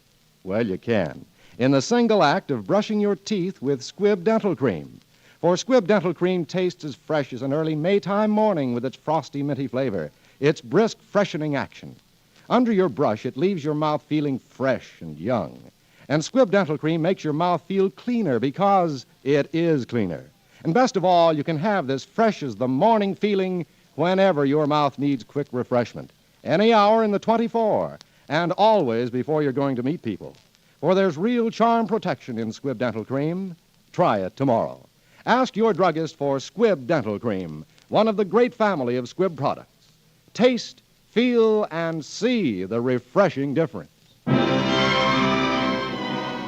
Next Wednesday, another great picture. The House of Squibb will present Academy Award starring Cary Grant and the glamorous English star Ann Todd with Nigel Bruce in Suspicion. Today's performance of The Devil and Miss Jones was written for radio by Frank Wilson with an original musical score composed and conducted by Leith Stevens. Our producer-director is Dee Engelbach. Charles Coburn is currently engaged as one of the stars in David O. Selznick's Technicolor production, Little Women. Miss Mayo appeared through the courtesy of Samuel Goldwyn and will next be seen in the Samuel Goldwyn production, The Best Years of Our Lives.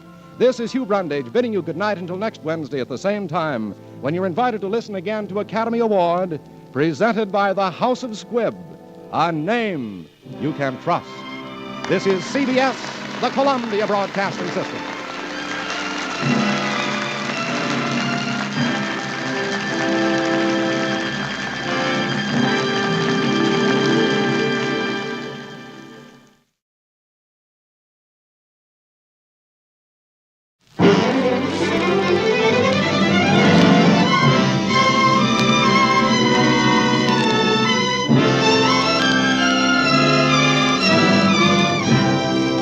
The House of Squibb presents Academy Award.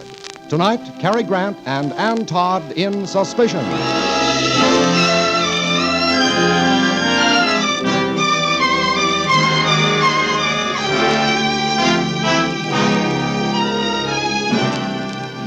Every week, Squibb brings you Hollywood's finest. The great picture plays, the great actors and actresses, techniques and skills chosen from the honor roll of those who have won or been nominated for the famous Golden Oscar of the Academy of Motion Picture Arts and Sciences.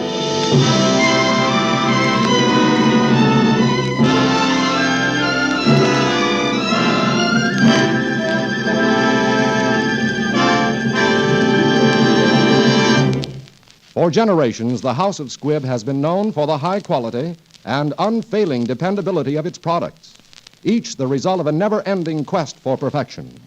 Today, the great family of Squibb products reflects the tremendous advance of science in its contribution to human health and well-being. The name Squibb stands for progress through research.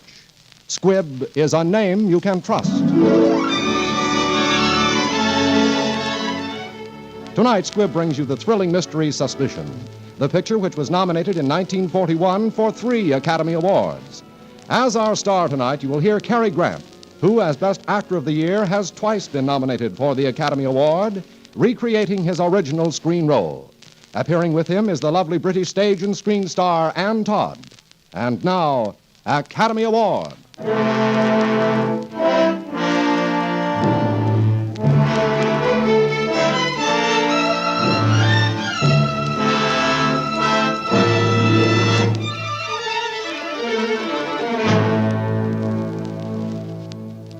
Made me know the meaning of the word ecstasy when I married Johnny. Oh, I'd heard things about him, that he was careless, which I knew meant carefree, that he was unreliable, which I knew meant he was different from any other man in the world. But naturally, I didn't hear what the looks implied. Well, I wouldn't have cared even if I'd seen them. The smug looks, the I told you so's, and even the pitying looks from the few who seemed to care. Well, Mrs. Aysgarth, are you getting used to being a wife? Oh, darling, it's wonderful.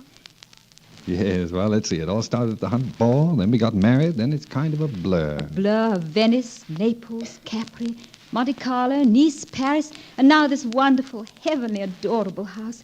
Oh, Johnny, you sure we can afford all this? Lena, one doesn't talk of money in paradise. Telegram, sir. Oh, my, speaking of paradise, let's see who wants to spoil it. Is it bad news, darling? No, just from an old friend of mine, stupid fellow. He wants £1,000. You couldn't spare 1,000, could you, dear? 1,000? What's he want it for? Hanged if I know. Probably because I borrowed it from him. You borrowed it? Why? Well, because I was going on a honeymoon with the loveliest girl in the world, and I wanted her to be happy. Was she happy? But didn't you have any money of your own? Not a shilling. Johnny, are you broke? Oh, monkey face. I've been broke all my life. But I know you didn't marry me for my money. You could have done much better elsewhere. My income will never pay for all this. Never. Well, what about your father? Oh, I couldn't ask father or mother. But you wouldn't actually want to live on your wife's allowance, would you? No, darling. Naturally not. Well, then. Well, I suppose if the worst comes to the worst, that is, if there's no other way out, why, I'll probably have to... What? Borrow some more. Johnny, there's going to be no more borrowing or gambling. What else is there to do? You've got to go to work. Work? Mm-hmm. Well, you mean put on old clothes, go out with a shovel? Don't be flippant, darling. There are all sorts of jobs. Oh, all right, darling. I'm broad-minded. Let's have some tea. Hey, we can make out a list of jobs. You know, I think that'll be fun.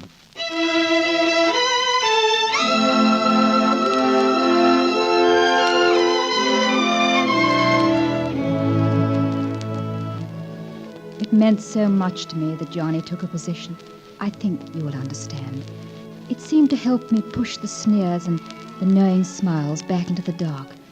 I don't know exactly what Johnny does, but he has a job in the office of a Captain Melbeck, a sort of distant cousin of his. I was at home waiting for Johnny when a stranger called. I say, you must be old Johnny's wife. Yes, I am. Didn't he tell you about me? I'm Beaky. Beaky? Oh, you Beaky? Yeah, that's what they called me at school. Beaky Thwaite. Oh, I've heard so much about you. And Johnny told me about you, too. Ran into him at the Newbury races last week. The races? Oh, put my foot in it as usual, eh? I mean, didn't he tell you? Johnny has a job. He couldn't have been at the races. Besides, he stopped betting. Oh, he has he? Oh, not Johnny. Great lad, eh, what? Well, you mustn't mind him cutting up. That's what makes him Johnny. Besides, he thinks you're a topper. Oh, yes, he does. I think so, too. Eh, what? Won't you sit down, Mr. Thwaite? I don't see why not. Is anything wrong? Well, there were 2 Queen Anne chairs here this morning before I went out. They've disappeared, have they? Apparently. Were they expensive? Yes, very. Museum pieces. Oh, what's the matter? Oh, that Johnny, he'll be the death of me yet. Don't you understand? No, I don't. I'll give you 20 to 1 Johnny sold them. Sold them? What for? What for? For money, of course. Chap's got to pay his racing bets, hasn't he? And Johnny lost a packet at Newbury. I don't believe you. Oh, put my foot in it again, have I? My dear girl, what's your name? Lena. My dear Lena, you simply haven't got acquainted with old Johnny. Why, at school there wasn't one chap who's spending money Johnny purloined who didn't forgive him in the end. Why, you'll forgive him anything when you know him better.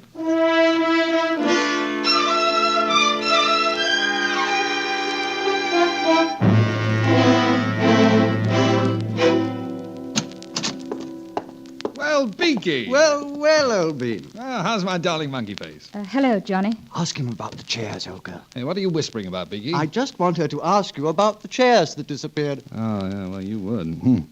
So you two have discovered my iniquity, eh? Well, some American chap stopped by. Admired them so much, I just had to let him have them. Johnny, you're such a wonderful liar. Yes, well, look, you two. Forget the Inquisition. Now, sit down, both of you. Anywhere. Lena, wait till you hear this. Now, shut up, Beaky. Lena, you remember that necklace you admired in the shop window a month ago? Here, it's yours.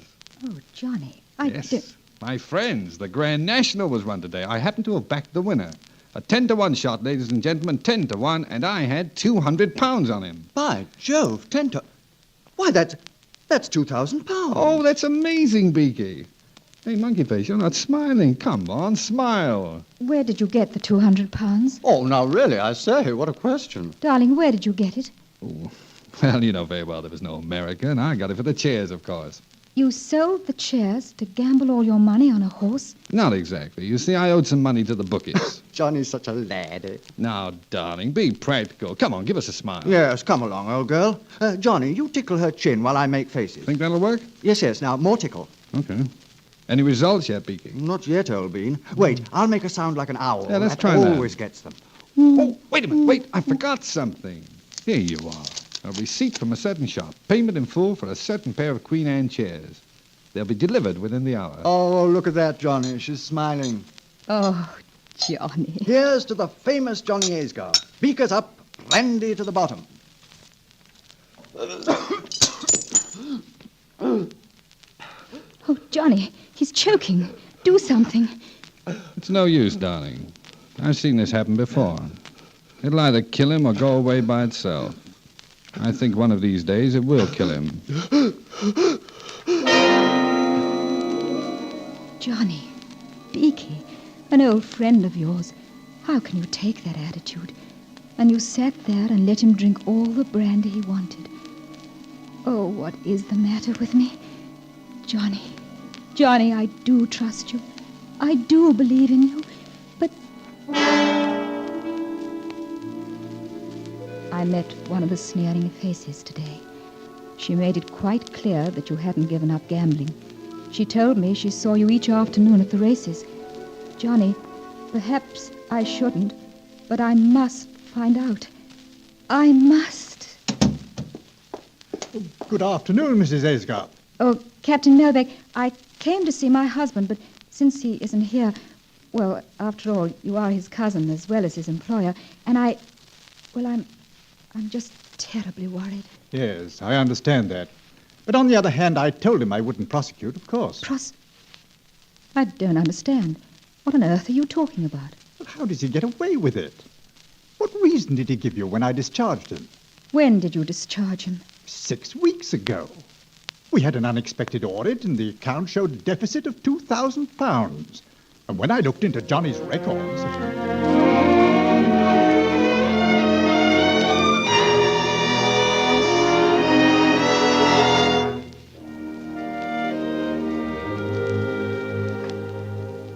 Here, look at the photograph of the cliffs, Beaky. We could put the hotel up here. Perfect. Then the little houses could go down on the beach there. Hello, you two. What's going on? Oh, hello, Monkey Face. Sit down, darling. Beaky and I are organizing a real estate company. We're going to buy up this beautiful piece of land right by the sea. Well, have you found somebody to put up the money? Oh, yes. Who? Me, old girl. I see. Well, the idea is mine. The capital is Beaky's. You see, Beaky borrows against some securities in Paris, and then we issue stock. The whole company, of course, would be in my name. It's very simple. Does Beaky understand it? Oh, yeah, yes, I think so. Captain Melbeck's on the phone, sir. Oh. I'll take it in the study. Excuse me for a moment. Beaky, Yes, my dear? you're being unfair to Johnny. What? Oh, I say now, that's a hot one. Why, he's president of the whole new thing. He gets a salary, he can write checks. That's just what I mean. Well, what's wrong about that? Oh, there you are, old boy. You know, Lena's been telling me that you're a bit soft in the head. Not a good risk and all that rot. I heard through the door. Well, how about cleaning up, old boy? Nearly time for dinner. You know your room. Better hurry, huh? Oh, all right. I won't be a minute. Well?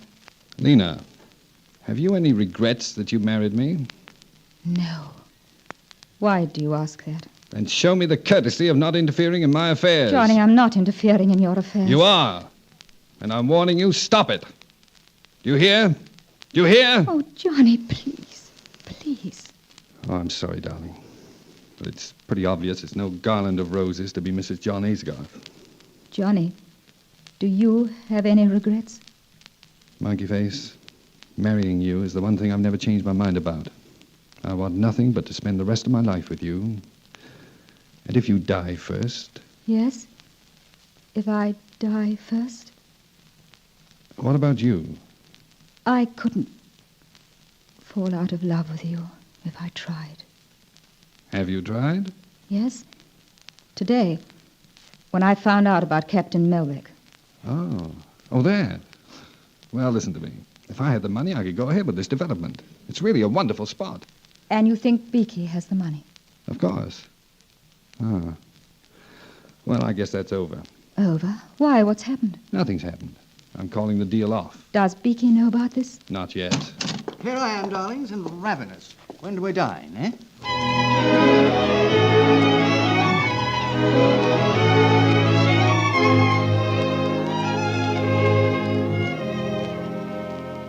Personally, old Bean, I can't see anything wrong with the scheme. But if you say it's no use going ahead with it, well, let's go ahead. Well, Beaky, I'm not going to take the responsibility of calling the whole thing off without proving to you the scheme's no good. Now, you'll have to go up there to the cliffs tomorrow and take a look. Well, old Bean, if you say it's no good, that satisfies me. It should satisfy him. Why does Johnny insist? However, I would have liked What's in his mind? He's desperate for money. If he would sell the chairs, embezzle from Captain Melbeck, would he stop at... No, that's preposterous to think that. Yet he said, if I were to die... I say, Johnny, I really don't want to go up there in the morning. It'll be nasty and cold. Nasty, cold, foggy. The cliffs are high and treacherous. Beaky is no match for Johnny. Earlier the better. There won't be so much traffic on the roads. Near the cliffs, they'll be alone. Nobody to watch. Beaky will get out of the car, then Johnny. They'll walk near the edge of the cliff.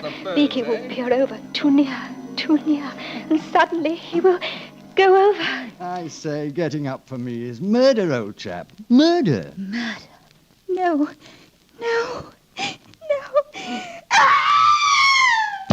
I say, I do believe she's fainted, old Bean. Now, whatever do you suppose could be wrong?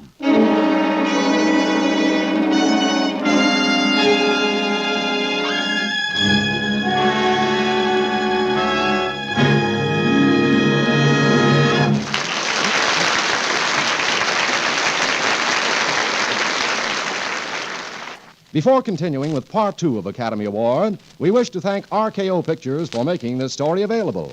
RKO are also the producers of Sister Kenny, starring Rosalind Russell and Alexander Knox.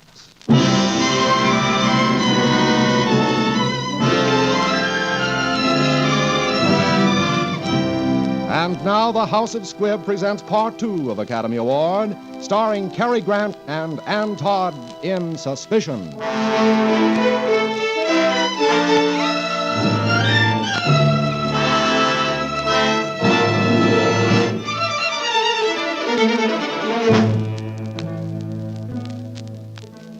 A silly phrase from childhood keeps going through my head.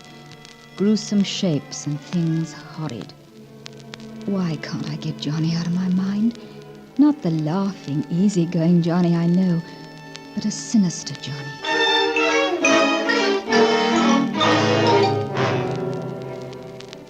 I got up early, took my car. I drove out to the cliff and found the tire marks of Johnny's car. They led right up to the edge of the cliff. My heart stood still. Where the tire marks ended, the cliff had caved in and was gone. I don't remember how I got home. Johnny, where's Beaky? Well, hello, my girl. I'm here. Oh, Thank God. Johnny! Why, Monkey Face, you're breaking my bones with that hug. After all, I've only been gone a few hours. Seems like 1,000. Seems that way to me, too. Oh, shut up. It was nothing, Biggie. Well, I nearly lost my life. Do you call that nothing? You nearly lost your life? Yes, I was turning the car near the edge of the cliff. Was Johnny in the car? No, he was admiring the view. Well, I was backing right up to the edge. If Johnny hadn't seen it and taken a leap and grabbed the brake, well, by Jove, I shouldn't be here. Johnny saved your life? He certainly did. Came Johnny close to losing his own, too. Oh, Johnny.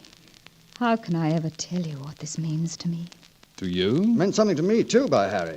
Ought to give a chap a reward, eh, what? Oh, now it's getting interesting. Why can't he come to Paris with me? I think old Johnny needs a holiday. Paris? Yes, my securities are there. I think I'd better fly over to dissolve the corporation. I'll treat Johnny to the trip. Oh, the cad seems to forget I'm a married man, darling. But then I might toss a few things into a bag and drive as far as London with him. What about that, Monkey Face? Oh, ripping. Oh, do let him, Monkey, Lena. Well, I don't see how I can stop him. Good, great. Let's pack, old bean.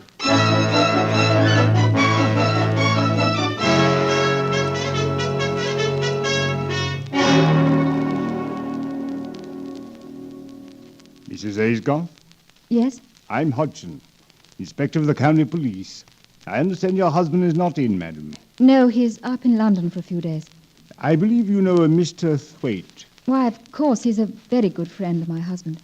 Well, Mrs. Aysgarth, Mr. Thwaite is dead. Dead? Died in Paris. This is such a shock.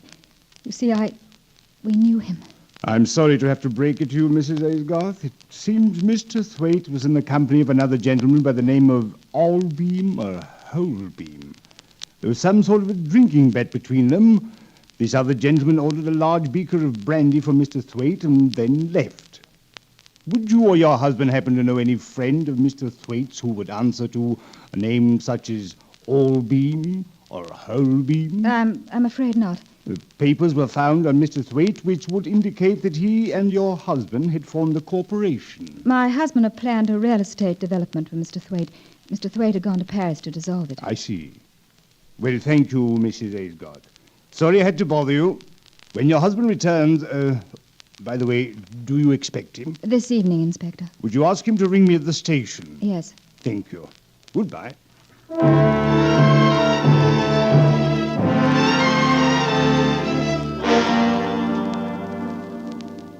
Hello? Hogarth Club, London. Oh, may I speak to Mr. Aysgarth, please? Yes. Oh, when do you expect him? He left yesterday. Thank you. Oh, it's you. Yes. So you've heard about Biggie? Yes. Dead.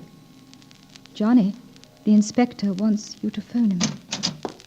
Captain Melbick phoning, sir. Oh, yes? Well, tell him I got his note. Tell him I'll take care of the matter within 2 weeks, as he requests. Yes, sir. The matter? The debt, Monkey Face. He wants his money. And you can get it in 2 weeks? I'm trying. Now, suppose we call it a day. But, Johnny, you have to call the inspector. Let's call it a day, darling. I'm tired. Dead tired.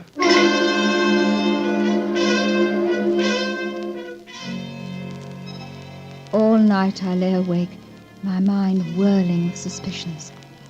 Then suddenly I remembered Isabel, who was a writer of murder fiction. I remembered Johnny asking her questions a few evenings ago. Unusual questions. Had he followed up those questions? Why did Johnny want to know so much about murder and the ways of committing murder? Well, since you flattered me by telling me you've already read my latest story, ask me your questions. Isabel, why did Johnny come to see you? Oh, my dear, Johnny is interested in the way in which we poor writers evolve our little plots. Well, naturally, we talk to so many things. I see. Did he ask you any particular questions? Questions like, well, on unusual ways in which a character might commit a crime? Well, yes, we did talk of that. You know Johnny, you can't resist him.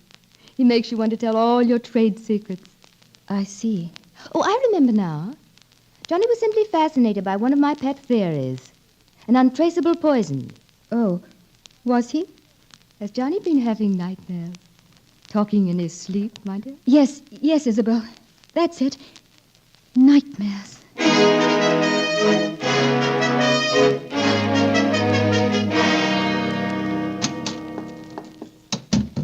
Oh, Mrs. Aysgarth, this letter just came for Mr. Aysgarth. I was going to bring it up. Oh, thank you. I'll take it to myself. Yes, ma'am.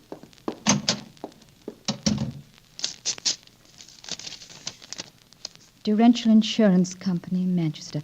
Replying to your inquiry regarding a loan of £2,000 against policy 167895. Regret loan cannot be made. Under terms of policy, payment can only be made in the event of the death of your wife. Event of the death of your wife.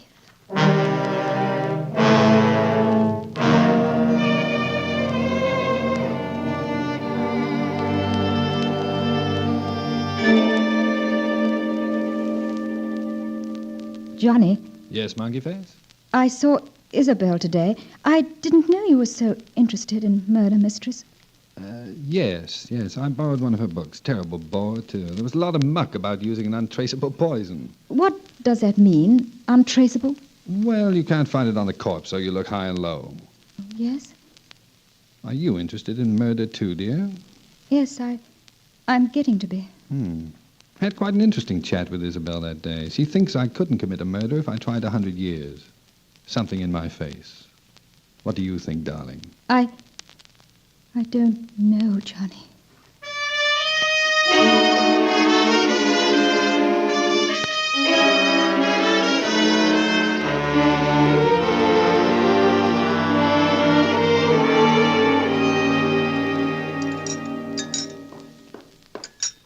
Johnny, have you finished breakfast? Yes. Oh, are you speaking to me this morning? Oh, I'm sorry, Johnny. I don't know what got into me last night. I must be developing nerves. Oh, I don't mind being asked to sleep in my dressing room, even when my wife locks the door between. Some husbands might, but not me. Oh, really, Johnny? I'm just run down. I think I'd better go down to Mother's for a few days. She asked you? Why, yes, Yes, she called this morning. Must have been very early. I didn't hear it. Very well. I'll drive you. Oh, you needn't drive me. I can take the... I prefer to drive you.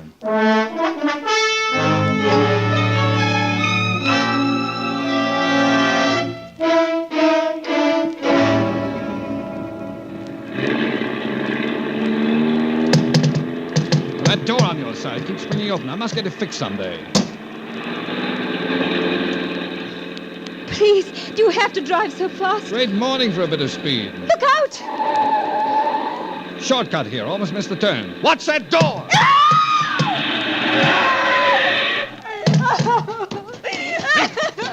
Lena, come back here, you crazy fool. Where are you going? Lena! Oh, Johnny. Lena, what's got into you? Let me go, Johnny. Let me go, please. Oh, no. stop it, you little fool. Stop it. Now listen to me. Stop it. How much do you think a man can bear? You turn me out of your room. You go running away to your mother's, and now you cringe as though you hate me. You're my wife, Lena. I thought You almost killed us both back there in the car because you had to pull away when I reached out to save you. Well, you won't have to put up with me anymore. Johnny. Where are you going, Johnny? First, I'm driving you on to your mother's. And then what? You needn't worry. I'll never bother you again. You mean you're going to? Is that why you were looking up that poison in Isabel's book? You were going to kill yourself. Oh, Johnny, my darling, no. Oh, don't worry. I saw that was a cheap way out. I'm going back to see it through, Lena. Prison term and everything. Prison? You mean Melbeck? That money you took? Yes. I can't pay it back. I made a last try to raise the money when I went away with Beaky. To Paris? No. I went up to Liverpool to borrow on your insurance. You mean you were in Liverpool when Beaky... You didn't go to Paris? I wish I had. I'd never have let some idiot give poor old Beaky that brandy. Oh, Johnny. I've been such a fool. If only I'd realized. If I'd been as close to you as I should have, you might have confided in me more. But things are going to be different now, Johnny. People don't change overnight. I'm no good, Lena. Oh, darling, let's turn back. Go home and see it all through together. It won't work. I'm taking you on to your mother's. It will work. I know it. Let me go back with you. You don't belong in this. But I do. I won't let you shut me out. Please, Johnny. Turn the car around and go home. Please. No, Lena, no. We're saying goodbye. Yes. I know, Johnny. But it's going to take so many, many years to say goodbye.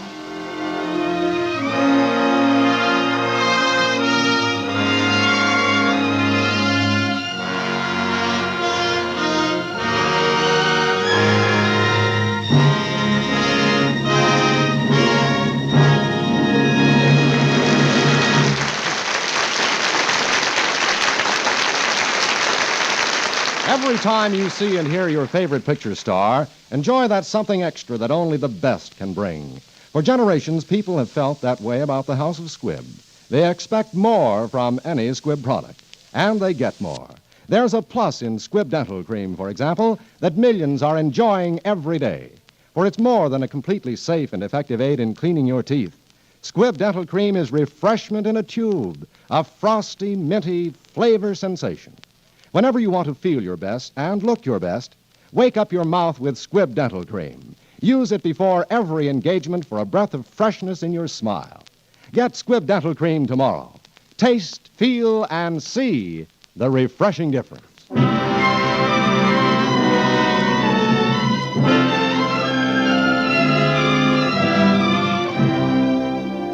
Next Wednesday, another great picture. The House of Squibb will present Academy Award starring Olivia de Havilland in Cheers for Miss Bishop.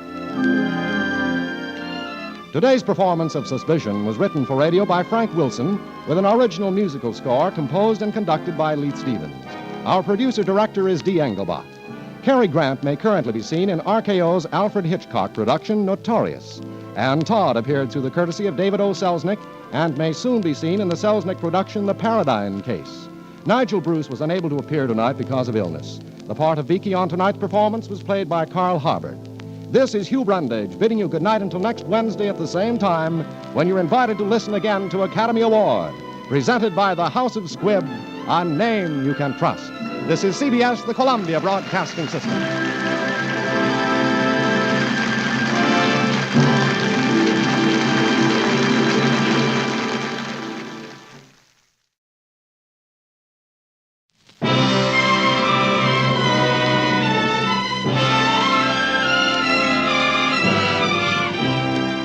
The House of Squibb presents Academy Award. Tonight, Olivia de Havilland in Cheers for Miss Bishop.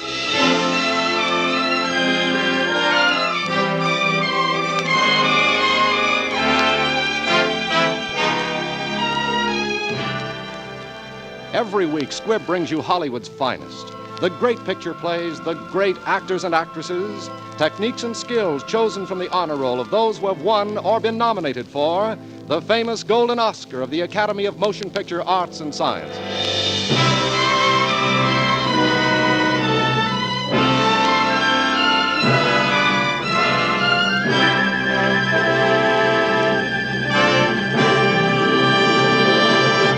For generations, the House of Squibb has been known for the high quality and unfailing dependability of its products, each the result of a never-ending quest for perfection. Today, the great family of Squibb products reflects the tremendous advance of science in its contribution to human health and well-being. The name Squibb stands for progress through research. Squibb is a name you can trust.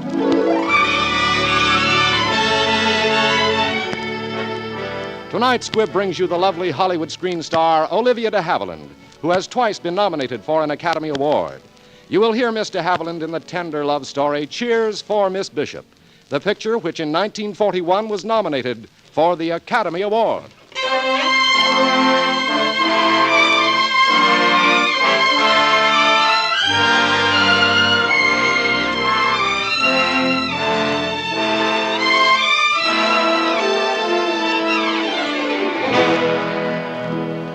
This is the story of an old maid, and in its way, it's definitely part of the story of America.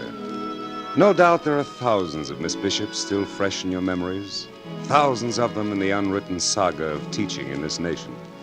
But somehow, there are never quite enough, not nearly enough of them, to keep the great faith, to teach us once again that we are from a great tradition, that we are custodians of a great destiny, that we have a responsibility too, living up to our Miss Bishops.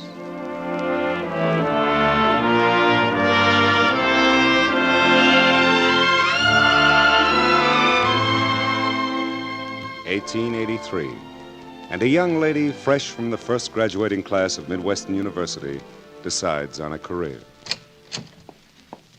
Well, good morning, Miss Bishop. President Cochran, I thought that if you knew of an opening in any of the schools around here, I mean just the prairie grade schools. I'm just back from my vacation and pretty busy with fall enrollments. And I'm trying to arrange for a new member of the faculty, a young woman to teach freshman English. Oh, I see. Yes, a girl I've watched pretty closely for 4 years. An intelligent girl, I think. She seems to have one thing which is mighty important to the teaching profession. She loves and understands folks. President Cochran, do you mean... Oh, of course, I know you couldn't mean... But I can't help thinking you might mean... Oh, President Cochran, do you mean... Dear, dear, there's a heap of repetition in that sentence for a teacher of freshman English.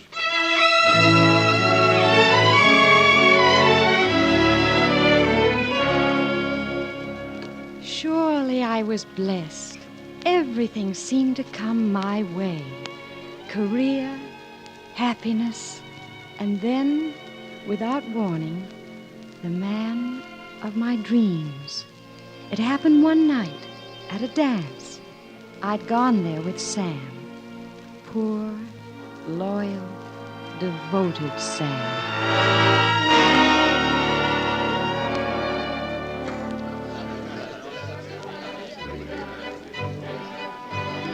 Well, Sam, looking for my sister Ella? No, Amy. I see she's being rushed by that young lawyer, Del Thompson. He's certainly attractive, Sam. And the way he's swarming around Ella at the dance tonight, he must sure be crazy about her. Who isn't?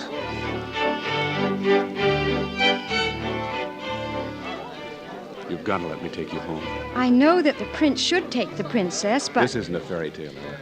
This is real. I'm in love with you. Head over heels. All right, Dale. Then let's go now.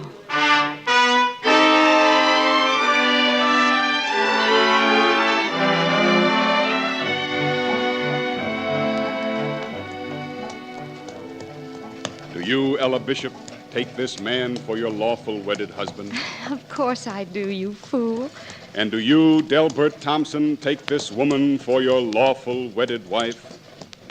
I do. I pronounce you man and wife. May I kiss the bride? Oh, Dale. Ella, it's like a dream. Oh, everything is coming to me. A chance to teach. The man I love. It's the end of all dreaming. A little house, a red firelight, the man you love, and children. Oh, I'm so happy. I'm so wonderfully happy.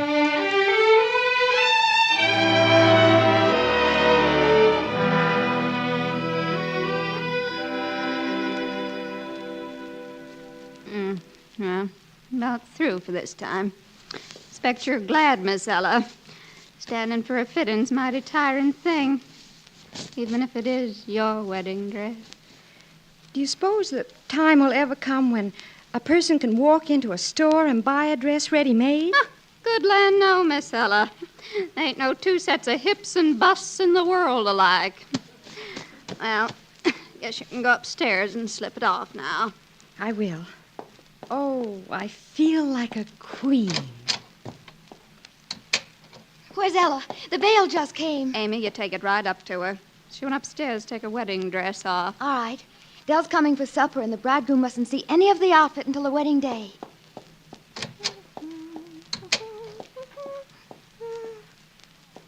Well, what's the difference? Ella won't mind if I try it on. Gee. Well, Mr. Mirror, would I make a beautiful bride?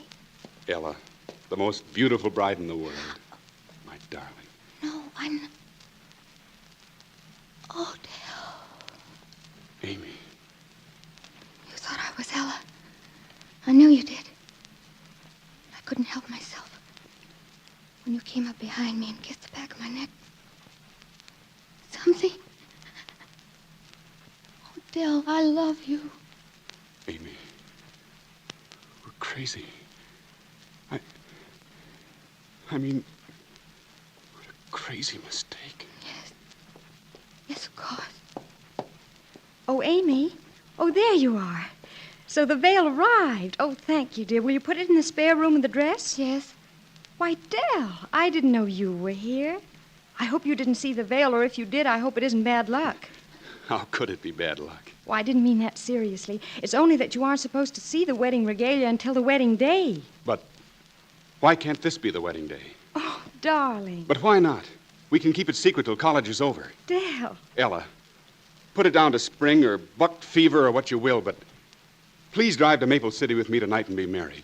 Dell, I must go to Central Hall tonight, a special meeting. You can't go, Ella. You mustn't go. You've got to do what I'm asking. Ella must go to the meeting, Dell. Don't you understand? Amy's right, darling. Will you drive me? I'm due there now. Of course. I'm sorry, Ella. I guess I'm nervous about the wedding. I'm going to have a game of cribbage with Judge Peters. Could you two drop me? Of course. You drop me first, darling, and then you can take Amy to Judge Peters. No, I... Do what Ella says, Dell. Remember, you might as well learn now how to obey.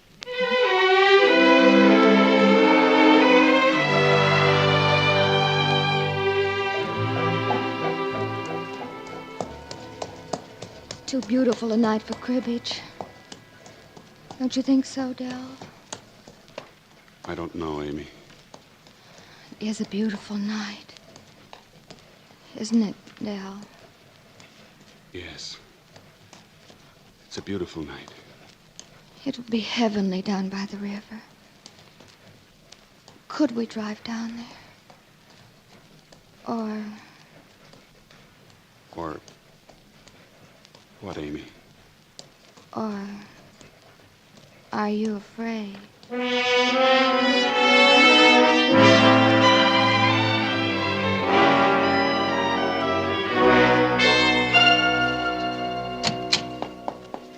Dell, I shouldn't have left class, but your note, why did you want to see me? It is terrible, Ella. Tell yes, her, Dell. Ella, I'd give my right arm to spare you this. You must believe that. What are you saying? It was an accident, I tell you. You left him alone. And there was a moon by the river. So now he's mine, you understand? You can't marry him. He's mine.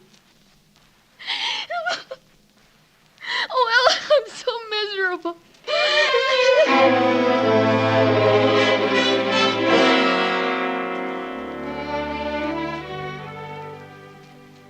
I'm sorry, President Cochran. I thought it'd be easier to write it. Mother and I are going to New York. It's an assistant librarian's position. I see. Teaching is a hard job, and it never pays much. I know. And lots of times it's a headache, wondering if it's worth it. Why, President Cochran, how can you say that? You're inspired. What you give young people, you know, courage, confidence, ideals. I am trying. Ella, we have something here in this country. The idea of people being free. But it's got to be taught and retaught. But once in a while, someone comes along with a God-given gift for teaching. You have it, Ella. That magic touch. Well, I certainly didn't intend to deliver a lecture. I wish you all the luck in the world in your new post. President Cochran, may I have that letter? I think I'd better stay.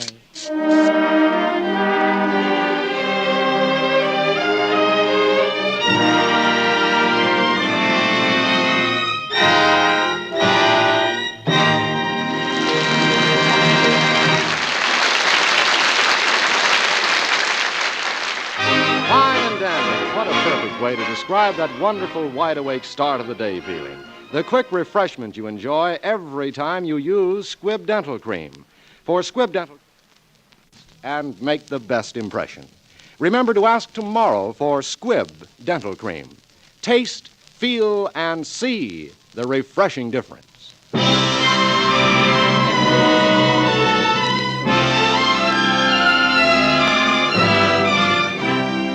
And now the House of Squibb presents Part 2 of Academy Award, starring Olivia de Havilland in Cheers for Miss Bishop.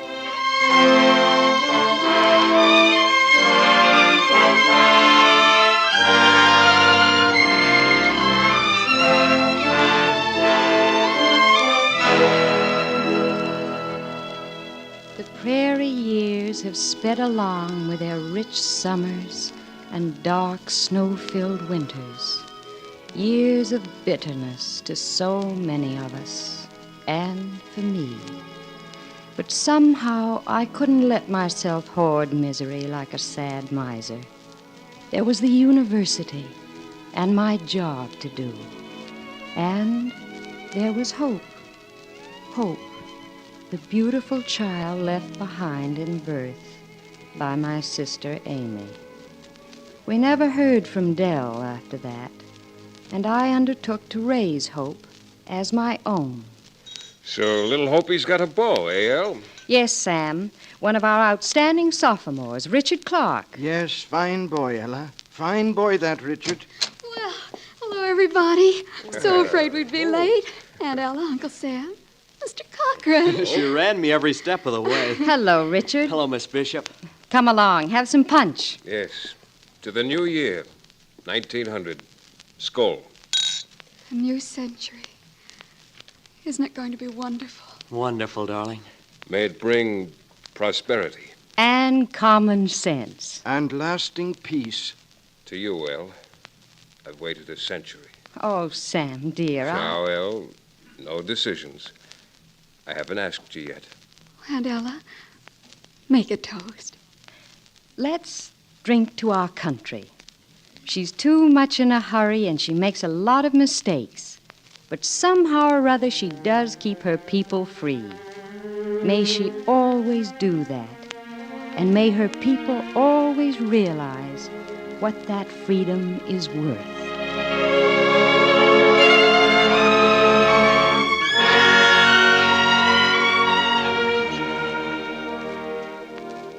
The first semester had hardly opened that year of 1900 when I met John Stevens. He'd come from back east to join our growing staff. I had thought I was beyond things of the heart, but it seems I was vulnerable after all. So vulnerable. Well, folks, any customers for a sleigh ride?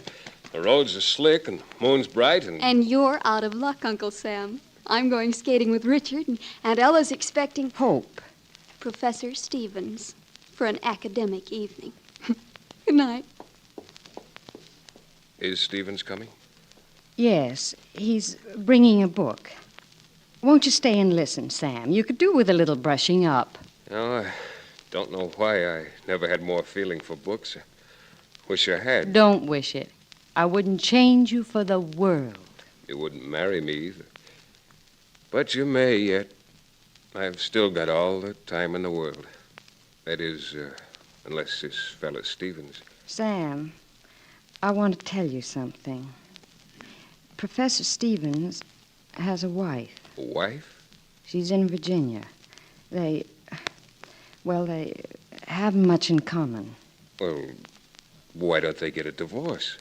Oh, Sam, how wonderful to find someone in Oak River who doesn't shudder at that word.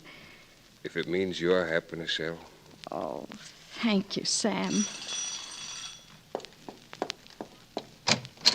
Good evening, John. I'm sorry, Ella. I'm a little late. I've been trying to persuade Sam to stay. Oh, perhaps another time, Professor. Of course. Good night. Good night, Sam. Good night. Ella, I'm going to write my wife. Ask her to divorce me. Oh, John, do you think? I'm going to pray that she will. I'll pray, too. Oh, my very dearest. Please, John, do you mind? I've waited so long. If it's going to be, let's have it perfect. Oh, it will be, Ella. Nothing can change it now.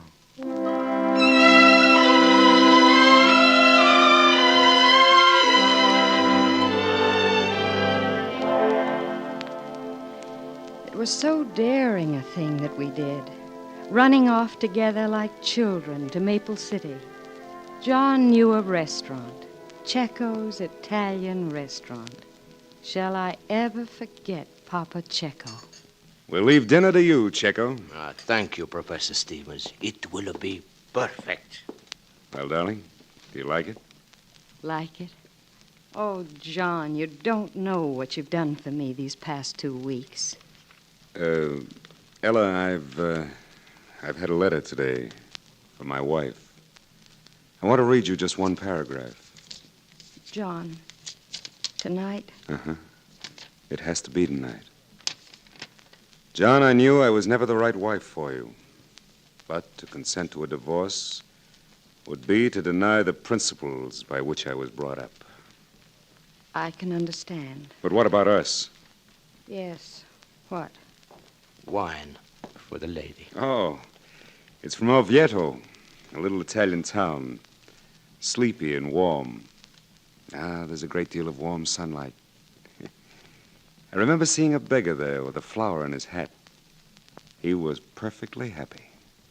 A beggar with a flower in his hat and sunlight. To Orvieto?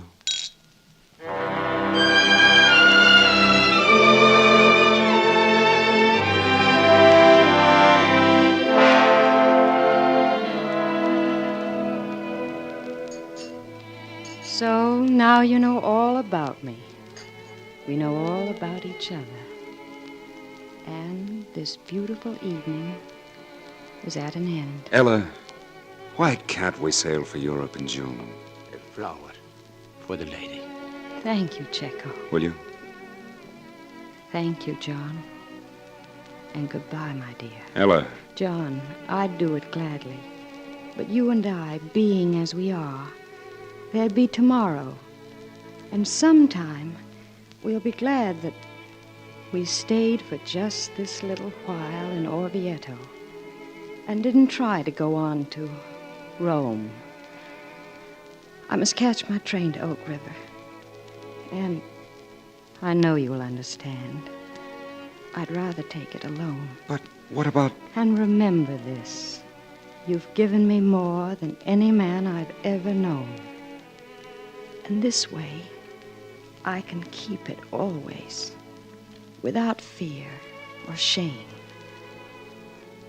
Come to the door with me.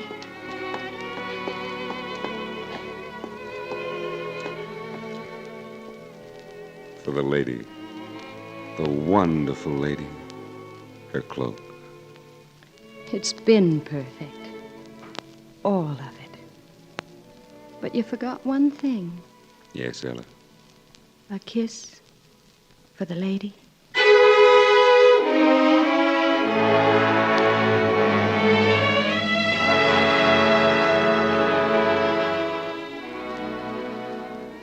Again the years fall away like snow driven in the wind. Where have they gone? But they have, and they've left only spring behind. I have a new daughter to think of now.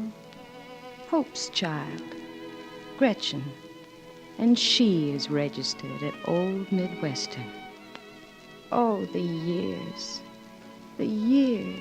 and the generations I've welcomed and taught and bade farewell.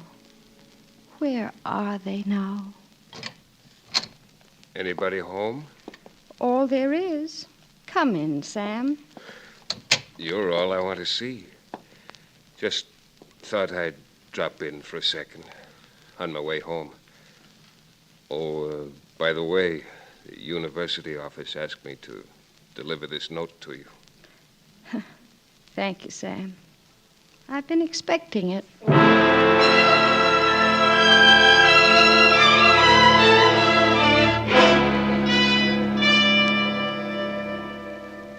My dear President Crowder, you're quite right. I'm 73 years old. I've been teaching long enough. Oh, you don't know how much your cooperation means, Miss Bishop. Well, if I were 63, you wouldn't find me so cooperative. But I learned years ago that no one is irreplaceable at Midwestern, and that goes for me. But, Miss Bishop, there are still... Several weeks to go. I know. And thanks. Miss Bishop, there's so much I'd like to say to you. Don't. Please. Please.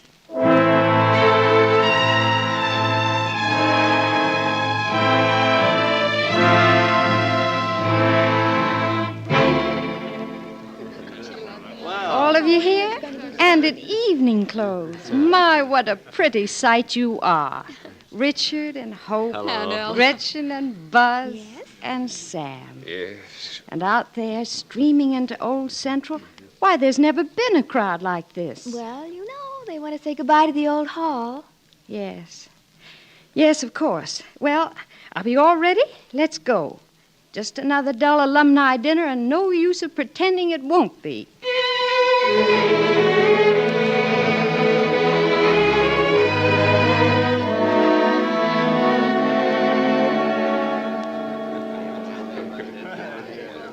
Miss Bishop, may I have the honor? Will you take my arm? Why, my goodness.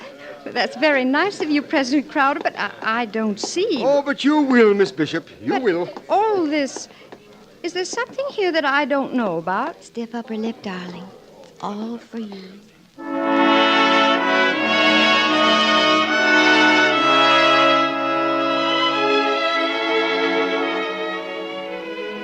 And so, for your irreplaceable gift of human sympathy, and because you exemplify to us all what the American spirit can be, your university bestows on you, Ella Bishop, the highest degree in its power.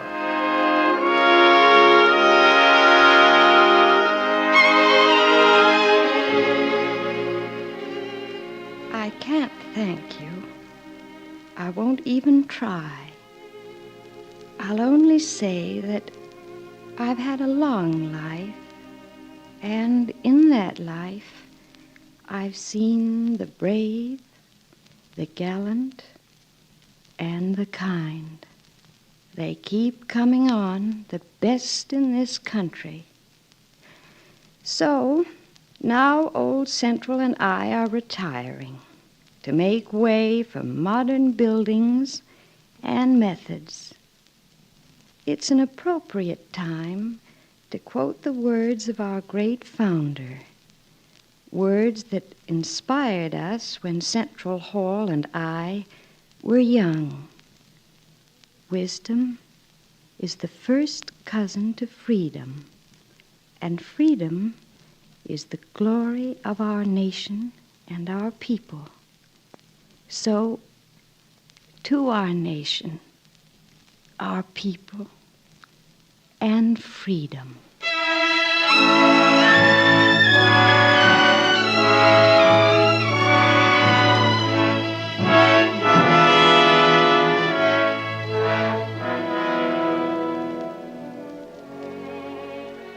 Are you there, Sam? Yes, Elle. I was just sitting here, thinking how kind everyone has been. Take it easy, Elle. And I believe you are the only person I've ever been really unkind to in all my life. Elle, it's downright puddin'-headed. There's a question you've been waiting to ask me, Sam. Now, Elle, don't you go answering any questions till they're asked. I've got scads of time, Elle. All the time in the world. Yes, Sam. All the time in the world.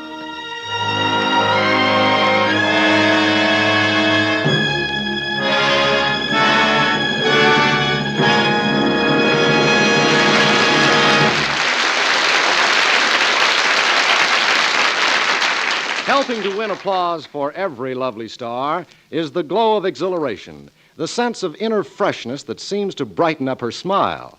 Youthful charm and freshness starts with feeling fresh. And there is a simple way to capture that feeling of refreshment any time of the day. Brush your teeth with Squibb Dental Cream. You see, Squibb Dental Cream, like all the great family of Squibb products, gives you something extra. It has a frosty, minty coolness as it first touches your lips. And as you brush and clean your teeth with Squibb Dental Cream, it foams into a quick action, bringing a sensation of refreshment and cleanliness so that your whole mouth seems to wake up and feel youthful, alive. And that gives you a fine feeling of assurance when you're meeting people. Your smile will be brighter, and you'll feel brighter. So start tomorrow to brush your teeth with Squibb Dental Cream. Be sure to ask for Squibb. You'll taste, feel, and see the refreshing difference.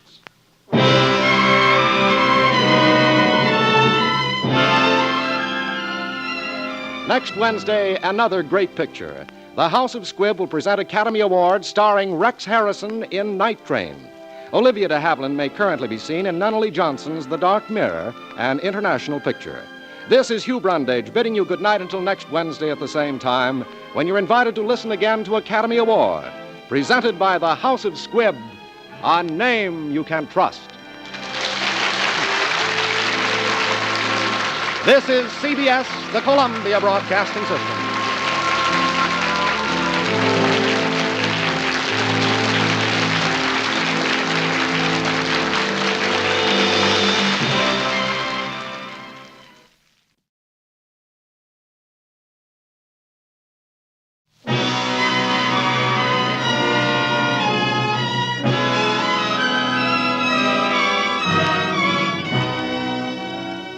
The House of Squibb presents Academy Award. Tonight, Rex Harrison in Night Train.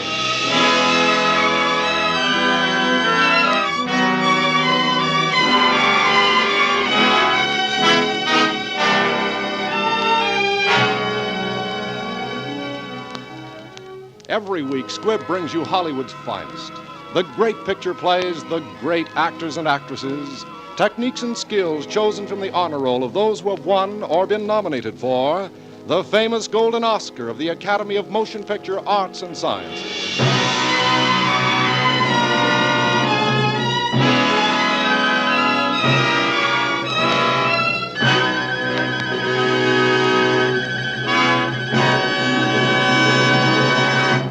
For generations, the House of Squibb has been known for the high quality and unfailing dependability of its products, each the result of a never-ending quest for perfection. Today, the great family of Squibb products reflects the tremendous advance of science in its contribution to human health and well-being. The name Squibb stands for progress through research. Squibb is a name you can trust.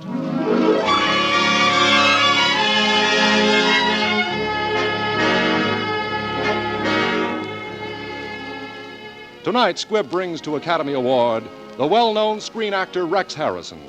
You will hear Mr. Harrison in the role he created for the screen in the thrilling mystery Night Train, the picture which, for the Best Original Screen Story of the Year, was nominated for the 1941 Academy Award.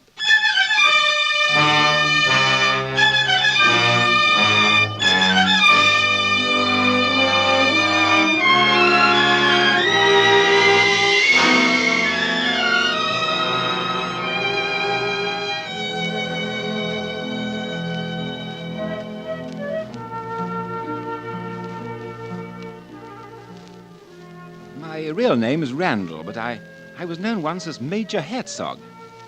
I have a number somewhere around the place and some newspaper clippings and a medal.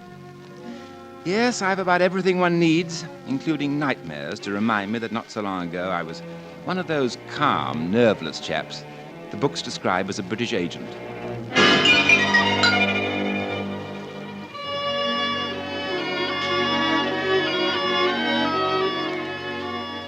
Right now, I'm addicted to gardening, and I propose to cultivate the gentle passion for the rest of my days. Unless, of course, they need me, which God forbid. My little excursion into darkest intrigue began about the time Mr. Chamberlain's umbrella failed to open at Munich, And we entered that Gilbert and Sullivan era known then as the phony war.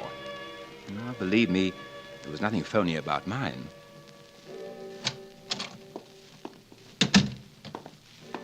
Oh, hello, Randall. How are you? Fine.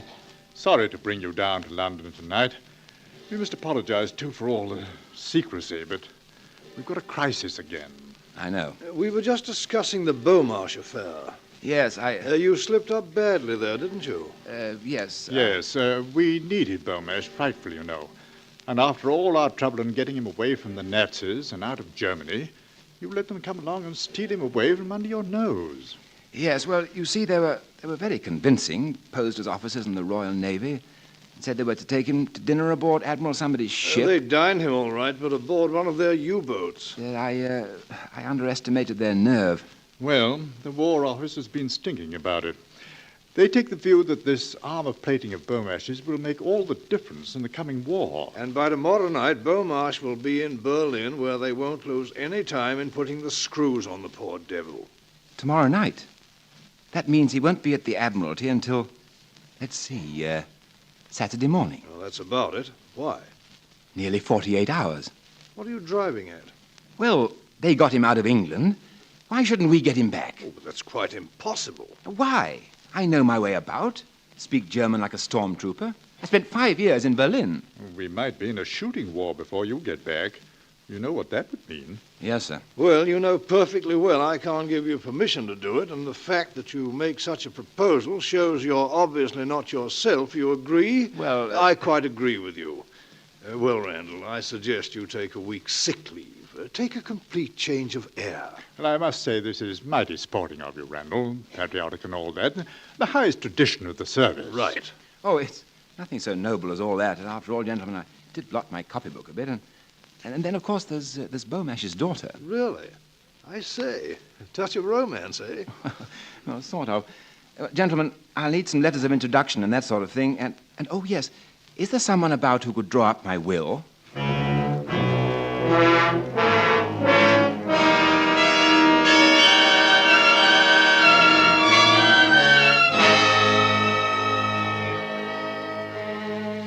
Well, it wasn't really so bad, getting into their benighted country. I had some wonderful credentials, a beautiful uniform and the manners of a pig. My German was excellent, and my Heil Hitlers were things of beauty. I called upon Commander Kampenfeld at the Admiralty in Berlin. This is to introduce to you Major Ulrich Herzog of Corps Engineers. Major Herzog is in Berlin on an important technical mission for which he requires Admiralty assistance. I want to refer to certain technical evidence given before the Naval Heavy Armaments 1935 Committee. If you will let me have a copy of the report, Commander. Certainly, Major. It will take only a moment. I have my own filing system here. Have you been in Berlin long, Major Herzog? 9. I only left the Siegfried Line last Tuesday. Things must be pretty hectic there. Yeah, indeed. I was there in a consultative capacity, steel fortifications. You possibly have heard. Oh, yes, of course. How is our steel? Crop plating is poor. That is why I am in Berlin. Do you realize that the steel used by the Czechs is better than anything we have got? Mm-hmm. But surely now that we control the Skoda works... Not enough. We let the only man who counted there slip through our fingers. Beaumarsh. Yeah. Wonderful fellow on armor plating. Produced incredible results. And where is he? Working for Britain. No. Beaumarsh is no longer in England. What? He was brought back to Germany only a few hours ago. In fact, Major, he's in this building right now. Well, this completely alters my plans. Perhaps you can arrange for me to see Herr Beaumarsh at once. I'm afraid it is impossible. But surely there is no harm in my asking him a few questions. It is beyond my province, Major. If you could get permission from Admiral von Hassinger, but nein, his office is like a kingdom of heaven, and if anything, a little bit more exclusive. But you do not mind trying, Commander. After all, I've always felt I'd more or less earned the right to get one foot at least in heaven.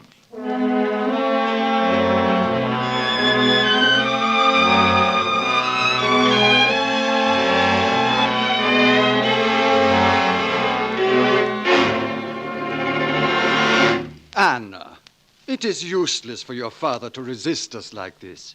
You must persuade him. You will both be given reasonable freedom. Freedom? Here? In time, you will see things the way I do, the way everyone in Germany does. I'm not a German. Germany is as much your country as it is ours. We don't hate the Czechs. We only wish to protect them. And you are protecting the people of Poland? That's enough. You have gone too far, Fräulein Bomasch. You will be placed in a concentration camp until your father comes to his senses. Must you drag my daughter into this? Achtung! The Chief of Naval Staff, Vice Admiral von Hassinger. Well, Karl Maaßen, is this the way the Gestapo conducts a meeting? Herr Beaumarsh wringing his hands, his daughter in tears. Come, man, there must be more persuasive methods of getting valuable cooperation. Excellency. Oh, never mind.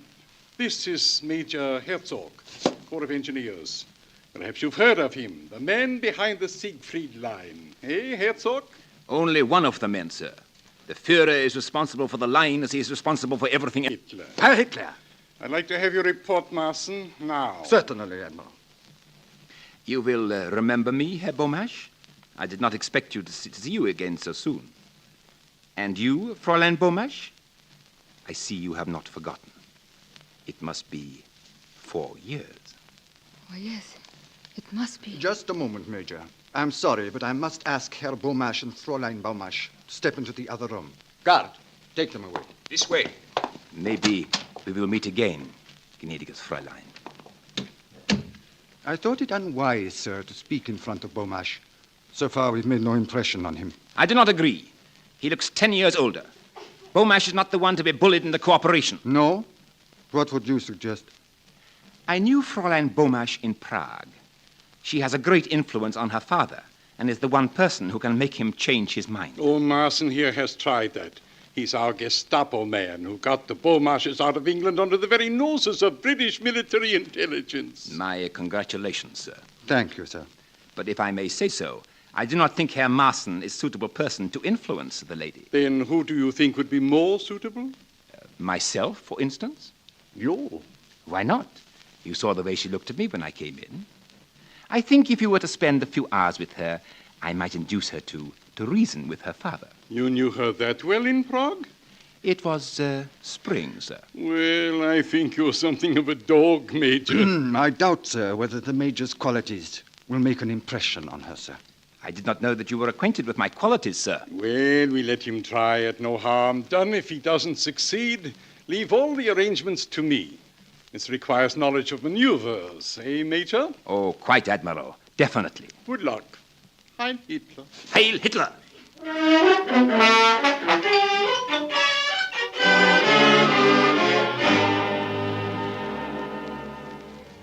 Well, so far, so good. Miraculously good. I went to the hotel where the Beaumarshes were kept prisoners. I convinced them, especially Anna, that she'd have to play up to me, to behave as if we were renewing an old love affair that began in Prague in the spring. Anna tells me now, or when I get around to asking her, that she was only acting then. But of course, that's the way of wives, isn't it? Anyway, I wasn't acting my part at all. I meant it.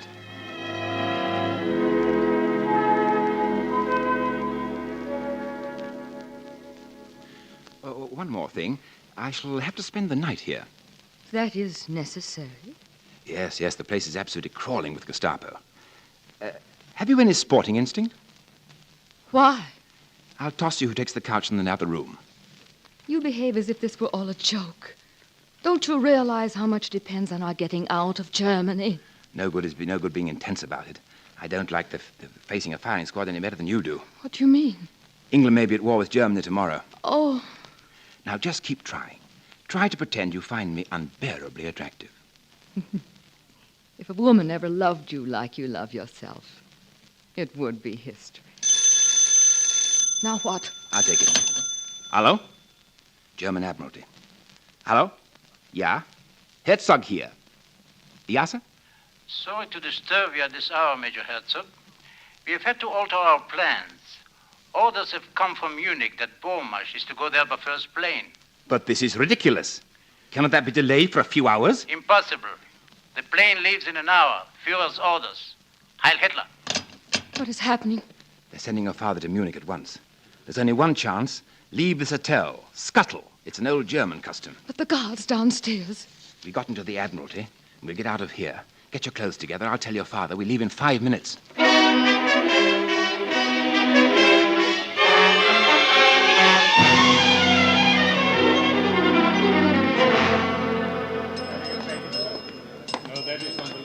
I have been instructed, sir, to leave immediately with Herr Bomasch. I shall not require you. Very well, sir. Shall I get you a taxi, sir? I will call one myself. Wait. Steady. You've got to act as if you were under Hitler's orders. Look, we're trapped. Gestapo chief, Herr Marsen. Well? Well? I didn't expect you to be here in the lobby waiting, Major. I'm ordered to escort Herr Bomasch and his daughter to Munich. Really? The controller phoned me a few minutes ago, and I was about to drive them to the Admiralty myself. Orders were changed, sir. We are to take the train. Of course, the train. It leaves in 50 minutes. Very well. We are ready. You, sir? Certainly. Were you not told? I have the Admiral's authority to travel with them. You see, he feels it essential that Herr Bomasch should be persuaded to comply with our wishes before he reaches headquarters. I was progressing extremely well with Fräulein Bomasch when this happened. I see. Very good, sir. Yes, excellent. This way, Herr Bomasch, your arm. My car, Fräulein. The Führer is waiting.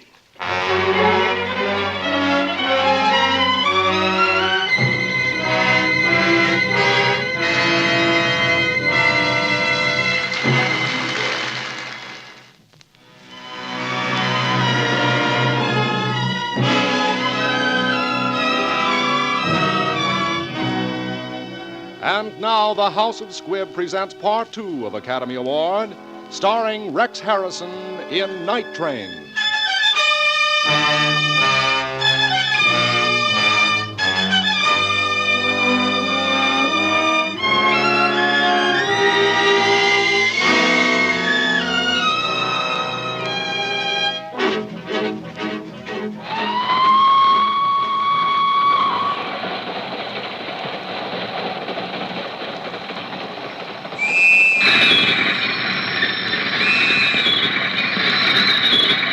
All out! Everybody out of this train!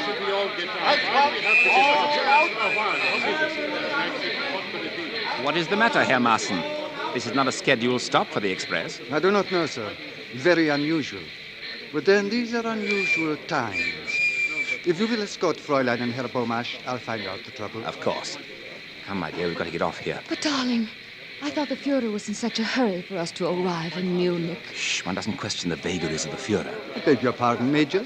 What was that you said? I said one does not question the orders of the Führer. Of course not. Heil Hitler. Heil Hitler. Watch your step, Fräulein. This way, Herr Bomasch. I say, did you notice that German officer who just came out of the train? Yes, Caldecott. Why? Well, my dear Charters, I could have sworn it was old Dickie Randall. We were at Bailey together. He played for the gentleman once. Really? But if he's a German officer, how could he be Dickie Randall? Huh? Oh, here they come. Why don't you ask him, old boy? Yes, I shall, old boy. Ah.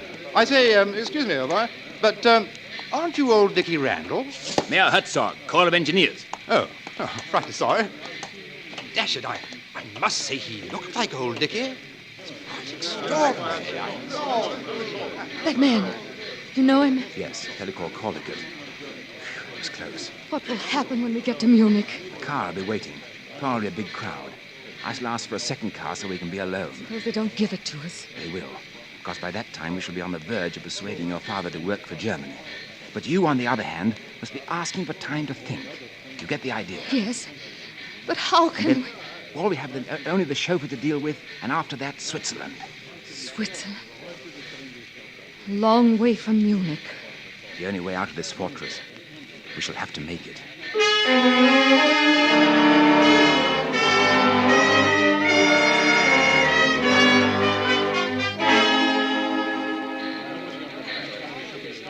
I say, do you know why we stopped, old man? No, I don't. Why? Oh, I just had it from a train man. Old England's declared war. Not really. I say, I want to put a call through to Berlin. Oh? Why? I left my golf sticks there. Can't leave him behind just because of the war on, you know. Oh, here's a booth. Oh, excuse me. That German chap in there, that's the one with old Dickie. If it was old Dickie. I say, try this extension. Yes, sir. Mrs. Marston reporting, sir. I say, listen. Good. Major Herzog is not known to the War Office. No officer of that name on the list. We believe him to be an enemy agent. Yes, sir. You will carry on with him to Munich. Let him think he's getting away with it. We will be waiting for you there. Very good. Heil Hitler. Interesting, what? Very. Herzog isn't Herzog. And they're going to do him in when we get to Munich. Then if old Herzog isn't old Herzog, the chap might be... Right. Yes. He might jolly well be old Dickie Randall. Joe. All aboard! All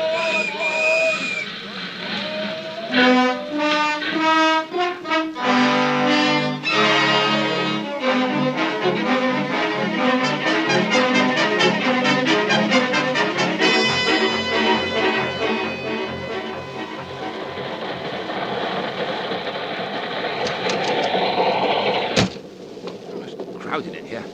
I wonder if I could wash my hands. I say, if you're Dickie Randall, old chap, you're batting on a sticky wicket. All right, Caldecott, I got your note. What is it? Oh, this is Charters, an old friend of mine. How do you do? How do you do? Frightfully crowded here, what? What's it about? Well, I was phoning Berlin for my golf clubs when old Charters overheard that chap you were with. Looks like a Gestapo chap. He is a Gestapo chap. You know they're sending a military escort to arrest you in Munich. Yes. You see, you're Randall. Randall, aren't you? Yes, of course you are. And they know that you're not Herzog. Now listen, I can't tell you everything. There isn't time. But I've got to get that old man and the girl out of the country at all costs. What, an official job? Are you two fellas game to help me? What, against Germany? Absolutely, old man. Backs to the wall. Rather.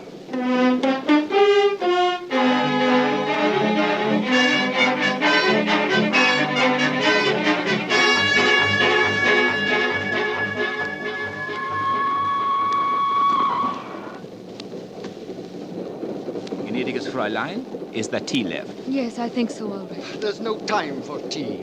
We are coming into the Munich station. Enough of this comedy. There is no such person as Major Herzog. He is a British agent trying to get you and your father out of Germany. Ulrich! Forget the Ulrich, darling.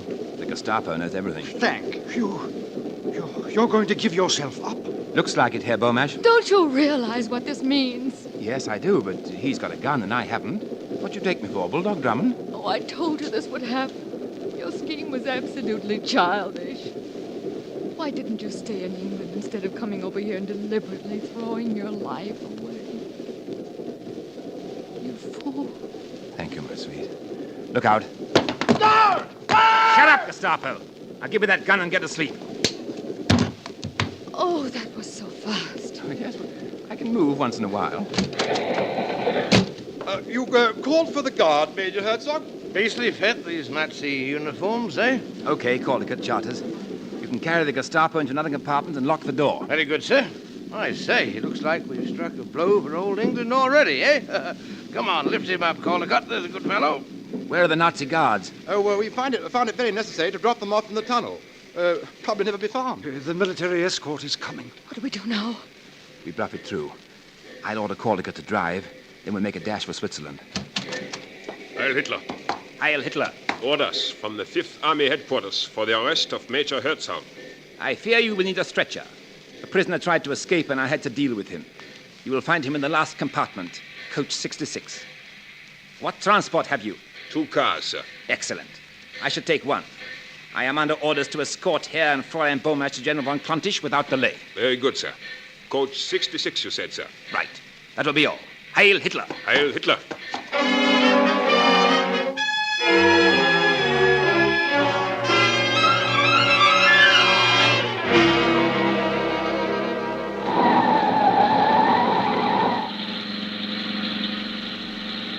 I say, old Dickie, we're being followed. Of course. I may be a bit silly, but how do we get across the Swiss frontier?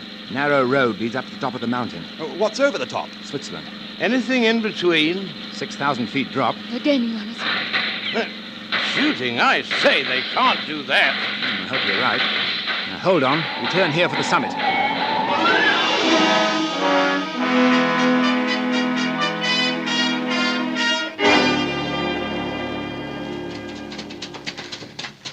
Never mind the car. We gained about 5 minutes on them. Here's the cable car. You mean we have to cross in that basket? That or nothing, darling. Yes, sir?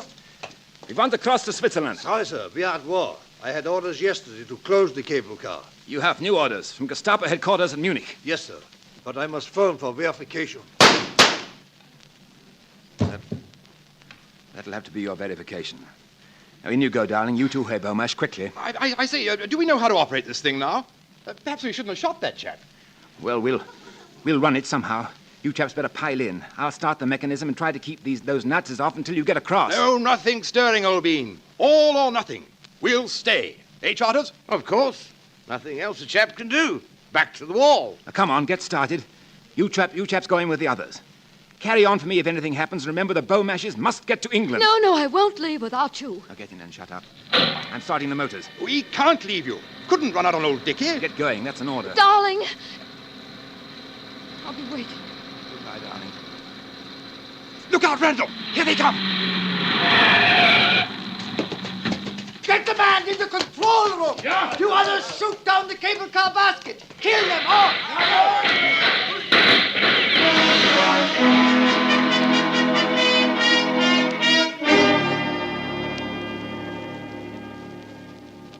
I won't leave here till I know what has happened to him. But, my dear, we can't stay overnight atop this mountain, even if we are in Switzerland. Poor old Dickie. They must have got him. Well, the shooting has stopped. I think we'd better carry on. Orders he gave, you know. Take the Beaumarchais to England. Yes, right you are. It seems a shame, though, to leave old Dickie's body on Kraut's soil. After all, you know, he played for the gentleman. We don't know what happened. The fog closed down. We can't see across. Oh, it's no fog, old girl. It's a cloud. A big old cumulus nosing around. Listen. I say, it's the old cable car. Maybe those chaps mean to come across after us. I wish I had a gun. Now, take it easy, Mr. Beaumarchais. We'll give them a bit of a reception. Hey, Caldecott? I used to shoot with the guards, you know. Get back, girl, get back. We'll need all the room. Take a position, Charters. Right, I'm ready. And shoot when you see the red tips of their snouts. Steady on. Here it comes. Blast that cloud in our way. It's coming out of the cloud. Steady. Give them a hail, old boy. Halt there, I say, or we shall commence hostilities.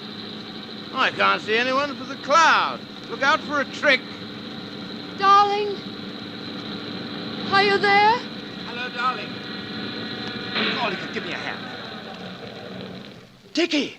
But, Harry, how did you get away from them? Pull me out of this thing and then cut the cables. You ready? Oh, not for questions now. Grab his hand. Now, Charters, I'll blast the cable when he's safe aground. Hurry it up. We can't take forever. Well, here we are, Dickie. Grab my hand. Here we go. Look out, look out. Here goes the cable.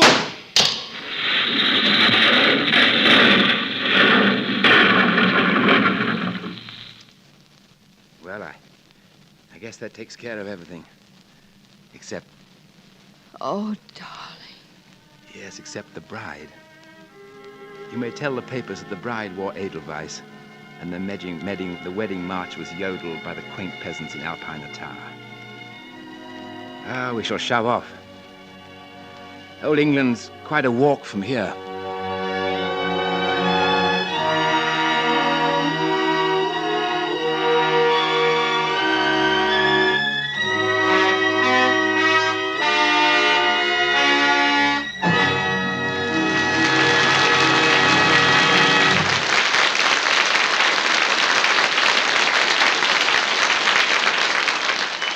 There's a new adventure and refreshment awaiting you in every tube of Squibb Dental Cream.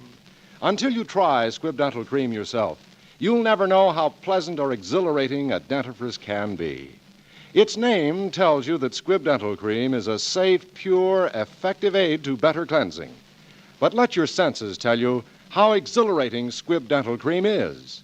Brush it into lively mint-frosted foam and note how Squibb Dental Cream not only helps to brighten your smile, but leaves your whole mouth feeling young and alive, contributing to your sense of well-being. Too much to expect of a dentifrice? Not when it's Squibb Dental Cream, one of the great family of Squibb products. So give your charm the protection it deserves, the protection of pure, fragrant Squibb Dental Cream. Taste, feel, and see the refreshing difference.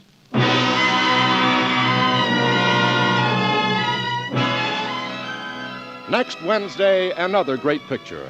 The House of Squibb will present Academy Award starring Greer Garson in Brief Encounter.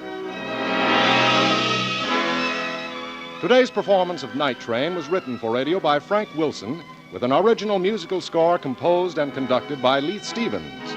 Our producer-director is Dee Engelbach. Rex Harrison appeared through the courtesy of 20th Century Fox and may soon be seen in their production of The Ghost and Mrs. Muir. This is Hugh Brundage bidding you goodnight until next Wednesday at the same time, when you're invited to listen again to Academy Award, presented by the House of Squibb, a name you can trust. This is CBS, the Columbia Broadcasting System.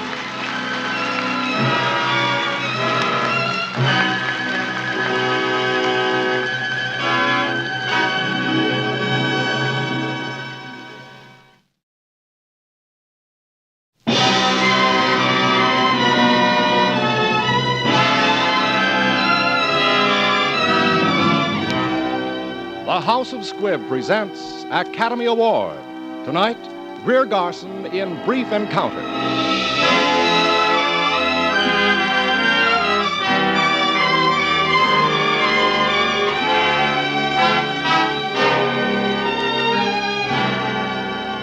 Every week, Squibb brings you Hollywood's finest. The great picture plays, the great actors and actresses, techniques and skills chosen from the honor roll of those who have won or been nominated for the famous Golden Oscar of the Academy of Motion Picture Arts and Sciences.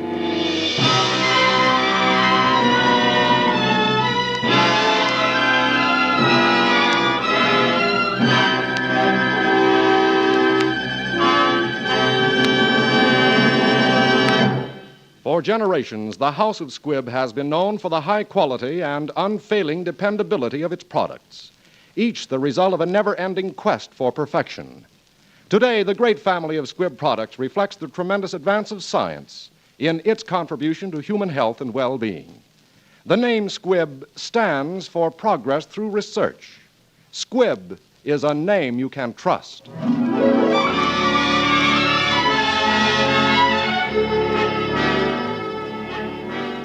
Tonight, Squibb brings you Brief Encounter, the picture which, at the International Film Festival in Cannes, France, was voted as the best British motion picture shown.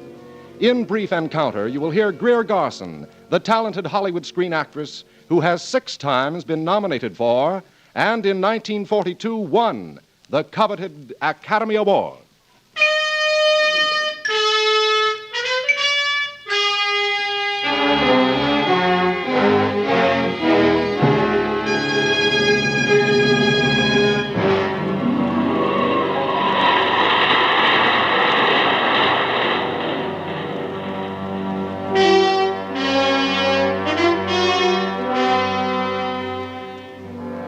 Arbiter of love affairs. Can you judge a man and a woman? Apply the yardstick of a moral code to their acts? Can you sit alone and aloof and view dispassionately? Well, then you are the judge and the jury. And this story of one man's wife and another woman's husband could never happen to you.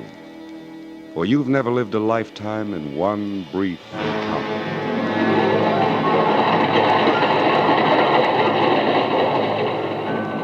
This is the story of Alec Harvey and Laura Jessen and a life lived in the commuter's section of a railway station.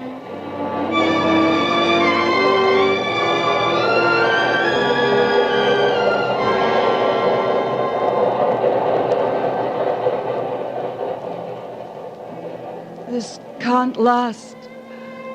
This misery can't last. I must remember that and try to control myself.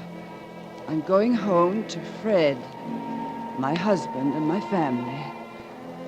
Nothing lasts, really. Neither happiness nor despair. Not even life lasts very long. Someday I'll be able to look back and say, quite peacefully and cheerfully, how silly I was. No, I don't want that time to come ever. I want to remember every minute always, always to the end of my days. Catchworth?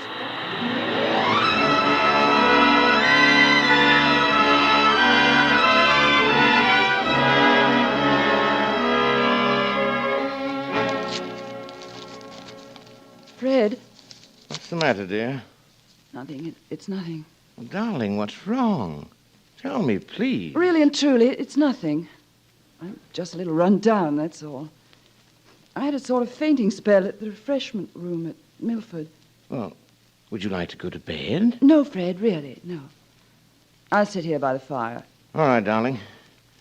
You mind if I potter along with this crossword puzzle, then? Oh, please go ahead. Would you mind if I played some music?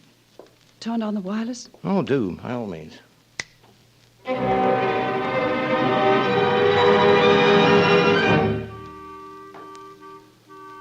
Poor Fred. Dear Fred. I don't want you to be hurt. We're a happily married couple. We must never forget that. This is my home. You are my husband. And my children are upstairs in bed. I'm a happily married woman. Or was until a few weeks ago.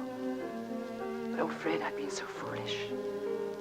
I've fallen in love. I'm an ordinary woman.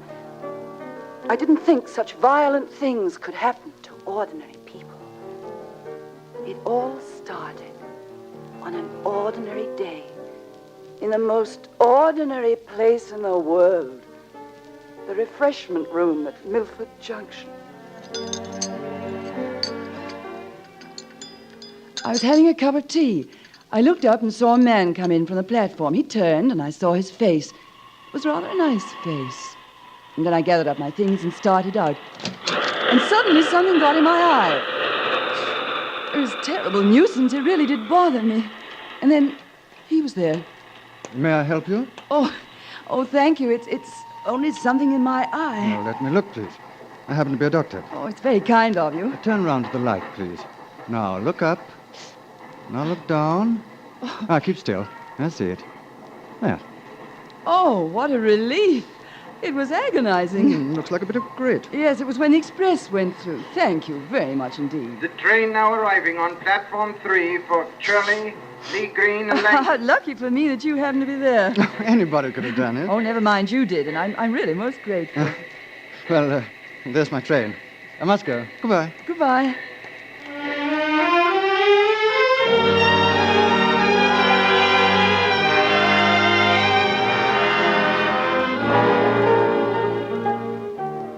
That's how it all began.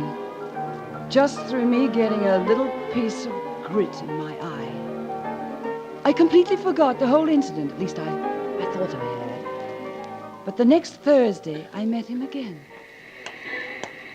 Oh, good morning. Oh, good morning. How's the eye? Oh, perfectly all right. How kind it was of you to take so much trouble. Oh, it's nothing at all. It's clearing up, I think. Yes, going to be nice. Well, I must be getting along to the hospital. And I must be getting along to the grocer's. Oh, what exciting lives we lead, don't we? Goodbye. Goodbye.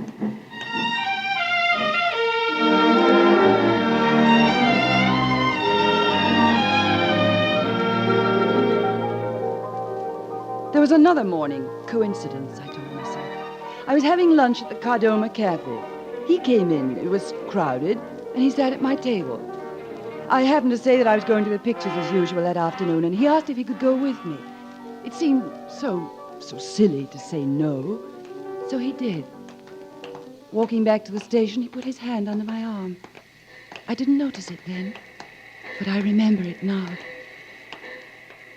What's she like? Your wife? Madeline? Oh, small, dark, rather delicate. How funny. I should have thought she'd have been fair. And, your husband, what's he like? Oh, medium height, brown hair, kindly, unemotional, and not delicate at all. I believe you said that proudly. Did I? We've got time for a cup of tea before our trains go. Oh, wonderful.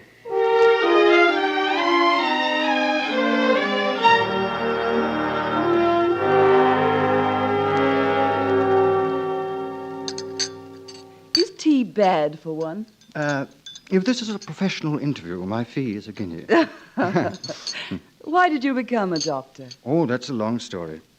Perhaps because I'm a bit of an idealist. Oh, I think all doctors should have ideals. Otherwise, their work would be unbearable. Oh, now, surely you're not encouraging me to talk shop. Well, why shouldn't you talk shop? I'm terribly ambitious, really. Not for myself so much as for my special pigeon. What is your special pigeon? Preventive medicine. Oh, I see. I'm afraid you don't. Well, I was just trying to sound intelligent. You see, most good doctors, especially when they're young, have private dreams. That's the best part of them. Sometimes, though, those get over-professionalized and strangulated. Am I boring you? I don't quite understand, but you're not boring me. What I mean is this. All good doctors must primarily be enthusiastic, must have a sense of vocation, a deep-rooted, unsentimental desire to do good. Yes, I see that. Well, obviously, preventing disease is worth 50 ways of curing it. It's concerned with living conditions and hygiene. For instance, my specialty is pneumoconiosis. Oh, dear. Oh, well, don't be alarmed. It's simpler than it sounds. It's nothing but a slow process of fibrosis of the lung due to the inhalation of particles of dust. You suddenly look much younger. Do I? Almost like a little boy. What made you say that? I don't know. Yes, I do. Tell me. Oh, no, I couldn't really. You were saying something about inhaling dust. Oh, yes. The inhalation of coal dust. That's one specific form of the disease. It's called anthracosis. What are the others? Chalicosis. That comes from metal dust. Steelworks, you know. Yes, of course. Steelworks. And silicosis. That's stone dust. Gold mines. I see. Oh, there's your train. Yes. Well, you mustn't miss it. No. What's the matter? No, nothing at all, really. It's been very nice. I've enjoyed my afternoon enormously. I'm so glad, so have I. I apologize for boring you with these long medical terms. Oh, I feel dull and stupid not being able to understand more. Shall I see you again? Your train is the other platform, isn't it? You'll have to run. Shall I see you again? Yes, of course. Perhaps you'd come over to Ketchworth one Sunday. We'd be delighted. Please. What is it? Next Thursday. The same time. No, I couldn't possibly. Please. I ask you most humbly. You'll miss your train. All right. Run. Goodbye. I'll be there. Oh, thank you, my dear. I stood there watching the red light of his train disappear. Something clutched at my heart, and a chill as of fear passed over me.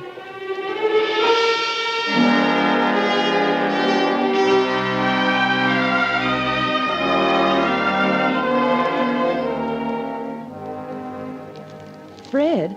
Yes, dear? Fred, I had lunch with a strange man today. He took me to the movies. Oh, good for you. He's awfully nice. He's a doctor. Fine. I say, darling, it was Richard III who said, "My kingdom for a horse," wasn't it? Yes, darling. Oh, I wish he hadn't, 'cause it spoils my whole crossword puzzle.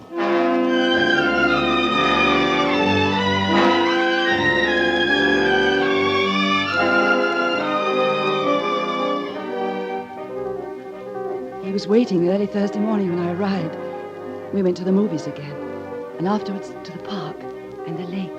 It was a mad, a wonderful afternoon. I felt like a young girl again. And then later we were walking back to the station, hand in hand for tea. Milk and sugar. Thank you. You know what's happened, don't you? Yes. Yes, I do. I've fallen in love with you. Yes, I know. Tell me honestly. Please tell me honestly of what I believe is true. What do you believe? That it's the same with you. That you've fallen in love, too. It sounds so silly. Why? I know you so little. It is true, though, isn't it? Yes, it's true. Oh, Laura. No, Alec, please. Please, we must be sensible. Please help me to be sensible. We must forget we've said what we said. Not yet. Not quite yet. But we must. Don't you see? Listen, it's too late now to be sensible as all that. It's too late to forget what we said because we know. We've both of us known for a long time. How can you say that? I've only known you for 4 weeks. We only talked for the first time last Thursday week. Last Thursday week. Has it been a long time for you since then? Answer me truly. Yes. How often did you decide that you were never going to see me again?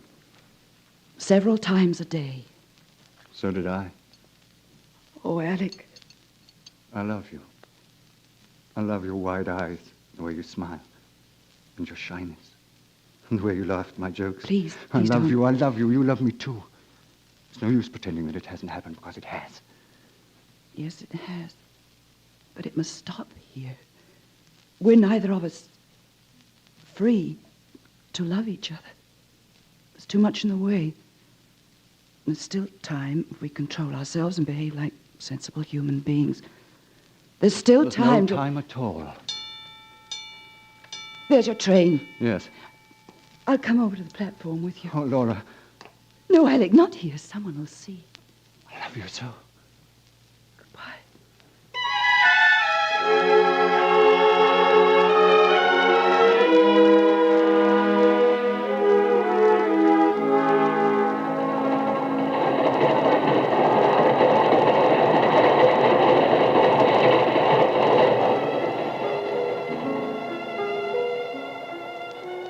I stared out of the railway carriage window into the dark and watched the dim trees and the telegraph posts sliding by, and through them I saw Alec and me. Alec and me, perhaps a little younger than we are now, but just as much in love and with nothing in the way. I saw us in Paris, in a box at the opera, and then we were in Venice, drifting along the Grand Canal in a gondola, with the sound of mandolins coming across the water. I saw us looking over the side of the ship at the sea and the stars, standing on a tropical beach in the moonlight, with the palm trees sighing over us. And then the palm trees changed into those pollarded willows by the canal just before the level crossing. And all the silly dreams disappeared. And I got out at Ketchworth and walked home, quiet, soberly, and without wings. Without any wings at all.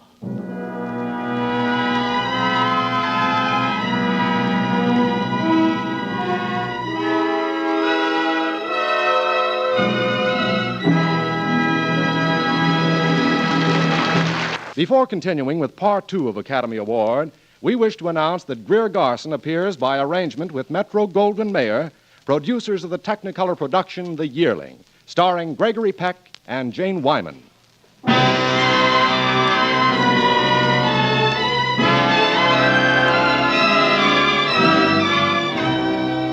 And now the House of Squibb presents Part 2 of Academy Award, starring Greer Garson in Brief Encounter with Carl Harbord as Alec.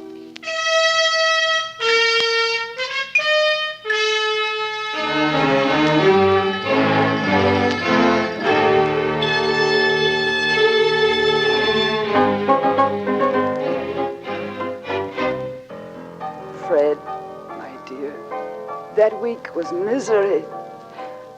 I went through it in a sort of trance.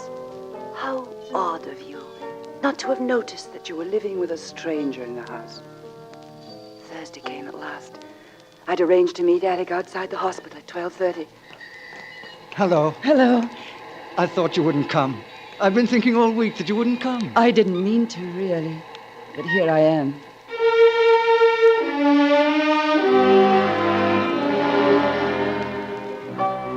We went to the Royal Hotel for lunch. It all seemed very grand. He actually ordered a bottle of champagne, and when I protested, he said that we were only middle-aged once. As we were going out together, he said that he had a surprise for me, and if I could wait in the lounge for 5 minutes, he'd show me what it was. Suddenly, out of the dining room, came that rich, made-up Mary Norton. She must have been in the dining room all the time and seen Alec and me and the champagne and everything. Laura! So it was you after all. I peered and just couldn't be sure. I never saw you at all. How awful of me. I expect it was the champagne. I can't drink champagne at all, but Alec insisted. Alec?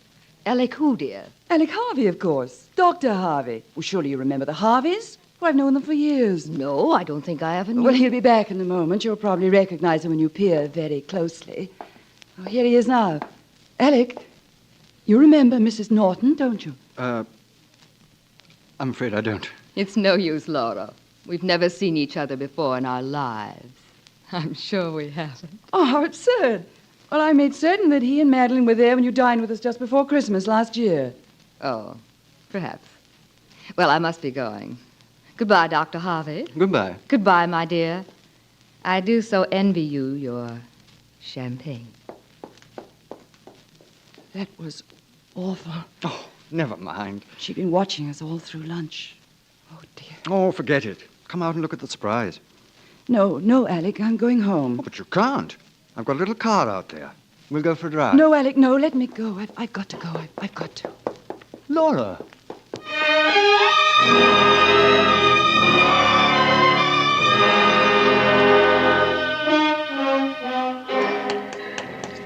Darling, I've been looking for you everywhere. Please go away. Please go away. I've watched every train. I can't let you go like this. You must. It'll be better. Really, it will. Laura, could you really say goodbye and never see me again? Yes, if you'd help me.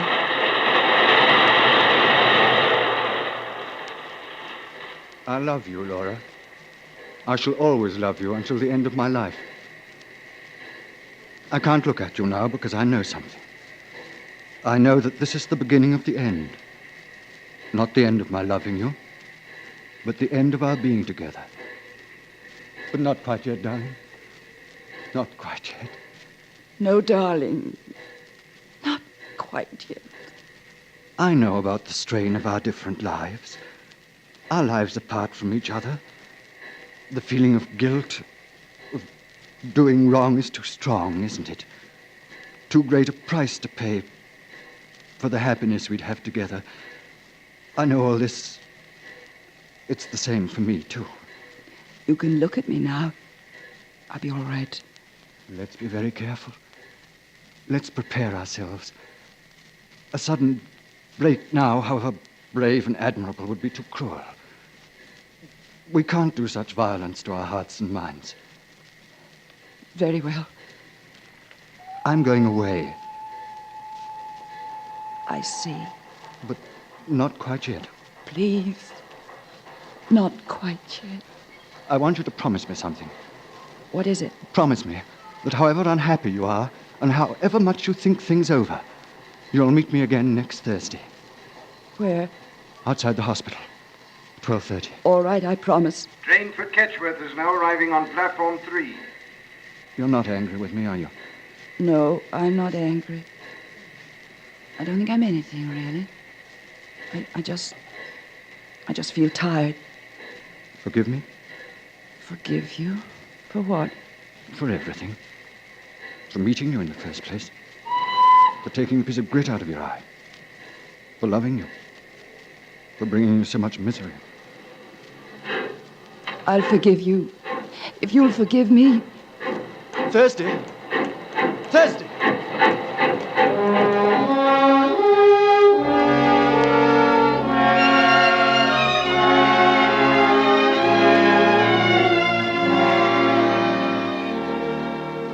All that week. Thursday. And now today. Our very last together in all our lives. I met him, we drove out through the country. And we didn't talk much. I felt numb, sort of, and hardly alive. And then we were back walking through the station. And my mind was saying, this is the last time with Alec. The last time. The last time. Are you all right, darling? Yes, I'm all right. I wish I could think of something to say. Oh, it doesn't matter. Not anything. I mean... I'll miss my train and wait to see you into yours. No, please don't. I'll come over to your platform with you. I'd rather. All right. Do you think we shall ever see each other again? I don't know. Not for years, anyhow. I'm going to South Africa. Oh. It's funny. Your children will be all grown up. Mine, too. I wonder if they'll ever meet, know each other. Couldn't I write to you just once in a while? No, Alec, please. You know we promised. All right, dear.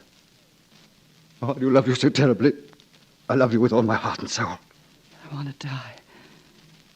If only I could die. If you died, you'd forget me.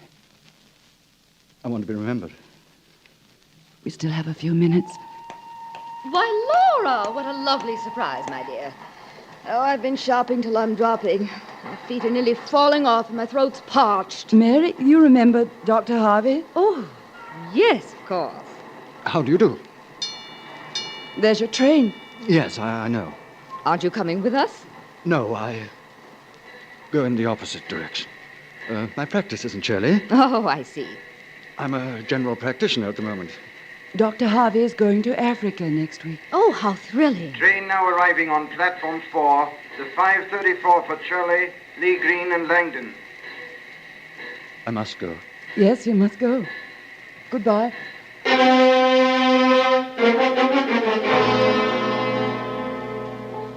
felt the touch of his hand on my shoulder for a moment. Then he walked away. Away.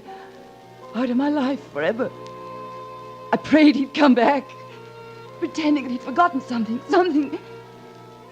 I wanted to see him again. Just for an instant. The minutes went by. Then I thought I wouldn't be able to bear it another moment. I thought all I have to do is to walk in front of the train and keep my eyes up. I meant to do it, Fred. I really meant to. I stood there trembling right on the edge.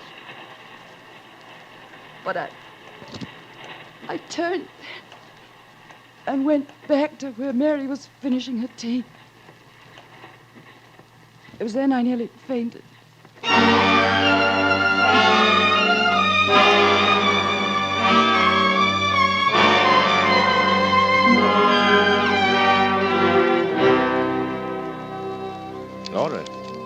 Laura.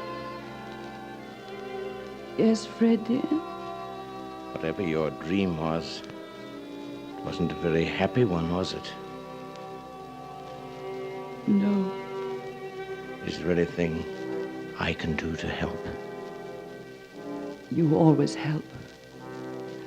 You've been a long time away. Thank you for coming back to me. Oh, Fred. Fred!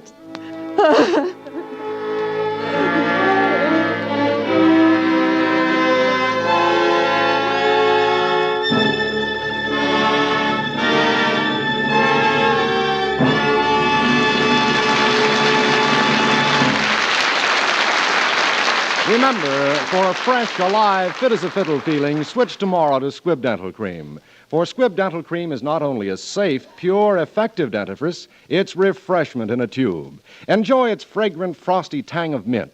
Let the brisk foaming action of Squibb Dental Cream tingle your whole mouth awake. And then as you brush, you'll delight in the new sense of freshness Squibb Dental Cream brings to your entire mouth. Your mouth feels cleaner because it is cleaner. Your smile grows brighter because Squibb Dental Cream sweeps away the dullness that hides the natural luster of your teeth. So for wide-awake new beauty, for a wide-awake thrill of refreshment any time of day, brush your teeth often with Squibb Dental Cream. Use it whenever you want to look your best, feel your best, and make the best impression. Remember to ask tomorrow for Squibb Dental Cream. Taste, feel, and see the refreshing difference. Next Wednesday, another great story. The House of Squibb will present Academy Award starring Ronald Colman in Lost Horizon. We wish to thank J. Arthur Rank, the producer of Brief Encounter, for making this story available. Brief Encounter is being released in this country by Universal International, whose current film is Nunnally Johnson's The Dark Mirror, an international picture. This is Hugh Brundage bidding you good night until next Wednesday at the same time, when you're invited to listen again to Academy Award, presented by the House of Squibb, a name you can trust. This is CBS, the Columbia Broadcasting System.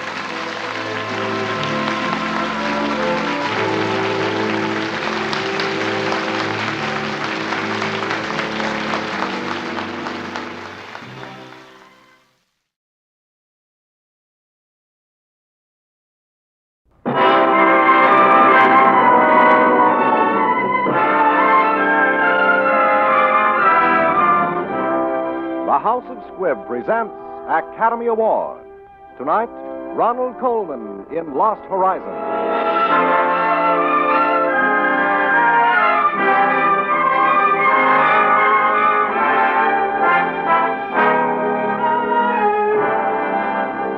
Every week, Squibb brings you Hollywood's finest. The great picture plays, the great actors and actresses, techniques and skills chosen from the honor roll of those who have won or been nominated for the famous Golden Oscar of the Academy of Motion Picture Arts and Sciences.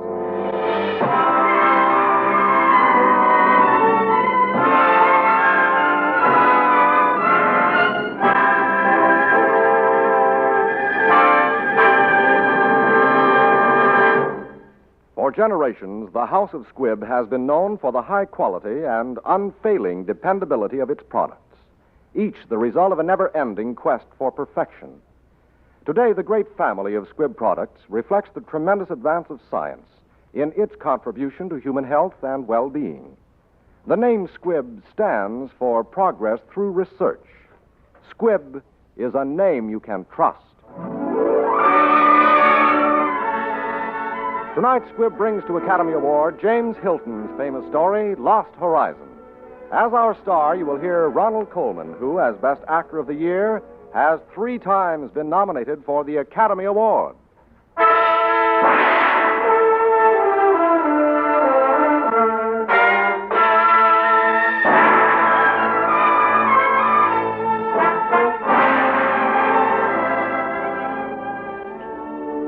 are now deep in the mountains of Tibet, the highest part of the Earth's surface. That snow-capped peak above you is Karakal, and below in the valley of the Blue Moon lies the lamasery of Shangri-La.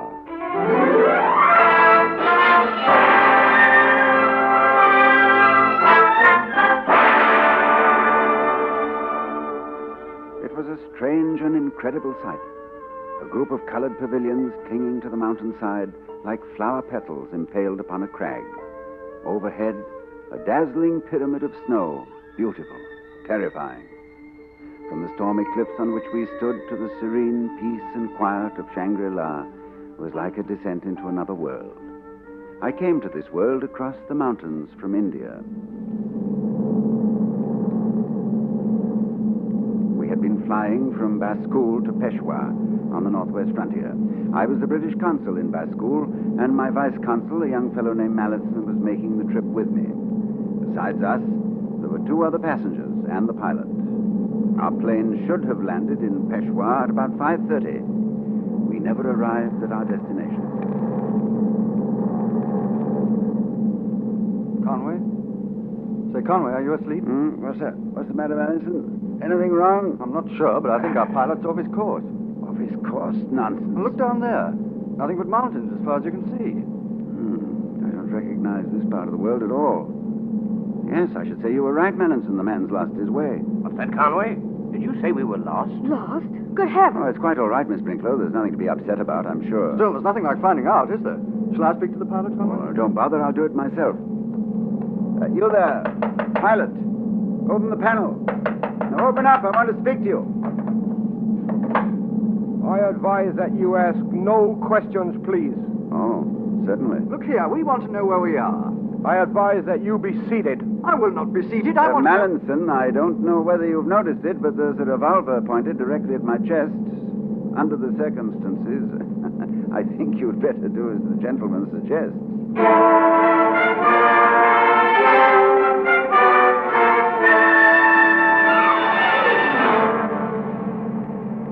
For hours after that, we sat in the darkness, each of us pretending to sleep. Suddenly the plane lurched sharply. There was a loud rushing sound in my ears. I realized that we were coming down. But fast. Much too fast.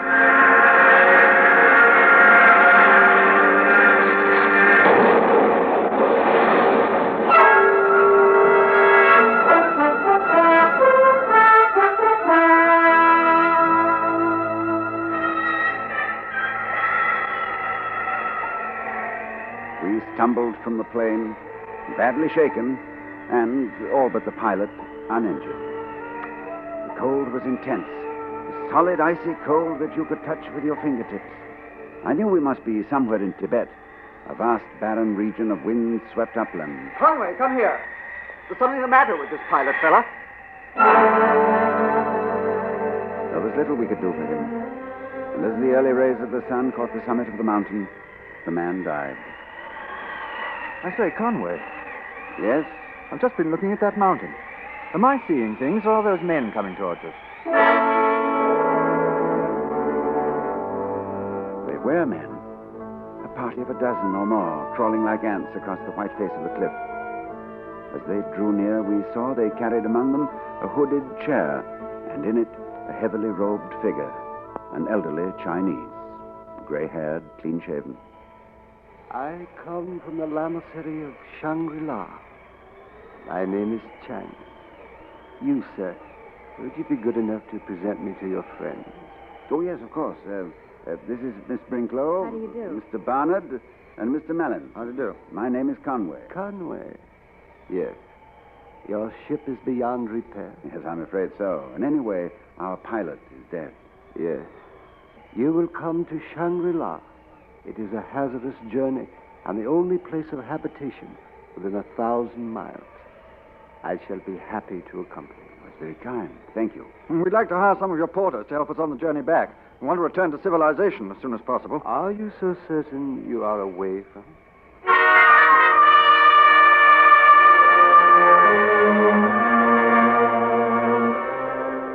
There was a pass at 20,000 feet, which we managed with the aid of long ropes.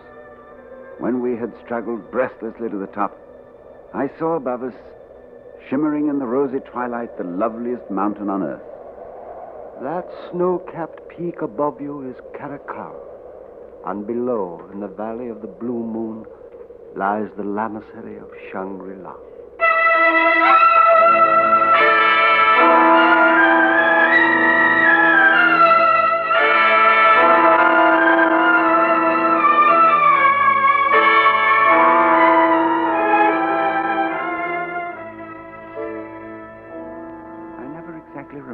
How we arrived at the lamasery. The thin air had a dream-like texture, and I was conscious of a strange sensation, half mystical, half visual, of having reached at last some place that was an end, a finality.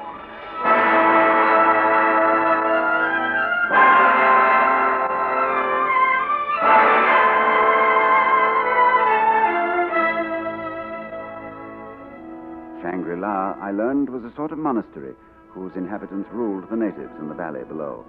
Those in full lamahood numbered about 50, and their prevalent belief was in moderation, the virtue of avoiding excess of all kinds.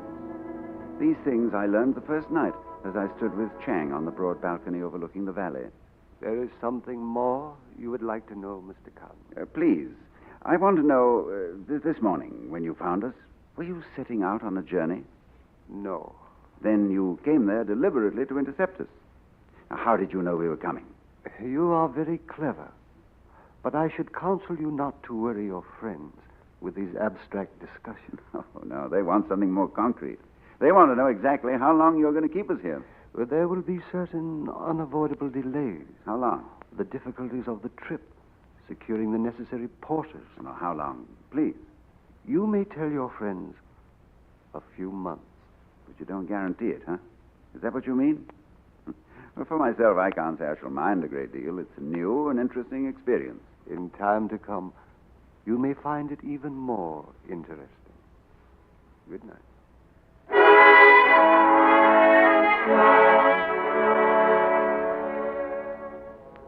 In the days that followed at Shangri-La, I gave myself over to a rich and growing enchantment. In the petal-colored buildings which dotted the mountain, I recognized priceless treasures of art. Paintings and sketches, exquisite ceramics, preserved for more than 1,000 years. In the spacious library, I discovered the great literature of the present and of centuries past.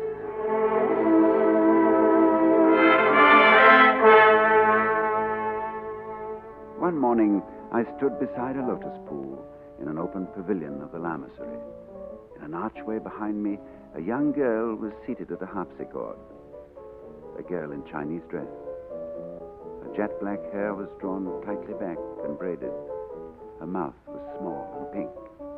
She was like a delicately painted miniature. That was very lovely. You are pleased? More than pleased. Oh, my name is Hugh Conway. They call me Lord Zen. Lord Sen. And do you live below in the valley? No, I live here. At the Lamasery? Yes. But as yet I have not attained the full lamahood. You mean you are a lama? Yes. I'm a bit confused. I thought only men could be lamas.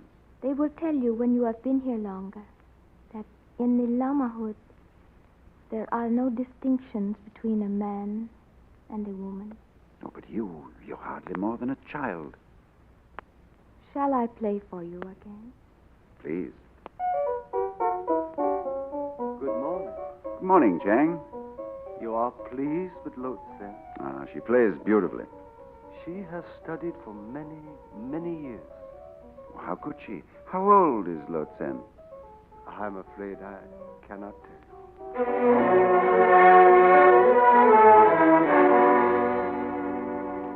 One night the moonlight fell on Shangri-La, bathing the pavilion in a sea of blue. I am sorry to disturb you at this hour, but I bring you important news. Yes, Chang? I congratulate you, sir. Tonight, you are to be received by the High Lama.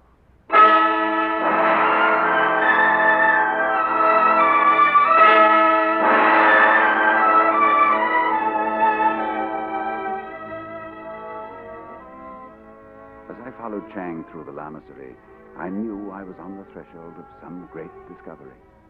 Pattering in front of me, he mounted a spiral staircase to a door which opened noiselessly before us. Chang left, silently. As I became accustomed to the gloom, I saw sitting before me a small and wrinkled man. He was motionless. A fading antique portrait in Chinese dress, his face thin and drawn tight over the frame of his skull, and his eyes, I felt dizzy beneath the gaze of those ancient eyes. You are Mr. Conway. I am? It is a pleasure to see you, Mr. Conway. Please sit down. I'm an old man and can do no one any harm. I feel it a great honor to be received by you. Thank you.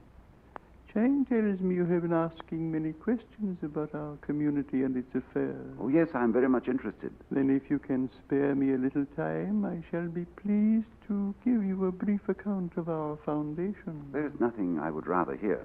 The history of Shangri-La begins rightly in the city of Peking in the year 1719.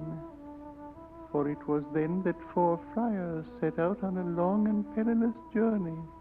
They traveled southwest for many months by Lan Chao and Nokonor, facing many hardships. 3 died on the way, and the 4th was not far from death, when by accident he stumbled into the rocky defile that remains today, the only practical approach to our Valley of the Blue Moon. There, to his joy and surprise, he found a friendly population who bade him welcome, and quickly he recovered his health. His name was Father Perrault. For more than half a century, Father Perrault labored with his hands like any other man, tilling his own garden and learning from the inhabitants as well as teaching them.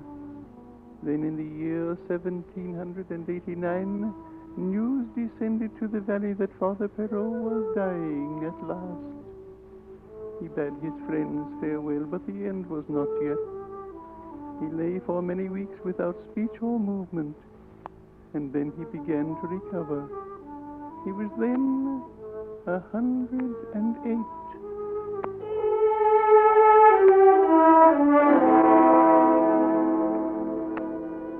The ancient Lama paused. What he had told me was not beyond belief, but as he went on, I was held speechless with wonder. It was 14 years later, he told me, that a wanderer found his way to Father Perro's monastery, an Austrian named Henschel. A great friendship sprang up between the two, and Henschel stayed on. It was then they had a wild, fantastic dream. Art treasures from Europe and Asia were purchased with the valley's gold and stored at Shangri-La. The library was filled with all the great works of the world. And later it was decided to admit travelers and strangers who had lost their way. Yes, Mr. Conway.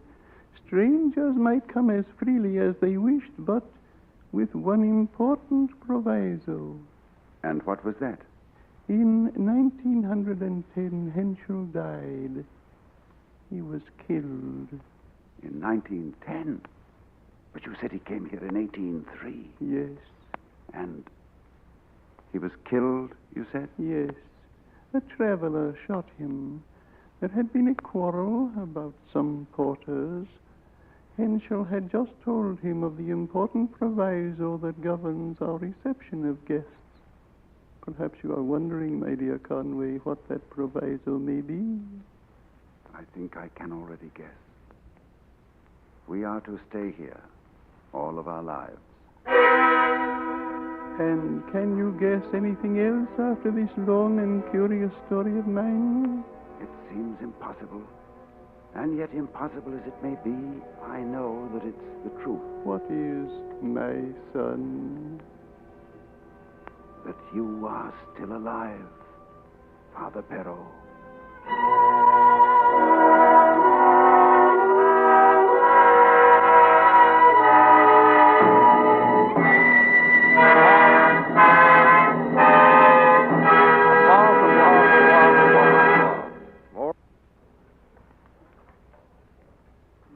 For a fresh start anytime you need it, for a quick thrill of exhilarating refreshment, try delightful Squibb Dental Cream.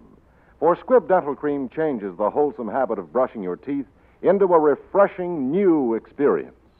Cool, creamy, fragrant, with a spicy tang of mint, Squibb Dental Cream quickly foams into lively action that wakes up your whole mouth, leaves it pleasantly alive and tingling. You'll enjoy a reassuring sense of extra cleanness, extra freshness you've never known before. And your smile will have new beauty, for Squibb Dental Cream sweeps away the dullness that hides the natural luster of your teeth. So brush your teeth soon and often with Squibb Dental Cream. Use it whenever you want to look your best, feel your best, and make the best impression. Remember to ask tomorrow for Squibb Dental Cream. Taste, feel, and see the refreshing difference.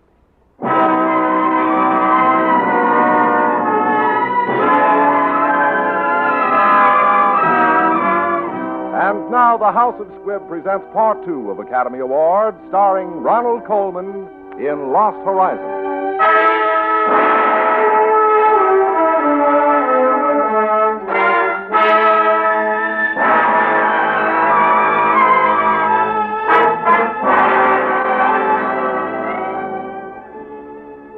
Conway learned the secret of Shangri-La that night.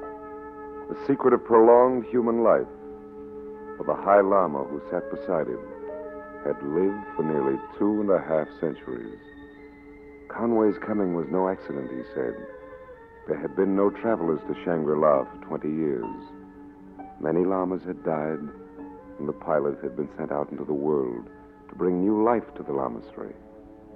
Then there is death at Shangri-La. Yes, my son, there are many of us who live no more than 100 years. And if one of your lamas were to leave the Valley of the Blue Moon? He would die. His years would fall on his shoulders like a great burden, and he would die very soon. An old, old man.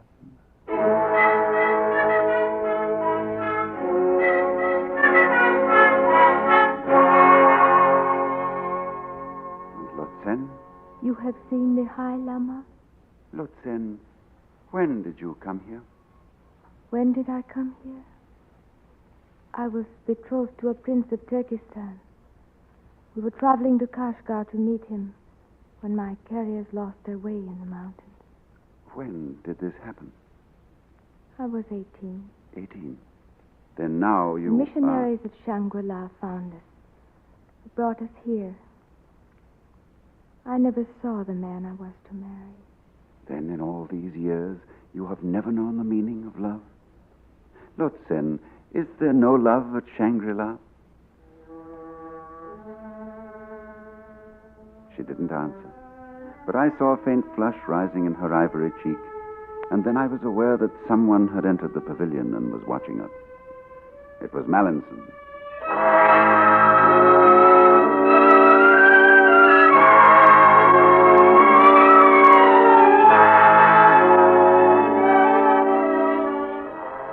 One night at midnight, I was summoned to the presence of the High Lama.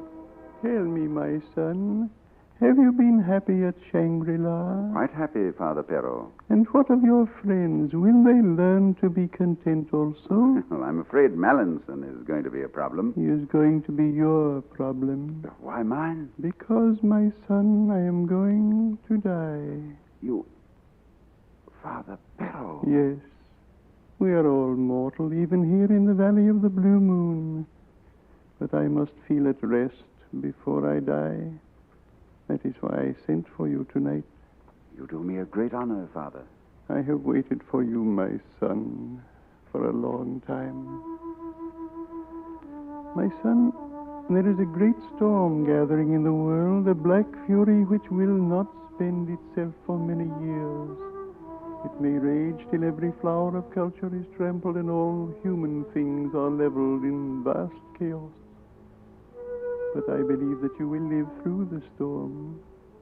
I see a new world stirring in the ruins, seeking its lost and legendary treasures. And they will all be here, my son, hidden behind the mountains in the Valley of the Blue Moon. And you will be here to give them to the hopeful world. My son, I place in your hands the heritage and destiny of Shangri-La. The High Lama stopped speaking. The glow in his eyes faded. Presently, it came to me as in a dream. The High Lama was dead.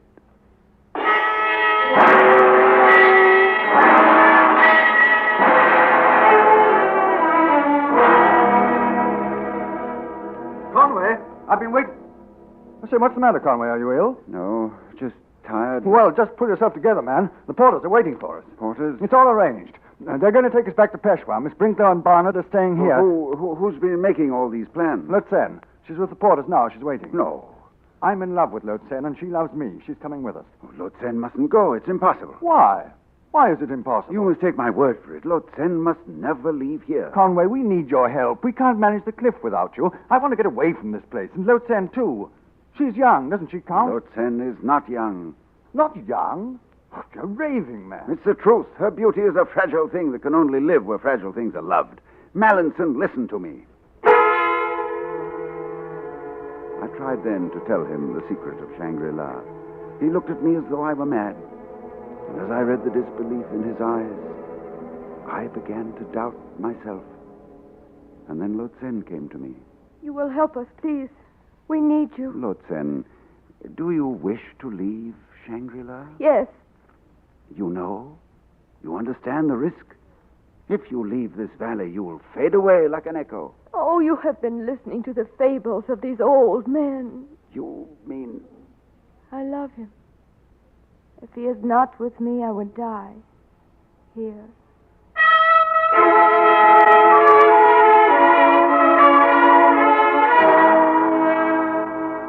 For hours I paced the balcony. I couldn't tell whether I had been mad and was now sane, or had been sane for a time and was now mad again. But always before me were the wistful, pleading eyes of the little Manchu girl. And I knew that whatever was her fate, I must share in it. That morning, with the wind roaring through the jagged cliffs, we made the descent from Shangri-La.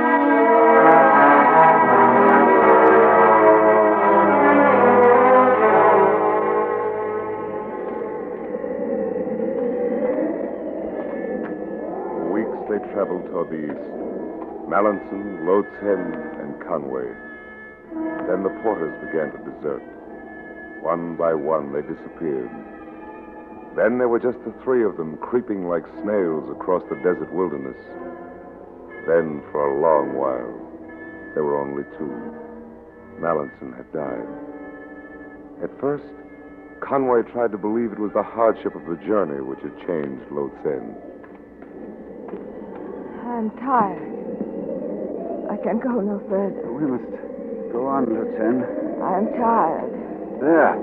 Doctor, that must be the last range. That mountain. You see, Lutsen? It is too far. I cannot see so far. One more step, Lutsen. One more step. No. One more. One No. more. No. You must go on alone from here. Her eyes were depthless shadows, the skin drawn, the color of ancient parchment. The cheekbones. Lutsen! Lutsen! I am old. I am so old.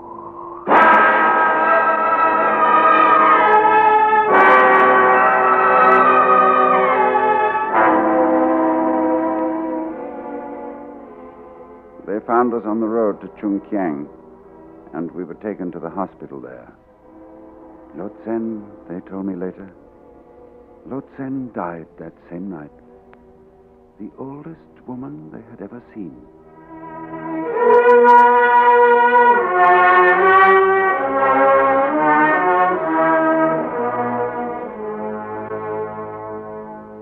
The storm of which Father Perrault warned me still rages.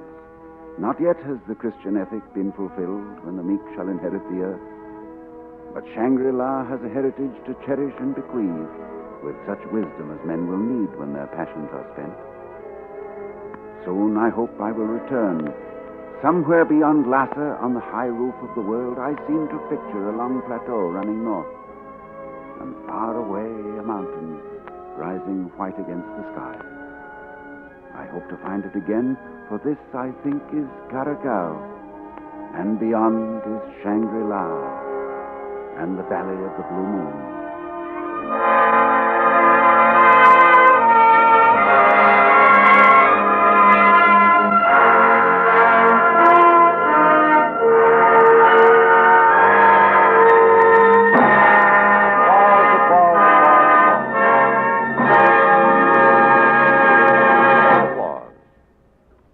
Like the cool, crystal clear air of a high mountain valley, Squibb Dental Cream invigorates and refreshes. That's why millions call Squibb Dental Cream refreshment in a tube. The very instant you touch Squibb Dental Cream to your teeth and gums, you'll sense a sparkle and a zest you've never known before. Then, as Squibb Dental Cream bubbles into exhilarating action, you'll enjoy a delightful new sense of freshness. Your mouth feels clean because it is clean. And that puts you so much more at ease when you're meeting people. So use Squibb Dental Cream whenever you want to look and feel your best. Try it yourself tomorrow. Ask for Squibb Dental Cream. Taste, feel, and see the refreshing difference.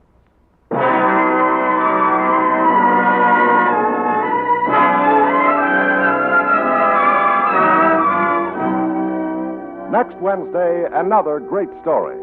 The House of Squibb will present Academy Award starring Joan Fontaine with John Lund in Portrait of Jennie.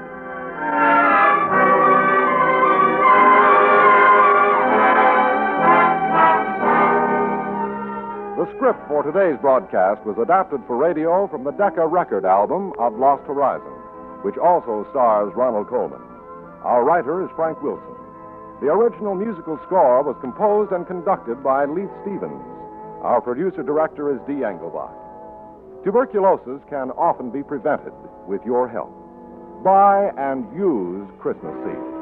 Remember, you're giving the greatest good to the greatest number when you help to fight tuberculosis with Christmas seed. This is Hugh Brundage bidding you good night until next Wednesday at the same time, when you're invited to listen again to Academy Award, presented by the House of Squibb, a name you can trust.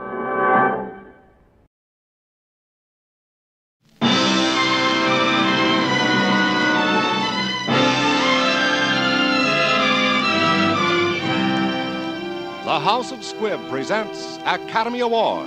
Tonight, Joan Fontaine in Portrait of Jennie with John Lund.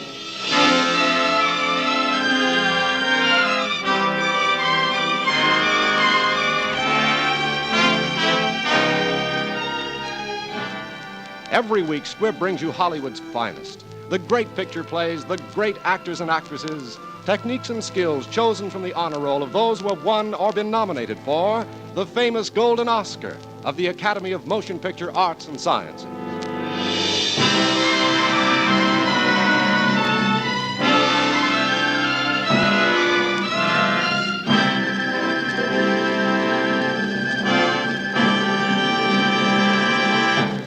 For generations, the House of Squibb has been known for the high quality and unfailing dependability of its products, each the result of a never-ending quest for perfection. Today, the great family of Squibb products reflects the tremendous advance of science in its contribution to human health and well-being. The name Squibb stands for progress through research. Squibb is a name you can trust. Tonight, Squibb brings to Academy Award Robert Nathan's famous story, Portrait of Jennie. As our star, you will hear lovely Joan Fontaine, who has 3 times been nominated as Best Actress of the Year and in 1941 won the Academy Award. Appearing with Miss Fontaine is the talented young actor John Lund. And now, Academy Award.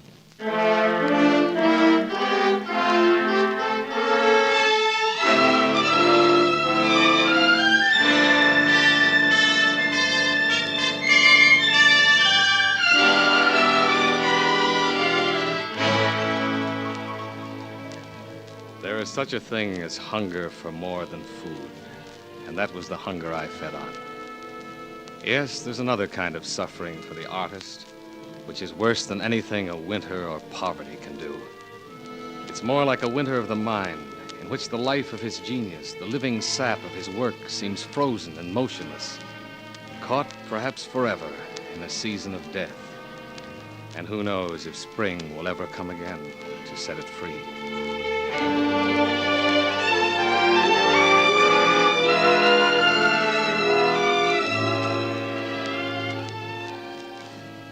One evening in the winter of 1938, I was walking home through Central Park. That night I was at the bottom, without money or friends, cold and hungry and tired, without hope. I crossed the drive and started down the long, deserted corridor of the mall. A little girl was playing alone in the middle of the mall. I stopped and watched her, for I was surprised to see her there alone. Hello. Say, it's getting pretty dark. Oughtn't you to go home? Is it late? Yes, it's late. Well, I don't have to go home yet. Nobody's ready for me. Well, it's rather strange for you to be here at this time. I'll walk a ways with you if you don't mind. I guess it's a little lonely here by myself. Why, that'll be fine. Come along. Are you all alone? Isn't anybody with you? No. Who would there be? Anyway, you're with me. What have you got in the big envelope? Oh, this? This is a portfolio. I carry my drawings in this. Oh, I knew they were pictures. How did you know? Oh, I just knew. My name's Jennie, just so you'll know. Jennie? Jennie what? Jennie Appleton. We live in a hotel, but I don't see my mother and father very often. They're actors and actresses. They're at the Hammerstein Music Hall. They do juggling on a rope. I see. They're not home very much on account of being in the profession. Wait a minute, Jennie. What was that you said about the Hammerstein Music Hall? Why? Oh, nothing. I was thinking for a moment that it had been torn down years ago. Oh, no, how could it? Won't you take my hand? Sure. I go to school. I have very exciting lessons. I'm learning geography and history and about the Kaiser. You know, he's the king of Germany. Well, he was, but that was long ago. Oh, I think you're wrong. Cecily Jones is in my class, and I can fight her. I'm stronger than she is, and I can fight her good.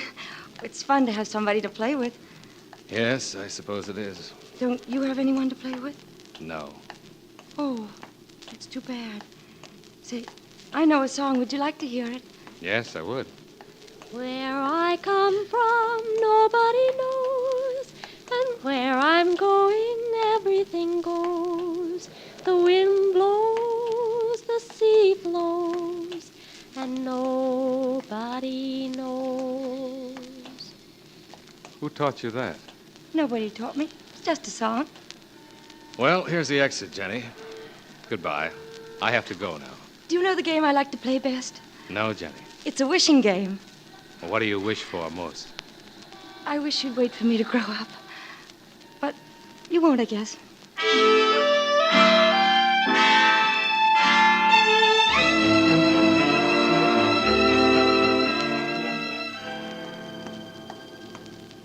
I stood and watched her as she walked back down the mall. I waited until I couldn't see her anymore. And then I went back to my cold studio to face Mrs. Jeeks, the landlady. And I had no rent to give her.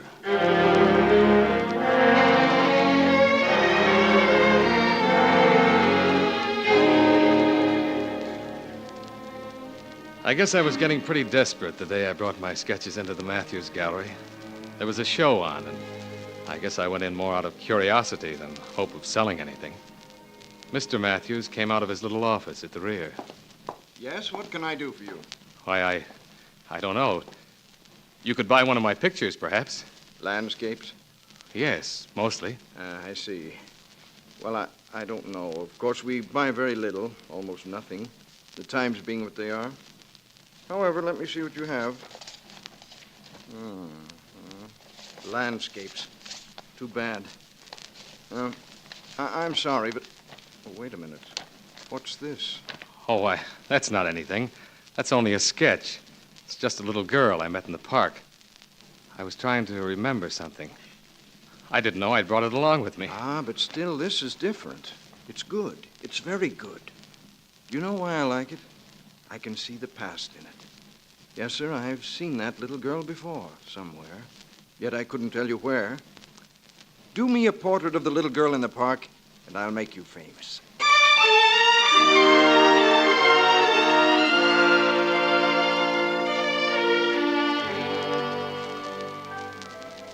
It was on a Sunday morning that I saw Jenny again. There had been 2 or 3 weeks of clear, cold weather, and the big lake in the park at 72nd Street was frozen and good for skating. I found Jenny near the bridge. She was all in black velvet, with a short, wide skirt and white boots attached to her round, old-fashioned skates. She seemed taller than I had remembered her. Older, too. Hello, Mr. Adams. Hello, Jenny.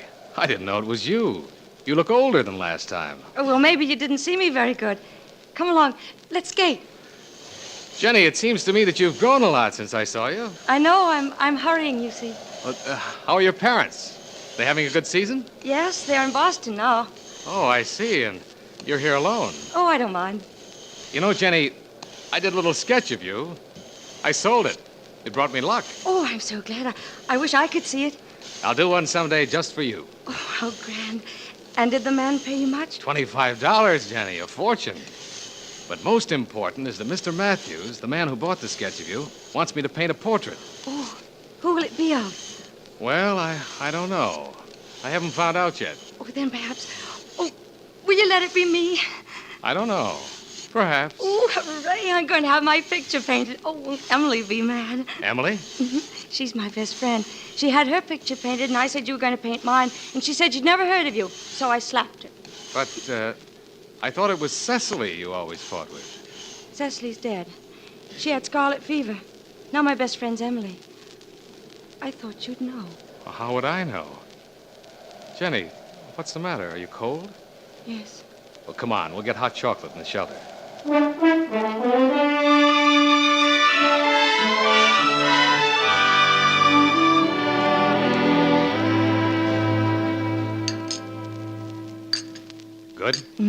I love it. And how are you getting along in school? Oh, it's all right. I'm having French now. French? Mm-hmm. But you were just starting on sums when last I... I can say colors, and I can count to 10. 1, 2, 3, 4. And I can say war in French. C'est la guerre.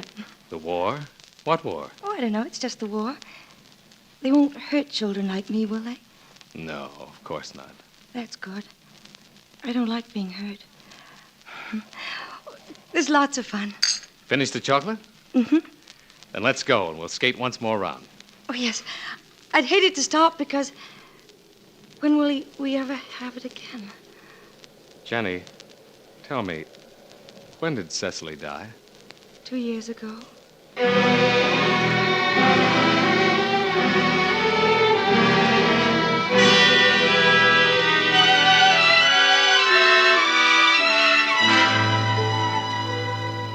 I tried to find Jenny, but it was no use.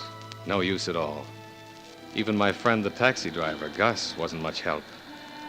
So, what you want is I should find a girl whose name is Jenny. You don't know where she lives or anything about her? Well, her parents are jugglers. Their name is Appleton. Appleton. Appleton. There used to be an act with that name down at the old Hammerstein. That's right. That's where they were. Well, then, Mac, they'd be in the old folks' home by now. Oh, wait a minute. Seems I remember something about an accident of some sort. I don't know. You sure you seen this girl? Yes, I made some sketches of her. That don't signify. I was thinking maybe you made her up. No, I didn't make her up, Gus. Okay, I'll keep punching. But it don't figure, that's all.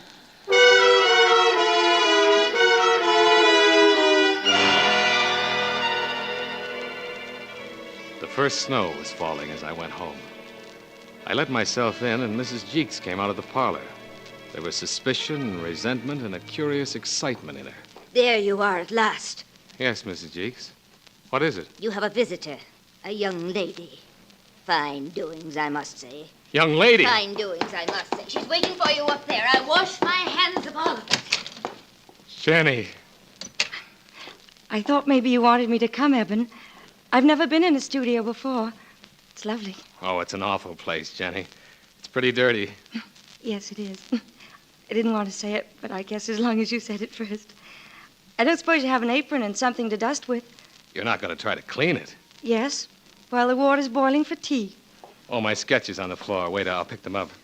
I was looking at these. Do you mind? Of course I don't mind. They're beautiful. I think you're a very good artist. Only some of them, I don't know where they are. I've never seen those places. Well, that's Radio City. They're new, I guess. They haven't been built very long. Yes, I guess that's it. It's funny how sometimes you've never seen things and still you know them. As though you were going to see them sometime, and because you were going to see them, you could remember what they looked like. That doesn't sound right, does it? No. Sounds pretty mixed up. Yes, I guess it does. You couldn't remember what you hadn't ever seen. Oh, what am I thinking about? I haven't dusted at all. Oh, never mind, Jenny. We'll have tea. Eben, Emily and I are going away to boarding school. I don't want to go, but Mother says I have to. I'll miss you, Eben. I'll miss you, too, Jenny. Will you pose for me before you go? Oh, I was hoping you'd say that. Yes, I will. Will you come tomorrow, then? I don't know. I don't know if I can. The day after? I'll come as soon as I can. You're not sad anymore, are you, Eben? I mean, you were so sad the first time I saw you. No, Jenny, I'm fine now. I was scared that night I met you. I felt as though I were lost. No, oh, no. Don't ever say that. Not ever again. And besides, you weren't lost. You were here. And here isn't lost. It can't be. It mustn't be. I couldn't bear it. We can't both of us be lost. Jenny, what a foolish way to talk. Yes, it's foolish. Don't let's talk about it anymore. Because with little girls like you... Yes, there's- little girls like me. Here, go wash the teacups before you forget. All right, Jenny. Wait for me. I'll be right back. Yes, Eben. I'll wait for you.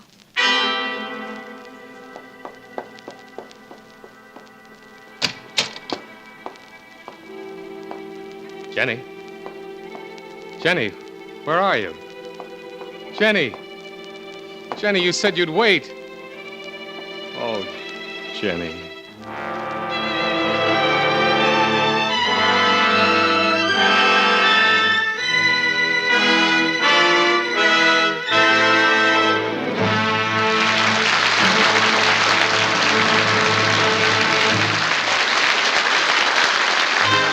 Taste, feel, and see the refreshing difference.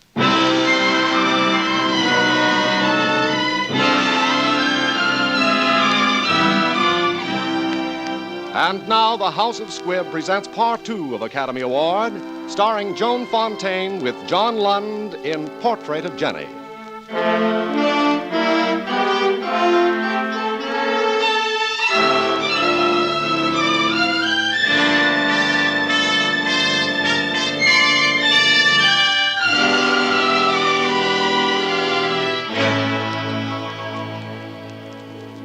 I prepared a 5-foot canvas. I stretched and mounted it, wet one side of it with water, and worked in a light surface of white lead with my palette knife. Then I set it out to dry. After that, there was nothing to do but wait. Jenny came at the end of the week. She looked pale, and she was dressed in some kind of mourning. Eben, it's Father and Mother. They're dead. Oh, They had an accident. I know. I mean, I read about it in the paper. Oh, yes. I'm sorry, Jenny. They were sweet to me. I didn't used to see them very much, but the way they died... I know. Oh, heaven. Look, Jenny, you don't want to pose today, do you? I mean, after this. Well, I wanted to come. I wanted to see you, just to be here. Well, I might as well pose. I don't look very pretty, though. Pretty. Jenny, you're beautiful. Look, I'll pose you in this chair and put that piece of old yellow silk behind you. Now, here, let me face you so you get the light.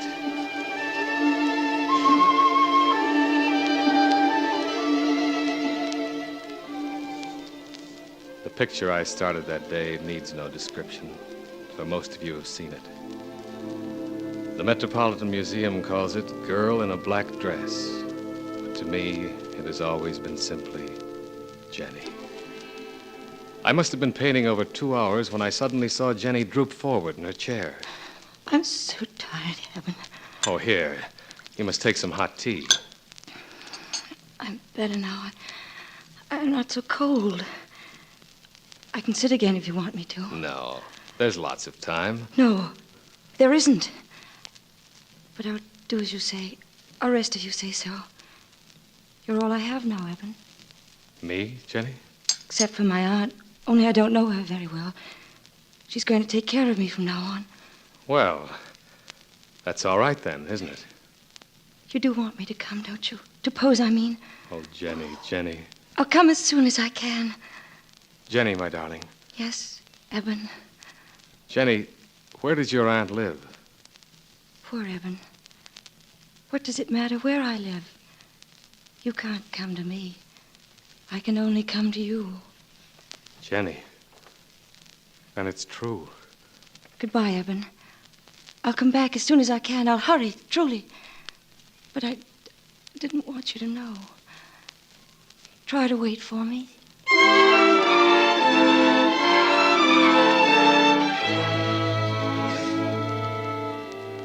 Jenny came again. She seemed to stand on the threshold of vibrant young womanhood. I knew I must finish my portrait before it was too late.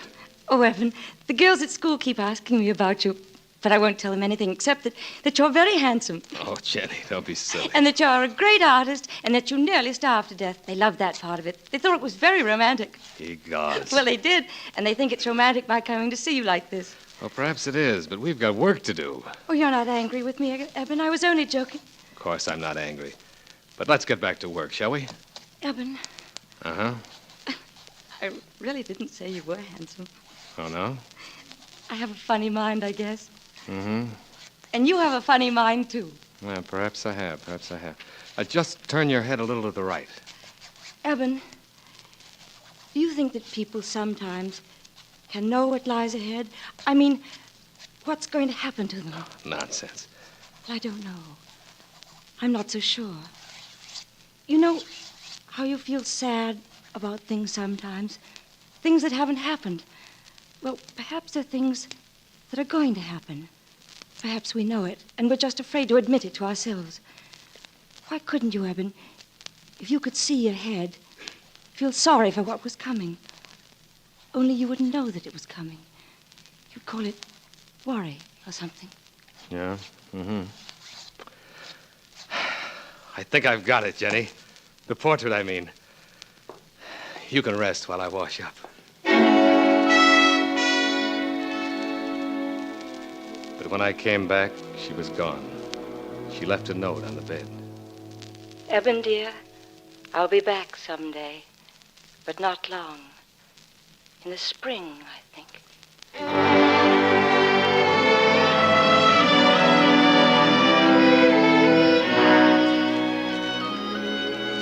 Spring was early that year. One day, the grass in the park smelled sweet and fresh, and a robin sang on the lawn below the mall. And I took the portrait down to Mr. Matthews. Well, I mean to say, well, that's it. You mean you like it, Mr. Matthews? Like it? This picture, well, I don't like to use the word masterpiece, but if the museum were to take it... Yes, Mr. Matthews? It might bring more than $1,000. And as an advance, I think I can let you have $300.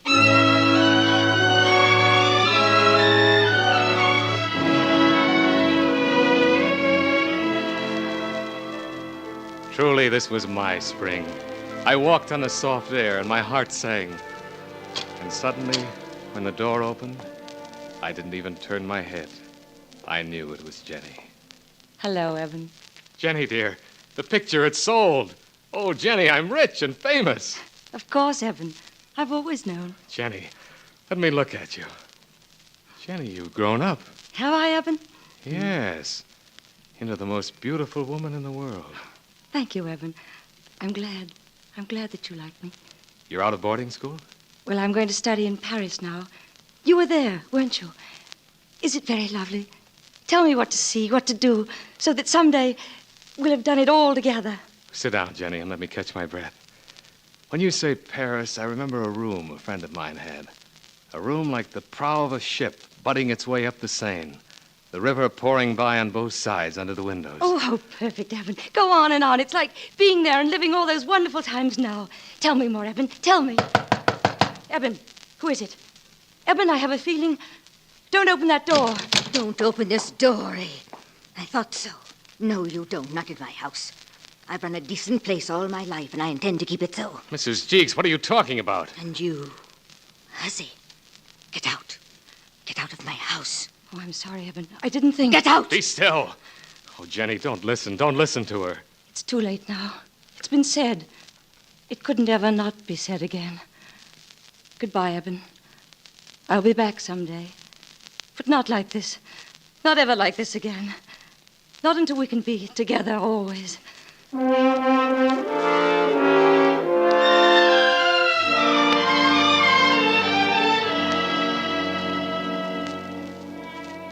I moved away after that. I took a little house up on the New England coast, and I kept painting. Often I would sail. In September, a hurricane was reported in the Caribbean, but I paid little attention. I was too busy trying to put Jenny out of my mind. I might just as well have tried to stop the hurricane, which caught me as the little boat was running for home that afternoon. Somehow I got to the beach, and as I floundered ashore, I saw a wave coming towards me from the sea. It didn't look very high, just a line of brown foam with branches and sand in it. And then I saw her. She was below me to the east, struggling up the slope from the river. Another wave was coming. I could see it. I ran to her.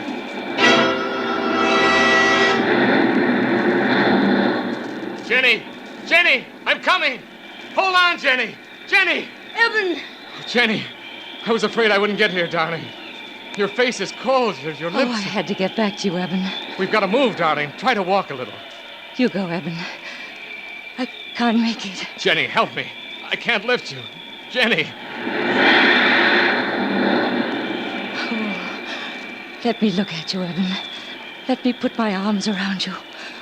Hold me close, Eben. Closer. We're together now. Oh, dear God, yes. We're together now, Jenny. Eben, there's only one love. Nothing can change it. It's still all right, darling, whatever happens. Because we'll always be together. Somewhere. I know. Always. Forever and ever. Eben, forever.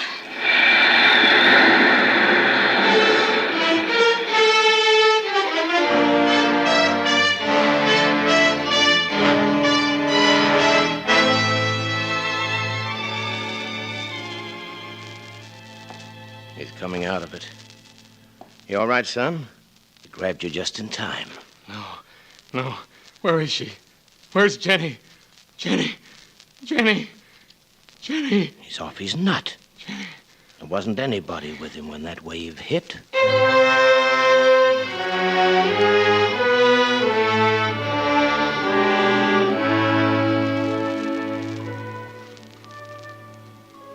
In New York, I met Gus, the cab driver. He didn't say anything. Just handed me a clipping from a newspaper. Monday, September 22nd. The steamship Latania reported today the loss of one of its passengers in a storm 100 miles off Nantucket Lightship. Miss Jenny Appleton, who was returning to America after a stay of several years abroad, was swept off the deck by a wave which smashed part of the bridge. Officials were trying to discover the whereabouts of Miss Appleton's relatives in this country. I thought maybe you didn't know. I'm sorry, Mac. No, I knew, Gus. It's still all right. It's all right.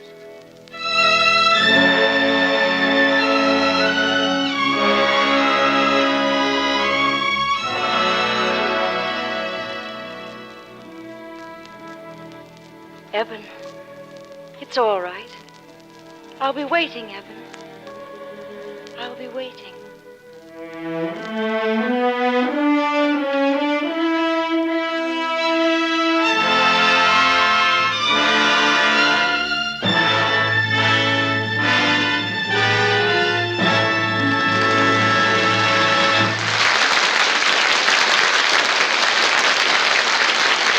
Your own performance at work or play is at its best when you feel your best. And Squibb Dental Cream helps to give you a wide-awake, exhilarating feeling of refreshment every time you use it. The very first instant you discover its cool, sparkling mintiness, you'll know why Squibb Dental Cream has changed the wholesome habit of brushing your teeth into a delightfully new and refreshing experience. As you brush, the brisk, tingling action of Squibb Dental Cream wakes up your mouth, makes it feel fresh and young and clean. You'll find yourself meeting people with new poise and assurance because you've given your charm the protection it deserves, the protection of pure, fragrant, refreshing Squibb Dental Cream. So tomorrow, ask for Squibb Dental Cream. Taste, feel, and see the refreshing difference. Next Wednesday, the House of Squibb will present Academy Award starring Peter Lawford and Joan Loring in Enchanted Cottage. Joan Fontaine is currently engaged in the Universal International production Ivy. John Lund may soon be seen in the Paramount Technicolor production Perils of Pauline. Portrait of Jennie will shortly be produced as a Selznick International picture starring Jennifer Jones and Joseph Cotton. This is Hugh Brundage bidding you good night until next Wednesday at the same time, when you're invited to listen again to Academy Award presented by the House of Squibb, a name you can trust. This is CBS, the Columbia Broadcasting System.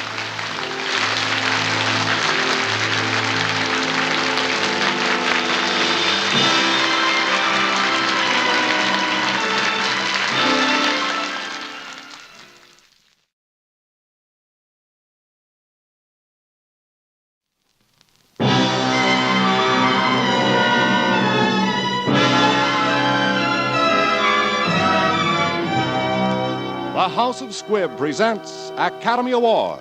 Tonight, Peter Lawford and Joan Loring in Enchanted Cottage.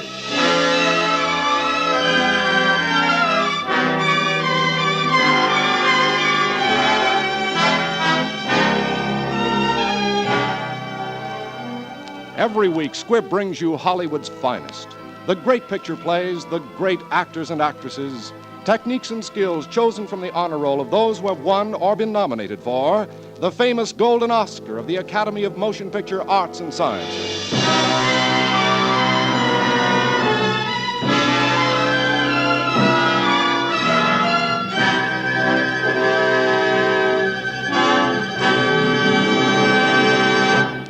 For generations, the House of Squibb has been known for the high quality and unfailing dependability of its products, each the result of a never-ending quest for perfection. Today, the great family of Squibb products reflects the tremendous advance of science in its contribution to human health and well-being. The name Squibb stands for progress through research. Squibb is a name you can trust.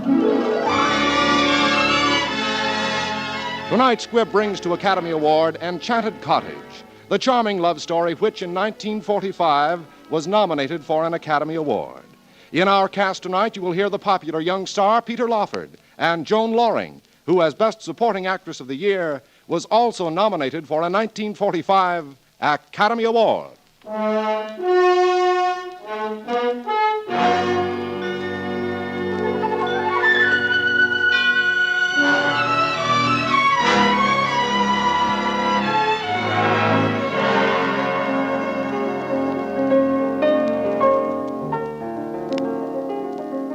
I suppose you could call this the first public performance of my new tone poem, The Enchanted Cottage.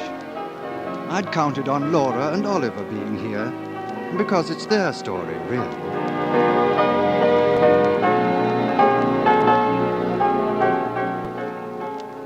From the first time I became aware of it in the moonlight, I sensed its inherent magic. Although, being blind, I could see the cottage only with the inner eye of imagination. The cottage was all that was left of a great estate built upon these New England shores by an English nobleman. He used it to lend to young married couples to live in as long as they wished. But by the time I first came upon it, this gracious tradition had been abandoned and almost completely forgotten. The present-day owner, I had learned, was a lone widow, Mrs. Abigail Minute, who kept her distance and made others keep theirs. It was not until Mrs. Minute took in Laura Pennington to live and help her with the house that I realized she meant to rent it to a young married couple, and the secret of the Enchanted Cottage might at last be revealed to me. These people who are renting the cottage, Mrs. Minute, are they a honeymoon couple? Please don't ask that. Oh, I was hoping you were going to renew the old tradition. That tradition is broken. I broke it. Oh. This cottage was deeded to my husband as a wedding present. It was to have been our home, Tom's and mine. Only I've had to stay here alone. Nearly 25 years. Do you know what loneliness is? Yes. I thought you might. You're such an ugly girl. I know. That's why when I heard you were back... Oh. They're here. You open the door for them. Hello. Anybody at home? Come in, please. Oh, I hope I'm not too early, Mrs. Minute. I brought Miss... Oh, I'm sorry. Darling, this isn't Mrs. Minute. I'm Oliver Bradford. I stopped by last week and persuaded Mrs. Minute to rent us the cottage. I know.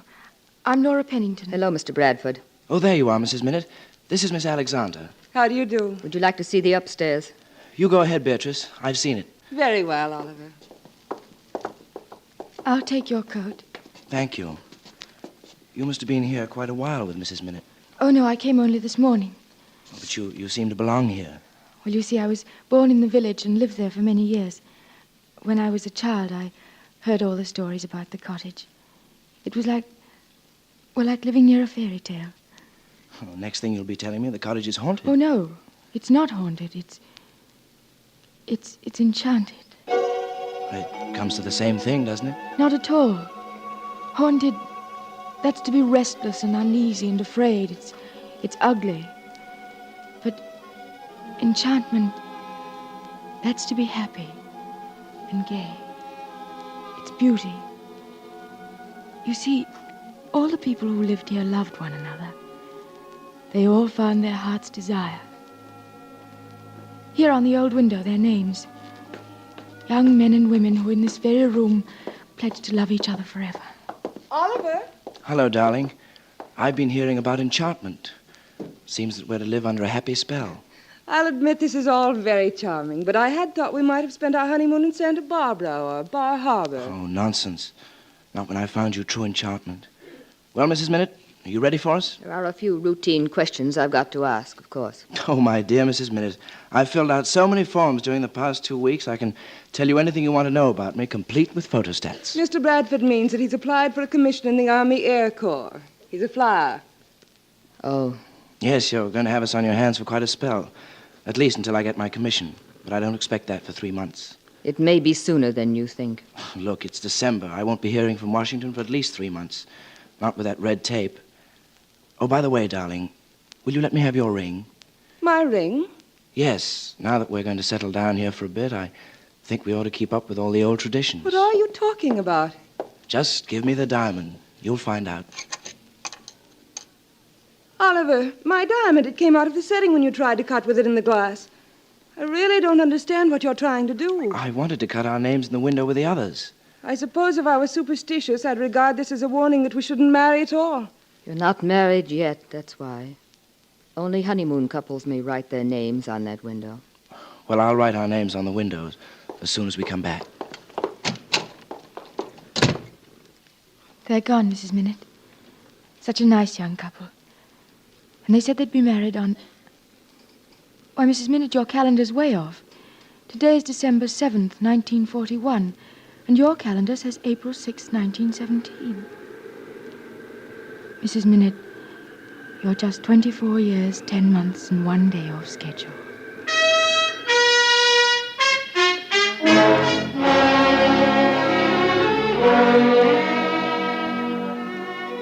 Oliver didn't come back to claim his cottage, nor his honeymoon, for he had no chance to get married.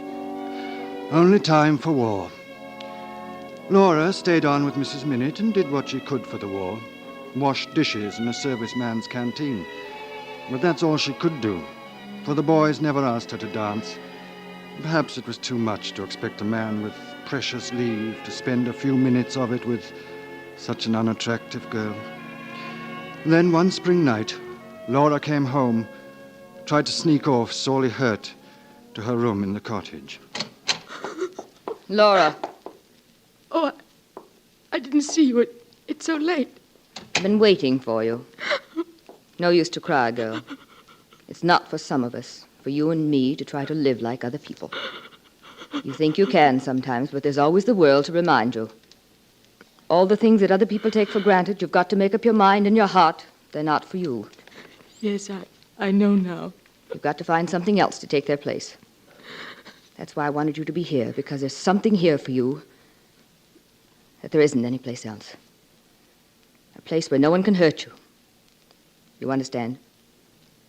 Yes. Yes, I understand. I knew someone would come tonight. It's a telegram. Delivered at this time of night. Would like cottage for indefinite period. Arriving today, Oliver Bradford. Bradford? Why, that was his name. Oh, then they did get married after all. Imagine they're remembering the cottage all this time. Why, it's been over a year. Mrs. Minute, there is something about this cottage, isn't there? There is indeed. Needs a good cleaning if he's coming back. Right now.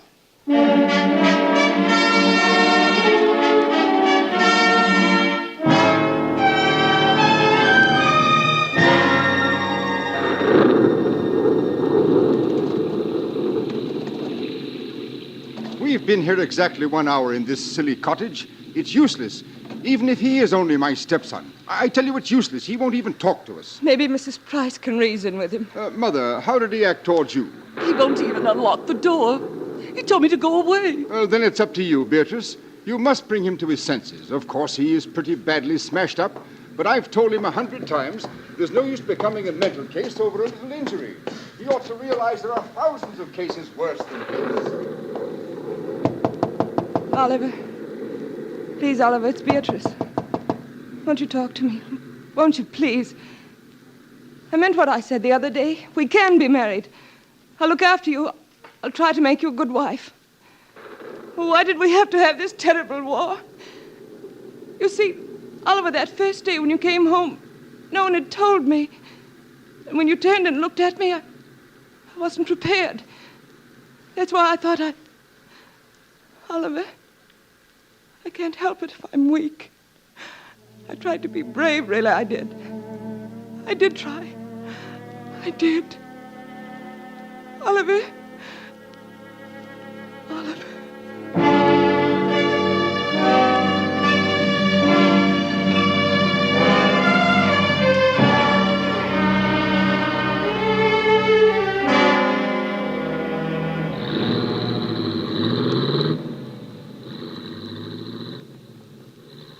Gone. They're gone, oh, thank God. Now let's get it over with. Why not? No use going on like this. No use in the world. No, don't. Give me that gun. Very well, if you want. But I'd be grateful, miss, if you'd mind your own business. Oh, look here, I'm sorry I said that. But don't you understand?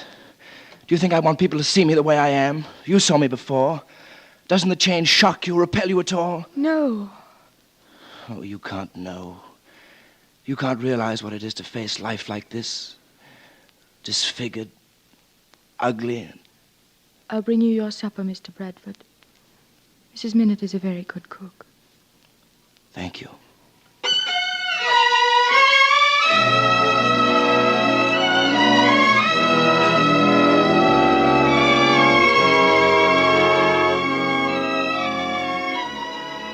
Perhaps it was the enchantment of the cottage making itself known at last.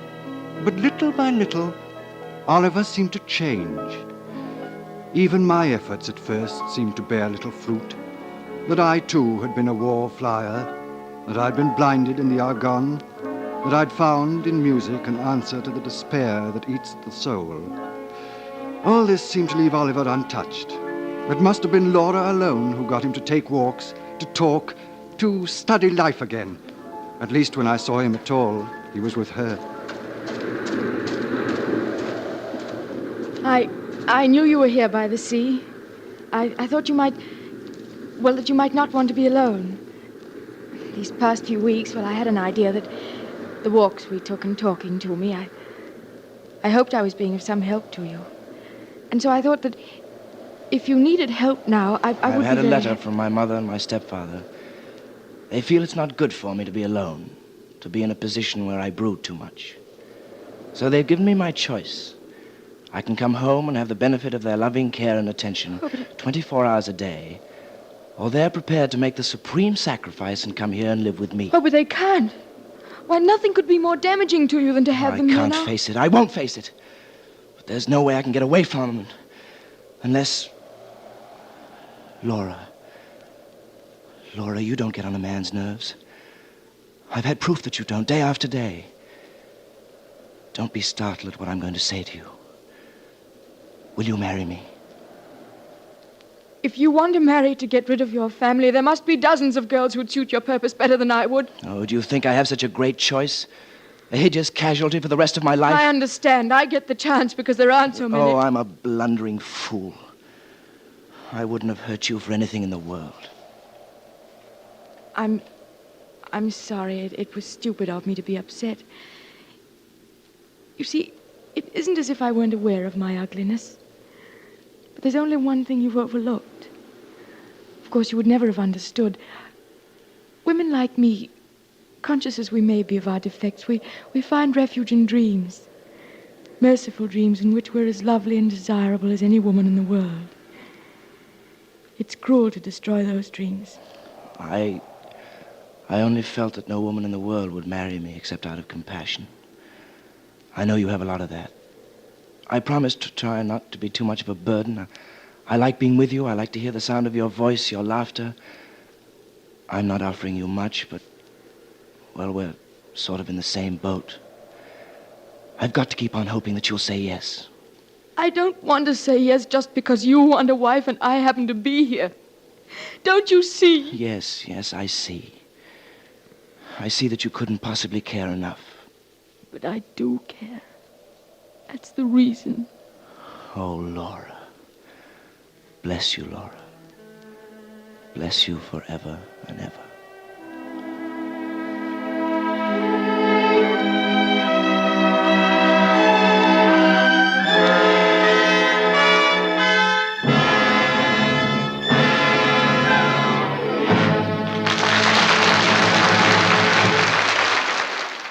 Before continuing with Part 2 of Academy Award, we wish to thank RKO Pictures for making this story available. RKO are also producers of Nocturne, starring George Raft and Lynn Berry.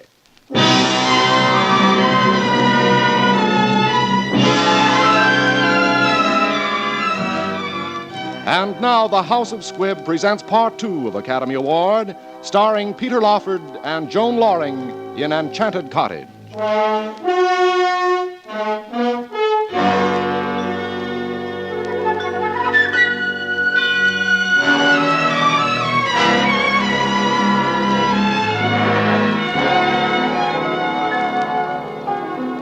They were married quietly, Oliver and Laura, and they lived on in the cottage.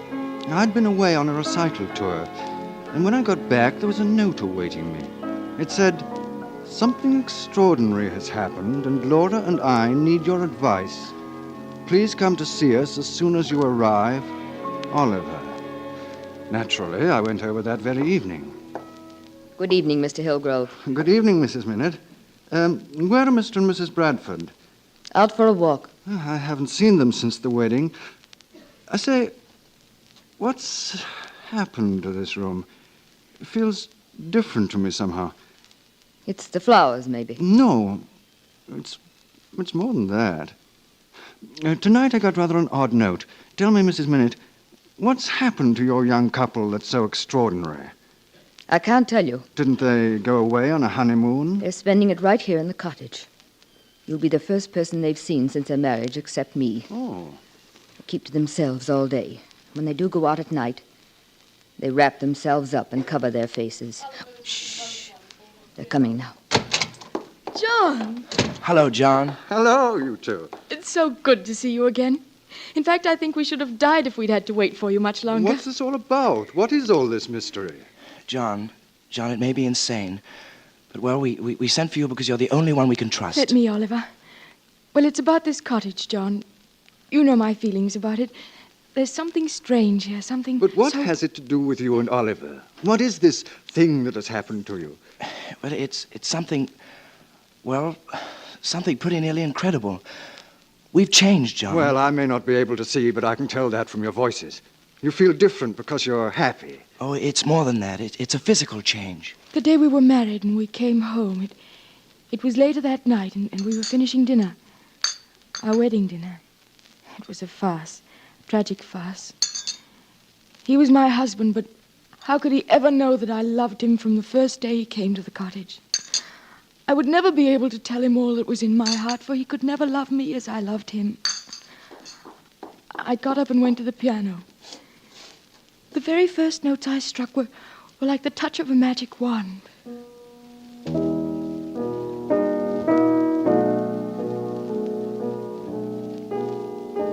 There was a new warmth, a new radiance. I could feel the room changing. And as I played, the feeling of enchantment spread, embracing everything around me. I turned and looked at Oliver. He was just as I saw him the first day, when he was everything I'd ever dreamed of. Suddenly I thought, how could I fool myself I could be the bride of such a man as this? I had to run away from him. I couldn't let him see my tears. I followed Laura upstairs. My heart went out to her. Suddenly I realized how much she had come to mean to me. I took her in my arms to reassure her. She was changed. It was no trick of the moonlight. She was beautiful. Radiantly beautiful, like she is now. That was when we knew.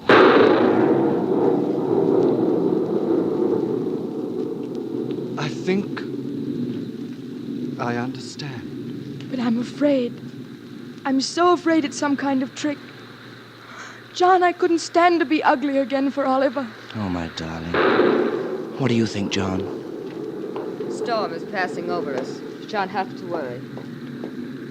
She knows. She never looks at us. She avoids us as we avoid her. But she knows about the change.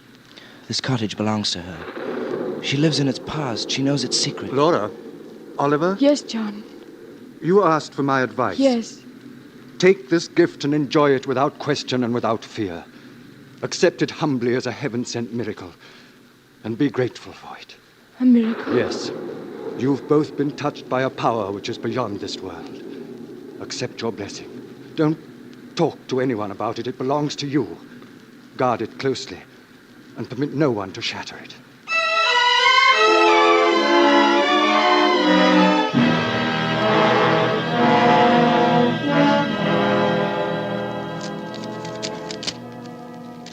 Laura, John, they're coming. My mother and stepfather. Oh, nice. I know, darling. I saw the wire. Frankly, I'm sorry I didn't make the gesture of inviting them myself. I have a simply dreadful reason for being glad they're coming. Of course, I want them to see how happy we are, but particularly I want them to see that Oliver didn't do so badly in marrying me. Won't it be wonderful, John? Showing Laura off, watching them admire her. Oliver, don't you think your mother and stepfather ought to be prepared for what's happened to you? Oh, yes, you may be right. I feel that if they were told in advance, gently... About the miracle? Well, I think you ought to let me try and explain it to them. Wonderful.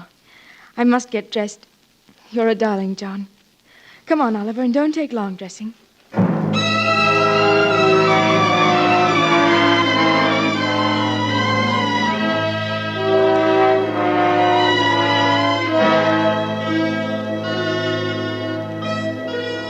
So you see, Mrs. Price, your son Oliver and Laura are on the verge, on the borderland of the greatest happiness they've ever experienced. But they've changed greatly, and I know that that change, as they see it, is not as you'll see it. Well, I'm afraid I really don't understand. You're talking in riddles, Hillgrove. Let me put it this way, then. When they come down those stairs, no matter what they say or do, will you act along with them, please? They don't know it, but they're playing a part. Play a part with them. Pretend that the change is as great as they imagine it is. I knew something like this would happen. Where is Oliver? Oliver! Oliver! Please, Mrs. Price, please. Oliver! We're coming. Please remember, the next few minutes may be the most important in their lives. You hold that chance of happiness in your hands. Oh, there's entirely too much mystery about this whole thing to suit me. Well... Oliver, darling. You know my wife, Laura, Mother. I'm so glad you've come to see us, Mrs. Price. How do you do? Won't you sit down? I'll ring for Mrs. Minute. She's prepared a lovely tea. Wait until you taste her scones. I've tried to make them myself, but I'm afraid it takes years of learning. Oh, this is going to be a real party. A memorable occasion. Actually, because you're the first. Outside of John here, there's nobody else who knows. Now, look here, Oliver. I really Poor think... Freddie. Oh, we must shock you. But you'll get used to the change. You won't even remember us as we were. Laura and I joke about it now ourselves. Why, it's difficult for us to remember. Mother, what is it? Oh, my poor boy. You poor, poor darling. Mother, just because you're happy, there's no reason to cry. Oh, forgive me, darling. Oh, I love you so much, Oliver. And if you're really happy, I guess that's all that matters. And I'm glad he married you, Laura, dear, because it's clear you're such a loyal girl and have so much to give him. Oh, so much more than just a pretty girl. And Freddie and I will be with you both as often as we can, of course. But it won't be necessary for you to go and see people or... How do you like your tea, Mrs. Price? Lemon or cream? Oh, you mustn't bother about tea, Laura. You really mustn't. I couldn't swallow a mouthful. I've got an awful headache coming on. You'll excuse us, won't you, if we just run along? Goodbye, you poor darling. Come along, Frederick.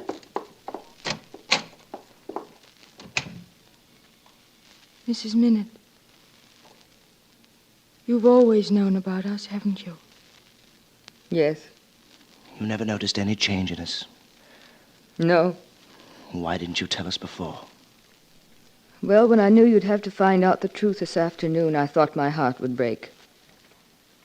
But now that you know, would you have had me tell you sooner? There was nothing I could have done or can do now. And yet, what is there really to be sad about? Shall I tell you the secret?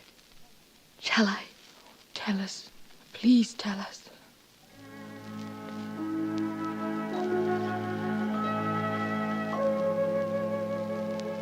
You love each other. You've fallen in love.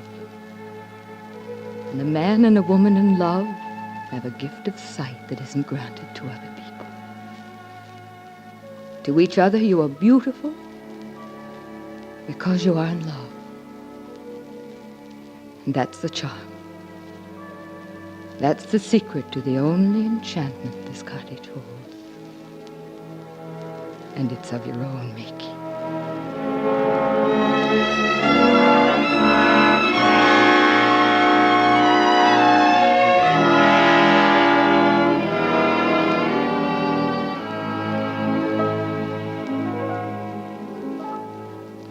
My darling, you'll always be beautiful to me. Nothing can ever change the way I feel about you. You know that. Yes, dearest. I know. Oliver, dear, we've never written our names on the old window. Let me have your ring, dear. You know, somehow I think the others would want us to now.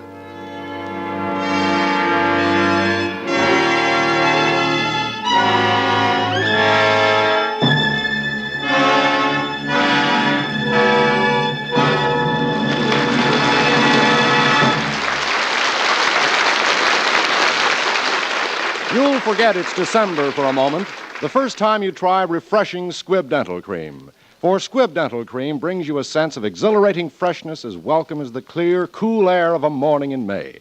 And you can enjoy the quick refreshment of Squibb Dental Cream anytime. For in the simple act of brushing your teeth with this delightfully different dentifrice, you sense a fragrant mintiness, a brisk tingling action you've never known before. Squibb Dental Cream leaves your mouth feeling fresh and young and clean. And your smile will seem younger and brighter, too. For Squibb Dental Cream sweeps away the dullness that hides the natural luster of your teeth. So give your charm a change. Give it the protection of Squibb Dental Cream, one of the great family of Squibb products. Taste, feel, and see the refreshing difference. Next Wednesday, another great picture. The House of Squibb will present Academy Awards starring Margaret O'Brien in Lost Angel. Today's performance of Enchanted Cottage was written for radio by Frank Wilson. Leith Stevens conducted and adapted our musical score from the original by Roy Webb. Our producer-director is Dee Engelbach. Peter Lawford appeared by arrangement with Metro-Goldwyn-Mayer, producers of the Academy contender The Yearlings, starring Gregory Peck and Jane Wyman. Joan Loring will soon be seen in the Enterprise production The Other Love. This Christmas, every Christmas, the greatest gift of all is health. Buy Christmas seals and give health. Remember, you're helping to stamp out tuberculosis when you buy Christmas seals. Send your contribution tonight.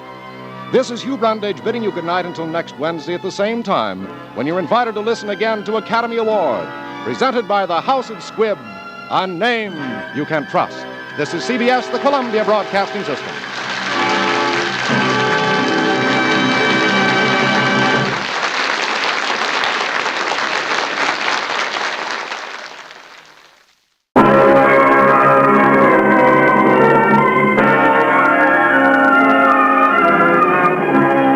The House of Squibb presents Academy Award. Tonight, Margaret O'Brien in Lost Angel.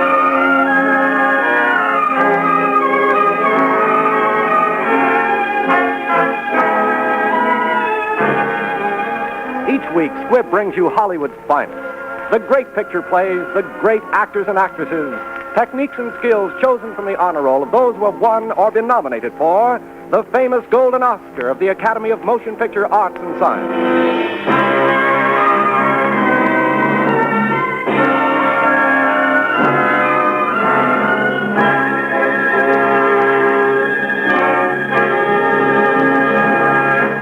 For generations, the House of Squibb has been known for the high quality and unfailing dependability of its products, each the result of a never-ending quest for perfection.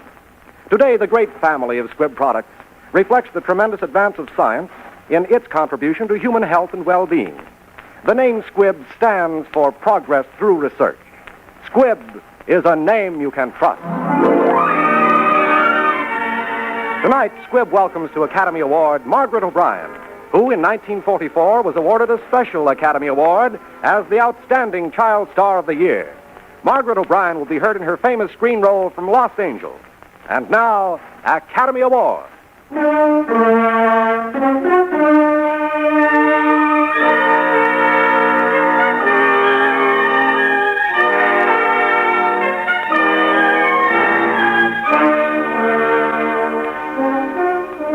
This is the story of a little orphan who fell into the hands of some very bright characters known as professors.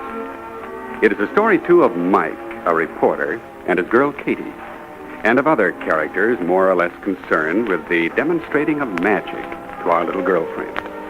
The kind of magic that brightest little girl in the world was afraid did not exist. But since it is her story, let's begin with a statement made to the press by one of the professors when they found her on their doorstep.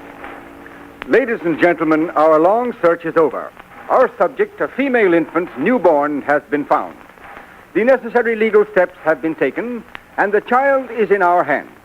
Today, under the banner of the Pickering Institute, we begin experiments.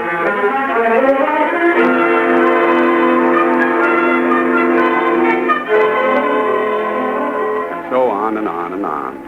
What he was trying to say was that little Alpha, for that is her name, was going to get the works. Well, 6 years go by, and Alpha plus the works is ready to be interviewed. And here to interview her is Mike Regan. How do you do? Won't you sit down? Thanks.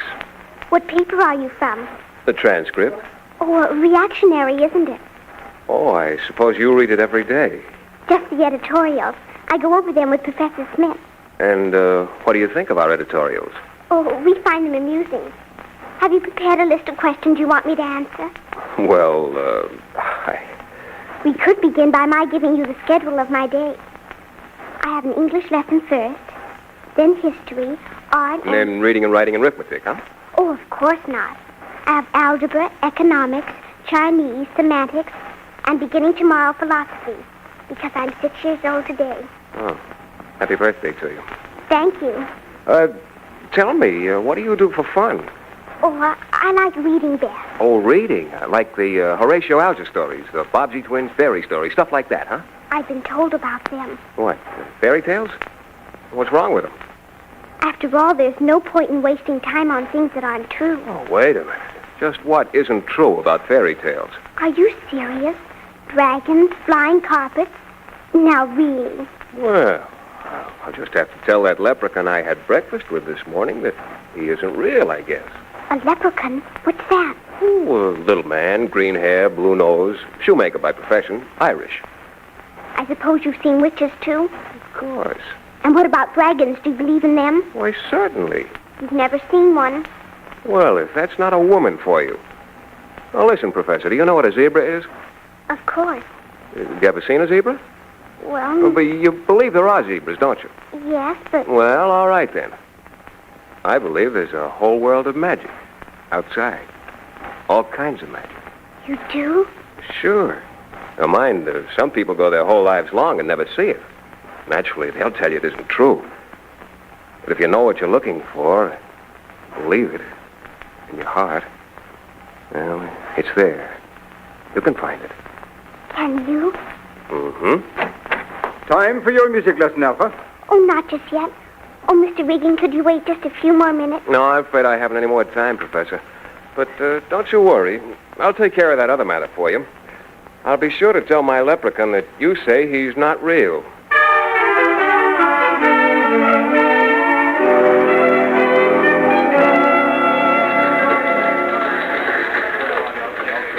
Say, Gus, you're a bright reporter with an eye for scoops. What do you make of that coming in the door? What do you mean? Oh, that? Looks like a kid to me. What do you want, little girl? I want to see Mr. Regan. Mr. Michael Regan. Yeah? Why? Well, He's my father. But Mike's not... How do you know? Where is Mike? At the fights with Katie. No kidding. Well, what do you know with Katie with the light red temper? And this one wants to see her father. And do she shall. And why shouldn't she?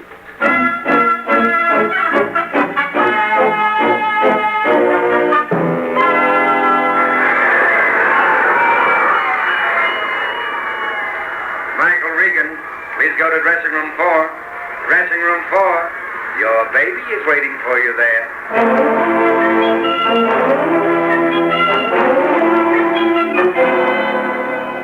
All right, Professor. I don't know how you escaped from that intellectual zoo you live in, but you did, and you've got me in trouble, so come on, let's get out of here. Oh, hello, Mike. Looking for Katie? She left a couple of minutes ago, and plenty burned, too. Hey, that your kid? No. Anyway, she's just impersonating a kid. Midget, huh? All right, now, for heaven's sake, what do you want? When you came to see me, you made certain statements. You said that there were dragons and flying carpets and witches and, well, magic. What? You said not everybody could, but you know how to find it. That's what you said.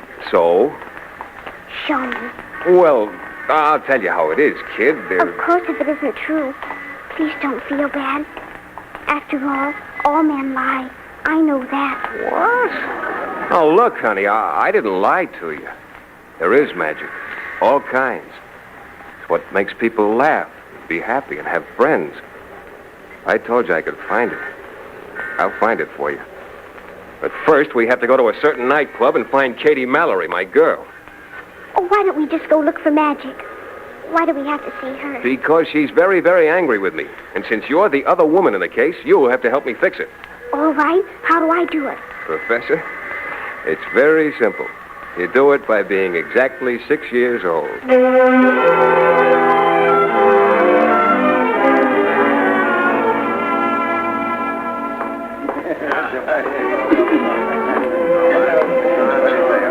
Regan, I've been waiting for you. Oh, you're Packy's brother, aren't you? Yeah. He'd like to talk to you, Regan. He's not in jail either. What he's got for you isn't for your paper. Duck that kid and come on. No, if it's not for the paper, it's not for me. You can tell Packy I think he's clear on that rap, too, but there's nothing I can do. I'm not one of his boys. Okay, Regan. But Packy don't ask outsiders to do him favors very often. I don't think you're being smart.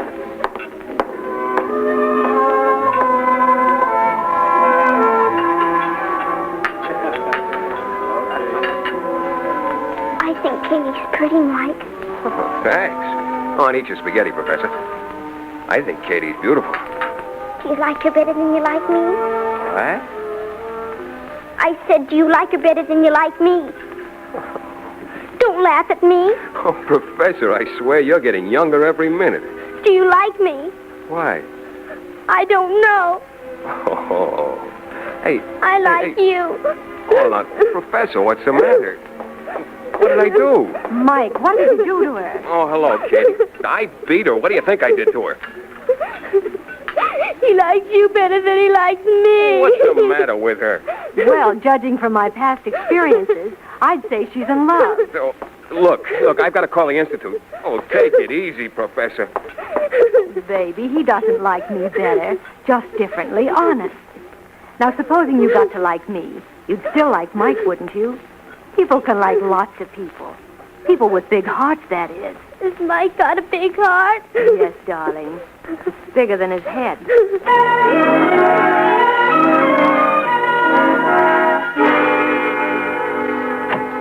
Professor Vincent, there's a Mr. Regan on the phone. He's found Alpha. Oh, wonderful. Just a minute, Vincent. I'm afraid this case looks like measles. And if it is you can't bring Alpha back here. This place is quarantined.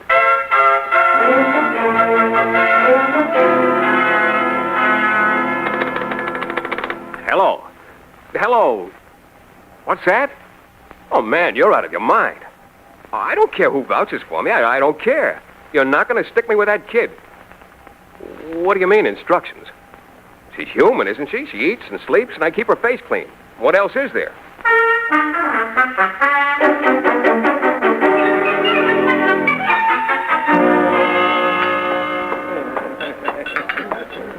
Now, look, Katie, I can't keep the kids. You know how I live. So I was just thinking, your place is right close by, and... Not a chance, Mike, not a chance. Oh? Why not? Because you're her fairy godmother, my friend. But now she's come to you and said, show me. So you're the fellow who's got to show her, Mike, no one else. Oh, I'll spend lots of time with her. It's just that I... Oh, no. Did you see the way she looks at you? Well, you've got to pay for that look. You're a big guy to that kid. And that means you're the guy who's going to sit up with her tonight if she gets sick on that spaghetti. Come on, Professor. Get your hat.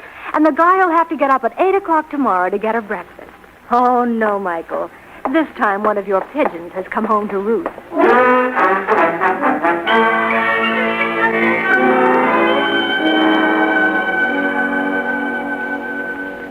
Mike, I like your apartment. I'm glad I'm going to stay with you. You are, huh? Yes. Well, I don't mind you staying with me, Professor. Not if you'll play ball. Well, what I mean is, if you'll kind of not get in my hair.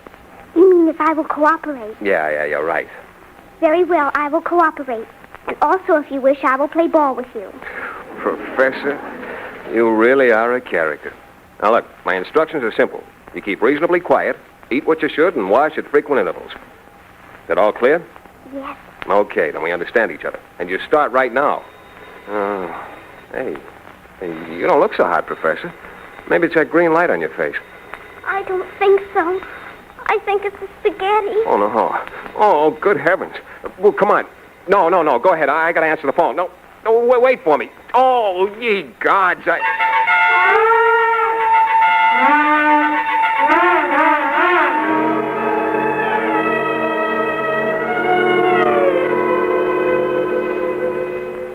Feel okay now, Professor? Yes. Oh, that's good. You better start getting some sleep. I'll be back as soon as I can. My paper wants me to ring in. But I'll make it fast and be back in no time. You, just hit the hay, kid. And pleasant dreams. You won't be scared. Of course not. That would be unintelligent. Okay. Good night, kid. Good night, Mike. Oh, say. I almost forgot something pretty important. A kiss for Cinderella. Good night, Mike.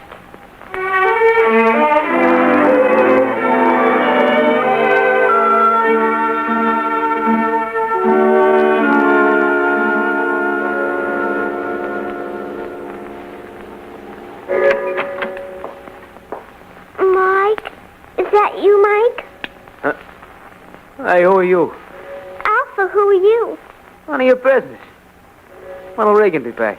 Mr. Regan will be back soon, and he wouldn't like you waving that gun around. Oh, no, huh? What do you want? What's it to you? Obviously, you've been very badly brought up. No kidding. And since you're so intent on staying, please put down that gun and we shall converse.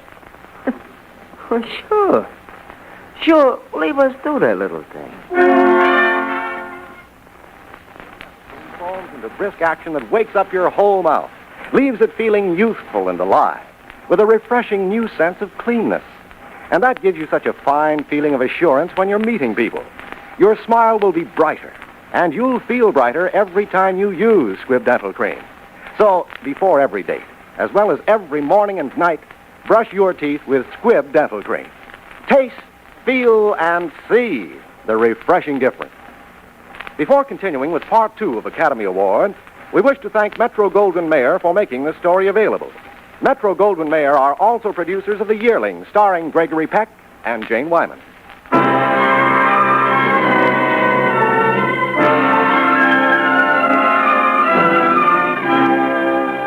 And now the House of Squibb presents Part 2 of Academy Award, starring Margaret O'Brien in Lost Angel, with Marissa O'Brien as Katie and Ira Grossell as Mike.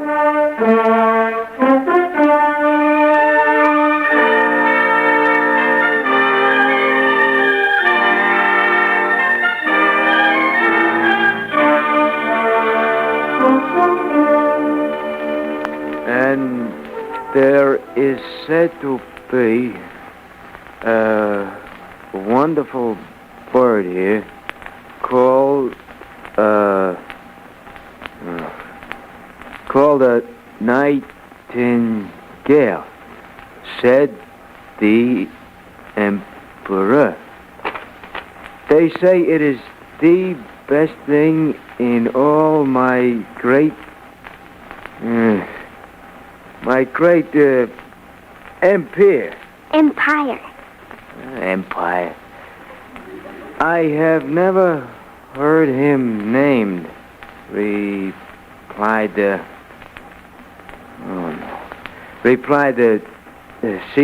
Cavalier. Cavalier. And why wasn't it empire? Oh, Packy, it isn't the same at all. You see, Mike. Call it. Huh? Thought I'd pay you a little visit since you wouldn't come and see me.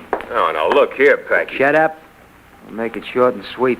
Look, I gotta find a guy. Lefty Moran. He's the only one who can clear me on this rap. He saw the whole thing. I can't go looking for him. I'd be picked up in 2 minutes. But a reporter like you knows every angle, see? So you're gonna do it for me. You get it? Well, you hide out here. Right. I think you should help him. You keep out of this. Why? Because I like Packy. Oh, you're getting to like an awful lot of people. Yes, it's getting easier and easier. Look, Packy, if I find him, I get the whole story? Sure, but you're wasting a lot of time, bud. Okay. But you go right to sleep now, Professor. Okay. And as for you, Packy, you go to sleep, too. But I don't feel like it. I'll read to him some more. Oh, murder.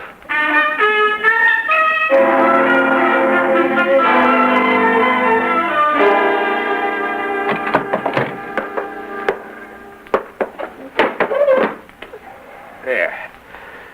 Well, I found him all right, Packy. I had a time getting him up here. Is he hurt, Mike? Is he? No, he'll be all right. Oh, brother, did I have a time with him. You're a smart guy, Regan. All right, Moran, wake up. Take a good look, sweetheart. Regan, get that kid out of here. This punk didn't witness that shooting, did you, chump? He did it himself. Nobody's framing me. Oh, listen, you chump. Make him sign a confession. That'll clear you. And then he just walks off, no thanks. No, he doesn't walk off. We call the cops. You pay him off this way, you just put yourself back in jail. Oh, Packy, don't do anything that'll make you go to prison. That would be unintelligent. And besides, I wouldn't be able to see you anymore. And you wouldn't be able to do anything. And you promised you'd show me how to play dice and... Hey. You know something, Professor? I think you're right. Come on, start talking, rat.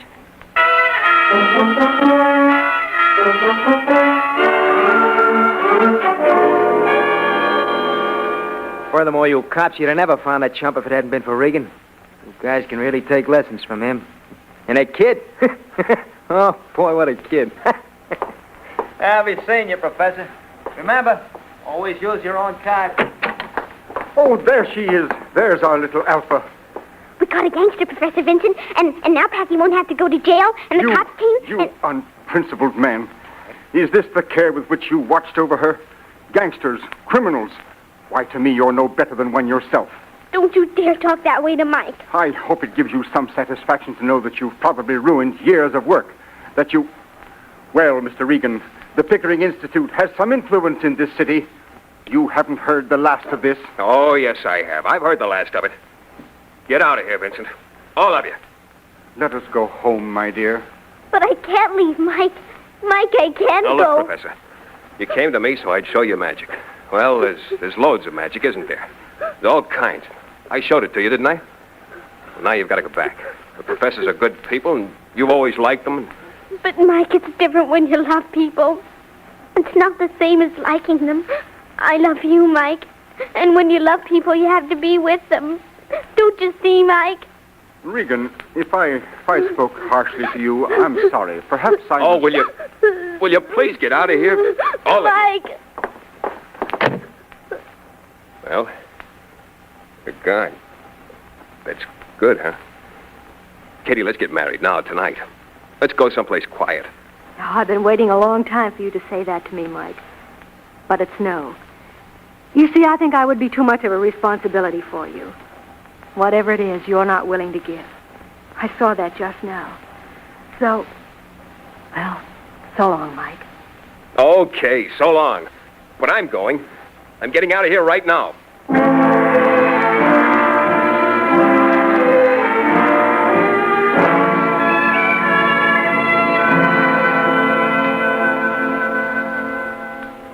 Shall we try the test, Alpha? It's really simple once you've caught on. Can you do it, my dear? I don't want to. Don't make her go through with it. Alpha, would you like to have Professor Zimmerman read to you for a while? No. Well, would you like to go out for a nice walk? No. Darling, would you like to see Michael? He doesn't want to see me. But what exactly was the nature of the magic that Mr. Regan showed you, Alpha? Oh, there were lots of things. There was a flying carpet. It looked like an airplane, but it was really a flying carpet. And then there was a man whose shirt lighted up, and... Alpha, you know, there are explanations of these things, and they're just as entertaining when you understand them. Oh, but that wasn't the real magic. That was just a little kind. And what was the real magic? Loving people.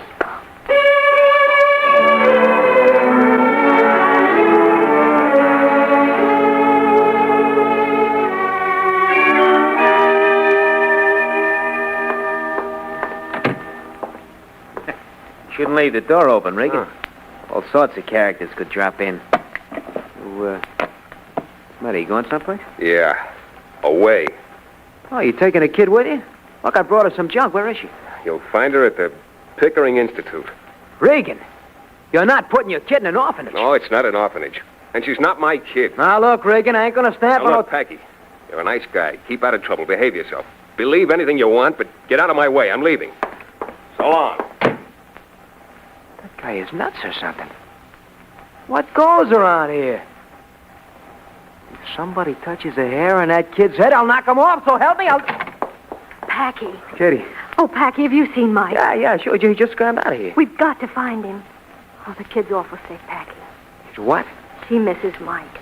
She hasn't eaten or slept. But no good heel. On and out on her. Let me get on that phone. I'll get the mob out.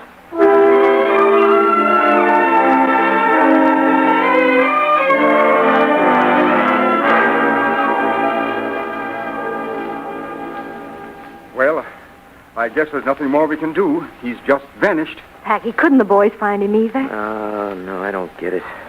First time they ever let me down, that Mike just vanished. I can't hold out any hope now for the child. She just lies there with her head turned to the wall. Oh, I'd give everything I possess to find Regan. Everything. It don't take no bows, Mac. So would we. If he knew, if he read the papers, he'd come. I know he'd come. Where's my kid? Regan! Oh, Mike, I knew you'd come. Regan, I'm so glad to see you. I could shoot you in the stomach. Did you hear them paging you, or did you read about it in the paper? I read what in the paper? Who paged me? What's the matter with you people? Look, Vincent, I want to talk to you about that kid. Oh, Mike, do you mean you came all on your own? Of course I came on my own. What do you mean? Hey, what's happened? Has anything happened to Alpha? You see, she's been rather ill. Nothing serious. What is it? What's the matter with her? Well, don't you fools know how to take care of a child? Can't I leave my kid here for a couple of days without you? Mike. Oh, Mike. Professor. Mike. Hey, what's all this nonsense about not eating? Oh, Mike. You got the other professors sore at me. I'm in hot water with Katie. Probably lose my job. Oh, Mike. You came. I knew you would. It's magic. Oh, Professor. Easy. Mike. Well, there are just a few details to clear up. Naturally, we cannot turn Alpha over to a bachelor. No. Well, Katie? Of course, darling. Well, we shall continue to supervise the child's education, and it would be advisable for her parents to keep abreast of her course of study. So, I shall send you a guide to an 8-month preliminary course. Never mind, Mike. I'll take care of you and Katie. Honest, I will. It won't be so hard after the first 4 years. If you study real hard. In fact, it'll be fun. Lots of fun.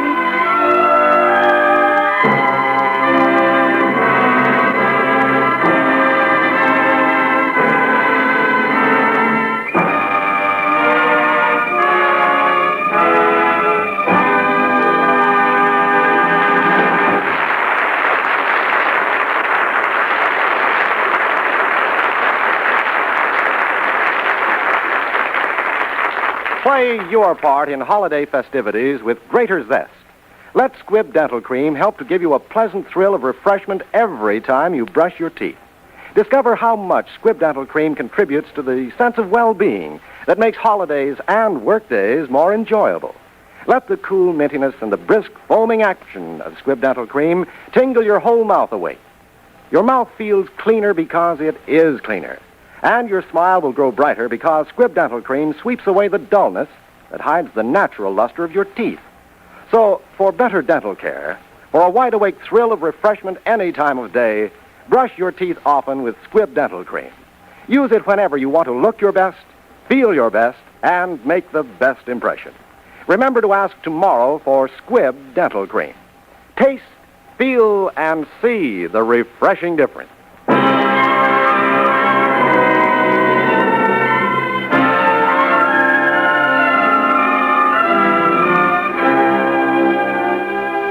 Tonight's performance of Lost Angel concludes the series of dramatic performances presented by E.R. Squibb and Sons in association with the Academy of Motion Picture Arts and Sciences. We wish to express our appreciation to Gene Hersholt, president of the Academy, and to his associates for their splendid cooperation during our relationship with them. We also wish to thank our writer, Frank Wilson, our musical director, Leith Stevens, and our producer-director, Dee Engelbach, and to thank you, our listeners, for your response and interest. Margaret O'Brien appeared tonight by arrangement with Metro-Goldwyn-Mayer, producers of Till the Clouds Roll By. Marissa O'Brien will soon be seen with Margaret O'Brien in Metro-Goldwyn-Mayer's 10th Avenue Angels. This is Hugh Brundage bidding you good night for the House of Squibb, a name you can trust.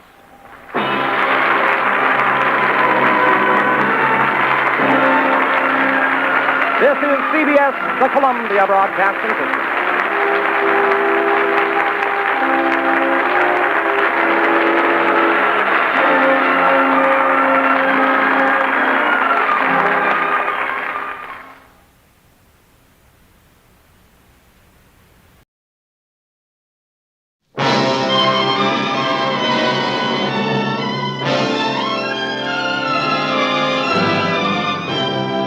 The House of Squibb presents Academy Award.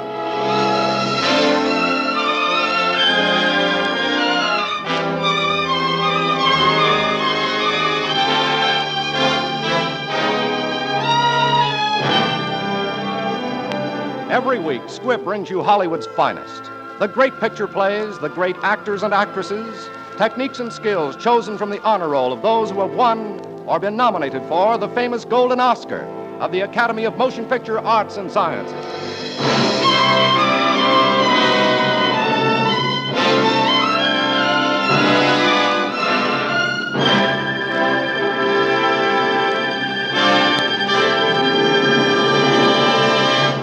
And now, E.R. Squibb and Sons, manufacturing chemist to the medical profession since 1858, bring you the distinguished actor Henry Fonda in Young Mr. Lincoln with Ward Bond. Young Mr. Lincoln, as Best Original Story of the Year, was nominated for the 1939 Academy Award. Mr. Fonda, as Best Actor of the Year, was nominated for the 1940 Academy Award.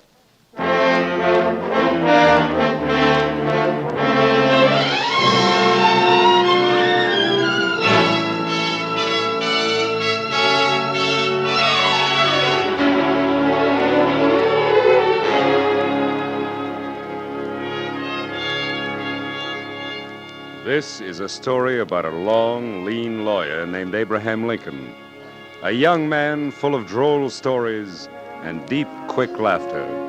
A story of Abe Lincoln in Springfield, Illinois.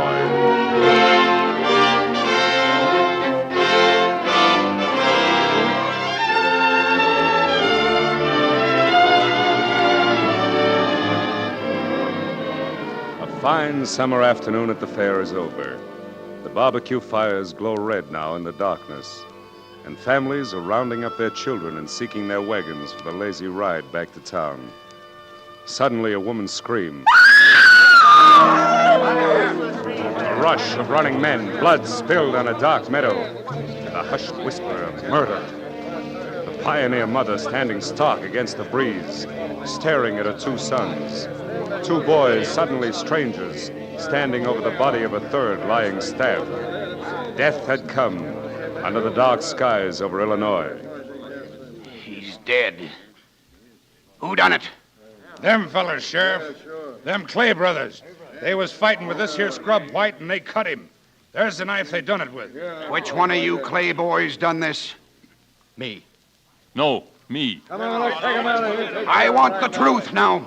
Which one of you cut him? I did. That ain't so. I done it. I tell you, it was me. He was going for Adam with a gun, and One of you's lying. Now, which one is it? All right. Anybody see it? I reckon I did. Who are you? Their mother. Well, which one was it? I'm not saying. Well, it don't make no difference anyhow. Under the law, they're both equally guilty. Come on now, you're both under arrest. Palmer cares, so I appoint you temporary deputy. Help me get these two fellas down to the jail. Come on, you two, let's go. Who are these fellas? Never saw them around here before. Strangers around here. Folks ain't got no right to come to town and start cutting people up. Two of them jumping poor scrub and stabbing them in the back, too. I said they ought to have a touch of rope. Rope, yes, sir. That's the medicine for them. Hey, come on, fellas. Get a rope and hurry.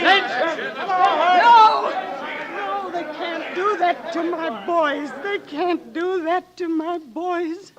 Come on, ma'am. We have to hurry. Those fellas mean what they say about lynching your sons. Leave me alone. What do you want? Who are you? My name's Lincoln, ma'am. Abe Lincoln. I'm your lawyer, ma'am. Come on, we better hurry and get down to that jail.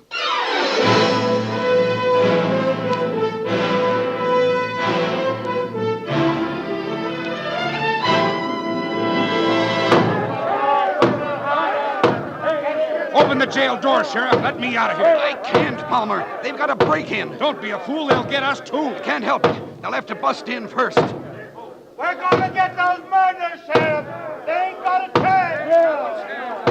I can't open the door, boys. The law's got to protect these Clay fellas and give them a trial. Blow up the jail. Get powder. Powder. Open up, Sheriff, or we'll get you. Hold on, men. Hold on and listen to me. Get out of our way, Lincoln. We're busting By in. jing, I said, listen to me, and by jing, you will. No, we ain't gonna listen. That's better. Now, gentlemen, I'm not here to make any speeches. All I got to say is I can lick any man here, hands down. We know you, Abe Lincoln. Come on, man. Let's get him. Hold on, Buck. I thought I'd find that big mouth of yours around here telling people what to do. I'm Buck, all right. The big buck of this lick. And come on and whet your horns. What's holding you? Maybe some of you other gentlemen like to take Buck's place. Me. I can lick you myself. Is that a fact, neighbor, or just your notion? Get away from there, Lincoln, or we'll give it to you, too. Well, if it's not Bill Gentry. First time I ever heard of you trying to break into jail, Bill. I thought you were too busy trying to break out. Shut up! Go on, let's get him. Howdy, Clarence. Last time I saw you, you were heading for the rock pile for beating up your wife. Now, gentlemen, all joking aside, let's look at this matter from my side.